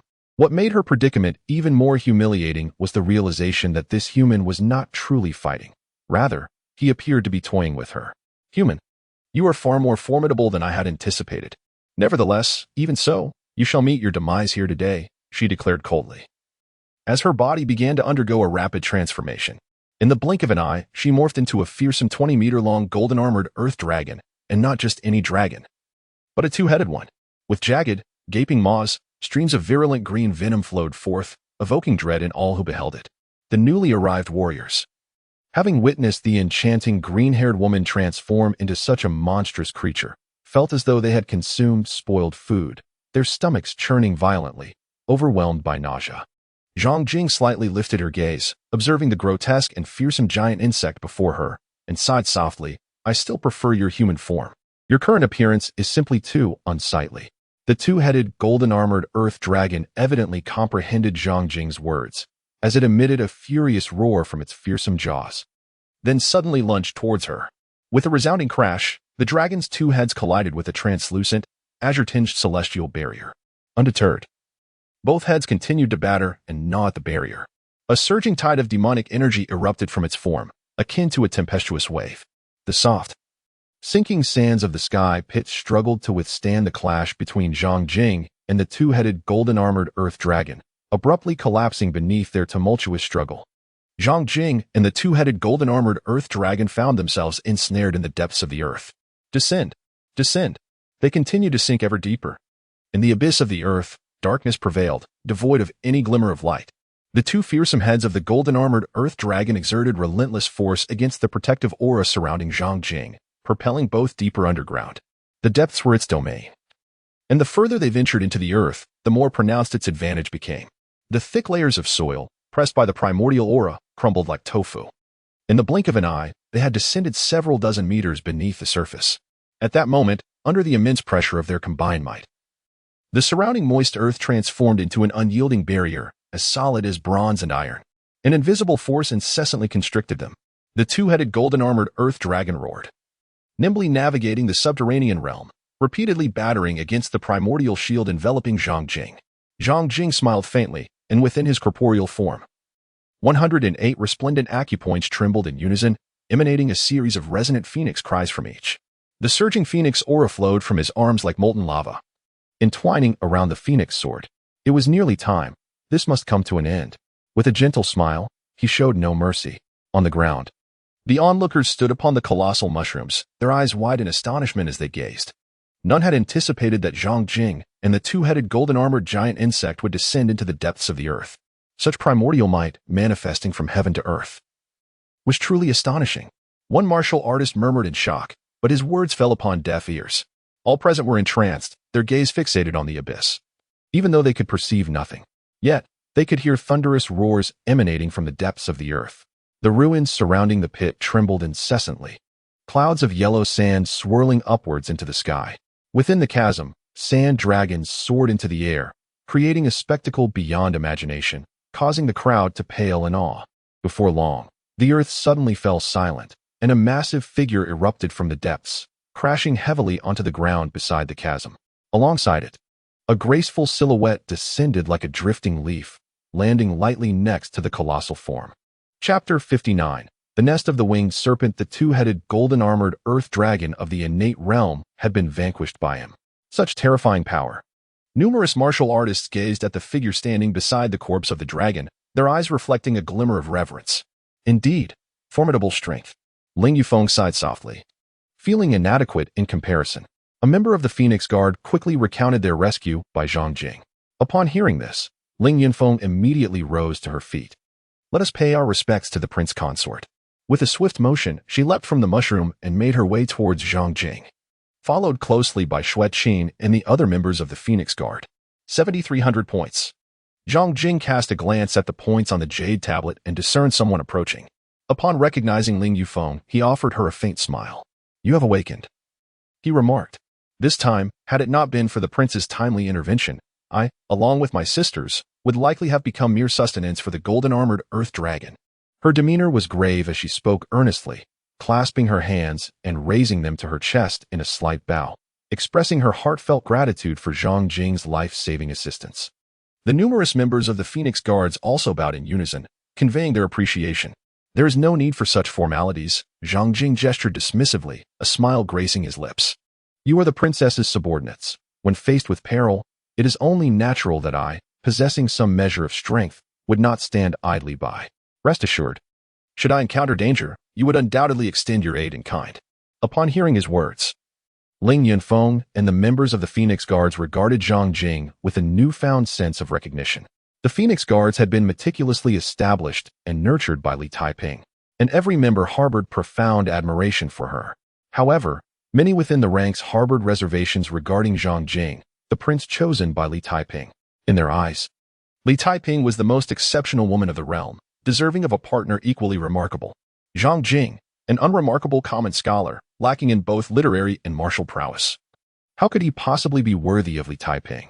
Previously, Ling Yunfeng and the members of the Wanfeng Guard held similar sentiments.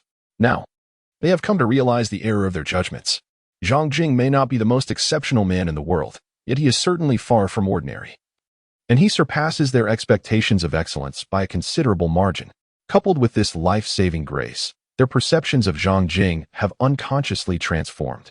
Zhang Jing was unaware of the psychological shifts occurring within Ling Yufeng and the others. With curiosity, he gazed at Ling Yufeng and inquired, Captain Ling, if my perception is not mistaken, you should have been promoted to the innate level by now. Given your prowess, how could you be severely injured and unconscious? One of the Wanfeng guards exhibited a flash of anger, preparing to disclose the circumstances surrounding Ling Yunfeng's grievous condition. However, Ling Yufeng raised a hand to restrain her. Casting a serious glance at the multitude of martial artists nearby, he then addressed Zhang Jing with gravity, saying, "Your Highness, this is not an appropriate place for discourse. It would be prudent to find a more secluded location where I may enlighten you further." Zhang Jing observed the grave expression on Ling Yunfeng's face and subtly surmised that the matter she was about to disclose held significant importance, rendering it unsuitable for the ears of outsiders. He nodded in understanding. The group swiftly soared into the distance, of course, not abandoning the two-headed golden-armored earth dragon, a formidable innate demon of immense worth. A dozen of the Phoenix Guards collectively bore the creature, trailing behind. Meanwhile, the area was left with numerous martial artists, their faces painted with astonishment. Before long, Zhang Jing and his companions discovered a secluded valley. After conducting a swift reconnaissance of the surroundings and confirming the absence of other martial artists or any imminent threats, they settled upon a grassy expanse at the valley center. Ling Yufeng recounted the events that led to her grievous injuries, revealing that she had been ambushed by the combined efforts of Jin Lai, Wen Chaqing, and Lu Yuan. Hearing this, Zhang Jing's gaze slightly sharpened. "I recall that Jin Lai is affiliated with the king of Qin, Wen Chaqing with the king of Wei, and Lu Yuan with the king of Jing. How could they conspire to assault you? Could it be that the kings of Qin, Wei, and Jing have secretly allied against the princess, prompting Jin Lai and the others to take action against you?" Upon hearing this, the expressions of those present grew grave. If the three kings were indeed preparing to join forces against Li Taiping, then his situation would become exceedingly precarious. Ling Yufeng shook her head and replied, "The three kings indeed harbor significant apprehension towards the public. However, they are also rivals among themselves, fraught with conflicts, and would not easily unite. If they truly intended to conspire against the princess, there would be no way they could keep it entirely under wraps. Then why did Jin Lai, Wen Chaqing, and Lu Yuan conspire to confront you?" Zhang Jing inquired, puzzled. Ling Yunfeng's expression shifted to one of seriousness. "This is due to my discovery of a winged serpent's lair. Coincidentally, they have also uncovered it. In order to prevent me from accessing the lair, they banded together to strike against me. Had it not been for my considerable strength, I might have already fallen victim to their assault." Xue Qin could not help but interject. "The winged serpent's lair, is it not merely a den of monstrous beasts? Why would they go to such lengths to prevent you from entering, even to the point of resorting to lethal measures against you?" In Zhang Jing's mind, the records of the winged serpent from the abyssal world of demons surfaced, and a profound realization dawned upon him. He remarked, "According to the chronicles of the abyssal world, the winged serpent possesses a trace of the ancient feathered serpent's bloodline, adorned with wings, and is adept at flight, categorizing it as a serpentine aerial demon. However, in comparison to other demons of the abyss, the winged serpent is relatively docile and can be tamed by humans. The former Grand Yu Dynasty successfully tamed numerous winged serpents, utilizing them as mounts to establish a formidable army of winged serpents." At this juncture, he meaningfully addressed Xue Qin, saying, "If my conjecture is accurate, the reason why Jin Lai, Wen Chaqing, and Lu Yuan have taken action against you is neither due to fear of your hunting winged serpents for points nor concern over you acquiring any treasures from them, but rather their apprehension that you might obtain a substantial number of winged serpent eggs from their lair and present them to the princess. Am I correct?" The Winged Serpent Legion was once a prominent force of the Grand Yu Dynasty, and its might is well known across the realm. Jin Lai, Wen Chaqing, and Lu Yuan, being favored by the three kings, would certainly not wish to see the emergence of a Winged Serpent Legion under the princess's command.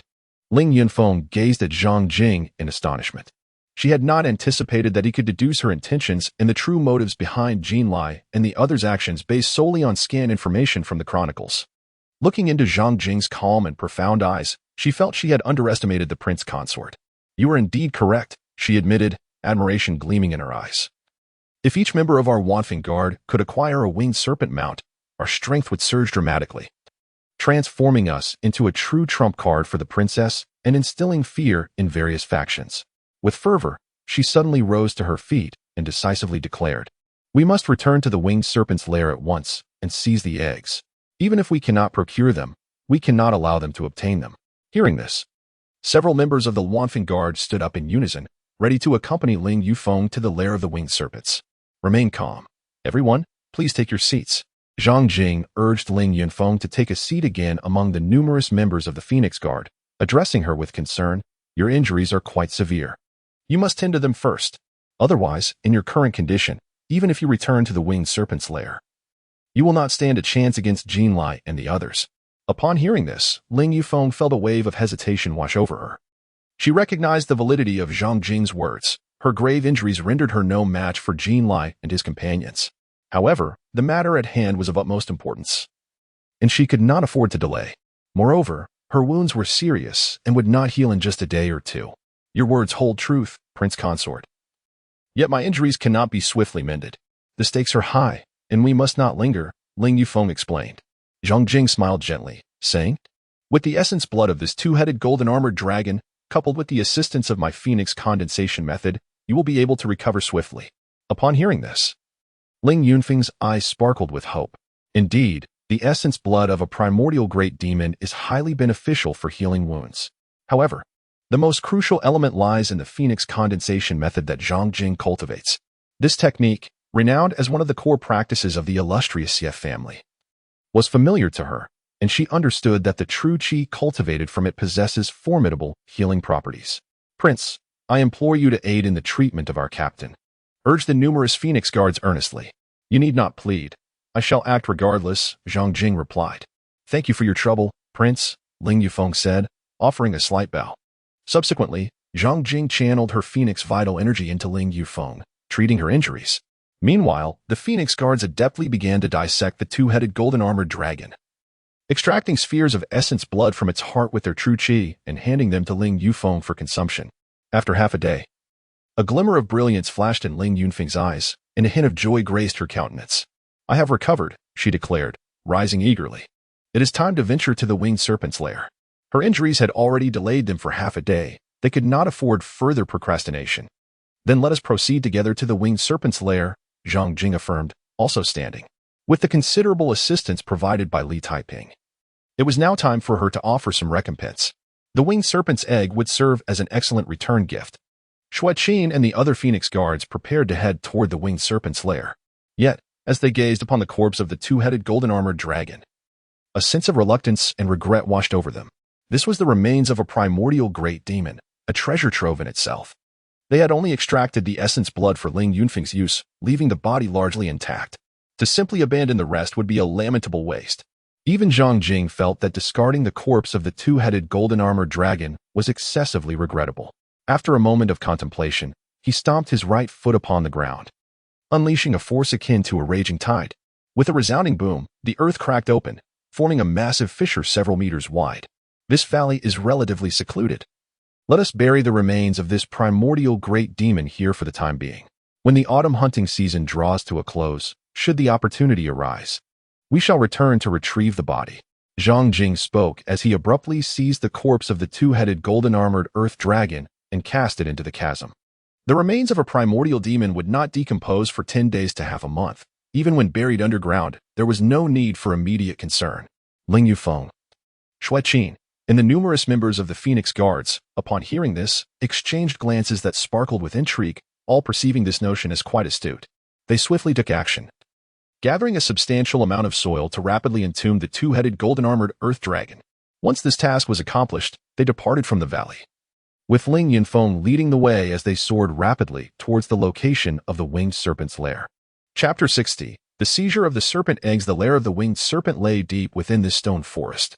Ling Yufeng, accompanied by Zhang Jing and the others, arrived at the periphery of the stone grove.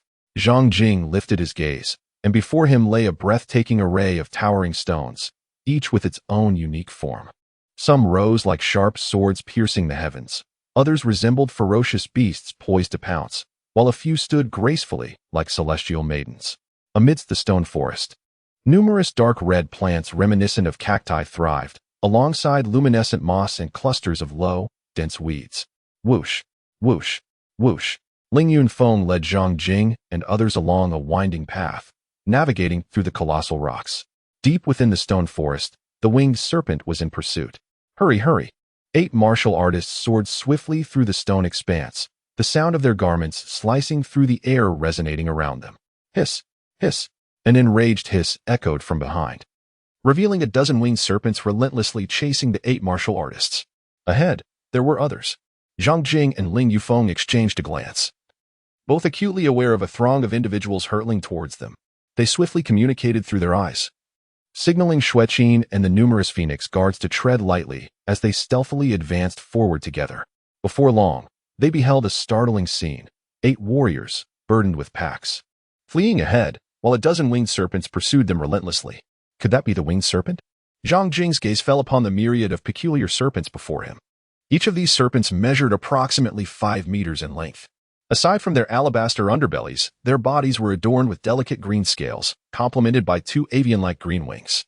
Undoubtedly, these were winged serpents. At this moment, the throng of winged serpents flapped their wings in fury, issuing furious hisses as they relentlessly pursued the 8 burdened warriors ahead. I recognized them as subordinates of Jinlai. A member of the Wanfeng Guard whispered to his companions, fixated on the 8 warriors. Ling Yunfeng's attention, however, was riveted on the warriors' burdens, her eyes gleaming with anticipation. The contents of their packs were likely winged serpent eggs. Act swiftly. Seize the winged serpent eggs. With that, she leapt into action, launching herself toward the 8 warriors. In an instant, one warrior was impaled by a spear that struck with the swiftness of lightning. His body sent flying. The abruptness of the attack left the remaining 7 warriors in shock, and their faces turned pale upon recognizing Ling Yunfeng, spear in hand. Ling Yunfeng, how are you still alive? One warrior exclaimed in disbelief. No, you were gravely injured by the combined might of Jinlai, Wen Chaqing, and Lu Yuan. Even if you survived, you should be severely wounded. How could you have healed so swiftly? Another warrior's expression betrayed his incredulity. You speak too much. Ling Yunfeng replied with a cold snort, her spear quivering in her grasp as she unleashed a flurry of piercing strikes. The 8 warriors, lacking any semblance of resistance, were all pierced through the heart by the spear's brilliance, collapsing into a pool of blood. The winged serpents, witnessing this sudden turn of events, momentarily paused in astonishment. Yet, they quickly regained their composure, soaring toward the corpses in pursuit of the precious packages. Those are my spoils, Ling Yunfeng exclaimed, brandishing her spear as she charged at the serpents. The winged serpents, enraged by her interference, perceived Ling Yunfeng as a thief seeking to pilfer their eggs. They launched themselves at her with furious flaps of their wings. These aerial serpents proved far more formidable than the previous 8 warriors. Ling Yunfeng exerted considerable effort to vanquish them all. Had they not been so reluctant to abandon the treasures within the packages, fearing to flee, it is likely that Ling Yunfeng would have struggled to eliminate them entirely. Zhang Jing and others approached, their curiosity piqued by the numerous packages. The many members of the Phoenix Guard gathered all the parcels together and began to unveil them one by one. In an instant, a collection of emerald green serpent eggs came into view. These eggs, adorned with peculiar patterns on their surface, measured approximately 10 centimeters in length and gleamed with a vibrant green hue, resembling exquisite emeralds. Zhang Jing crouched down, gently tapping a snake egg with his fingers before picking it up to examine it closely. He discovered that these eggs were not only as hard as stone but also possessed a certain degree of resilience. There were a total of 64 snake eggs. An enthusiastic member of the Wanfeng Guard exclaimed, and Ling Yunfeng's face also revealed a hint of a smile. Once we transport these snake eggs back and hatch them, our Wanfeng Guard will have winged serpents as mounts. Consequently, the strength of our Wanfeng Guard will experience a remarkable enhancement. Zhang Jing was also aware that the Airborne Legion could swiftly deploy across various locations, its deterrent power far exceeding that of ordinary armies. 64 serpent eggs were insufficient. We required at least several hundred. After gathering the serpent eggs before them, they continued to soar deeper into the stone forest. Subsequently, they encountered 2 groups of martial artists being relentlessly pursued by numerous winged serpents. Each of these martial artists bore heavy burdens upon their backs. Zhang Jing and his companions launched their assault without hesitation, annihilating both groups of warriors and the pursuing winged serpents, thereby acquiring 120 serpent eggs. In total, they secured 184 serpent eggs. Suddenly, a thunderous roar resonated ahead, accompanied by gusts of fierce winds sweeping in from the distance. Zhang Jing and the others distinctly sensed the ground trembling ever so slightly. Zhang Jing and Ling Yunfeng exchanged a glance before swiftly soaring towards the source of the noise. Xueqin and numerous members of the Phoenix Guard, burdened with packages, followed closely behind. Moments later, Zhang Jing and Ling Yunfeng arrived at the entrance of a vast chasm, where 3 figures were being relentlessly besieged by a swarm of winged serpents. Among the chaos, 5 of these serpents exceeded 20 meters in length, exuding a formidable wave of demonic energy. The mere flutter of their wings conjured violent tempests. Undoubtedly, these 5 serpents had attained the innate realm. Zhang Jing recognized the identities of the three figures. They were none other than Jin Lai, Wen Chaqing, and Lu Yuan, whom he had encountered at the martial arts tea gathering. Under the ferocious assault of the winged serpents, the trio appeared precariously close to peril. Their faces were ashen, marred by patches of blood, indicating they had sustained severe injuries. Nevertheless, they fought tooth and nail, seemingly determined to buy time for someone else's escape. Their desperate struggle, could it be that they were striving to secure an opportunity for the three martial artists who had pilfered the serpent eggs to flee? Zhang Jing's expression was peculiar as he spoke. Ling Yufeng paused slightly upon hearing this, contemplating for a moment before responding with a similarly strange demeanor. You are likely correct. Given their strength, escaping should not be particularly challenging. However, even if they are injured, they must remain here to hold off 5 and 8 realm winged serpents and numerous ordinary winged serpents, surely to buy time for those three groups to flee. Yet, they probably remain unaware that those three groups have already perished at our hands, and all the serpent eggs have fallen into our possession. Truly, they were three noble souls. Zhang Jing sighed deeply, admiring the unwavering figures who fought to the bitter end, embodying a self-sacrificing virtue that is worthy of our emulation. Ling Yufeng nodded in agreement, affirming, indeed, they were three good people. The two exchanged a knowing smile. At that moment, Jin Lai, Wen Chaqing, and Lu Yuan, who were engaged in a fierce battle with the winged serpents, also noticed the arrival of Zhang Jing and Ling Yufeng. The appearance of Zhang Jing took them by surprise. However, based on the intelligence they had gathered, they dismissed Zhang Jing as merely a furnace realm martial artist, unworthy of their concern. Consequently, their focus quickly shifted to Ling Yufeng. Upon sensing the vibrant life force emanating from Ling Yufeng, they were all startled. Just recently, they had severely injured Ling Yufeng. How could he have recovered so swiftly? This was illogical. Their apprehension heightened when they observed the approaching Phoenix guards, each carrying 1 or 2 bundles. A sense of foreboding settled in their hearts. Ling Yufeng, have you seized my people's serpent eggs? Jin Lai's body suddenly radiated a golden light, transforming him into a formidable figure akin to a golden Buddha as he forcefully repelled the winged serpent attacking him, directing a piercing gaze toward Ling Yufeng and the numerous Phoenix guards. Simultaneously, Wen Chaqing and Lu Yuan turned their attention to him as well. Ling Yufeng did not deny it. With an expressionless demeanor, he clasped his hands in salute to Jin Lai and the others, saying, "Thank you for your generous subordinates who have bestowed upon us so many serpent eggs." Hearing this, Jin Lai, Wen Chaqing, and Lu Yuan were nearly driven to the brink of bloodshed and fury. Their relentless struggle against the winged serpents was intended to allow their subordinates, who had pilfered the serpent eggs, a chance to escape. Instead, it had ultimately benefited Ling Yufeng. Chapter 61. Zhang Jing. A few obstacles, easily cleared. If gazes could kill, Ling Yufeng and her companions would undoubtedly have been subjected to 1,000 cuts by the piercing stares of Jin Lai and his companions. They were here, risking their lives in a fierce battle against the winged serpents, only to have the fruits of their labor snatched away by Ling Yufeng and her group. The feeling was utterly frustrating. Jin Lai, Wen Chaqing, and Lu Yuan glared at Ling Yufeng, their murderous intent palpable in the air. Observing their furious and aggrieved expressions, Ling Yufeng could not help but smirk coldly, feeling a sense of satisfaction. She relished their desire to kill her while being utterly powerless to do so. However, Ling Yufeng quickly regained her composure. As she beheld the 5 and 8 winged serpents amidst the throng, a hint of gravity surfaced in her gaze.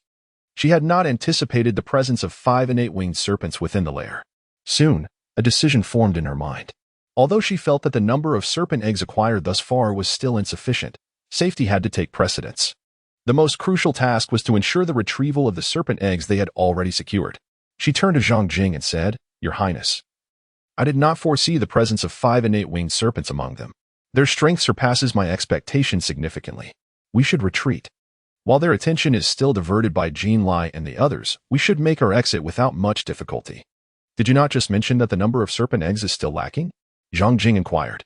"Indeed, it is insufficient, but the enemy's strength is formidable," Ling Yufeng replied with a wry smile. "Without those 5 and 8 winged serpents, if we were only facing Jin Lai and his 2 companions, we might have dared to storm the lair for more eggs. However, with the 5 and 8 winged serpents in play, the risk we face is far too great. It is wiser to take our gains and retreat.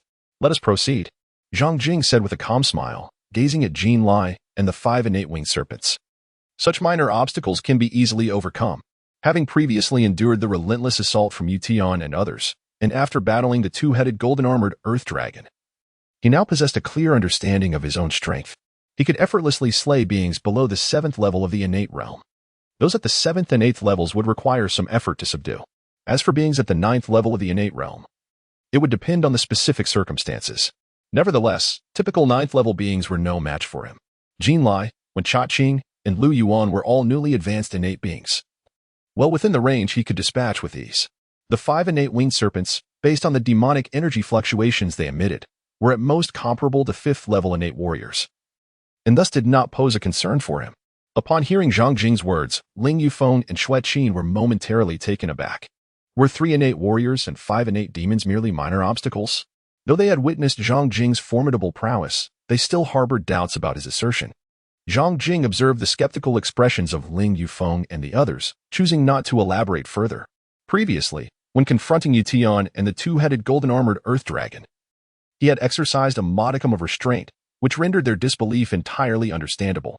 Fools, look over there. Have you not yet realized that your snake eggs are in the possession of those women? Yet you still foolishly besiege us. Suddenly, Jin Lai bellowed at the multitude of winged serpents, his voice resonating like thunder, shaking the very fabric of the air. The innate great demon not only possesses the ability to transform into human form, but also possesses wisdom that is in no way inferior to that of humans. Upon hearing his words, the 5 innate winged serpents halted momentarily, their gaze collectively shifting towards the direction indicated by Jin Lai. When they beheld the numerous bundles carried by the Phoenix Guards, they erupted into furious hisses, their murderous intent suffusing the atmosphere. The other winged serpents followed suit, their serpent eyes gleaming with malice as they fixed their gaze upon Zhang Jing and his companions. In the next instant, the 5 innate winged serpents led the entire swarm towards Zhang Jing and the others. Jin Lai, Wen Chaqing, and Lu Yuan exchanged glances, then swiftly flew towards Zhang Jing and his group. Ling Yufeng and the others felt a surge of tension as the sky darkened with descending winged serpents. In that moment, they fervently hoped that Zhang Jing had not been boasting, otherwise, their fate would be sealed today. Hiss, hiss, hiss, the 5 innate winged serpents shrieked in the sky, commanding the swarm to execute a lethal assault against Zhang Jing and his companions. Countless winged serpents flapped their wings, diving down upon Zhang Jing and the others. Zhang Jing raised his head, calmly gazing at the multitude of winged serpents diving down. The phoenix energy within him surged like molten lava. Suddenly, his gaze sharpened, and with a thunderous roar, an overwhelming torrent of phoenix energy erupted from his being, sweeping through the sky like a tempest of flames. Countless winged serpents were instantly ignited, transforming into blazing torches, shrieking mournfully as they plummeted. You protect them well. I shall confront the 5 innate realm winged serpents and those 3 individuals. Zhang Jing turned to Ling Yufeng and spoke. As soon as his words fell, he suddenly transformed into a fleeting shadow, vanishing from sight. In the next moment, he appeared before a primordial winged serpent.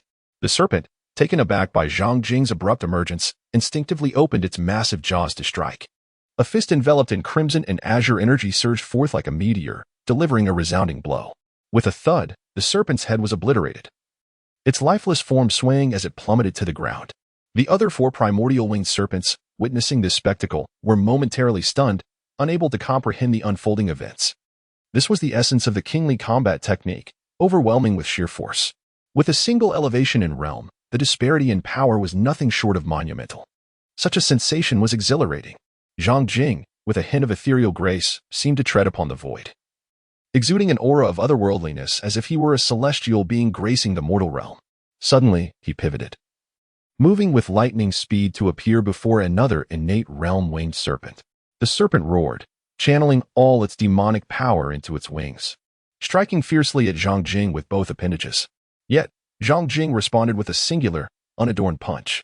There was no finesse, no application of martial arts or sword techniques, just a straightforward and direct blow.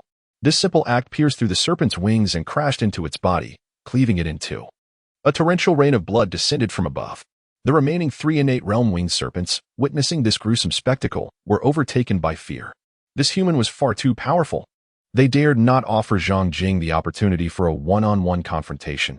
Instead, they flapped their wings, transforming into 3 fleeting shadows, uniting in their assault against him. Futile. You are not on the same level as I am. Zhang Jing let out a sigh, and an overwhelming surge of phoenix energy erupted from him like a tidal wave, manifesting as a colossal phoenix apparition. The assaults from 3 and 8 realm winged serpents were entirely thwarted by this ethereal phoenix. Subsequently, the phoenix apparition extended its formidable talents, striking with lightning speed to rend one of the innate realm winged serpents in twain.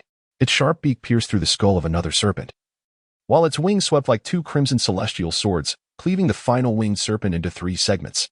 Thus, all 5 innate realm winged serpents met their demise at Zhang Jing's hands, and the entire spectacle transpired within mere moments. Having just approached to engage alongside the winged serpents, Jin Lai, Wen Chaqing, and Lu Yuan stood utterly dumbfounded. They appeared as if petrified, their gazes fixated in a daze upon Zhang Jing's figure. Ling Yunfeng, Xue Qin, and others were equally astonished, rendered speechless by the revelation that Zhang Jing had not been exaggerating. To him, 3 innate martial artists and 5 formidable innate demons were merely trifling impediments. Chapter 62. Mighty Vajra Finger and Mighty Vajra Palm. Jin Lai, Wen Chaqing, and Lu Yuan, witnessing the scene before them, were left in a state of disbelief. They questioned whether they had fallen victim to an illusion. Zhang Jing astonishingly subdued 5 innate level winged serpents in a matter of moments. At this juncture, they wished to hang up those who spread the rumors that Zhang Jing was merely an ordinary furnace-level martial artist. Such overwhelming combat prowess, and yet still labeled as just an ordinary furnace-level warrior? The consequences of slander are dire. Do not believe in rumors. Do not spread rumors. Do not fabricate rumors. How could these 9 words be so easily forgotten? After dispatching the 5 innate level winged serpents, Zhang Jing swiftly moved, soaring towards Jin Lai, Wen Chaqing, and Lu Yuan. My esteemed friends, we meet again. Zhang Jing smiled faintly. Jin Lai, Wen Chaqing, and Lu Yuan were bewildered. When had they ever met Zhang Jing? How could they be unaware? Although they recognized Zhang Jing's identity upon seeing him, it was solely due to having seen his portrait. They were also curious about the illustrious Li Taiping's choice of a consort, and sought Zhang Jing's likeness for that very reason. Yet, they could confidently assert that today marked their first encounter with him. When have we ever met the consort? Jin Lai couldn't help but inquire. Wen Chaqing and Lu Yuan also turned their gazes toward Zhang Jing. At the martial arts tea gathering, Zhang Jing smiled faintly, remarking, "You 3 wield considerable influence at the martial arts tea gathering, while I remain merely an inconspicuous presence. It is entirely understandable that you have not noticed me." Upon hearing this, Jin Lai, Wen Chaqing, and Lu Yuan immediately grasped the implication. It was indeed plausible that Zhang Jing had encountered them at the gathering. Given Zhang Jing's stature, acquiring an invitation to the martial arts tea gathering would be a trivial matter. However, upon hearing Zhang Jing refer to himself as inconspicuous, their lips twitched involuntarily. They had confirmed that the Zhang Jing before them was an individual of remarkable humility, a true master cloaked in modesty. Despite possessing formidable strength, he never showcased it. Otherwise, with Zhang Jing's prowess, even a hint of his capabilities would have surely earned him renown throughout Tianjing, making it impossible for them to overlook him. Fate has brought us together once again. This is merely our second meeting, and yet we find ourselves embroiled in conflict, which seems rather inappropriate. Zhang Jing expressed his sentiments, a hint of melancholy etched upon his face. Upon hearing this, Jin Lai, Wen Chaqing, and Lu Yuan could not help but exhale a sigh of relief. This prince consort, it seemed, had allowed his scholarly pursuits to cloud his judgment, despite the circumstances. He was surprisingly merciful and inclined to spare them. Nevertheless, this was a fortuitous turn of events. At worst, they would have the opportunity in the future to ensure his demise was both comfortable and dignified. Indeed, as the Buddha teaches, to lay down the butcher's knife is to achieve enlightenment instantly. Violence and bloodshed are truly lamentable. Jin Lai spoke hastily. Wen Chaqing smiled gently, his tone imbued with warmth as he remarked, "In this vast world, a true friend is a treasure, and though distant, we are as close as neighbors. I cherish the companionship of friends, and henceforth, Brother Zhang, you shall be counted among them." Lu Yuan added, "Heaven bestows grace upon all living beings. The way of the cosmos values life. The prince consort is a man of virtue. Together, we are all confidants, understanding each other's benevolent hearts, unwilling to stain our hands with blood." Zhang Jing gazed at Jin Lai and the others with a serene expression, but then abruptly shifted his tone. "Why not 3 of you take your own lives?" Jin Lai, Wen Chaqing, and Lu Yuan instantly froze, their expressions stiffening. They stared blankly at Zhang Jing, momentarily at a loss for words. Not far away, Ling Yunfeng, who had initially worried that Zhang Jing might show mercy to Jin Lai and his companions, was also taken aback. "Zhang Jing, are you mocking us?" Jin Lai bellowed. his imposing figure suddenly radiating strands of golden light, transforming him into an almost divine golden statue. Without warning, he struck out at Zhang Jing with a palm. A torrent of innate vital energy surging from his hand, forming a tangible palm imprint that thundered towards Zhang Jing. This palm imprint, reminiscent of a Buddha's hand, displayed distinct lines and bore a swirling symbol in its center. An overwhelming aura of dominance emanated from it, causing fissures to appear in the surrounding ground. This was the Vajra palm of the Great Thunder Sound Temple. Upon witnessing such a formidable palm imprint, Ling Yunfeng's heart raced with alarm. Zhang Jing also perceived the overwhelming dominance of the palm imprint. With a faint smile, he unleashed a singular, thunderous strike, remarkably uncomplicated in its essence, devoid of any intricate martial techniques. Yet, as this uncomplicated palm surged forth, an immense wave of phoenix vitality erupted, sweeping through the void like a vast crimson tide. In an instant, that unparalleled palm imprint was obliterated by the surging tide. Subsequently, the tide crashed upon Jin Lai. Shock and dread flickered across Jin Lai's face. And mere moments later, the sound of bones fracturing echoed from within him. He let out a cry, spitting forth a mouthful of blood. And his body was propelled backward like a cannonball, crashing into the ground several meters away, where he lay motionless. How could this be possible? He had managed to shatter Jin Lai's formidable palm imprint solely through an immense reservoir of true energy, and even caused Jin Lai's demise. When Chang'an gazed at Zhang Jing in disbelief, as if witnessing a ghost in broad daylight. If Zhang Jing had employed swordplay, knife techniques, fist techniques, palm techniques, or leg techniques to vanquish Jin Lai, he could have accepted it. That would indicate Zhang Jing's mastery of martial arts surpassed theirs significantly. However, it was evident to him that no martial techniques had been utilized at all. Zhang Jing had simply relied on an overwhelming amount of true energy to subdue Jin Lai. This revelation was difficult for him to fathom. Zhang Jing's participation in the autumn hunting expedition indicates that, like others, he was not a congenital warrior by birth. Rather, it was only after the commencement of the hunting that he chose to ascend to the ranks of the congenital. All of them are newly elevated congenital warriors. How is it that your true energy is so vastly superior to ours? This disparity left him in a state of inner turmoil. Lu Yuan's expression also reflected his astonishment. After studying martial arts for 3 years at the sacred Mount Wuliang, he had encountered countless martial geniuses and was well aware that there are always greater heights beyond. However, he had never witnessed a newly ascended congenital warrior as extraordinary as Zhang Jing. He could assert with confidence that even the esteemed disciple of Mount Wuliang, Yi Tianxing, did not possess such overwhelming true energy at the time of his own ascension. Gentlemen, it is now your turn. Zhang Jing offered a faint smile, her figure darting towards Wen Changqing like a streak of lightning, as she delicately pointed her finger at his brow. Having witnessed the moment when Jin Lai was struck down by Zhang Jing's palm, Wen Changqing dared not allow her finger to touch him. In a flash, he unsheathed the sword at his waist, employing the Wuchang sword technique, a discipline reserved solely for the core members of the Daji Academy. The Confucian virtues of benevolence, righteousness, propriety, wisdom, and trust. In that instant, he seemed to transform into a venerable sage of antiquity, wielding a sharp blade, vanquishing demons in a chaotic world, aiding the people, and propagating moral righteousness. A series of majestic, resplendent sword lights surged forth, enveloping Zhang Jing. Almost simultaneously, Lu Yuan, without hesitation, launched his own assault against Zhang Jing. He moved like a celestial crane, soaring behind her, his hands gently gesturing as strands of ethereal innate energy emanated from his fingertips, entwining towards Zhang Jing. This was the Wulian Mountain's martial art, the cloud-dispersing hand. While it appeared soft and subtle, it was, in truth, immensely formidable. There had once been a master from Wulian Mountain who stood atop a cliff by the East Sea, using the cloud-dispersing hand to summon 3,000 strands of cloud into the ocean, extracting a true dragon from the depths of the East Sea. Zhang Jing was unaware that when Chang'an was employing the 5 constant sword technique, a skill reserved for core members of the Wuliang Mountain. Nor did he know that Lu Yuan was utilizing the formidable Emoyun hand, renowned throughout the world for its power. However, he discerned that the sword and palm techniques wielded by these two individuals at that moment were exceedingly intricate and profound.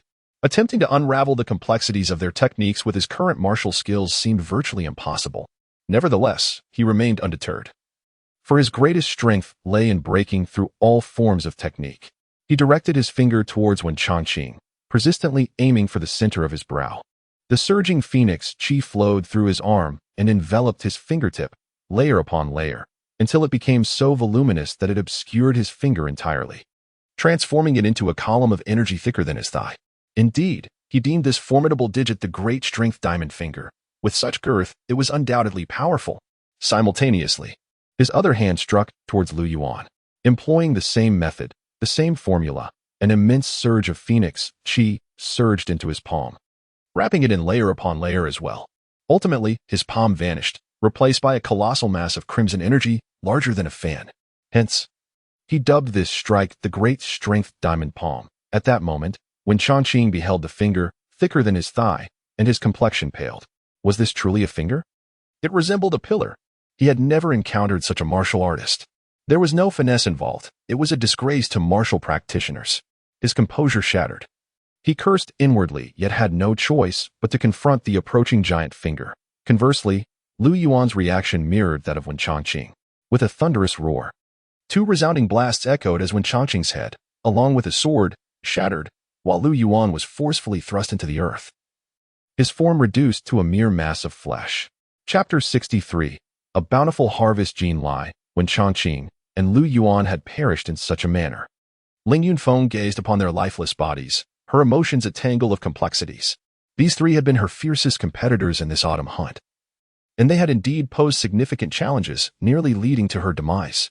Yet now, they lay as corpses, their deaths both tragic and grisly. According to Shui Qin, the prince had encountered 7 killing sword Yi Tian, absolute blade Duan Ke, soul-chasing Gunshin Chong, and 100 assassins just 2 days prior, all of whom had perished at his hands. Yi Tian, Duan Ke, Chen Chong, Jin Lai, Wen Changqing, and Lu Yuan were all emerging martial talents from Tianjin City, and now they had all fallen to the prince. The prince could undoubtedly be regarded as a genius slayer. Ling Yufeng gazed at Zhang Jing's silhouette, her heart brimming with emotion. In this moment, she held an immense admiration for Li Taiping's discernment.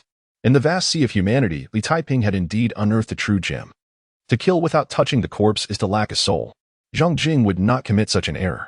He swiftly conducted a thorough search of the corpses of Jin Lai, Wen Changqing, and Lu Yuan. He discovered a considerable amount of gold and silver notes. Approximately 5,000 taels of gold and 20,000 taels of silver, which amounted to a fortunate windfall. Regrettably, he did not find any martial arts manuals among the three. He had harbored a keen interest in the martial techniques they had just demonstrated. Indeed, it seems that, barring exceptional circumstances and a rare few exceptions, very few individuals carry martial arts manuals with them. Zhang Jing let out a slight sigh of regret as he cast a glance towards Ling Yufeng, Shui Qin, and the others. With the innate martial artist Ling Yunfeng among them, the winged serpents posed no threat to them whatsoever. On the contrary, they had jointly vanquished a significant number of the winged serpents. Zhang Jing's figure darted towards the location of Ling Yufeng and the others, subsequently unleashing a massacre upon the winged serpents. In less than a quarter of an hour, the majority of the winged serpents had been eradicated. Only a few quick ones managed to escape, frantically returning to their nearby lair. Alas, only the newly hatched winged serpents held any hope of taming. Otherwise, capturing these creatures would enable our Wanfeng guards to transform into a formidable aerial legion. Ling Yufeng gazed at the multitude of serpent carcasses strewn across the ground. Reflecting upon the scene, the numerous Wanfeng guards looked at Zhang Jing with expressions of deep admiration. The prince consort was truly formidable.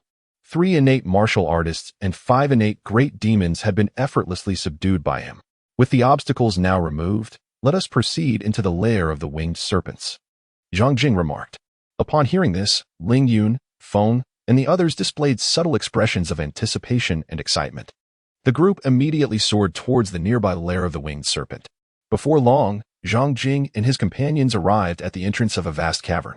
A potent aroma of dampness mingled with a foul stench wafted from within, invading Zhang Jing's nostrils.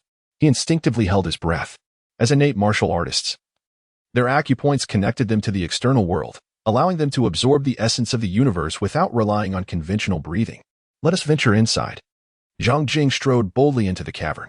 Ling Yufeng, Shui Qin, and numerous members of the Wanfeng Guard followed closely behind. The cave was shrouded in darkness, devoid of any light. However, Zhang Jing and his companions possessed the ability to see in the dark, rendering the absence of illumination inconsequential to them. As Zhang Jing advanced along the subterranean passage, he meticulously observed the environment within the cavern. Soon, he discovered numerous intersecting tunnels, transforming the entire cavern into an immense underground labyrinth. He casually chose one of the passages and ventured inside. Suddenly, from the darkness, a juvenile winged serpent, measuring nearly half a meter in length, lunged at Zhang Jing. Without requiring Zhang Jing's intervention, Xue Qin swiftly severed it in two with a single stroke of her sword. Subsequently, several more winged serpents launched their attacks, all of which were decisively vanquished by Xue Qin and the Phoenix Guards. The primary force of the winged serpents had already been exterminated outside by Zhang Jing and his companions, leaving only a scant few juvenile serpents within their nest. The sporadic serpents that attempted to ambush him along the way were effectively dispatched by Xue Qin and her allies. Moments later, Zhang Jing reached the end of the passage, where he was greeted by the sight of a dozen nests of serpent eggs. Each nest contained approximately 6 eggs. Such a multitude of serpent eggs.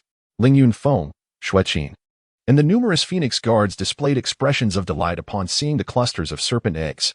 They promptly approached the nests, unwrapped their bundles, and began to collect the eggs.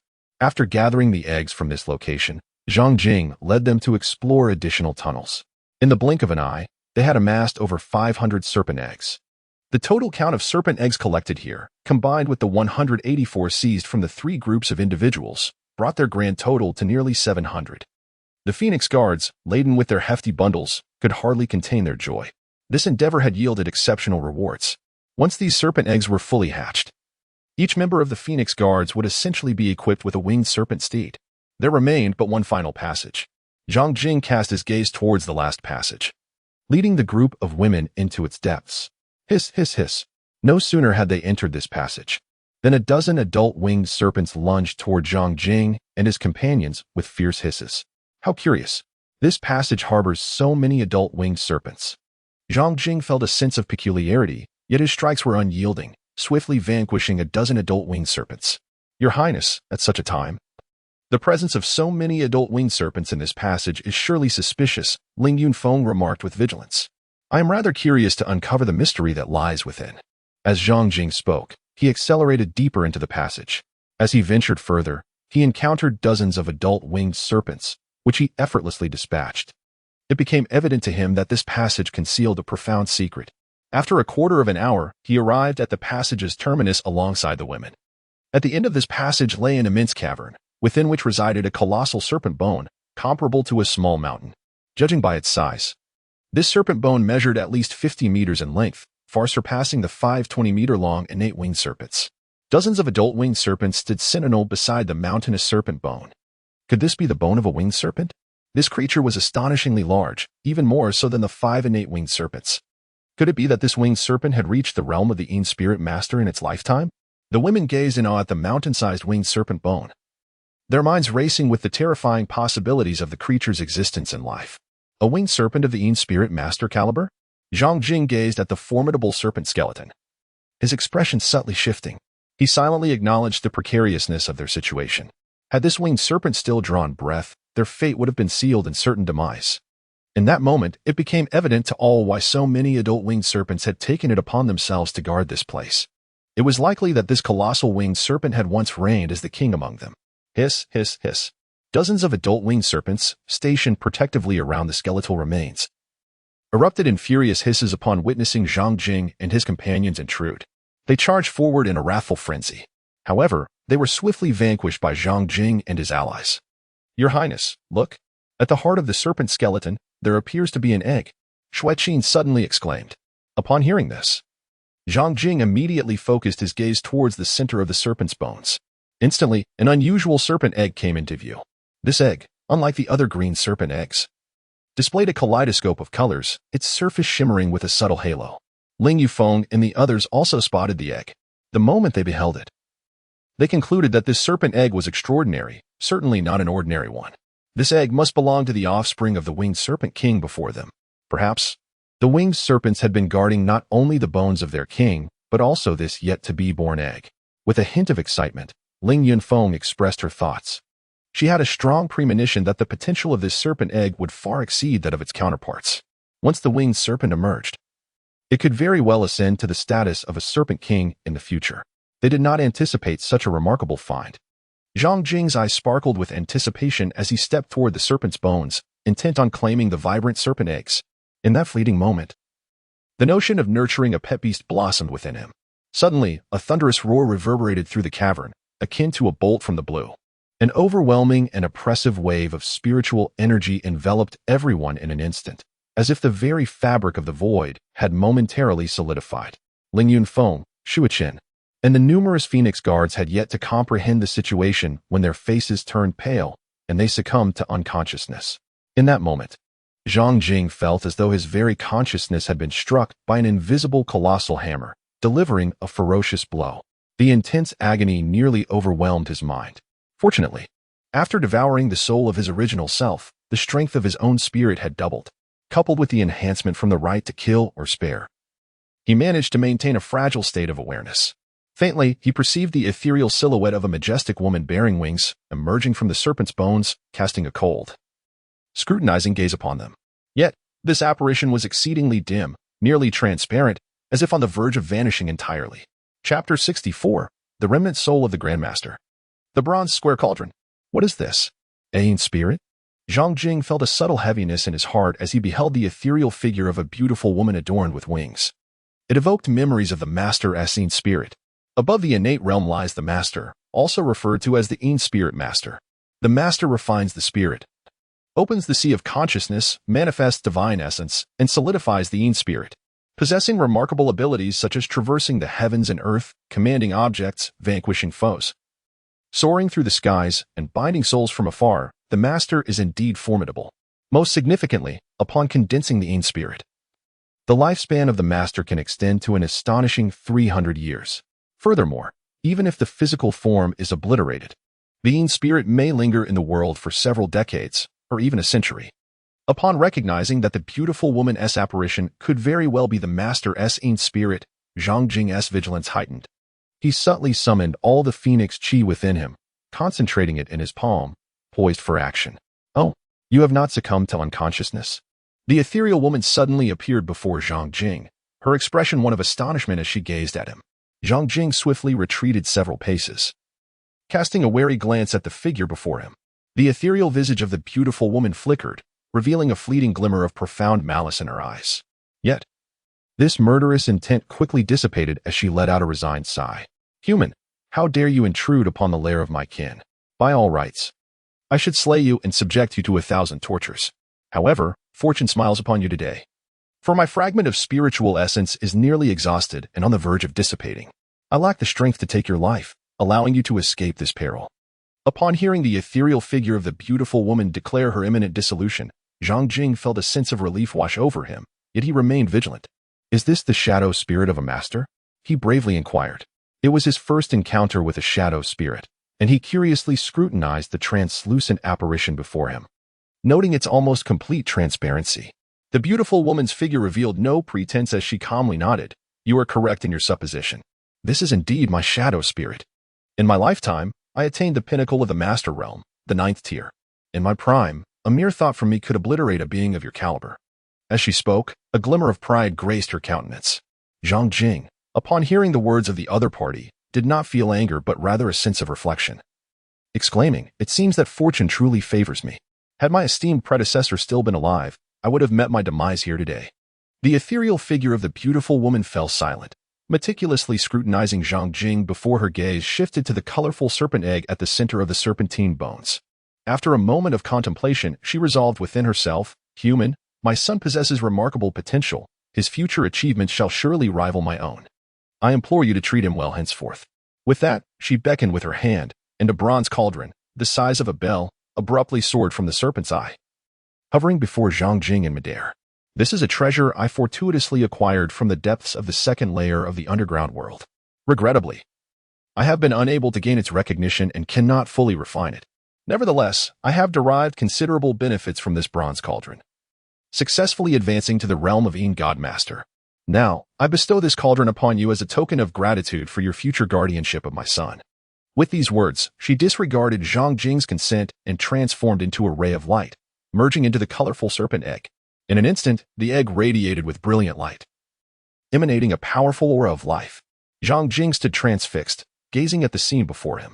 After a moment, he regained his senses and cautiously grasped the bronze cauldron in his hands. He scrutinized the artifact with great care.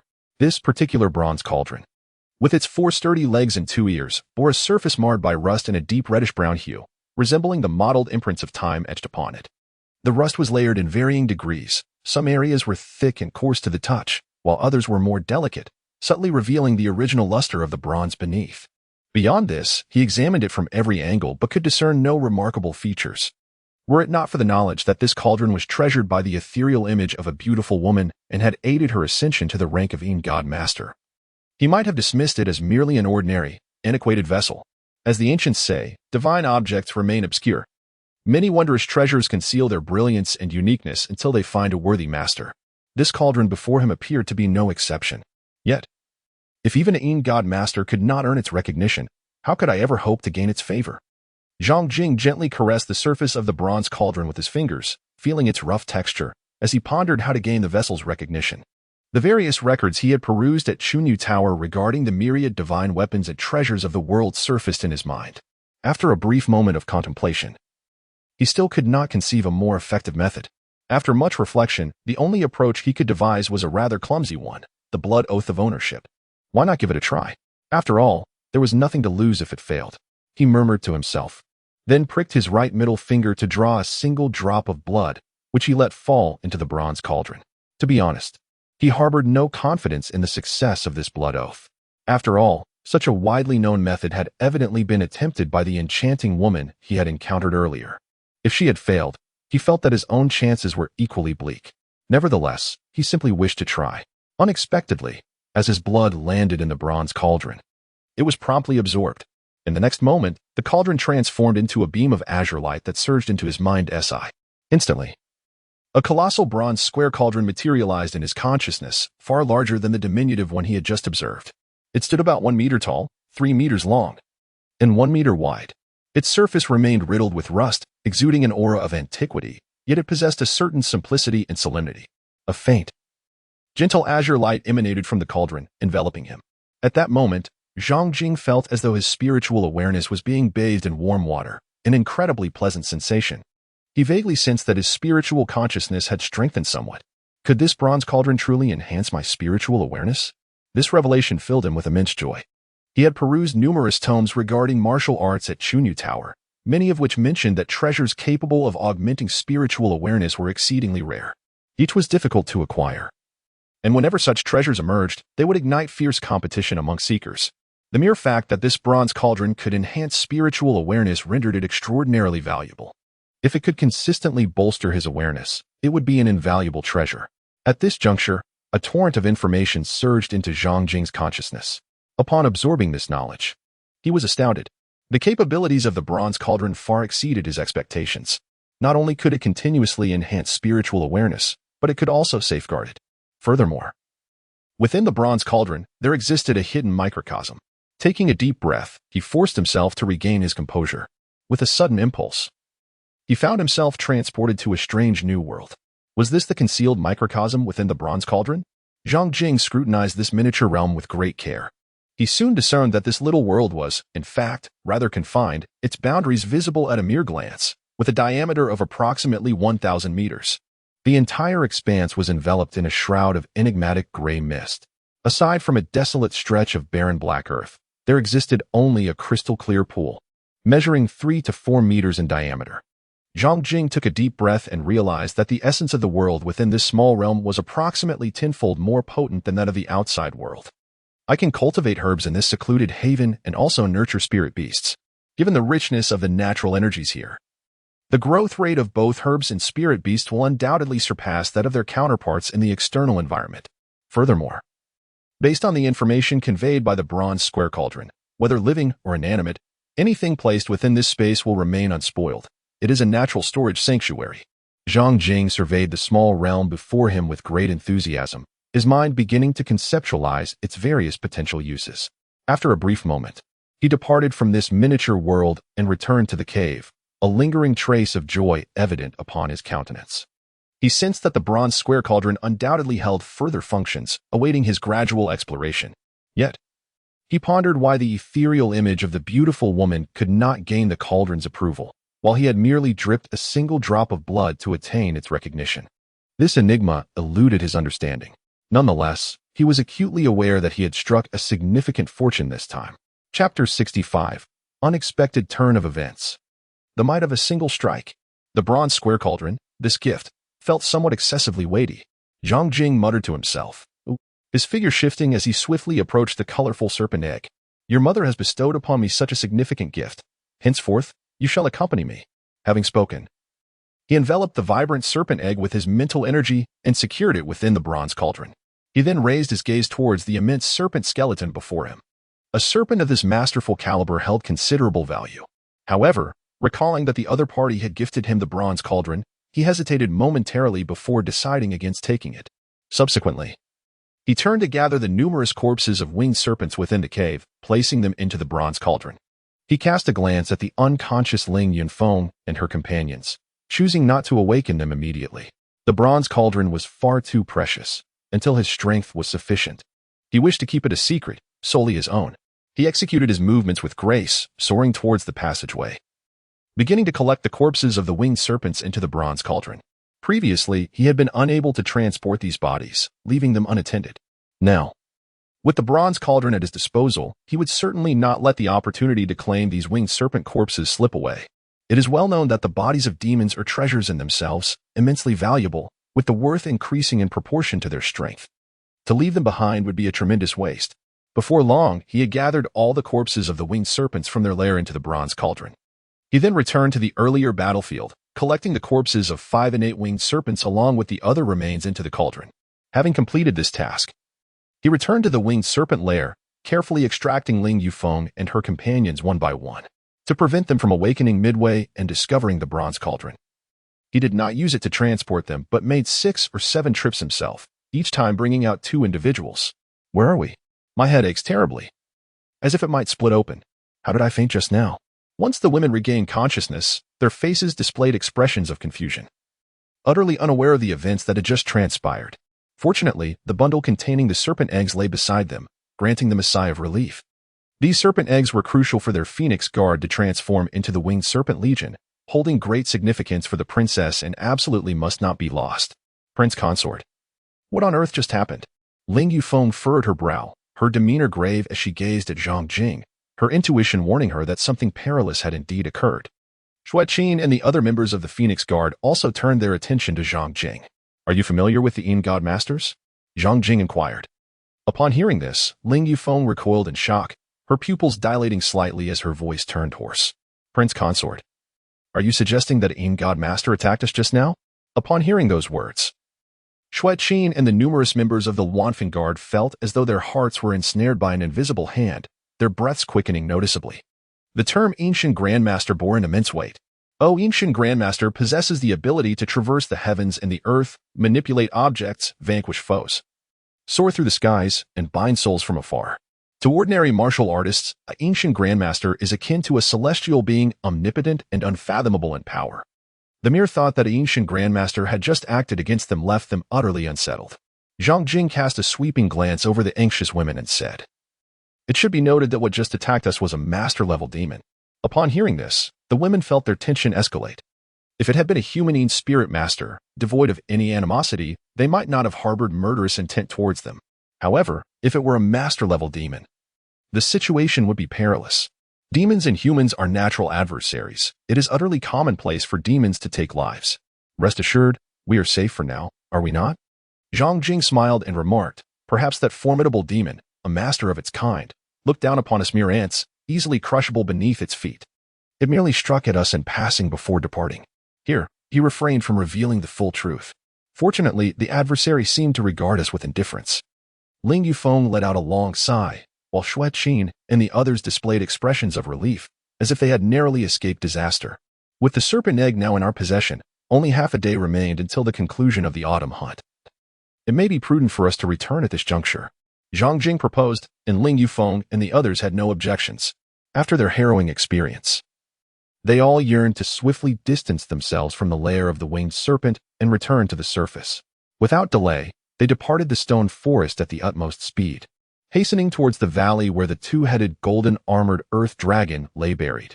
Half an hour later, they arrived at the valley, and to their great astonishment, they discovered the corpse of the 2-headed golden-armored earth dragon still intact. They immediately set to work excavating it.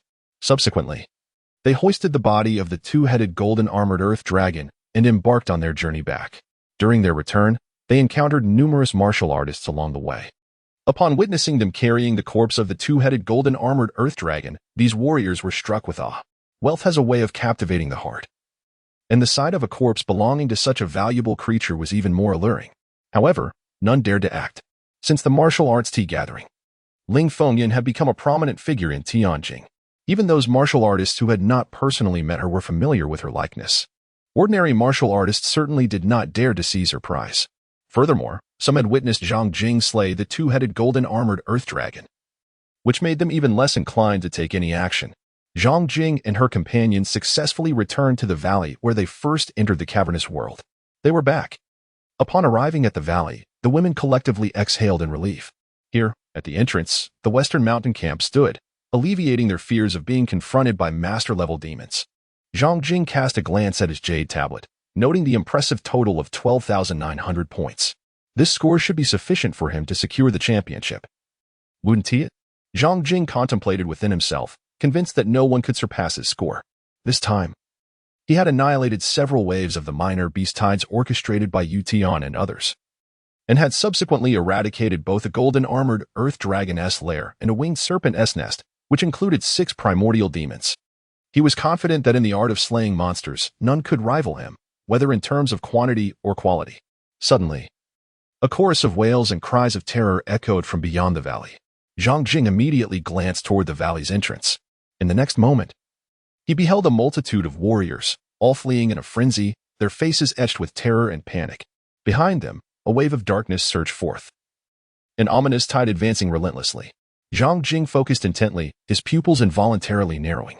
That undulating mass of darkness revealed itself to be countless centipedes scuttling rapidly. Unlike ordinary centipedes, each of these creatures measured several meters in length, their legs resembling sharp steel blades. "Help me!" The cries of numerous martial artists were drowned out as they were overwhelmed by the centipedes, devoured in an instant, leaving not a trace behind. Zhang Jing witnessed an innate warrior soaring into the sky, gliding towards the valley, only to be abruptly seized by a colossal arm composed of countless centipedes. Rising from the black tide, in an instant, blood splattered as a gruesome skeleton plummeted from the air. However, before the skeletal remains could descend into the dark waves, a multitude of centipedes swarmed over it, swiftly devouring every morsel. Witnessing this horrifying scene, Zhang Jing felt a chill run down his spine. The centipede tide was utterly terrifying. Once ensnared within it, he questioned whether he could survive. How could such a vast beast tide exist? This was dire. Even innate warriors were instantaneously consumed within it. If we were to fall into this, we would be doomed. Hurry, we must rush to the exit. All the warriors in the valley stared in sheer panic at the advancing tide of centipedes, their faces drained of color. At that moment, Ling Yufeng and the others were also drenched in cold sweat. "Let us flee." Zhang Jing spoke to Ling Yufeng and the others, unhesitatingly employing his agile movements to surge upwards along the slope of the valley. The exit lay just above the incline. Once they reached the opening, their safety would be assured. The women, aware of the perilous situation, swiftly followed in Zhang Jing's wake. As Zhang Jing soared up the slope, he cast a glance back at the encroaching black tide that drew ever closer to the valley, his heart stirring with profound unease. It is worth mentioning that he had encountered several waves of minor beast tides within the subterranean realm. Together with Xueqin, they had effortlessly quelled those smaller surges. Unbeknownst to him, he had gradually begun to regard the beast tides with less seriousness. Now, he realized that the true large-scale beast tides were far more terrifying than he had ever imagined. Such tides, akin to a relentless surge, could spell doom for even innate martial warriors who found themselves ensnared within their grasp. Suddenly, a thunderous roar reverberated through the void, causing everyone's eardrums to ache painfully. Zhang Jing was momentarily stunned by the overwhelming sound. In the next instant, he beheld a figure clad in formidable armor, wielding a halberd, descending from the heavens with the swiftness of a fierce lightning bolt. As this figure swept the halberd across the sky, a white stream, stretching 3 to 4 miles in length, surged forth like a colossal flash of white lightning, crashing into the forefront of the black tide. In that fleeting moment, a cataclysmic roar erupted, reminiscent of the very collapse of heaven and earth. Zhang Jing witnessed with his own eyes as the earth at the forefront of the black tide instantaneously fractured, revealing a chasm several miles in length. Countless centipedes were reduced to mere powder in that fleeting moment. Following this, a terrifying tremor ensued, causing the slopes to undulate like the sea. Additionally, a tempest of dust and sand blotted out the sky, sending many weaker warriors tumbling in disarray. Zhang Jing's feet were firmly planted, pulsating with energy. Akin to the gnarled roots of an ancient tree steadfastly anchoring his body, his gaze pierced through the swirling sands. Fixated intently on a black abyss that seemed to divide the centipede tide from the valley, leaving him in a profound state of shock. The force of a single strike had resulted in such devastation. Chapter 66. The Battle of Masters. At this moment, numerous martial artists appeared as if petrified. Their eyes glazed as they stared at the chasm stretching 3 to 4 miles long. With just one blow, the earth had been torn asunder, creating a rift of such magnitude. This level of power surpassed the imaginations of many regarding martial practitioners. The women of the Lingyun Phoenix were equally astounded, rendered speechless by the sheer strength displayed. Truly formidable.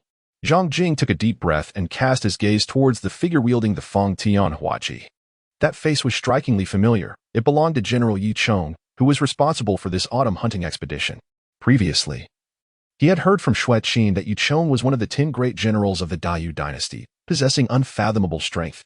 He had no concrete understanding of this until now, and the reality was staggering. Yi Chong, with an air of superiority, coldly surveyed the throng of centipedes and suddenly turned his attention to the heart of the black tide, his voice resonating with authority. Since you have all gathered, why do you not emerge? Such concealment befits neither your stature. As his words echoed, the center of the black tide began to tremble violently, followed by a thunderous roar as a colossal shadow erupted from the earth, its elongated form ascending rapidly towards the sky. Simultaneously, a terrifying tempest of demonic energy erupted from this enormous figure, enveloping the sky in a murky green haze. It took several breaths for the immense silhouette to fully rise from the depths of the earth, hovering in midair. When the onlookers finally discerned the grandiose form, gasps of astonishment filled the air, sending shivers down their spines. It was a giant centipede, measuring a staggering 100 meters in length, its massive body resembling a mountain suspended in the sky. Its entire form shimmered with a black-gold hue, and countless centipede legs glistened like a multitude of sharp blades, instilling a sense of dread. Most remarkable was the fact that this giant centipede possessed 6 tails, and at the center of its grotesque head, a man's face emerged. The sight of such a monstrous entity rendered many martial artists weak in the knees, their minds consumed by an overwhelming terror. Zhang Jing felt a shiver run down his spine. The master-level serpent bone within the winged serpent's lair was already remarkably formidable. Yet, the peculiar 6-tailed centipede before him dwarfed even that master-level serpent bone in size. The aura of malevolence emanating from its body was suffocating. Upon its emergence, the 6-tailed centipede disregarded the other martial artists entirely, its gaze fixated solely on Yu Zhong. Yu Zhong, you are indeed audacious. This subterranean realm is our territory. And you dare to conduct your autumn hunt here? The 6-tailed centipede articulated with a chilling sneer. Humph, what do you mean by your territory? Every inch of the 9 provinces, above ground or below, belongs to our Grand Yu Dynasty. We shall hold our autumn hunts wherever we please, Yu Zhong retorted with a cold snort, brandishing his Feng Tianhua halberd, pointing it at the 6-tailed centipede with commanding authority. And as for you, rather than remaining in the depths of the second layer of this subterranean world, you dare to disrupt our autumn hunt? Do you wish for your demise? How arrogant. I wonder if your strength matches your bravado, the 6-tailed centipede replied icily, suddenly charging towards Yu Zhong. Its immense body surged forth like a mountain in rapid motion. The raging malevolence transformed into a roaring tsunami, engulfing the heavens and the earth. At that moment, the very fabric of reality seemed to tremble. Many onlookers, witnessing the colossal creature drawing nearer, felt an overwhelming pressure akin to a surging tide. In the face of the oncoming 6-tailed centipede, Yu Zhong advanced rather than retreating. With a fierce stomp in midair, a thunderous sound erupted, and he propelled himself forward like a bolt of lightning. Instantly, a conical wave of white energy materialized around him, expanding outward with astonishing speed. Where it passed, the air appeared to compress and distort, leaving a clearly visible trail in its wake. Following this, a deafening roar resounded. Resembling the thunder of 1,000 galloping steeds, it was the sound barrier breaking as he transcended the speed of sound. Zhang Jing gazed at the conical white shockwave surrounding Yi Chong, his mind stirred. It was astonishing to comprehend that a martial artist could attain such might, capable of breaching the sound barrier solely through the velocity of his physical form. Embrace your demise. Yi Chong raised his Feng Tianhua halberd, striking with the force of a mountain, aiming it at the 6-tailed centipede. In response, the colossal body of the centipede, akin to a towering mountain, swung fiercely, launching a brutal counterattack at Yicheng. The earth-shattering collision sent the six-tailed centipede crashing to the ground like a meteor, shattering a vast expanse of land. Countless clods of earth and fragments of the centipede were hurled skyward. Simultaneously, Yicheng was propelled upward, his body and halberd soaring swiftly into the heavens. Infusing his feet with true energy, he forcefully stomped upon the void, generating a fierce friction with the air that produced two billowing trails of smoke. As he stabilized his form, 3 streaks of black light shot forth from the swirling dust below. The ominous sounds of sonic booms accompanied these 3 shadows as they targeted critical points: his head, throat, and heart. Yicheng raised his brows, swiftly spinning the Fang Tianhua halberd like a windmill. The immense forces of nature were summoned, swirling violently around him, coalescing into a gigantic vortex. With a series of resounding clashes, sparks flew as the 3 black streaks were repelled by the vortex. Yet, they returned with fervor, resembling 3 bolts of black lightning, spiraling around Yicheng in a frenzied dance of destruction, forming a colossal sphere of dark energy. The clash between the dark sphere and the vortex echoed through the sky, each impact sending tremors through the atmosphere, unleashing tremendous shockwaves. This spectacle left the onlookers in awe. Suddenly, a powerful shout reverberated, and the 3 black streaks were cast away by an overwhelming force, vanishing like meteors into the horizon. Yicheng, undeterred, brandished his Fang Tianhua halberd once more. In an instant, the sky churned with ominous winds as the forces of nature surged towards the halberd, creating a visible whirlpool of energy. "Kill!" Yicheng bellowed, sweeping the Fang Tianhua halberd with fervor. In a heartbeat, a massive wave of energy shot forth, piercing the heavens and the earth like a bolt of night lightning. Boom! The tremendous energy cleaved through the point where the 6-tailed centipede had fallen. In that moment, it was as if a mushroom cloud had erupted, shaking the very foundations of the earth as a devastating gale of energy swept through the surroundings. In Zhang Jing's eyes, the terrifying black tide was swiftly engulfed by the rapidly expanding storm of energy, which consumed a significant portion of it in an instant. Wherever this tempest passed, numerous clusters of mushrooms and ferns were reduced to mere powder. Such a grand and awe-inspiring spectacle left many martial artists speechless, utterly at a loss for words. Were they dead? Zhang Jing murmured to himself, his gaze fixed upon the position of the 6-tailed centipede. As the swirling dust gradually settled, he once again beheld the colossal 6-tailed centipede, reminiscent of towering mountains. It was not dead. Rather, many of its blade-like legs had been severed. The once impenetrable black golden shell now bore numerous cracks. Suddenly, with a swift motion, the enormous body of the 6-tailed centipede transformed into a middle-aged man clad in a dark robe, his countenance grim. "Yicheng, have you touched upon the realm of the Grandmaster?"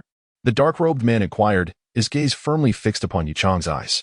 Yicheng, with his halberd poised in the void, regarded the dark-robed man with an impassive expression.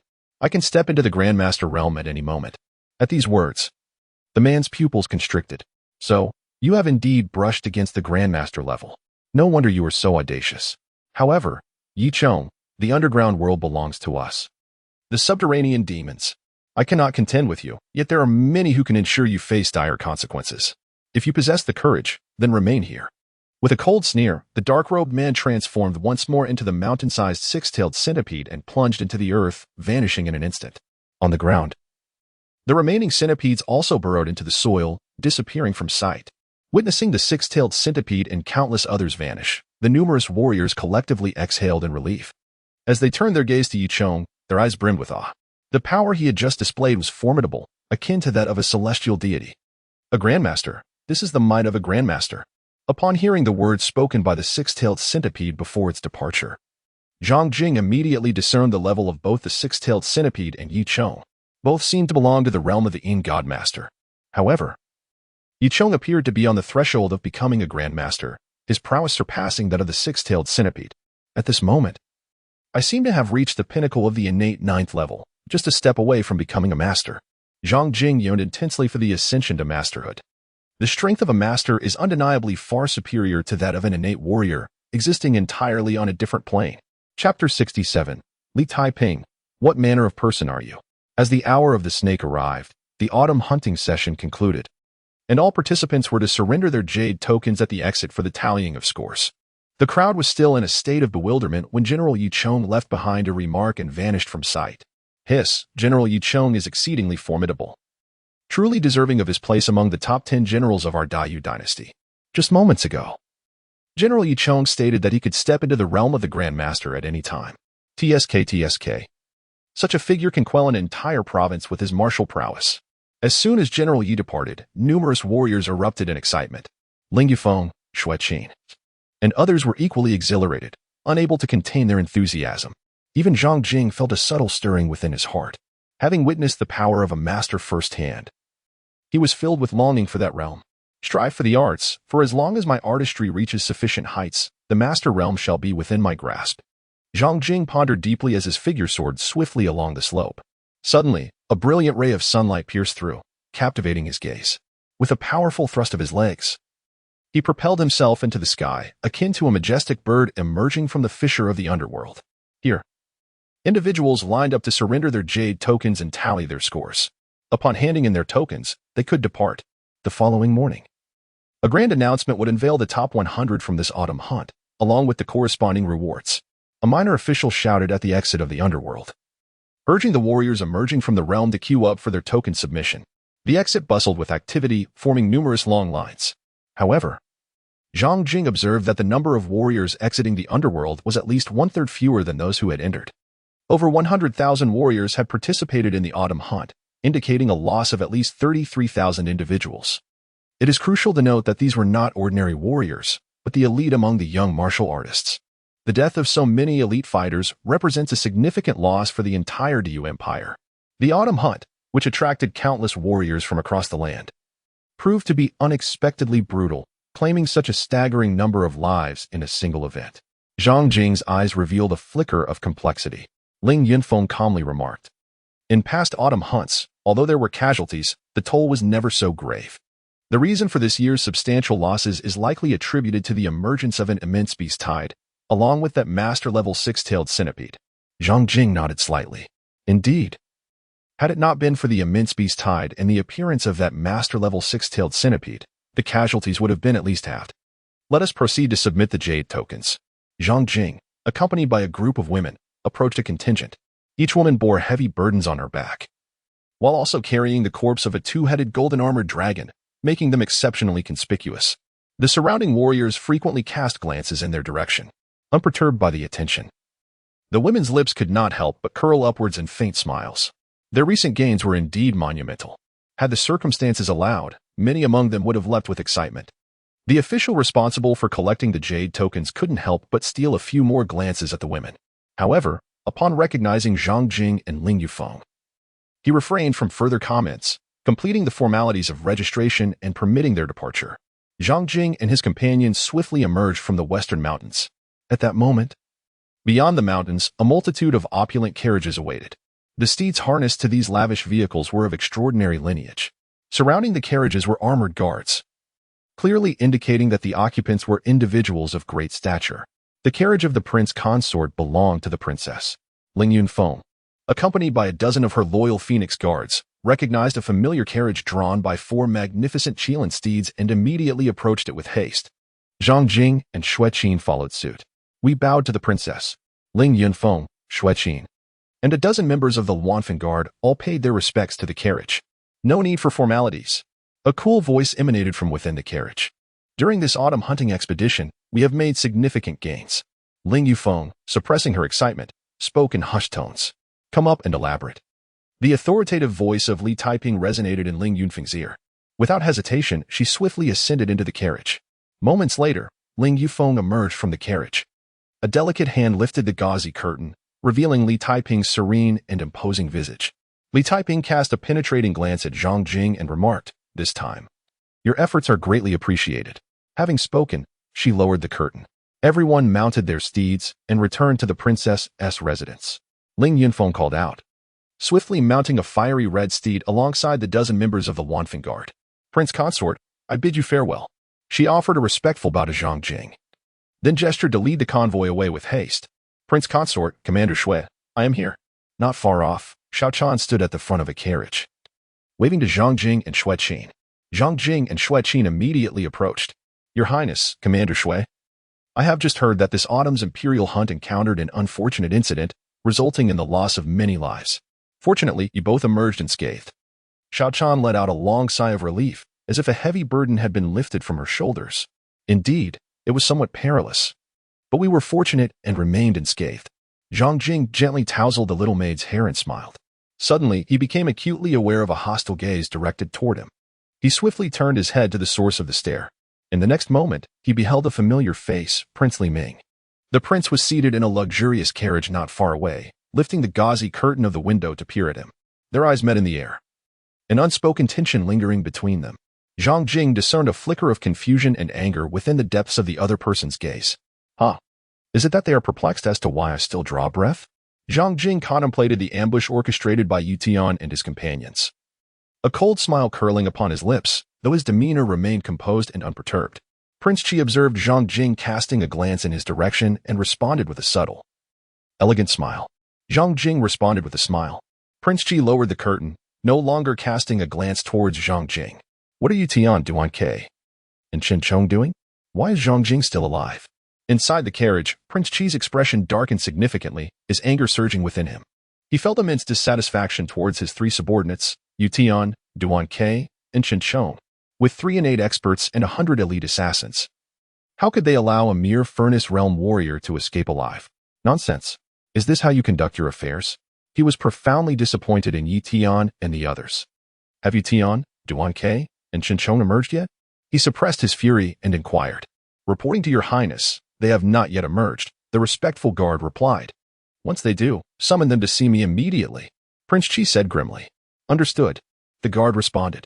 Zhang Jing gazed upon the carriage of Prince Qi, confidently deducing that the prince remained oblivious to the demise of Yu Tian, Duan Ke, Chen Chong, and others, when he executed Yu Tian and his companions.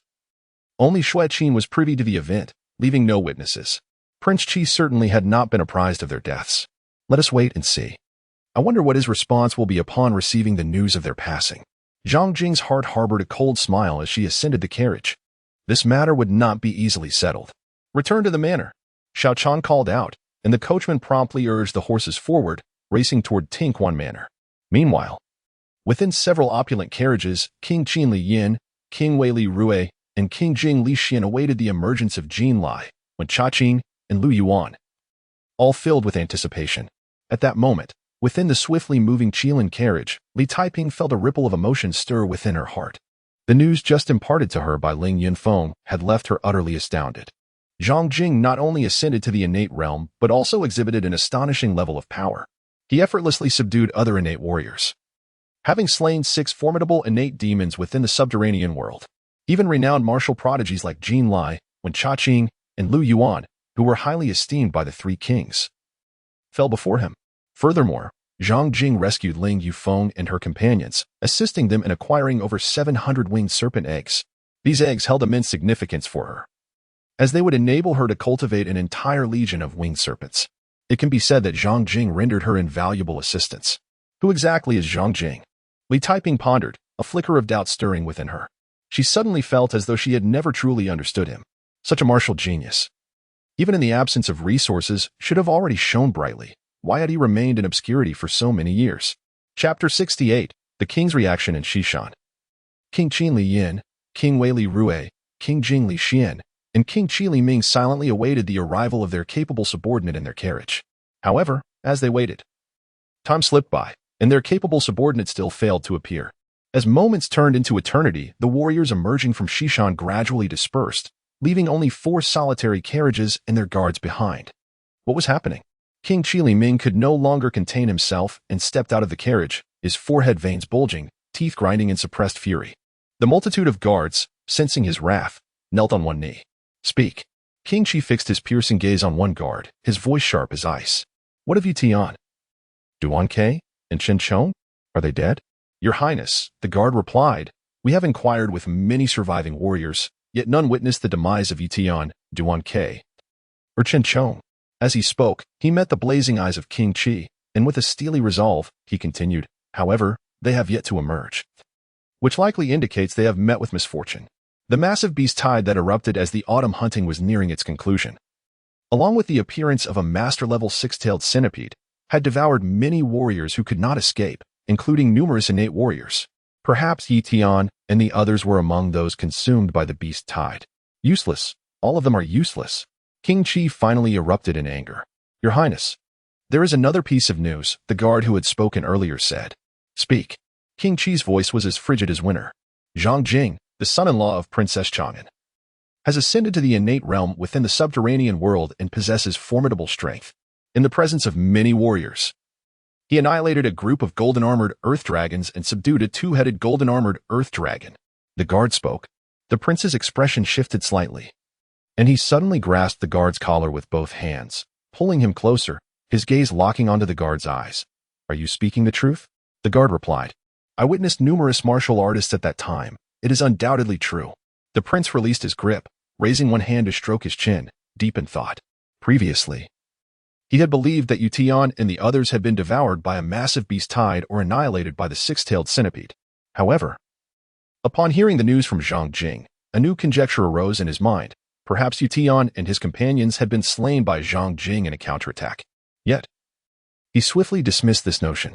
To him, even if Zhang Jing had ascended to the innate level, his strength would be at most comparable to that of Yutian and his group.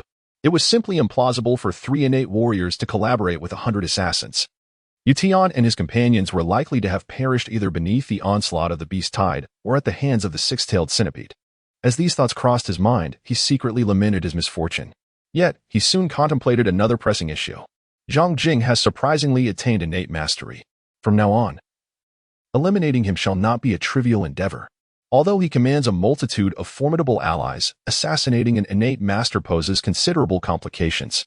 Growing increasingly vexed, he ascended into his carriage without greeting the proprietors of the other 3 vehicles, instructing the coachman directly, "Return to the palace." At his command, the coachman cracked the whip, urging the 4 blood-red steeds into a swift gallop. Once the Prince of Qi's carriage departed, the Prince of Qin, Li Yin, the Prince of Wei, Li Rue, and the Prince of Jing, Li Xian, simultaneously disembarked from their respective carriages. "It seems the individual you hold in high regard, dear brothers, has met his demise during the autumn hunting," Li Yin remarked expressionlessly. "Ha, elder brother, did not your own Jin Lai perish as well?" Li Rue retorted coldly.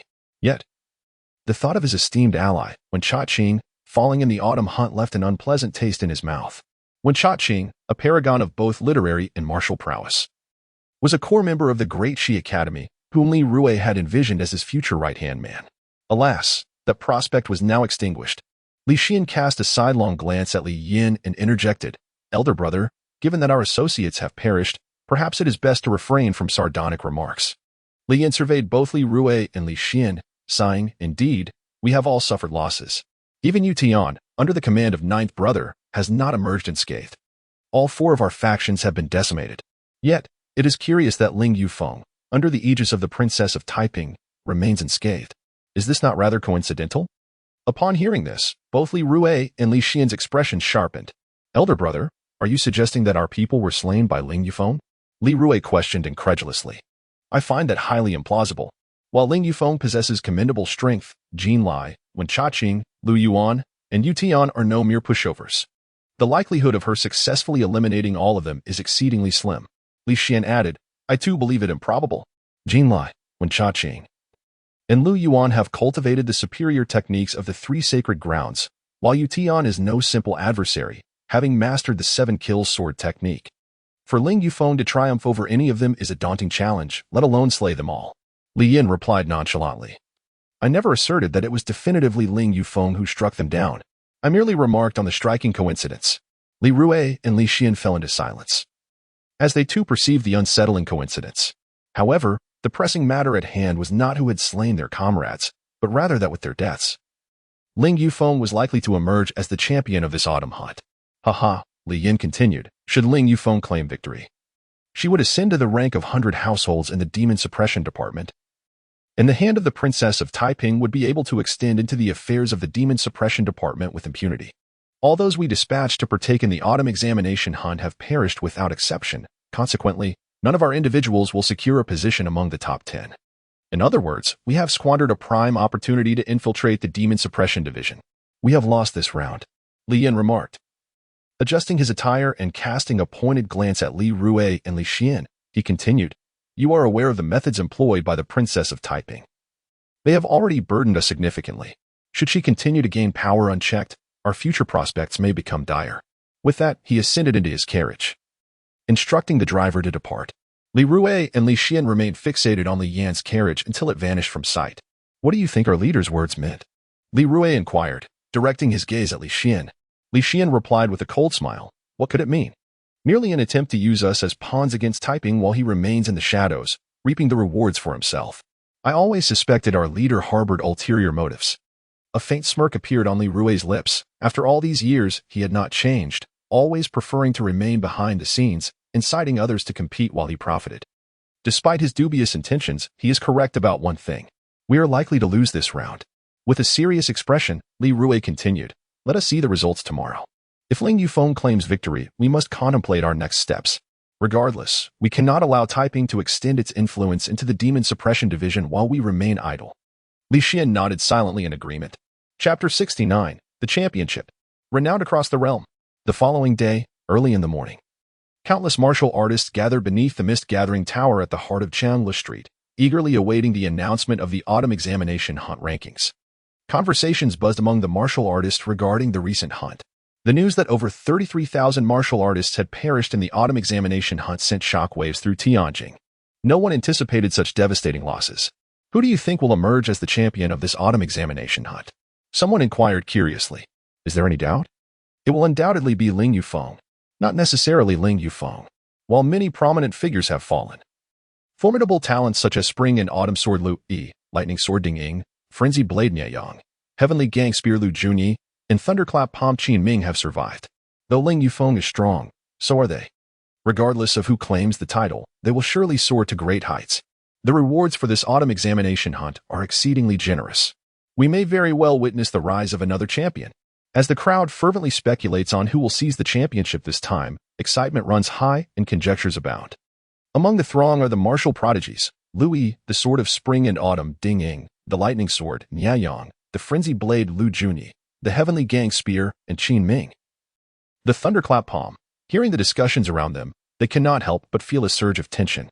Nearby, in a tea house, King Li Yin of Qin, King Li Rui of Wei, King Li Xian of Jing, King Li Ming of Qi, along with the Buddhist disciple Gu Chan from the Great Thunder Sound Temple, Yi Tianqing from Mount Wuyang, and Song Qingge, the swordsman from Daji Academy, all await the announcement in silent anticipation.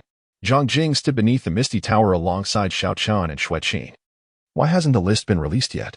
Xiao Chan, filled with anxiety, yearned to catch a glimpse of the unfolding scene.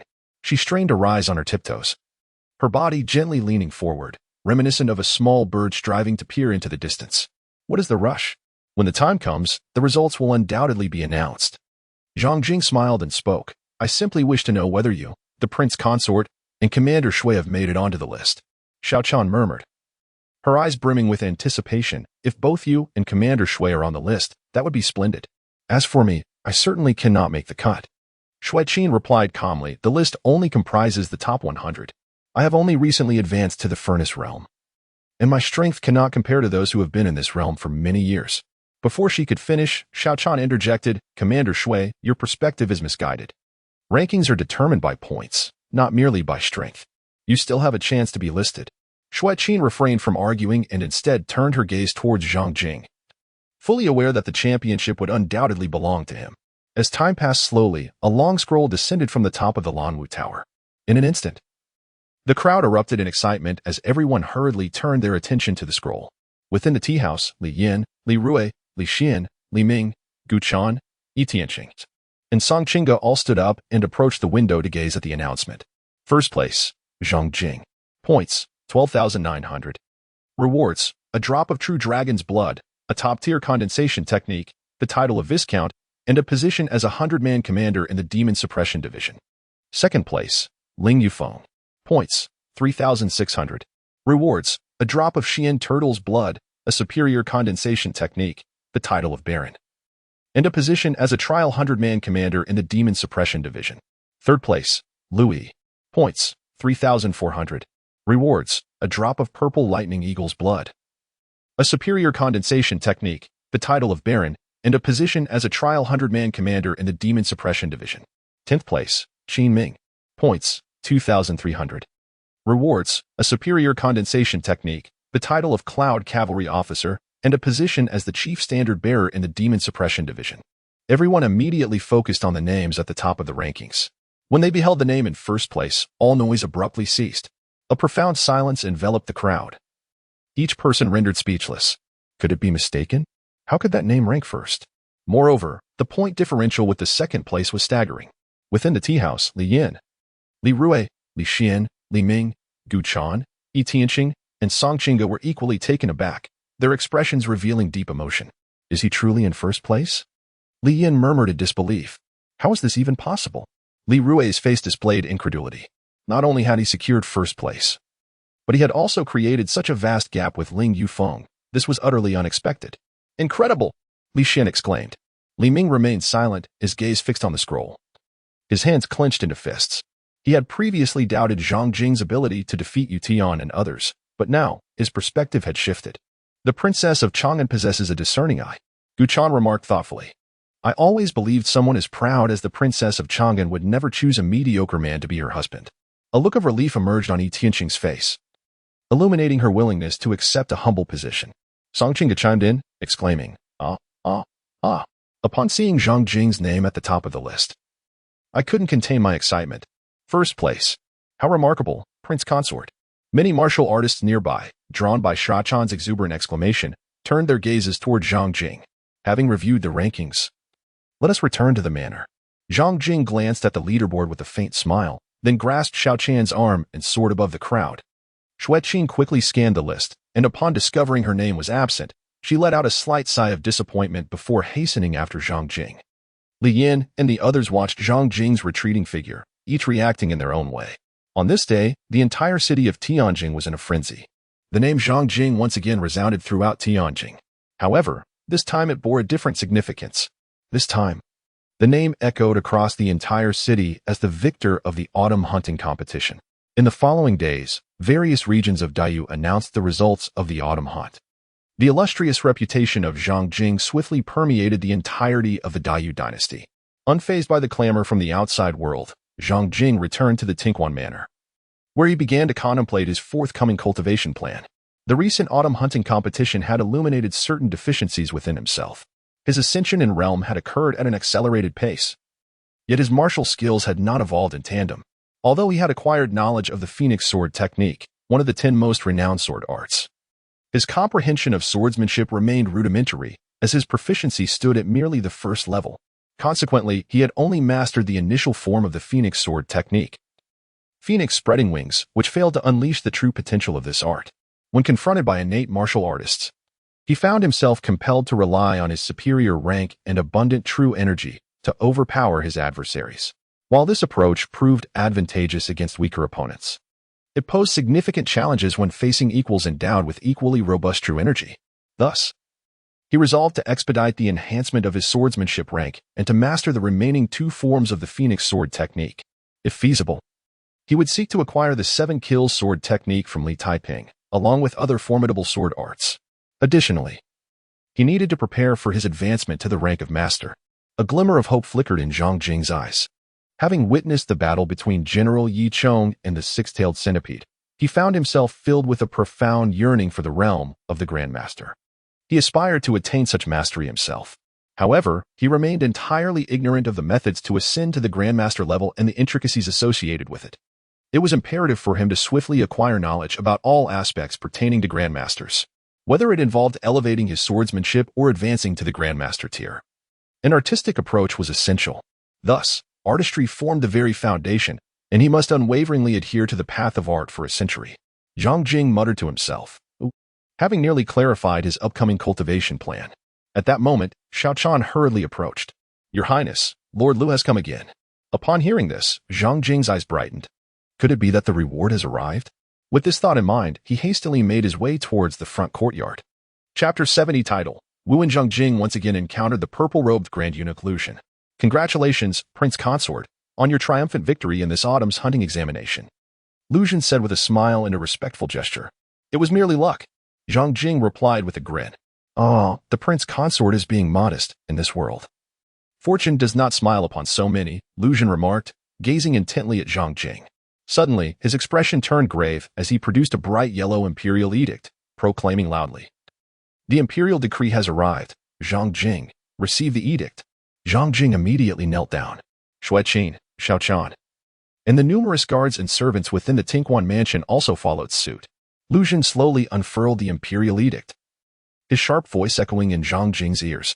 By the decree of heaven, the emperor proclaims, Duke Zhang Jing, possessing both literary and martial prowess, endowed with virtue and talent. Henceforth, he is conferred the title of Viscount, with the honorific Wuan, and granted a drop of the true dragon's blood as a token of commendation. Thus it is decreed. As Lu Xun pronounced the title Wuan, his voice momentarily faltered, revealing a hint of astonishment on his face. It was only upon opening the edict that he discovered its contents. To his surprise, Emperor Yu had bestowed upon Zhang Jing the noble title of Wuan. Noble titles often carry profound significance, particularly those of a special nature. Among these, Wuan and Champion stand as the most distinguished for military generals and noblemen. Wuan signifies military achievement and governance, authority securing the nation, while Champion implies excellence above all in the army. These two titles epitomize the utmost honor for military leaders. Consequently, throughout history, emperors have approached these titles with utmost caution, seldom bestowing them lightly. Few have attained the titles of Wuan or Champion across various dynasties. In fact, many eras saw no military nobles receiving either of these esteemed titles. In the present day, the emergence of a champion duke has already stirred surprise.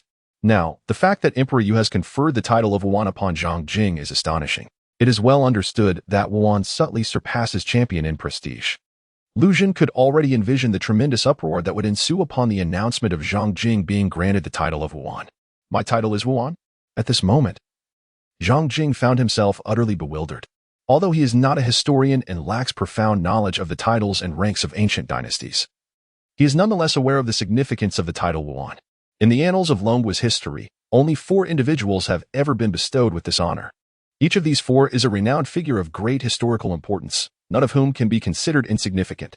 The most famous among them is undoubtedly the illustrious General Bai Qi, known as Wuan Jun. Now, as the Emperor Yu grants him this title, Zhang Jing feels overwhelmed by its weight. This honor is as heavy as Mount Tai. All I ever desired was to lead a tranquil and leisurely life. Yet with the Emperor bestowing this title upon me, pursuing serenity in the future will be a formidable challenge. Zhang Jing pondered within himself, feeling quite helpless. He found it somewhat perplexing to comprehend the intentions of Empress Yu. First, she commanded him to partake in the autumn hunting expedition, and now she bestowed upon him the weighty title of Wuan. It seemed as though she was propelling him forward, rendering it challenging for him to savor his tranquil existence. Nevertheless, one must not defy the imperial decree. The edict had been issued, and regardless of the multitude of thoughts swirling in his mind, he could only accept the command. Zhang Jing received the decree, expressing his gratitude for the emperor's benevolence. With a respectful tone, he proclaimed his thanks as he took hold of the imperial edict. At that very moment, the bronze square cauldron, suspended deep within his consciousness, trembled violently. Subsequently, a refreshing aura infused his mental awareness, augmenting it instantaneously by a tenth. Zhang Jing felt a sudden shock, immediately realizing that the bronze square cauldron had undergone some transformation. However, this was not the moment to investigate the changes in the cauldron. He forcefully suppressed his impulse to study it, maintaining an impassive demeanor. The title bestowed upon him was unexpectedly Wuan. Xueqin gazed at Zhang Jing's figure. Her heart stirred as if turbulent waves were surging within her. She was well aware of the significance of the title Wuan. Zhang Jing had performed exceptionally during the autumn hunt, and she had anticipated that he would attract the attention of Emperor Yu. Yet, she never imagined that the emperor would value him to such an extent. She was certain that even Princess Li Taiping of Chang'an would never have expected Emperor Yu to confer the title of Wu and upon Zhang Jing. Taking a deep breath, she gradually calmed herself. In that moment, she thought of champion Marquis Yang Tianping. If Yang Tianping could become the champion Marquis after winning the autumn hunt years ago, then why could Zhang Jing not attain the title of Wuan? She had witnessed Zhang Jing's growth firsthand and was acutely aware of his extraordinary talent and potential. In her eyes, Zhang Jing was indeed worthy of this title. However, Zhang Jing's acquisition of this title has rendered many restless, and even the champion Marquis stationed in Rongzhou might find it difficult to remain composed. After presenting the imperial edict to Zhang Jing, Lu Xun retrieved a mysterious jade vial from within his robes. The surface of this vial was intricately inscribed with numerous enigmatic incantations. Zhang Jing discerned a subtle energy fluctuation emanating from the talismans. Lu Xun cautiously presented a jade vial before Zhang Jing, stating, "Your Highness, within this vial resides the blood of the true dragon. This vial has been specially crafted by the Imperial Astronomical Bureau to seal the power of the true dragon's blood, preventing any loss of its potency." Should you choose to open the vial, it is imperative that you consume and refine the true dragon's blood swiftly. Otherwise, with the passage of time, the energy will dissipate, significantly diminishing its value. Thank you for your reminder, Master Lu, Zhang Jing replied, a flicker of excitement evident as he accepted the vial. Even with his limited understanding of the true dragon's blood, he recognized that a single drop was an invaluable treasure. The benefits of its refinement would undoubtedly be immense. In Lu Xun's presence, he refrained from directly placing the vial into the bronze square cauldron. Instead, he treasured it and carefully tucked it away within his robes, securing it close to his person. Once Zhang Jing had safely stowed the vial, Lu Xun gazed deeply into his eyes, conveying a weighty message. Your Highness, the Emperor holds you in extraordinary regard. I trust you have sensed this. The Emperor's favor is as vast as the ocean. Zhang Jing nodded in acknowledgement. Ah, it's good that you are aware, Lu Xun remarked, gently patting Zhang Jing on the shoulder. Once you enter the demon suppression department, be sure to perform admirably. Given the Emperor's esteem for you, if you excel, it is likely you will be swiftly promoted. The champion of yesteryear rose rapidly with the Emperor's support and is now a pivotal minister in our Grand Yu Dynasty. I believe your future will be no less remarkable than his. Recognizing the Emperor's regard for Zhang Jing, Lu Xun offered him further encouragement. In this lifetime, Zhang Jing simply desires to lead a tranquil existence, quietly cultivating his strength without harboring significant ambitions for a political career. Nevertheless, he nodded in acknowledgement. Very well. I believe we have discussed enough. Now, Prince Consort, let us proceed to the Longyuan Pavilion together. Upon entering the Longyuan Pavilion, you may select a supreme technique for condensing apertures that resonates with you, Lu Xun remarked. Upon hearing these words, a glimmer of anticipation flickered in Zhang Jing's eyes. Xueqin had recounted to him that the Royal Dragon Abyss Pavilion, the Great Thunder Monastery Scripture Pavilion, the Wuliang Mountains Zhenwu Pavilion, and the Daji Academy's Langya Pavilion are the most abundant repositories of martial arts secrets in the world. He had longed to behold them. Chapter 71. Dragon Abyss Pavilion. Stepping into the Imperial Palace, he found himself enveloped in a realm of magnificent architecture. Gazing upward, he beheld an array of palatial structures, standing in unbroken succession. The golden glazed tiles shimmered brilliantly under the sun, resembling a tapestry of resplendent scales. Towering columns stood robust and upright, adorned with intricate carvings of dragons and phoenixes, depicting auspicious symbols that appeared so vivid they seemed poised to take flight at any moment. Is this your first time in the palace, Your Highness? Inquired eunuch Lu Xun as he guided Zhang Jing forward. Zhang Jing nodded and replied, It is indeed my first time. The palace is a place of great significance. One must not wander recklessly. Lu Xun cautioned, upon arriving here. One must adhere to the rules diligently, otherwise, the consequences could be dire. Thank you for your guidance, esteemed eunuch, Zhang Jing expressed gratefully. Zhang Jing spoke, his eyes revealing a hint of gravity. Since entering the imperial palace, he had sensed himself being locked onto by numerous formidable presences. This sensation was akin to a solitary figure traversing a dense forest, under the watchful gaze of numerous powerful beasts lurking in the shadows. He mused inwardly, indeed.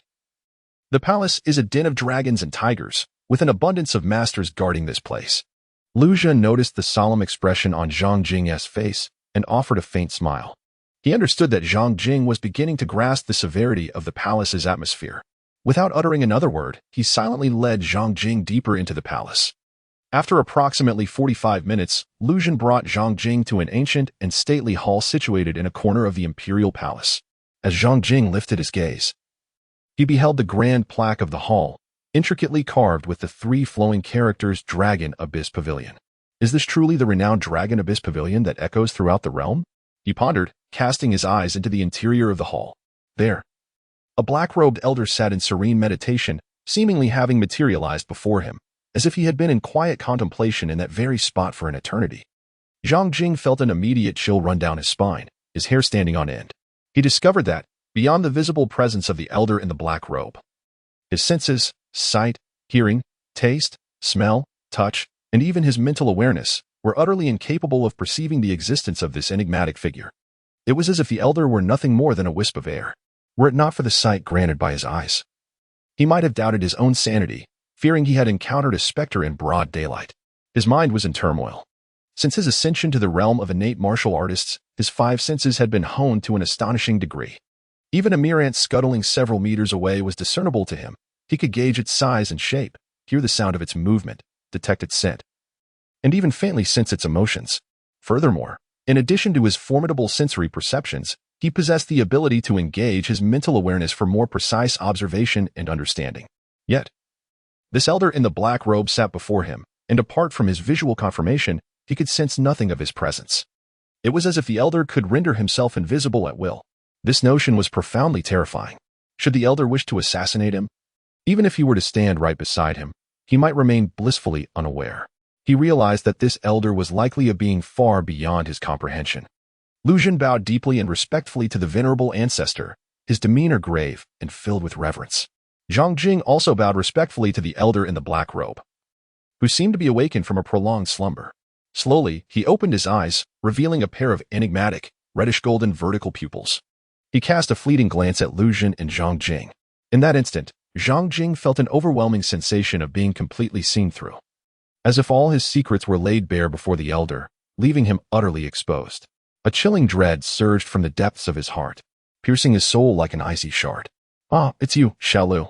The elder in the black robe casually greeted Lu Xun. "Ancestor, this is Zhang Jing, the champion of this autumn's imperial examination hunt, and also the consort of Princess Chang'an. His Majesty has instructed me to bring him to the Sutra repository to select a supreme technique for channeling energy." Lu Xun hurriedly explained his purpose. "The consort of that little girl, Taiping?" The elder in the black robe displayed a flicker of interest upon hearing Zhang Jing's title as the champion of the hunt. His peculiar reddish-golden vertical pupils turned once more toward Zhang Jing, and those profound eyes seemed capable of piercing through all illusions. Zhang Jing once again experienced the unsettling sensation of being seen through. This feeling was quite discomforting for him, as he was reluctant to have the secrets within him exposed. He exerted all his efforts to activate his ever-changing trait, striving to conceal aspects such as golden bones and jade skin, chi pulsating like a galaxy, and 5 pure golden furnaces. He even endeavored to obscure the existence of the bronze square cauldron. However, before he could take any action to conceal it, the bronze square cauldron vanished from his consciousness. Yet, he could still sense its presence lingering within his mind. Remarkably, the bronze square cauldron possessed such an extraordinary ability. Zhang Jing felt an overwhelming sense of delight. The elder in the black robe gazed intently at Zhang Jing, perceiving the myriad complexities within him. This lad appears rather ordinary.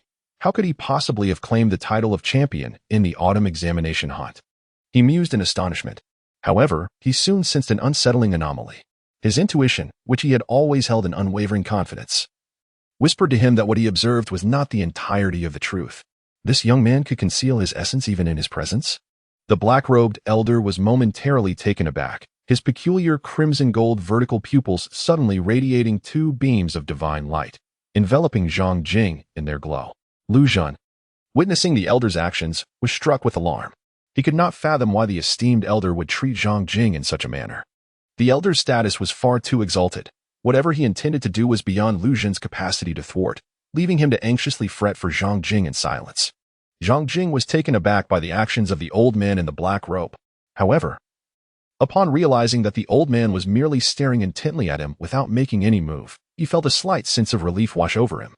He speculated that the old man might have sensed the abnormality within him. Yet, the fact that the old man could not fully comprehend his situation was likely the reason for such behavior. "Please don't look at me like that, esteemed elder. It makes me feel bashful." Zhang Jing inwardly lamented, compelled to endure the unwavering gaze of the elder, while silently invoking the metamorphosis trait. After a considerable duration, equivalent to the time it takes to brew a cup of tea, the elder in the black robe finally retracted the piercing golden light from his eyes. Upon directing his gaze towards Zhang Jing, a hint of peculiarity and disbelief flickered within him. It was astonishing that the esteemed ancestor of the Red Dragon could not see through a mere youth of the innate realm. If this were to spread, who would dare believe it? He did not impose any further difficulty on Zhang Jing. Instead, he waved his hand and said, "You may enter." With that, he closed his eyes once more. In that moment, both Zhang Jing and Lu Xun exhaled a collective sigh of relief. Lu Xun hastily reminded Zhang Jing, "The Longyuan Pavilion comprises 3 levels. You are permitted to access only the 1st and 2nd levels. The manuals for the condensation method are located on the 2nd level. Remember, within the Longyuan Pavilion, all manuals can only be opened to view the general outline. The specific contents are off limits. Otherwise, it would be tantamount to selecting that particular manual, leaving no opportunity for further choices." Upon hearing the words, Zhang Jing felt a profound sense of disappointment. The Dragon Abyss Pavilion. Renowned as one of the foremost repositories of martial arts manuals in the realm, presented a rare opportunity to explore its vast collection. Yet, the prospect of being unable to peruse a few more tomes was indeed lamentable. Little one, in consideration of that girl Taiping, I shall permit you to select an additional martial technique from the second floor. The voice of the enigmatic elder in the black robe resonated unexpectedly. However, his eyes remained closed, shrouded in mystery. Lucian, taken aback by this unprecedented concession from the venerable figure who had long presided over the Dragon Abyss Pavilion while neglecting worldly matters and refraining from aiding anyone, quickly urged, Your Highness, do not delay in expressing your gratitude to our esteemed ancestor. Thank you, esteemed ancestor. Zhang Jing promptly bowed. Though uncertain of the elder's motives for his assistance, he deemed it prudent to express his thanks nonetheless. His heart swelled with joy. His visit to the Dragon Abyss Pavilion was not solely to acquire a supreme technique for channeling energy, he also harbored hopes of mastering the seven-kill sword art. Yet, after hearing Lucian's words, he had resigned himself to the belief that such aspirations were beyond reach. To his astonishment, a fortuitous turn of events had emerged. The black-clad elder lapsed into silence once more. Seizing the moment, Zhang Jing inhaled deeply and stepped into the illustrious Dragon Abyss Pavilion. Upon entering, he was greeted by the musty fragrance of ancient tomes. The interior of the Dragon Abyss Pavilion was spacious and well-lit, with towering bookshelves meticulously arranged, brimming with invaluable ancient texts. Crafted from rare rosewood, the shelves were adorned with exquisite carvings, emanating a subtle, woody aroma. Each volume was meticulously preserved. Some were enveloped in silk, while others resided in ornate boxes. Zhang Jing did not hasten to ascend the second floor in search of the condensing technique. After all, there was no time constraint. It was a rare opportunity to enter this place, even if he could not freely peruse the contents of these martial arts manuals. Merely glancing at the overarching principles and gaining insight into these techniques would still constitute a form of enrichment and accumulation. Moreover, aside from the martial arts manuals, there were likely numerous other books available. Books outside the realm of martial arts were not prohibited from being read or memorized. He casually approached a row of bookshelves and surveyed the volumes displayed upon them. The Spirit Serpent Bone Forging Technique, the Mighty Elephant Bone Forging Technique, the Demon Crocodile Bone Forging Technique, and the Immortal Crane Bone Forging Technique. One by one, the bone forging techniques came into his view. Remarkably, this entire row of shelves was dedicated solely to bone forging techniques, with some that Zhang Jing had already practiced. It was estimated that there were at least 100 different bone forging techniques here. Zhang Jing scanned the bookshelf, making a rough estimation of the number of bone forging techniques. His spirit slightly stirred. He swiftly flipped through the title pages of these techniques, discovering that among them were several dozen superior bone forging methods, in addition to 4 exceptional ones. Regrettably, the renowned True Dragon Bone Forging method, famed throughout the realm as a royal treasure, was conspicuously absent. It was evident that even with the Long Yuan Pavilion, the royal family harbored reservations, opting not to place such a core secret of the dynasty among these volumes. Zhang Jing gazed longingly at the various techniques of bone forging, a fervent desire stirring within him to catalog every one of them into his attribute panel. Although he had already mastered the art of bone forging to its utmost limits, rendering any additional techniques futile for his advancement, he was acutely aware that each of these methods encapsulated the martial wisdom of the ancients. This wisdom was equally invaluable.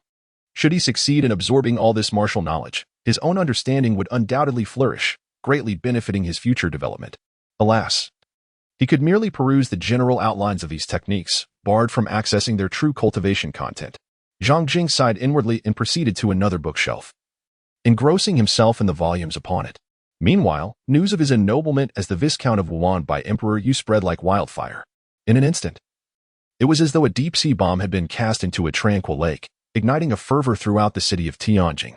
Chapter 72, The Tianping Acupoint Technique and the 7-Kill Sword Technique at the Qin Wangfu. Li Yin and Gu Chan sat opposite each other, savoring tea while discussing Zhang Jing. I never anticipated that the champion of the autumn hunt would be none other than the prince consort Zhang Jing, whom I had never taken seriously, Li Yin remarked, furrowing his brow and shaking his head in resignation. Not only your highness, but I too did not foresee this. Gu Chan replied with a serene smile, delicately lifting his steaming teacup for a sip. What a pity that the position of 100 householder of the Demon Suppression Bureau has been usurped by him, Li Yin lamented. It is merely the loss of 100 householders' position. It does not signify a total forfeiture of influence over the Demon Suppression Bureau. I trust that, with your adept methods, You have already won over some of the top 10 from this autumn hunt? Guchan said calmly, a knowing smile playing on his lips as he regarded Li Yin. Li Yin responded with a silent smile, raising his cup to take a sip of tea. Just then, an elderly steward, dressed appropriately, approached with a slight bow, presenting a letter. Li Yin furrowed his brow as he took the letter, and his expression changed dramatically upon reading it. Bang! The teacup he held shattered upon the ground, fragments scattering and tea splattering. Guchan, observing the commotion, quickly turned his gaze to the letter. A few succinct words caught his eye. The emperor has conferred upon Zhang Jing the title of Viscount of Wuhan. Upon seeing the words Wuhan, Guchan's expression shifted abruptly. He was well aware of the significance of this title, and it dawned on him what this meant. How could the emperor bestow such an esteemed title upon him? Li Yin stared intently at the words Wuhan on the paper, veins throbbing on his forehead, struggling to maintain his composure. Guchan also frowned, pondering deeply. What was Emperor Yu thinking? The existence of a champion marquis was already astonishing enough. How could he further award such an important title as Wuhan? Did he intend to nurture a Wuhan lord? The emperor has shown favoritism. Li Yan's hands clenched into fists, his previously profound gaze now transformed into one of fierce intensity. Zhang Jing is the son-in-law of Li Taiping. Should Zhang Jing ascend to the stature of the Marquis of Wuhan in the future, the support Li Taiping could receive would be beyond imagination. This would be exceedingly unfair to their competitors. Your Highness, tread carefully. Guchan cautioned softly, urging Li Yin to remain composed. Li Yin took a deep breath, his top body gradually relaxing, yet his gaze remained somewhat icy. Guchan spoke calmly, Your Highness, with the assistance of our great Thunder Sound Temple. Even if the Princess of Chang'an indeed gains a Marquis of Wuhan, it would hold little significance. Upon hearing this, Li Yin felt a considerable relief in his heart. Guchan continued, Nevertheless, from this day forth, we must regard Zhang Jing with utmost seriousness.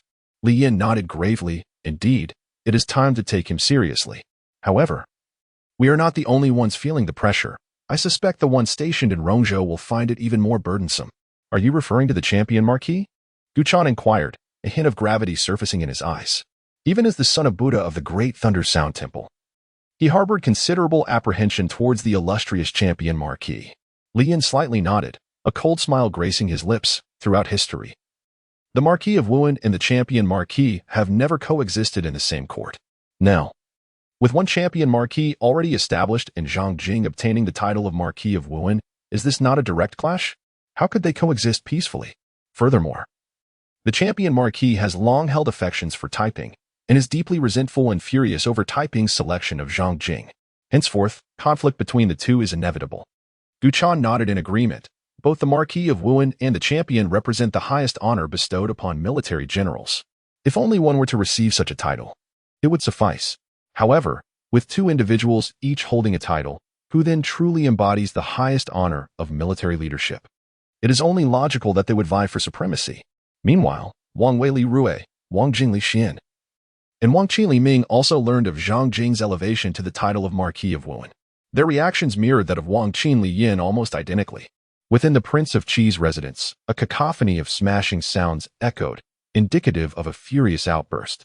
In the Princess of Chang'an's palace, Li Taiping sat regally upon her throne, a piece of paper in hand, her gaze fixed upon the words as she descended into contemplation. The title conferred was indeed Marquis of Wuhan. She lifted her gaze towards the imperial palace. Even she could not fathom why Emperor Yu would bestow such a significant title upon Zhang Jing. Nevertheless, this development could only yield benefits for her. Ling Yufeng had spoken of a unique multicolored snake egg nestled within the lair of the winged serpent, and that egg might very well fall into his possession. In that case, I shall lend him a hand, she murmured to herself, clapping her hands. A member of the Phoenix Guard swiftly entered, kneeling on one knee. I pay my respects to the princess. Please deliver this book to the Tinquan residence. With a graceful wave of her hand, Li Taiping summoned an ancient tome from the table beside her, which soared through the air to land before the vigilant guard of the Phoenix and Dragon. At your command. The guard responded solemnly as he accepted the book, then departed. Thus began the tale of Longyuan Pavilion. Zhang Jing briefly scanned the titles of the books on the shelves of the first floor, as well as some general outlines of certain texts, which provided him with a comprehensive understanding of the situation there. The first floor housed a collection of martial arts techniques pertaining to the lower three realms, along with various notes and observations related to these disciplines. Among them, there were 13 supreme techniques for pertaining to the art of bone forging, 3 dedicated to the art of meridian opening, 3 focused on the art of energy manipulation, and 3 concerning the art of organ refinement. Notably, these supreme techniques do not even account for the royal family's own formidable techniques, such as the true dragon bone forging method, the dragon vein heavenly scripture, the true dragon battle technique, and the 5 dragons organ refinement method, all of which are renowned throughout the world. This realization compelled him to reflect on the profound heritage of the royal family.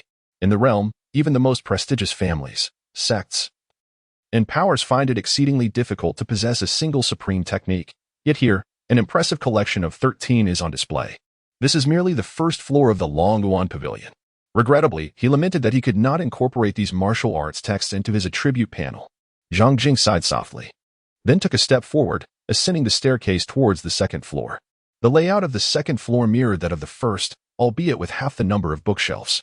The second floor housed the tomes of techniques pertinent to the middle 3 realms, along with various notes and observations related to this domain. Zhang Jing's gaze swept across the numerous tomes of the 3 realms martial arts manuals, his heart racing with desire to take them all away. After taking a few deep breaths, he managed to regain his composure and began his search for the supreme acupoint cultivation techniques he sought. A quarter of an hour later, he discovered 3 such techniques: the celestial ping acupoint method, the Swanee acupoint method, and the demon whale acupoint method. He opened the front pages of each book, perusing the descriptions of their respective techniques. All 3 were of the highest caliber, capable of condensing 108 acupoints upon reaching mastery. However, the locations of these acupoints varied, resulting in distinct effects. Each of these methods was inspired by the acupoints found within the bodies of 3 ancient divine beasts, the golden-winged great ping, the Swanee, and the demon whale. Through cultivation, one would imbue their physical form and true energy with the unique powers characteristic of these legendary creatures. Zhang Jing deliberated for a moment before decisively grasping the Taiping nailing technique, drawing inspiration from the extraordinary martial arts developed by avian deities. It was evident that the Phoenix nailing technique and the Taiping nailing technique would harmoniously intertwine. After securing the Taiping nailing technique, he ascended to the second floor, where the swordsmanship tomes were shelved. Before long, he located the coveted 7 kills sword technique. It appeared to consist of merely 4 or 5 pages, markedly thinner than the surrounding sword techniques. Nevertheless, he did not hesitate and promptly seized the 7 kills sword technique. With both the Taiping nailing technique and the 7 kills sword technique in hand, he descended the stairs. "Ancestor, I have selected these 2 volumes of martial arts manuscripts." Zhang Jing presented the Taiping Ningxuan method and the 7 kill sword technique before the elder in black robes. The elder slowly opened his eyes, glanced at the 2 tomes, and spoke in a measured tone. "You cannot take these secret texts with you. You may memorize them here. For an innate martial artist, committing the contents of 2 books to memory is not a daunting task." Naturally, for Zhang Jing, it was even simpler. Before the elder, he first opened the Taiping Ningxuan method and began to leaf through its pages, one by one. The moment he finished perusing the book, the attribute panel had already absorbed this martial art technique. However, he feigned a casual demeanor, flipping through the pages several dozen times more, then pretended to close his eyes in contemplation for a moment before finally setting the Taiping Ningxuan method aside. He then commenced his study of the 7 kill sword technique. During Zhang Jing's examination of the texts, Lu Jin discreetly moved several paces away. Shortly thereafter, Zhang Jing set down the 7 kill sword technique. "Ancestor, I have memorized both of these texts," he declared. The elder in black robes waved his hand, and the 2 books soared back to the Long Yuan Pavilion like weary birds returning to their nest.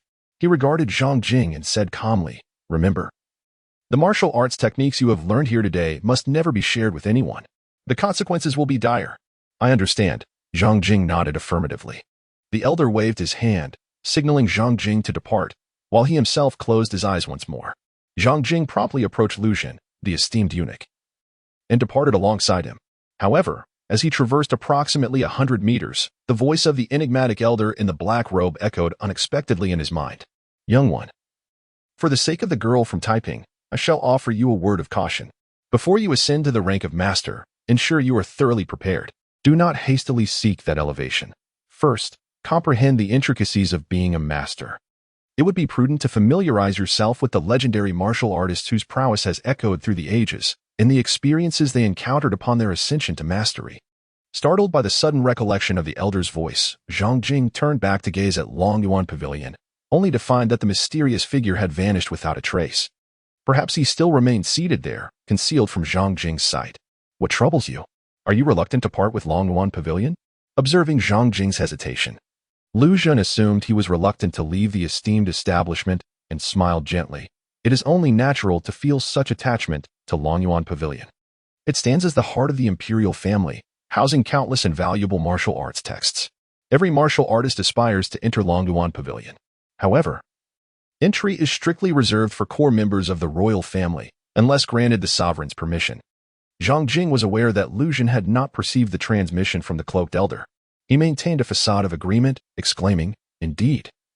It's hard to part from this place. Who knows when we shall have the opportunity to enter the Longyuan Pavilion again?" However, within his mind, he was contemplating the elder's words, pondering their true significance. Could it be that the Master Realm conceals greater secrets beyond what is commonly known? Chapter 73. The anomaly of the bronze square cauldron. At the entrance of the imperial palace, the prince consort presented a decree from the Demon Suppression Division. Eunuch Lu handed a document to Zhang Jing. Zhang Jing opened the document and discovered it was an appointment letter for him to serve as a 100 households officer in the Demon Suppression Department, adorned with the Grand Seal of Imperial. In 3 days, present this edict at the Demon Suppression Department to officially take up the position of 100 households officer. Lu Xun remarked, "I appreciate your assistance, Your Excellency." Zhang Jing carefully accepted the edict and expressed his gratitude to Lu Xun with a respectful gesture. "Your Highness is too modest. I merely fulfilled my duty," Lu Xun replied with a faint smile. Zhang Jing uttered no further words and took his leave. Upon returning to Tinkwan Manor, he immediately inspected the condition of the bronze square cauldron. To his astonishment, he noticed that a significant amount of the mottled rust on its surface had flaked away. Moreover, the cauldron emanated a purer light than ever before, spreading out like ripples in a tranquil pond. Zhang Jing keenly sensed that streams of radiant light continuously merged into his consciousness. His awareness was perpetually enhanced. When the bronze square cauldron underwent a transformation, his consciousness experienced a 10% augmentation. He felt that if this continued, within a year, his awareness would double. A doubling in a year may not seem substantial, yet the reality was astonishing. In the world, methods and treasures capable of enhancing consciousness were exceedingly rare. He needed do nothing, and the bronze square cauldron would, within a year, augment his awareness by 50%. Should this news spread, even as a prince consort, he would be unable to fend off the covetous gazes from all corners. A stirring in his heart prompted him to delve into the diminutive realm of the bronze square cauldron. He quickly realized that this small domain had expanded. Initially, the diameter of this miniature realm was approximately 1,000 meters. Now, it had nearly doubled to 2,000 meters, with an increase of 1,000 meters in diameter. The area had quadrupled. Not only had the area expanded, but the elemental force of the realm had also surged tenfold. Originally, the concentration of elemental energy in this small domain was about 10 times that of the outside world. It had now escalated to 20 times. Zhang Jing felt the profound essence of the natural forces within his small realm, and a smile graced his lips, filled with delight. The stronger the concentration of these natural energies within his domain, the swifter the growth of the herbs he cultivated and the spirit beast he reared. Furthermore, he could harness the natural forces from this small realm.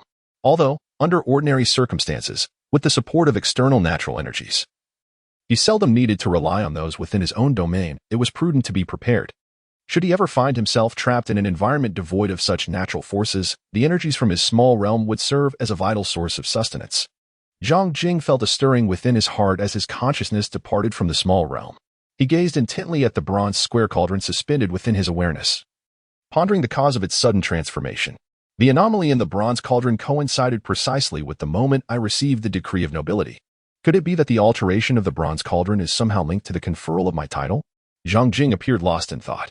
However, the origins of the bronze square cauldron remained enigmatic, and he could not decipher much about it in that moment. He shifted his focus away from the cauldron. Sitting cross-legged on his bed, as images of the Phoenix acupoint technique and the recently acquired Taiping acupoint technique from Longyuan Pavilion surfaced in his mind. With the knowledge and insights gained from the fourth-tier corporeal path, the mysteries of the innate realm were as clear to him as the words on his palm, devoid of any secrets. After a brief period of contemplation, he grasped all the intricacies of the Taiping acupoint technique. Upon fully mastering and understanding it, he was surprised to discover numerous similarities between the Taiping acupoint technique and the Phoenix acupoint technique. They seemed to share a common origin. The Taiping, or the golden-winged Great Ping, was said to be a descendant of the Phoenix in legend, indicating a profound connection between the two. What he had once thought to be mere myth now appeared to hold a kernel of truth. Perhaps it was indeed more than just a legend. Zhang Jing pondered deeply. Initiating the intricate fusion of the Taiping acupoint technique and the Phoenix acupoint technique. This was not a mere amalgamation, rather. It was a sophisticated harmonization that addressed deficiencies while amplifying strengths. Moments later, a more profound and intricate version of the Phoenix acupoint technique emerged within his consciousness. The novel Phoenix acupoint technique possessed the capacity to consolidate 168 acupoints, thereby transcending the pinnacle of acupoint techniques. Zhang Jing immediately commenced the recultivation of the newly revised Phoenix condensation technique. In an instant, the 108 acupoints he had previously condensed underwent a dramatic transformation. These 108 acupoints, akin to stars in the firmament, vibrated violently, their radiance surging exponentially. A tempest arose within the room. As torrents of cosmic energy converged into his being, penetrating into the 108 acupoints. Faintly, wisps of black and white ethereal currents flowed from the external realms into his body. The scenes within these acupoints underwent astonishing changes. Fire phoenixes, perched majestically upon verdant peaks, suddenly emitted a harmonious cry of joy, as if they had been reborn. One by one, these fire phoenixes sprouted a second head, transforming into two-headed phoenixes.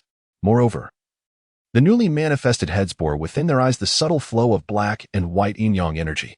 At the moment when all the fire phoenixes completed their metamorphosis into two-headed beings, a surge of potent true energy erupted from the 108 acupoints, rapidly enveloping Zhang Jing's entire form. Subsequently, new acupoints continued to materialize, including a verdant mountain and another two-headed phoenix. The transformation ceased only when the total number of acupoints reached 168. Zhang Jing also sensed a profound alteration in his true energy. Not only had the total amount of his true energy doubled, but its characteristics had also evolved. Prior to this transformation, his true energy contained attributes of fiery essence, restorative healing, and steadfastness akin to a mountain.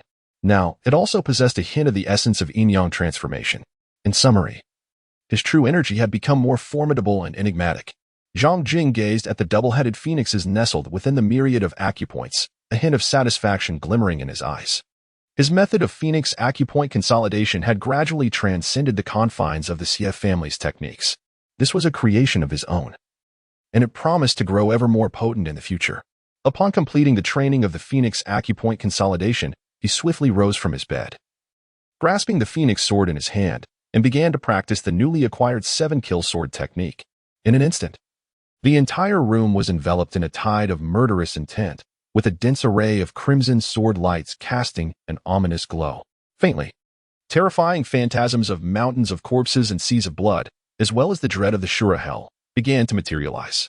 At this moment, Zhang Jing resembled a formidable demon of the mortal realm, with eyes tinged crimson and an aura of bloodthirsty malevolence enveloping him.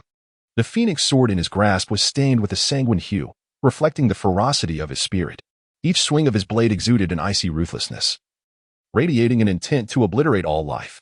In this instant, the entirety of Tingquan Manor was shrouded in a chilling aura of death. Everyone within the manor felt an agonizing cold, as if a sharpened blade was pressed against their throats, causing their bodies to tremble uncontrollably. Xueqin, who was practicing her swordsmanship, suddenly changed countenance and swiftly darted towards Zhang Jing's chamber. With a resounding crash, she burst through the door. In the next moment, she was engulfed by a vast sea of blood surging towards her, a torrent more formidable than the peaks of the western mountains. In that fleeting instant, she was enveloped in a profound sense of despair and helplessness. Chapter 74. Increase in Comprehension. New Art. Beast Taming. As Xueqin beheld the roaring crimson wave approaching, she found herself suffocated by the chilling intent to kill. The impending sense of death rendered her mind nearly blank. Suddenly, the sea of blood vanished, and the icy aura receded like the ebbing tide. Only a solitary sword lay before her. So it was you practicing your swordsmanship, Prince Consort. A sigh of relief escaped Xueqin's lips. Indeed, I am refining the 7-killing sword technique. Zhang Jing sheathed his sword with a gentle smile, remarking, "It turns out that the Prince Consort practices the 7-kill sword technique, renowned for its lethal ferocity. No wonder your aura of slaughter is so astonishing." At this juncture, Xueqin suddenly froze, her expression turning to one of concern as she gazed at Zhang Jing. "I've heard that the 7-kill sword technique is notoriously ruthless and malevolent. Practitioners must first summon a murderous energy to permeate their being, and the majority of warriors are unable to withstand this trial, succumbing to madness and transforming into mindless slayers. Prince Consort, are you truly unscathed?" "I am quite well," as evidenced by our conversation, Zhang Jing replied calmly. That is a relief. I shall refrain from disturbing your sword practice any longer, Xueqin concluded before taking her leave. Zhang Jing did not continue to cultivate the 7-kill sword technique. Instead, he seated himself in contemplation of this martial art. The 7-kill sword technique diverges significantly from all the sword techniques he had previously practiced, including the Phoenix sword technique. In the case of the Phoenix sword technique and others, the specific sword moves play a crucial role, with each distinct maneuver embodying various methods of qi circulation. The potency of these moves typically escalates in a progressive manner, with later techniques generally exhibiting greater power. However, the 7-kill sword technique eschews conventional pathways. This particular art emphasizes intention over technique. Some of its sword moves merely serve to assist practitioners in perceiving the lethal intent inherent within the technique. Once the practitioner comprehends this murderous intent, the actual sword moves may be entirely abandoned. Strictly speaking, the threshold for entering the 7-kill sword technique is considerably higher than that of other sword arts.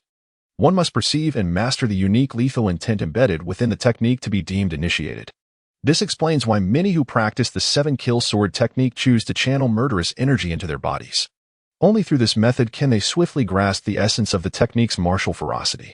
Yet, many individuals are unable to withstand the onslaught of this murderous energy, leading them to become consumed by madness, ultimately transforming into mindless killers. However, endowed with the life and death attribute of lethal intent, I require no such channeling. I can directly perceive the unique murderous intent within the 7-kill sword technique. Zhang Jing contemplated deeply and felt that the 7-kill sword technique was indeed quite suited to him. The more he delved into this swordsmanship, the more he perceived its terrifying nature. The essence of this technique lies in the unique realm of murderous intent it encompasses. This realm of murderous intent is divided into 7 levels. The first level articulates 10 words. A man should slay, slay without mercy. With his foundational understanding and insights into the sword path, coupled with the supportive characteristic of life and death in his hands, he swiftly grasped this initial level of murderous intent. Even the second level, which states, 3 steps to kill a man, the heart pauses but the hand does not, he managed to touch upon faintly. The 7-kill sword technique, indeed, deserves its reputation as the unparalleled swordsmanship wielded by the infamous king of demons, Zhang Jing, who once roamed the world with it. When cultivated to its utmost, this technique is feared to possess an unstoppable power of annihilation. Zhang Jing was deeply contemplative, filled with a profound sense of regret. The 7-kill sword technique he acquired from the Long Yuan Pavilion was merely a fragmented version, encapsulating only 3 layers of murderous intent. However, upon reflection, if the 7-kill sword technique were complete, it would hardly be housed on the 2nd floor of the Long Yuan Pavilion. In that case, he would have never had the opportunity to learn this sword technique. With this realization, he found a sense of equilibrium within himself. Subsequently, he practiced the 7-kill sword technique several more times. Within the confines of his chamber, a tide of murderous aura surged forth, and the brilliance of sword light enveloped the space. Once he had become somewhat familiar with the 7-kill sword technique, he turned his attention to the Phoenix sword technique. To his astonishment, the Phoenix sword technique, which had always yielded unsatisfactory results, progressed remarkably smoothly this time. Without the assistance of an attribute panel, he swiftly mastered the remaining 2 forms of the Phoenix sword technique. Sword path, first level, life and death control, skills, 7-kill sword technique, beginner. Phoenix sword technique, beginner. Zhang Jing cast a glance at the information displayed on his attribute panel. The 7-kill sword technique consists of 8 layers of killing intent. The first 3 layers are classified as the introductory level, the middle 3 as minor mastery, and the final 2 as major mastery. The Phoenix sword technique, in its complete form, comprises 8 moves, of which he has fully mastered the first 3, also placing him at the introductory level. As for the previously acquired 13 styles of heavy snow and other sword techniques, he has seamlessly integrated them into the 7-kill sword technique and the Phoenix sword technique. Today, whether he practiced the 7-kill sword technique or the Phoenix sword technique, everything progressed remarkably smoothly. Even without enhancing his attributes, he experienced significant advancement. Could it be that my comprehension has improved? Zhang Jing mused to himself, swiftly affirming his conjecture. Although he initially possessed only mediocre talent in his martial pursuits, indeed, one might liken him to a piece of wood unworthy of carving. His continuous growth and strength led to a profound enhancement of his understanding of martial arts. His martial wisdom expanded significantly during this journey. It is entirely natural for one's innate talent to evolve over time. A master of unparalleled prowess, even if initially clumsy in his training, would inevitably possess a vast reservoir of martial knowledge and insights upon reaching the pinnacle of excellence. His innate talent could not possibly remain stagnant from his earlier days. Everything in existence is subject to progress, and talent is no exception. Recognizing this brought considerable joy to Zhang Jing. Even with the assistance of the artistic life system, he yearned for a sharper acumen. Thus, even without adding points, he could continue to advance. Of course, enhancing his abilities through upgrades was the true path to mastery, a fact he understood well. If one has the opportunity to excel in life, why not seize it? At that moment, a voice interrupted his thoughts. "Your Highness, the princess has sent you a book." Little Chan approached, presenting an ancient tome to Zhang Jing. "What book is this?" Zhang Jing was somewhat taken aback. Typically, it was he who would request certain martial arts manuals from Shui Qin, after which Li Taiping would arrange for the delivery of the books. This time, however, Li Taiping had unexpectedly sent a book of his own volition. Curiosity piqued, he picked it up and was greeted by the title emblazoned on the cover, Huan Shou Shu. Could this be a treatise on the art of nurturing spirit beasts? Zhang Jing's eyes sparkled with excitement. After acquiring the colorful serpent egg, he was troubled about how to incubate this winged serpent egg and subsequently nurture the hatchling. This tome on beast taming should provide the solutions to his quandaries. With a shift in thought, he surmised that Ling Yufeng must have reported the discovery of the colorful serpent egg to Li Taiping. Eagerly, he opened the book and began to peruse its contents. Indeed, the text elucidated various methods for hatching and nurturing spiritual beasts. As he swiftly turned the final pages, a prompt from the artistic life system emerged in his mind. He discovered that the beast taming technique had been recorded. Upon glancing at his attribute panel, he noticed the addition of a new art form, beast taming, novice level. Could it be that beast taming is also an art?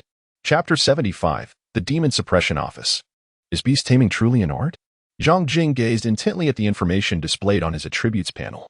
For a long time, he had been exploring the intricacies of the artistic life system, endeavoring to comprehend the essence of art as defined by this system. In this whimsical game, he had traversed into a world where certain unknown mutations had transpired. In his previous life, disciplines such as swordsmanship, knife techniques, and marksmanship were regarded as forms of art. Yet they no longer fell within the realm of artistry. Now, he noted with astonishment that the art of beast taming was included in the system's definition of art. Suddenly, a spark of enlightenment illuminated his mind, leading him to a profound realization: art is meant for appreciation. In his past existence, swordplay, knife techniques, and marksmanship possessed little lethal force. They were essentially performances, universally acknowledged as art. However, in this world, the narrative was entirely different. These martial disciplines wielded a terrifying potential for destruction. Thus, within the confines of the system's definition, could it be that only those skills which do not directly enhance one's capacity for violence are deemed art? A sense of clarity washed over him. I have attained understanding. If my deductions are correct, apart from the traditional arts of music, chess, calligraphy, and painting, as well as beast taming, other pursuits such as sculpting, culinary arts, blacksmithing, fishing, carpentry, architecture, gardening, medicine, bamboo weaving, embroidery, and paper cutting should all be considered forms of art. In that moment, Zhang Jing felt a profound expansion of his perspective. The entire world seemed to widen before him. With so many avenues to accrue artistic points, would he ever need to fear a scarcity of them in the future? Ascend. His grand journey as an artist appeared to be illuminated by a promising horizon.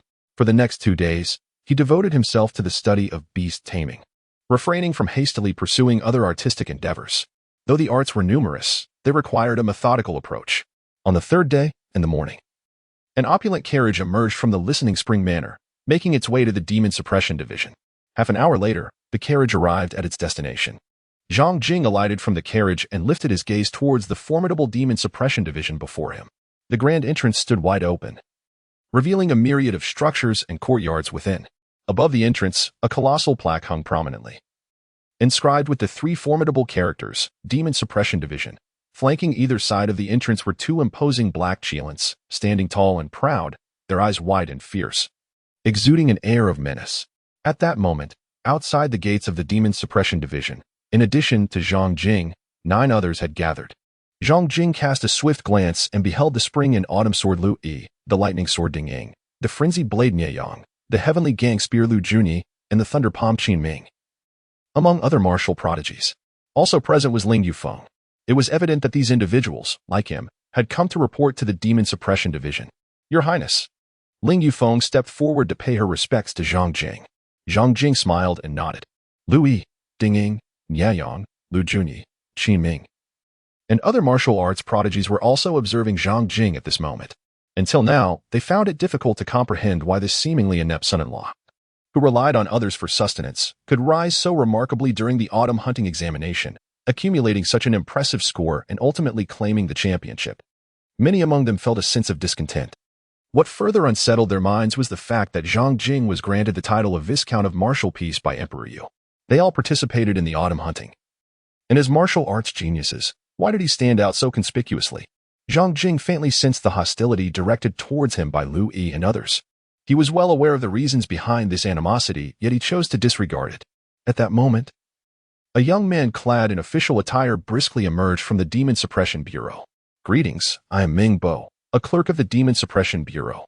Please ensure you have your edicts ready and follow me inside to check in, he addressed Zhang Jing and his companions. His gaze lingering on Zhang Jing for a brief moment. Zhang Jing and others promptly followed the official named Ming Bo into the Demon Suppression Department. The efficiency of the department was remarkably high. Within just a quarter of an hour, the onboarding process was completed. Zhang Jing and 9 other newcomers were assigned to different divisions under various captains.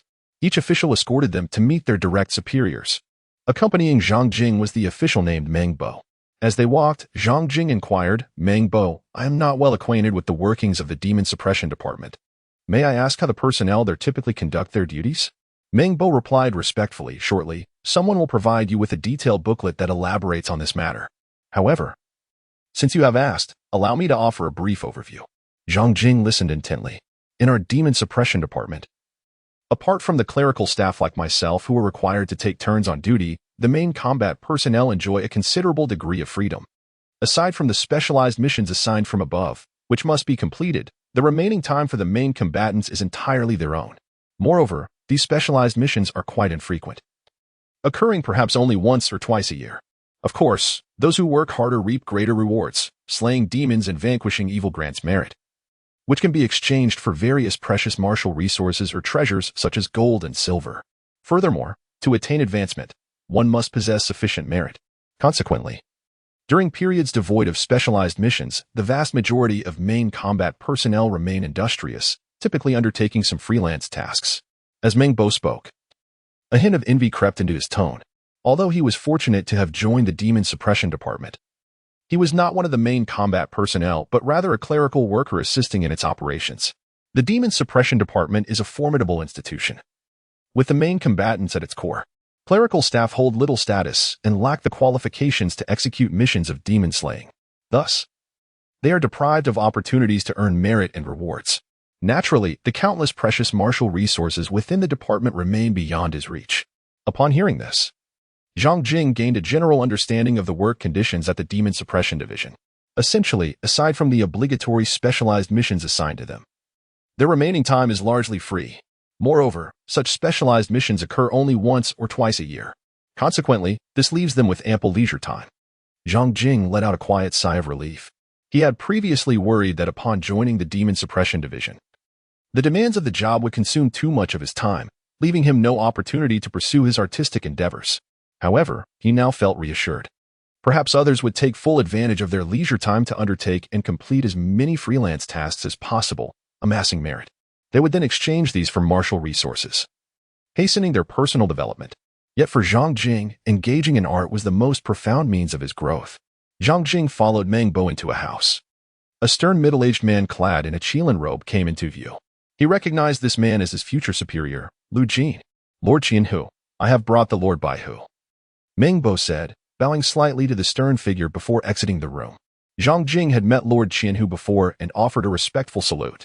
Lu Jin regarded Zhang Jing with an indifferent demeanor, his gaze sharp as 2 gleaming blades. After a moment of intense scrutiny, he spoke slowly. You should be aware that the Emperor holds you in high esteem. I understand, Zhang Jing nodded. No, perhaps you are not fully aware of what the title wound signifies. Lu Jin stated expressionlessly. In our Grand Yu Dynasty, there are countless talents, among them many military generals who have achieved great merit. Among these, the 10 great generals have each amassed numerous accomplishments. Yet, The emperor has chosen to bestow upon you the title Wuan, a designation of considerable weight and profound significance. This is not a mere token of favor. Zhang Jing remained silent, fully aware of the gravity of the situation. In the annals of Longgua's history, merely 4 individuals have ever been bestowed with the title of Wuan. Lu Jin continued, to speak candidly, the entire court, both civil and military officials, are observing you closely. They await to see if you can, like the champion marquis of your, demonstrate your worthiness of such an esteemed title, or if you shall be deemed unworthy of the honor. Upon hearing the words, Zhang Jing maintained a serene demeanor. Since the champion marquis was able to prove himself in the past, he harbored no doubt that he was inferior. After all, he possessed extraordinary talents. Lu Jin observed Zhang Jing's calmness, a flicker of astonishment evident in his eyes. This young man, if nothing else, exhibited an exceptional mindset. Whether for his own sake or to validate the emperor's judgment, he should strive to prove himself within the demon suppression division. Lu Ding gestured for Meng Bo to enter. Take him to meet his subordinates. As you command, Meng Bo replied, leading Zhang Jing out of the room. Shortly thereafter, Meng Bo brought Zhang Jing into a small courtyard, where he encountered 6 individuals. Meng Bo swiftly introduced these 6 to Zhang Jing, the trial captain Gao Hu, along with Zhao Dezhu, Qian Fu, Zhou Shun, Wang Jinbo, and Zhang Si, the 5 standard bearers. Zhang Jing also discerned that Gao Hu, the trial captain, harbored a palpable disdain towards him, glaring with an intensity that suggested a deep-seated animosity. Zhang Jing was momentarily taken aback. What is the matter with Gao Hu? I have never wronged him. Is it that you harbor grievances against me, Gao Hu? Zhang Jing, straightforward in his approach, posed a direct inquiry. There are grievances. Significant grievances. Gao Hu responded loudly, leaving no room for ambiguity. Chapter 76. The dismissive manager. There are grievances, indeed substantial ones. Gao Hu exclaimed, rising abruptly and casting a furious glare at Zhang Jing, resembling a volcano on the brink of eruption. Zhao Dezhu, Qian Fu, Zhou Shun, Wang Jinbo, and Zhang Si, the 5 chief flags, displayed expressions of resigned anticipation, as if they had foreseen this very scene. Zhao Dezhu promptly intervened, urging Gao Hu to take his seat while addressing Zhang Jing. My lord, Gao Hu possesses a fiery temperament. Perhaps he harbors some misconceptions regarding your esteemed self. Qian Fu, Zhou Shun, Wang Jinbo, and Zhang Si quickly rallied to Gao Hu's defense. Zhang Jing observed the scene, lost in thought. What misunderstanding? There was no misunderstanding. Gao Hu's eyes widened, resembling large bronze bells, as he stared defiantly at Zhang Jing, exclaiming loudly, the demon suppression department thrives on merit. Why should someone who lives off others, arriving here without any achievements, become my superior? I simply refuse to accept this. Alas, this stubborn bull. Zhao Dezhu and others covered their faces. Zhang Jing smiled, as he had nearly deduced the reason behind Gao Hu's grievances towards him. With his arms crossed over his chest, he regarded Gao Hu with keen interest. Gao Hu, is it possible that, had I not joined, you would have been promoted to the position of 100 households? He inquired with a smile. Indeed, Gao Hu replied, his face beaming with pride. I have served as a trial 100 households for 3 years now, leading Zhao Dezhu and the others in the completion of numerous tasks, both large and small. I have eradicated countless demons lurking within our Grand Yu Dynasty, slaying 12 innate great demons in the process. This merit should have earned me a promotion long ago. Yet, here I am, with you, a mere beneficiary, now my superior. While I remain a trial 100 households, I refuse to accept this. What of it? Zhao Dezhu and the others, upon hearing Gao Hu's candid remarks, could only twitch their lips in discomfort, casting their gazes downward. Gao Hu's emotional intelligence was truly remarkable. Zhang Jing gazed at Gao Hu, feeling a wave of exasperation wash over him, silently contemplating. With such emotional intelligence, how do you expect to navigate the workplace, let alone aspire for promotions and salary increases? Why not aim for the heavens? Nonetheless, Zhang Jing held a certain admiration for individuals like Gao Hu. Such people are reliable. At the very least, their thoughts manifest openly. They do not, like the cunning and ambiguous, maintain a facade of calm and even friendliness, only to strike unexpectedly and harshly. Gao Hu, what will it take to earn your compliance? Zhang Jing scrutinized Gao Hu, inquiring with great interest. In our demon suppression division, strength reigns supreme. If you can best me, I shall yield. Gao Hu cast a sidelong glance at Zhang Jing, brimming with confidence. Yet, no sooner had his words left his lips than Zhang Jing appeared beside him like a wraith, delivering a firm strike to his shoulder. Instantly, Gao Hu felt his body plummet under the weight of an immense force, akin to a mountain suddenly pressing down upon him. His spirit jolted. He attempted to summon the true energy within him to resist. However, he soon realized that his vital energy was firmly imprisoned and subdued by a power as vast as an ocean, rendering him utterly incapable of mobilizing it. Gao Hu's face flushed crimson as he gazed in astonishment at Zhang Jing.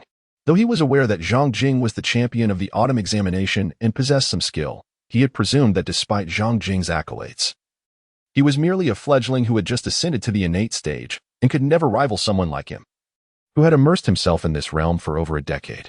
Yet now, he recognized that this was no mere fledgling. It was, in fact, a fearsome dragon. The overwhelming force left him acutely aware of his own insignificance. Now, do you yield? Zhang Jing smiled as he looked at Gao Hu. I concede. Gao Hu said, his face flushed. From now on, you are the boss. Whatever you say, I shall do. Though stubborn, he was also resolute in his beliefs.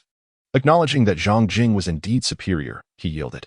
Zhao Dazhu, Qianfu, Zhou Shun, Wang Jinbo, and Zhang Si, who were observing the scene, could hardly believe their eyes, almost thinking they were witnessing an illusion. They knew Gao Hu, the bull-headed individual, all too well. Yet, this obstinate character had seemingly capitulated so easily. As they beheld Zhang Jing's hand resting on Gao Hu's shoulder, Zhao Dazhu and the others felt a sudden jolt of realization. When they looked at Zhang Jing again, their eyes reflected a newfound respect. This new superior was indeed favored by the emperor, his strength unfathomable. In another room, Lu Ding's expression also revealed a hint of surprise. Gao Hu, the stubborn bull, had been subdued so effortlessly? Quite impressive, he mused to himself. Upon hearing Gao Hu's persuasion, Zhang Jing released his hand that had been resting heavily on Gao Hu's shoulder. Gao Hu immediately exhaled a long, relieved breath. That hand had been exceedingly weighty, akin to a mountain, pressing down on him to the point of near suffocation. Zhang Jing cast a sweeping glance over the assembly, his gaze returning to Gao Hu. Gao Hu, as you just stated, have you been the one guiding them through their missions over the past 3 years? Gao Hu met Zhang Jing's eyes with a newfound respect. Indeed, ever since the unfortunate demise of the former Liu Baihu, I have been at the helm, leading them on their assignments for the past 3 years. Upon hearing this, Zhang Jing's perspective on Gao Hu subtly shifted. Although this individual was as obstinate as a mule, he possessed considerable capabilities.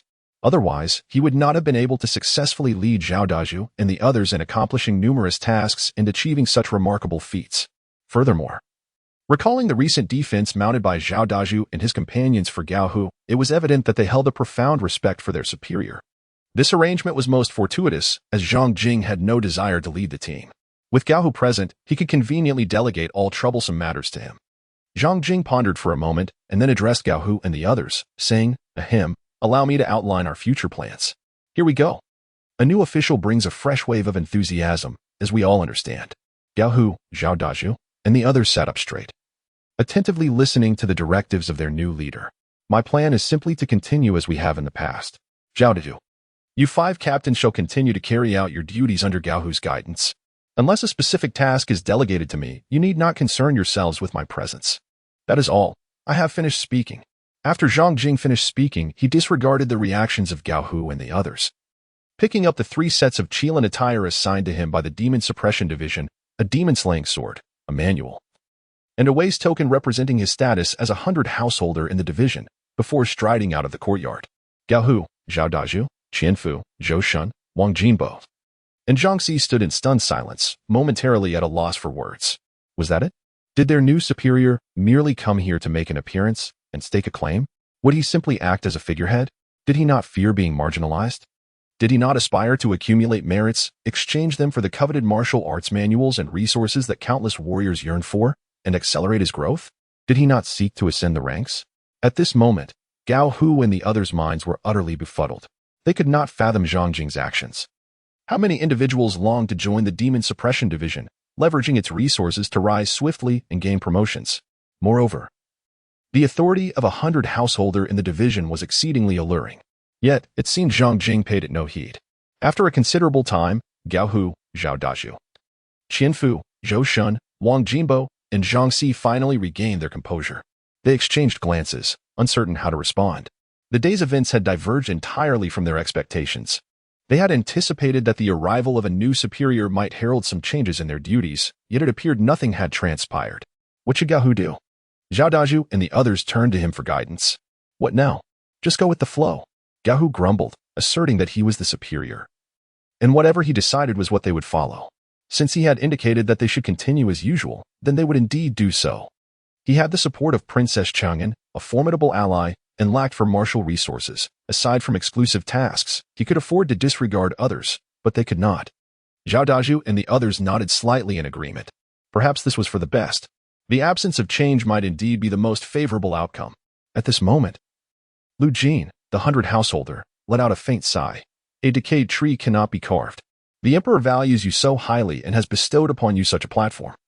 Yet you fail to appreciate it. He refrained from intervening in Zhang Jing's affairs. After all, Zhang Jing was not his subordinate. As long as Zhang Jing did not violate the regulations of the Demon Suppression Division, he was disinclined to involve himself.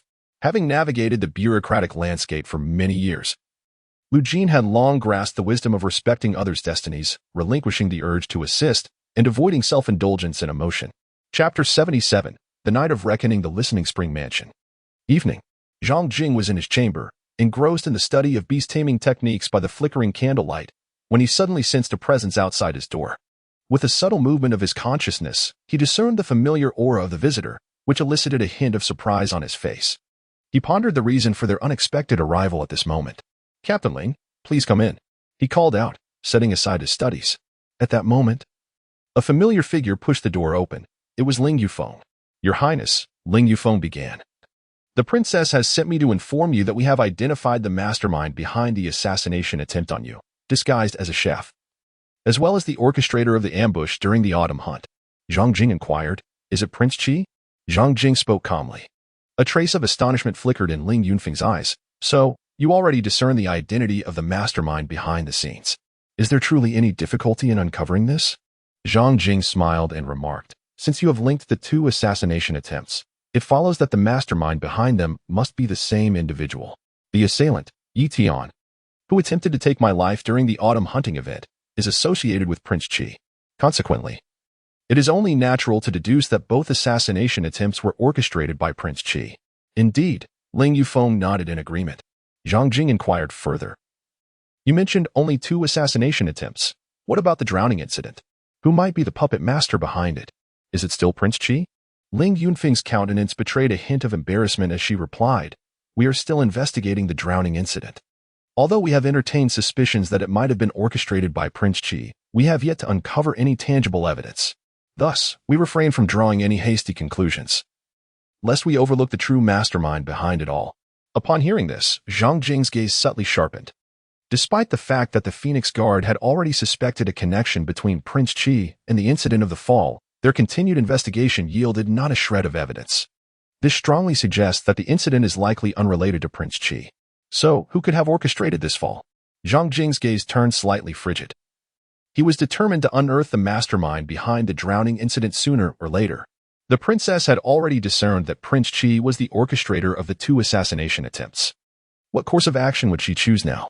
Zhang Jing cast a curious glance at Ling Yufeng. He refrained from uttering the foolish question of whether they should target Prince Qi.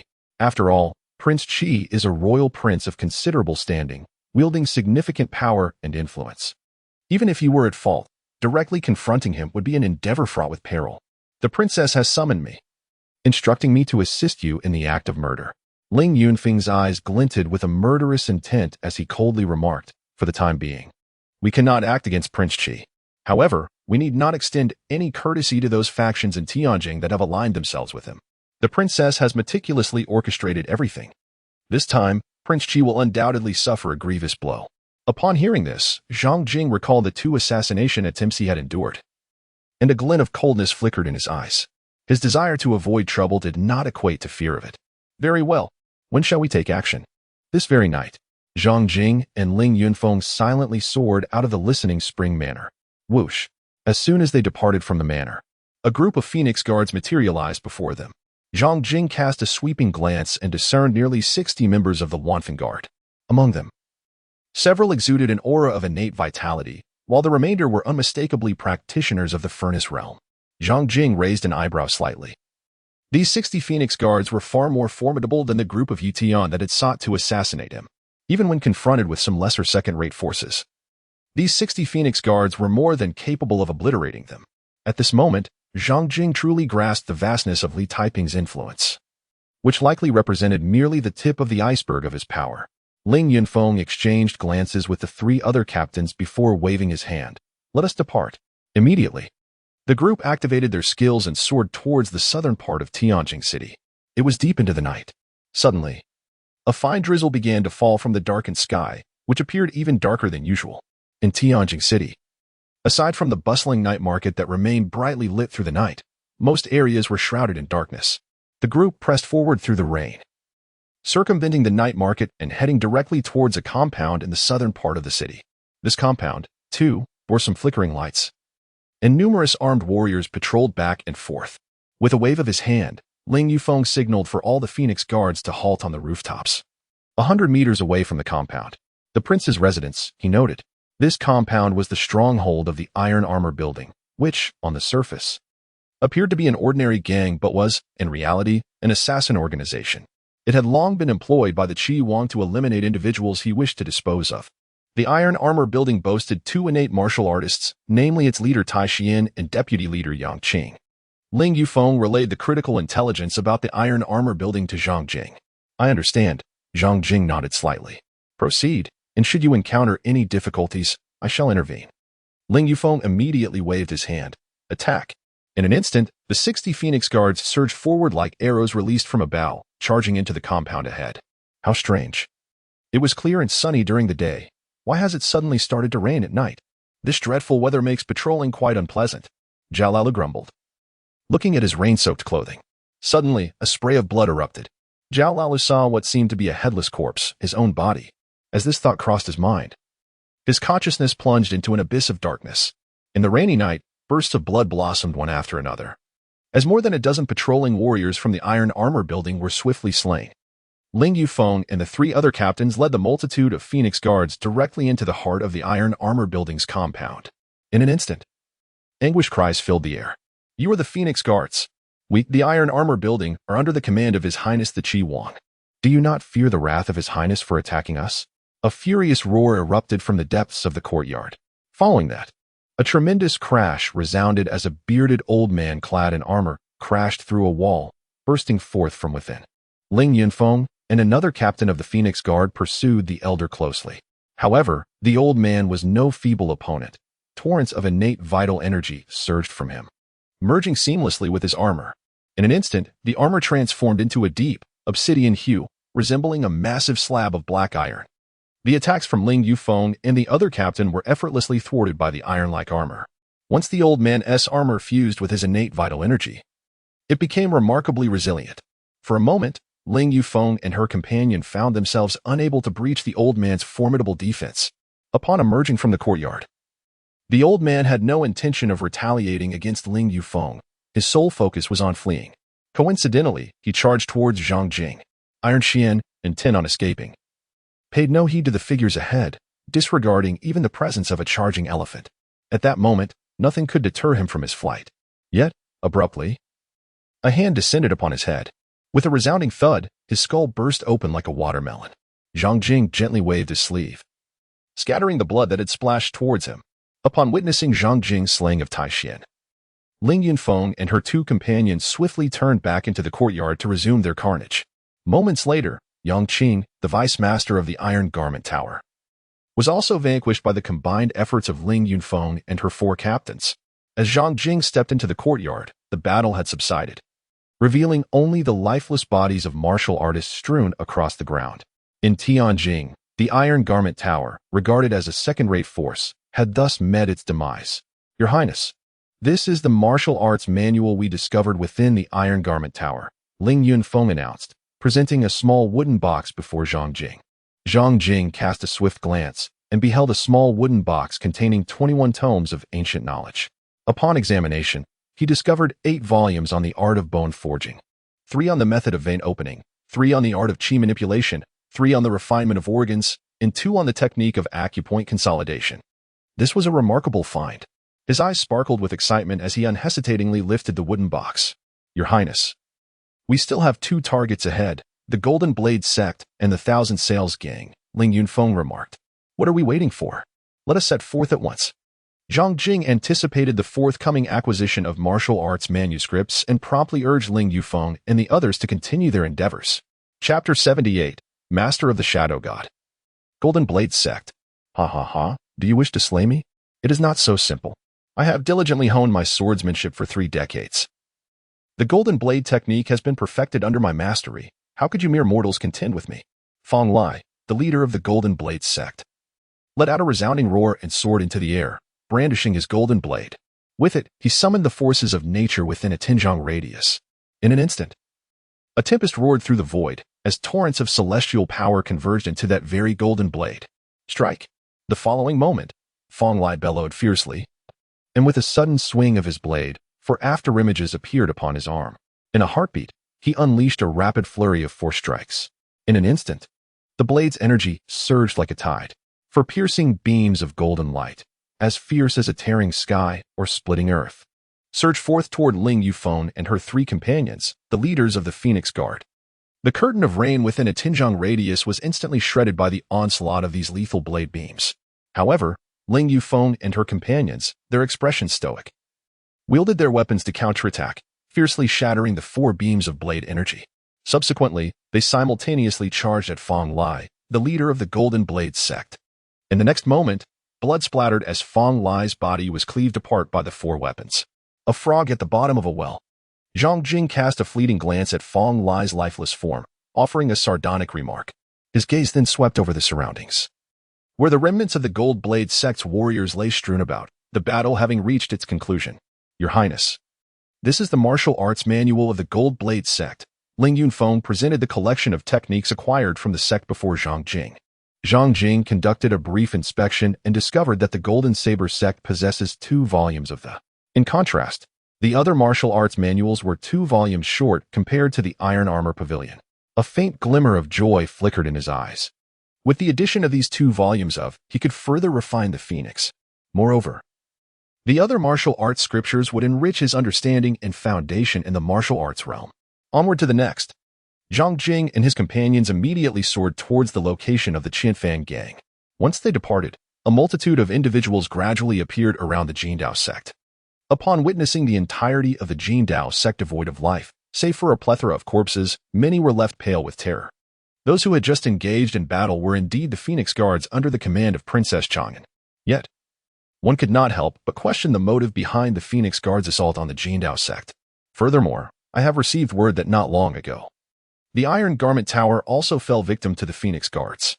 Rumor has it that the behind-the-scenes patron of both the Jindao sect and the Iron Garment Tower is Prince Qi. Does the Phoenix Guards not fear incurring the wrath of Prince Qi by launching such attacks? A foreboding sense stirs within me. I have an ominous premonition that tonight will be momentous. The multitude of martial artists engaged in fervent discussion, all sensing that a significant event looms on the horizon. Zhang Jing and his companions swiftly arrived at the headquarters of the Qianfan gang. The headquarters, established alongside the banks of the Tianyun River, the largest river in Tianjin, exudes an aura of prominence. From a distance, Zhang Jing caught sight of numerous sailboats anchored in the Tianyun River beside the Qianfan gang. Unlike the Ironclad Tower and the Golden Blade Sect, the Qianfan gang is a transportation guild. In recent years, with the support of Prince Qi, the Qianfan gang has seized nearly 1/10 of Tianjin's shipping business, yielding substantial profits. Moreover, the Qianfan gang serves as the financial backbone for Prince Qi. Should we succeed in dismantling the Qianfan gang, the repercussions would far exceed those of toppling the Ironclad Tower or the Golden Blade Sect, effectively delivering a severe blow to Prince Qi. The absence of this financial reservoir would profoundly impact all the forces under his command. Ling Yufeng gazed at the distant lights of the Qianfan gang, a cold smile gracing her lips. Upon hearing these words, Zhang Jing immediately comprehended the significance of the Qianfan gang to Prince Qi. In any realm, wealth holds paramount importance. The prince must cultivate alliances with both civil and military officials, develop martial artists, and support various factions, all of which are inextricably linked to financial resources. Furthermore, a continuous influx of substantial funds is essential. To eradicate the Qianfan gang would effectively sever a crucial financial artery for Prince Qi, inevitably disrupting his plans and the normal operations of all the forces under his command. What is there to wait for? Strike! Zhang Jing nonchalantly waved his hand.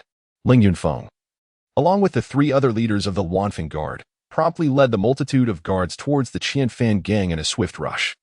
Zhang Jing also strode towards the Qianfan gang. An invasion. It is the Wanfeng Guards. Quickly inform His Highness. The entire Qianfan gang descended into chaos, with piercing screams echoing incessantly. The Wanfeng guards were exceedingly elite and formidable. By the time Zhang Jing set foot in the Qianfan gang, the Wanfeng guards had already decimated half of its members, yet not a single one of their own had fallen. At this moment, Ling Yufeng and 3 commanders of the Wanfeng guards were engaged in a fierce battle against 4 shadowy figures, astonishingly comprising 4 innate martial artists. Zhang Jing was taken aback by the scene before him. The Iron Garment Tower and the Golden Blade sect each possessed merely 2 innate martial artists. Yet the Qianfan gang boasted a formidable 4. Undoubtedly, the Qianfan gang not only commanded substantial financial resources but also possessed a far greater hard strength than both the Iron Garment Tower and the Golden Blade sect. Observing that Ling Yufeng and her companions seemed unable to subdue the 4 innate martial artists in the short term, Zhang Jing decided to take action. With a swift motion, he created 9 vivid afterimages in the air, appearing like a phantom before a bald-headed innate martial artist. Using his finger as a sword, he swiftly thrust it into the center of the bald warrior's forehead. In an instant, before the bald-headed martial artist could react, his skull was pierced by an overwhelming force. Blood gushed forth, spraying several meters away, and he collapsed lifelessly to the ground. Zhang Jing then effortlessly dispatched 2 more innate martial artists from the Qianfan gang. To him, these ordinary innate martial artists, who practiced inferior or mid-grade condensing techniques, were merely child's play. Killing them posed no challenge whatsoever. Meanwhile, Tang Hai, the leader of the Qianfan gang, who was engaged in a fierce battle with Ling Yufeng, turned pale with fright upon witnessing Zhang Jing's swift execution of 3 innate warriors. His scalp tingled with fear. With all his might, he unleashed a powerful palm strike towards Ling Yufeng, summoning a torrent of innate energy that forced her back.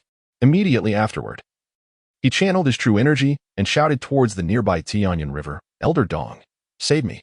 In that instant, a colossal water dragon, over 100 meters long, surged forth from the Tianyan River. Atop this magnificent creature stood a gaunt elder clad in blue robes, with his hands clasped behind his back and a cold gaze. The elder exuded an imposing presence, reminiscent of a towering mountain, radiating an overwhelming aura. The atmosphere around them shifted, as if a heavy weight had been placed upon the shoulders of everyone present. The blue-robed elder looked down upon Zhang Jing and the others, his gaze almost tangible, instilling a profound sense of pressure that was palpable both physically and mentally. It was a master of the Yin God sect. Zhang Jing and Ling Yufeng, along with others, simultaneously changed their expressions. The immense pressure they felt both physically and mentally indicated that their adversary was undoubtedly a master of the Yin God sect. They had not anticipated that aside from the 4 innate experts, the Qianfan gang harbored yet another master among them. "How audacious you are!" exclaimed the elder in blue, his gaze turning cold as he surveyed the multitude of corpses strewn across the Qianfan gang. With a sudden and forceful motion of his hand, the river of destiny surged, causing torrents of water to rise skyward, coalescing in midair into a colossal hand, roughly the size of half a basketball court. With a thunderous impact, this gigantic hand descended upon Zhang Jing, Ling Yufeng, and the others. Even before the hand made contact, the oppressive weight of its descent shattered numerous structures beneath it, leaving many feeling as though their very bodies were on the verge of rupture. Chapter 79. The dragon soars through the sky, the master falls. Zhang Jing, Ling Yufeng, and others, as the targets of the colossal palm's assault, endured a pressure that far surpassed that of their companions. The 4 captains, including Ling Yufeng, were stricken with dread. Their instincts of battle conveyed a grim message. They could not withstand this formidable strike. Zhang Jing fixed his gaze upon the colossal hand descending upon him with the weight of Mount Tai, his expression grave yet, within, he felt a subtle release of tension. This immense hand exuded an undeniable strength, yet it did not seem insurmountable. The same sentiment held true for the elder clad in blue. He emanated power, yet it was not beyond reach. This sensation starkly contrasted with the overwhelming dread he experienced when facing General Yu Chong and the 6-tailed centipede. In that encounter, his body and consciousness incessantly urged him to flee, to escape swiftly, lest he meet his demise. However, before the elder in blue, he felt no suffocating sense of peril. Indeed, even among masters, there exists a spectrum of power, with some being vastly superior to others. It was akin to the ease with which an adept martial artist could vanquish an ordinary practitioner before him. General Yu Chong, one of the top 10 generals of the Grand Yu Dynasty, was a formidable figure on the verge of becoming a grand master, far beyond the capabilities of an ordinary master. The 6-tailed centipede, capable of standing toe-to-toe with General Yu Chong, was equally terrifying. In contrast, this elder in blue, though a master of the Yin God, likely fell significantly short of matching the prowess of General Yu Chong or the six-tailed centipede. Perhaps I shall give it a try. As his thoughts raced, a glimmer of determination ignited in Zhang Jing's eyes, and he tightened his grip around the phoenix sword. In that fleeting moment, he resembled a slumbering beast awakened, unleashing a torrent of overwhelming energy. 180 acupoints within him vibrated simultaneously as dual-headed phoenix's sword and cried towards the heavens. Fiery innate vigor surged forth from him like a gushing spring. With a thunderous stomp, he propelled himself skyward, his sword aimed directly at the colossal hand bearing down upon him. Alarmed, the four captains, including Ling Yunfeng, were taken aback by this turn of events. They had initially intended to join forces to hold off the Elder in Blue, allowing Zhang Jing to retreat. To their astonishment, Zhang Jing had taken the initiative to strike. Now, it was too late for them to intervene. All they could do was launch a simultaneous attack against the giant hand in the hopes of diminishing its formidable power. The Elder in Blue, standing atop the water dragon, regarded Zhang Jing's actions with a trace of disdain. A mere glowworm dared to compete with the brilliance of the sun and moon? The ignorant and fearless individuals remain oblivious to the chasm that separates them from the masters of innate prowess. At that moment, a resounding cry of a phoenix echoed through the night sky. Before one's eyes, a spectral image of a two-headed phoenix suddenly materialized around Zhang Jing, enveloping him in its ethereal embrace. In an instant, he unleashed the entirety of the phoenix sword technique S3 forms. The colossal phantom of the two-headed phoenix danced in tandem with his swordplay. As its wings unfurled, they transformed into countless crimson sword energies, surging towards the giant palm. Subsequently, the phoenix's body spiraled, its sharp claws piercing the void as they lunged towards the massive hand. Simultaneously, its beak struck fiercely at the palm. From a distance, it resembled a two-headed phoenix engaged in a frenzied clash with a titanic hand. The void roiled, chaotic energies surged forth, shattering numerous wooden structures. The nearby Tianyan River was stirred into tumultuous waves. Many combatants from the Wanfeng Guard and the Qianfan gang, locked in battle, were sent reeling, spitting blood from the impact. They hastily retreated to a safer distance. Is this the Phoenix condensation technique and the Phoenix sword technique of the Xie family?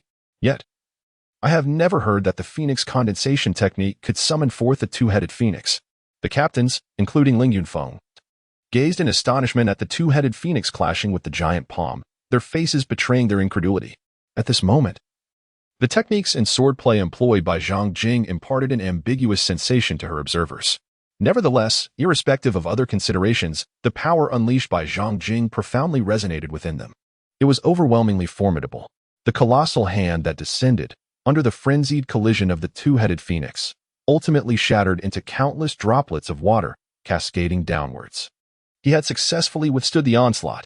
Witnessing the disintegration of the giant hand, Zhang Jing felt a surge of exhilaration. He had indeed thwarted an attack from a master, a monumental achievement for him. How could this be possible? The elderly figure in blue, standing atop the water dragon, gazed incredulously at the scene before him. Although it had merely been a casual strike, it was nonetheless an attack of masterful caliber. Ordinarily, even a peak innate martial artist would face severe injury, if not death, from such an assault.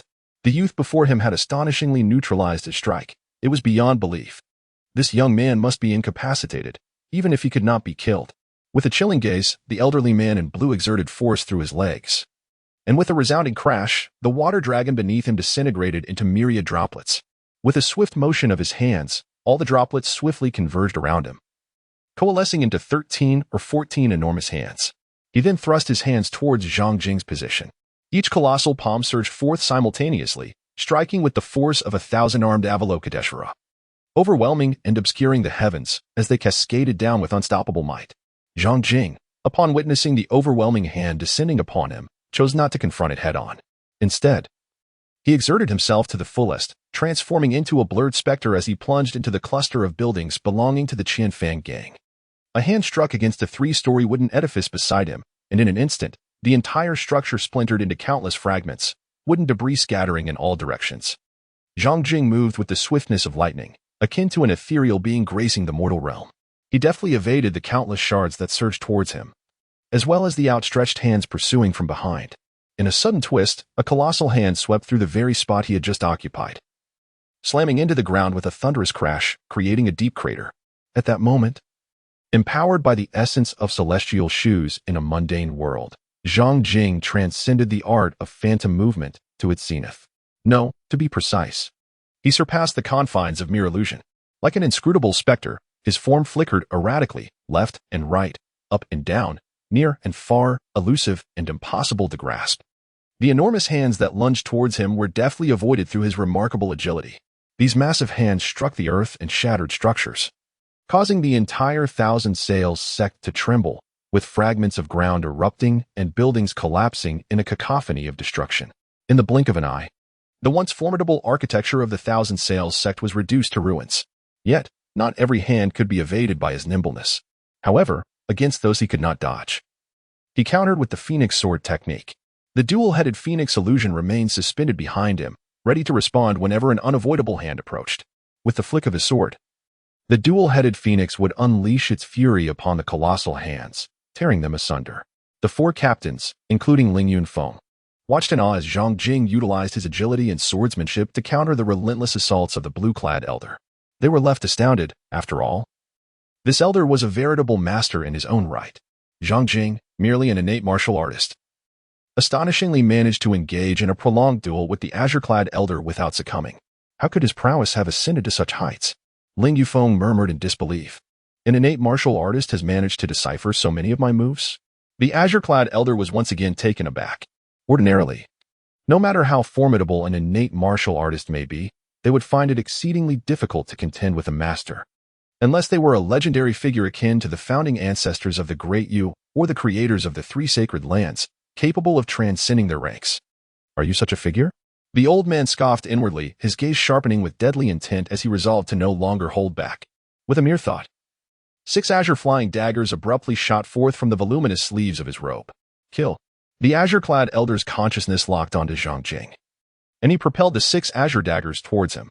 Under the influence of the elder's shadowy essence, the daggers hurtled toward Zhang Jing, instantly shattering the sound barrier. Each azure dagger bore a dazzling white shockwave on its surface, as if they were tearing through the very fabric of the air. A cacophony of thunderous sonic booms ensued, causing pain to resonate in the eardrums of all present. From a distance, the 6 azure daggers appeared as bolts of lightning streaking across the sky, leaving behind distinct trails. This is not good. It is a method of using objects to kill enemies. Zhang Jing felt an intense sense of crisis as 6 azure blades, akin to lightning, pierced through the air towards him, sending chills down his spine.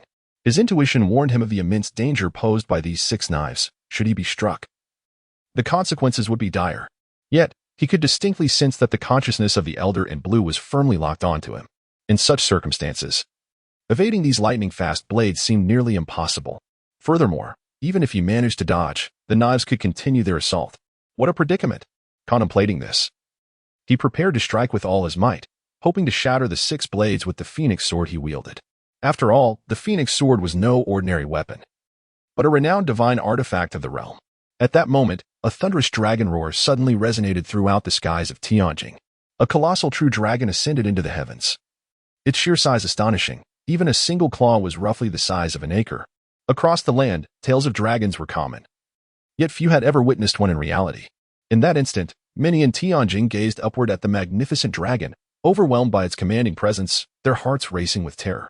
Numerous onlookers could not withstand the dragon's oppressive aura, collapsing onto the ground, their vision fading to black as they fainted. With a resounding roar, the enormous dragon swept its tail, hurtling through the air towards the position of Zhang Jing and the others. A tempest of energy surged past Zhang Jing, propelling the 6 blades aimed at him far away. Simultaneously, a dragon claw, immense in size, descended fiercely towards the elder in blue. The elder, upon realizing his imminent peril, was nearly paralyzed with fear. In that fleeting moment, he understood the source of this dragon's might. "Princess Chang'an, spare me," he cried out in desperation.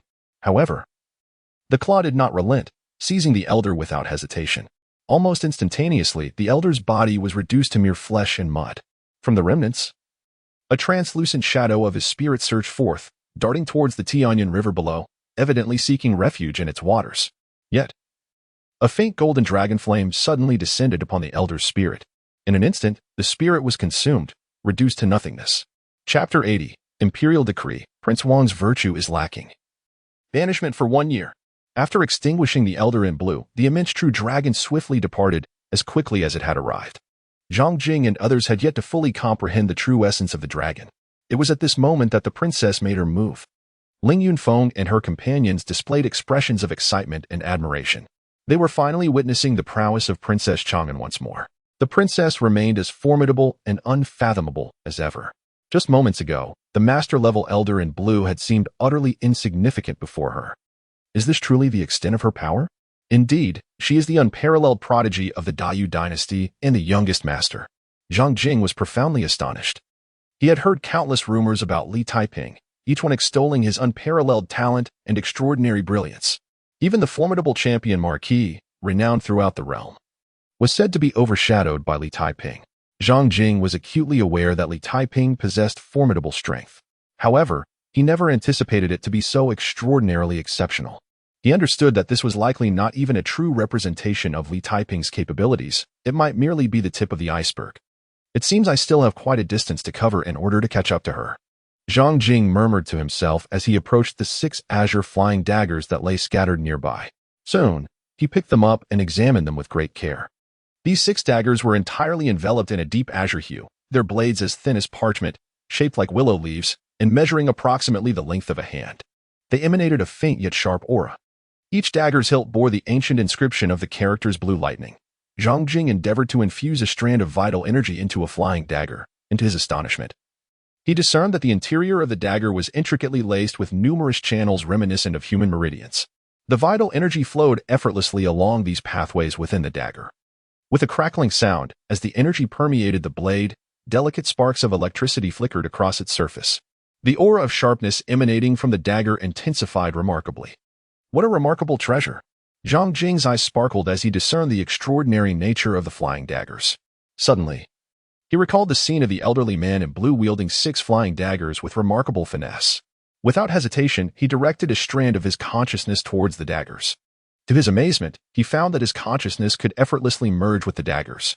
He could distinctly perceive the intricate veins coursing through them, along with the faint currents of energy traversing these pathways. The daggers seemed to have become an extension of himself. Could it be that I too can command the flying daggers? Contemplating this, he promptly endeavored to channel his consciousness to make the daggers ascend. The daggers trembled abruptly. Yet it was merely a tremor. Zhang Jing's expression momentarily stiffened. After glancing around to ensure that no one was paying attention to him, he let out a subtle sigh of relief. At last, he had managed to avoid embarrassment. He had believed his spiritual awareness to be formidable. Yet he found himself incapable of wielding even a single flying dagger. When he had attempted to manipulate the dagger earlier, he was immediately engulfed by a sense of impotence at the level of consciousness. This seemingly small dagger felt as heavy as a mountain, and his spirit was utterly powerless to command it. He realized that his spiritual awareness was still insufficient, far inferior to that of a master of the in spirit. It appeared that he needed to fortify his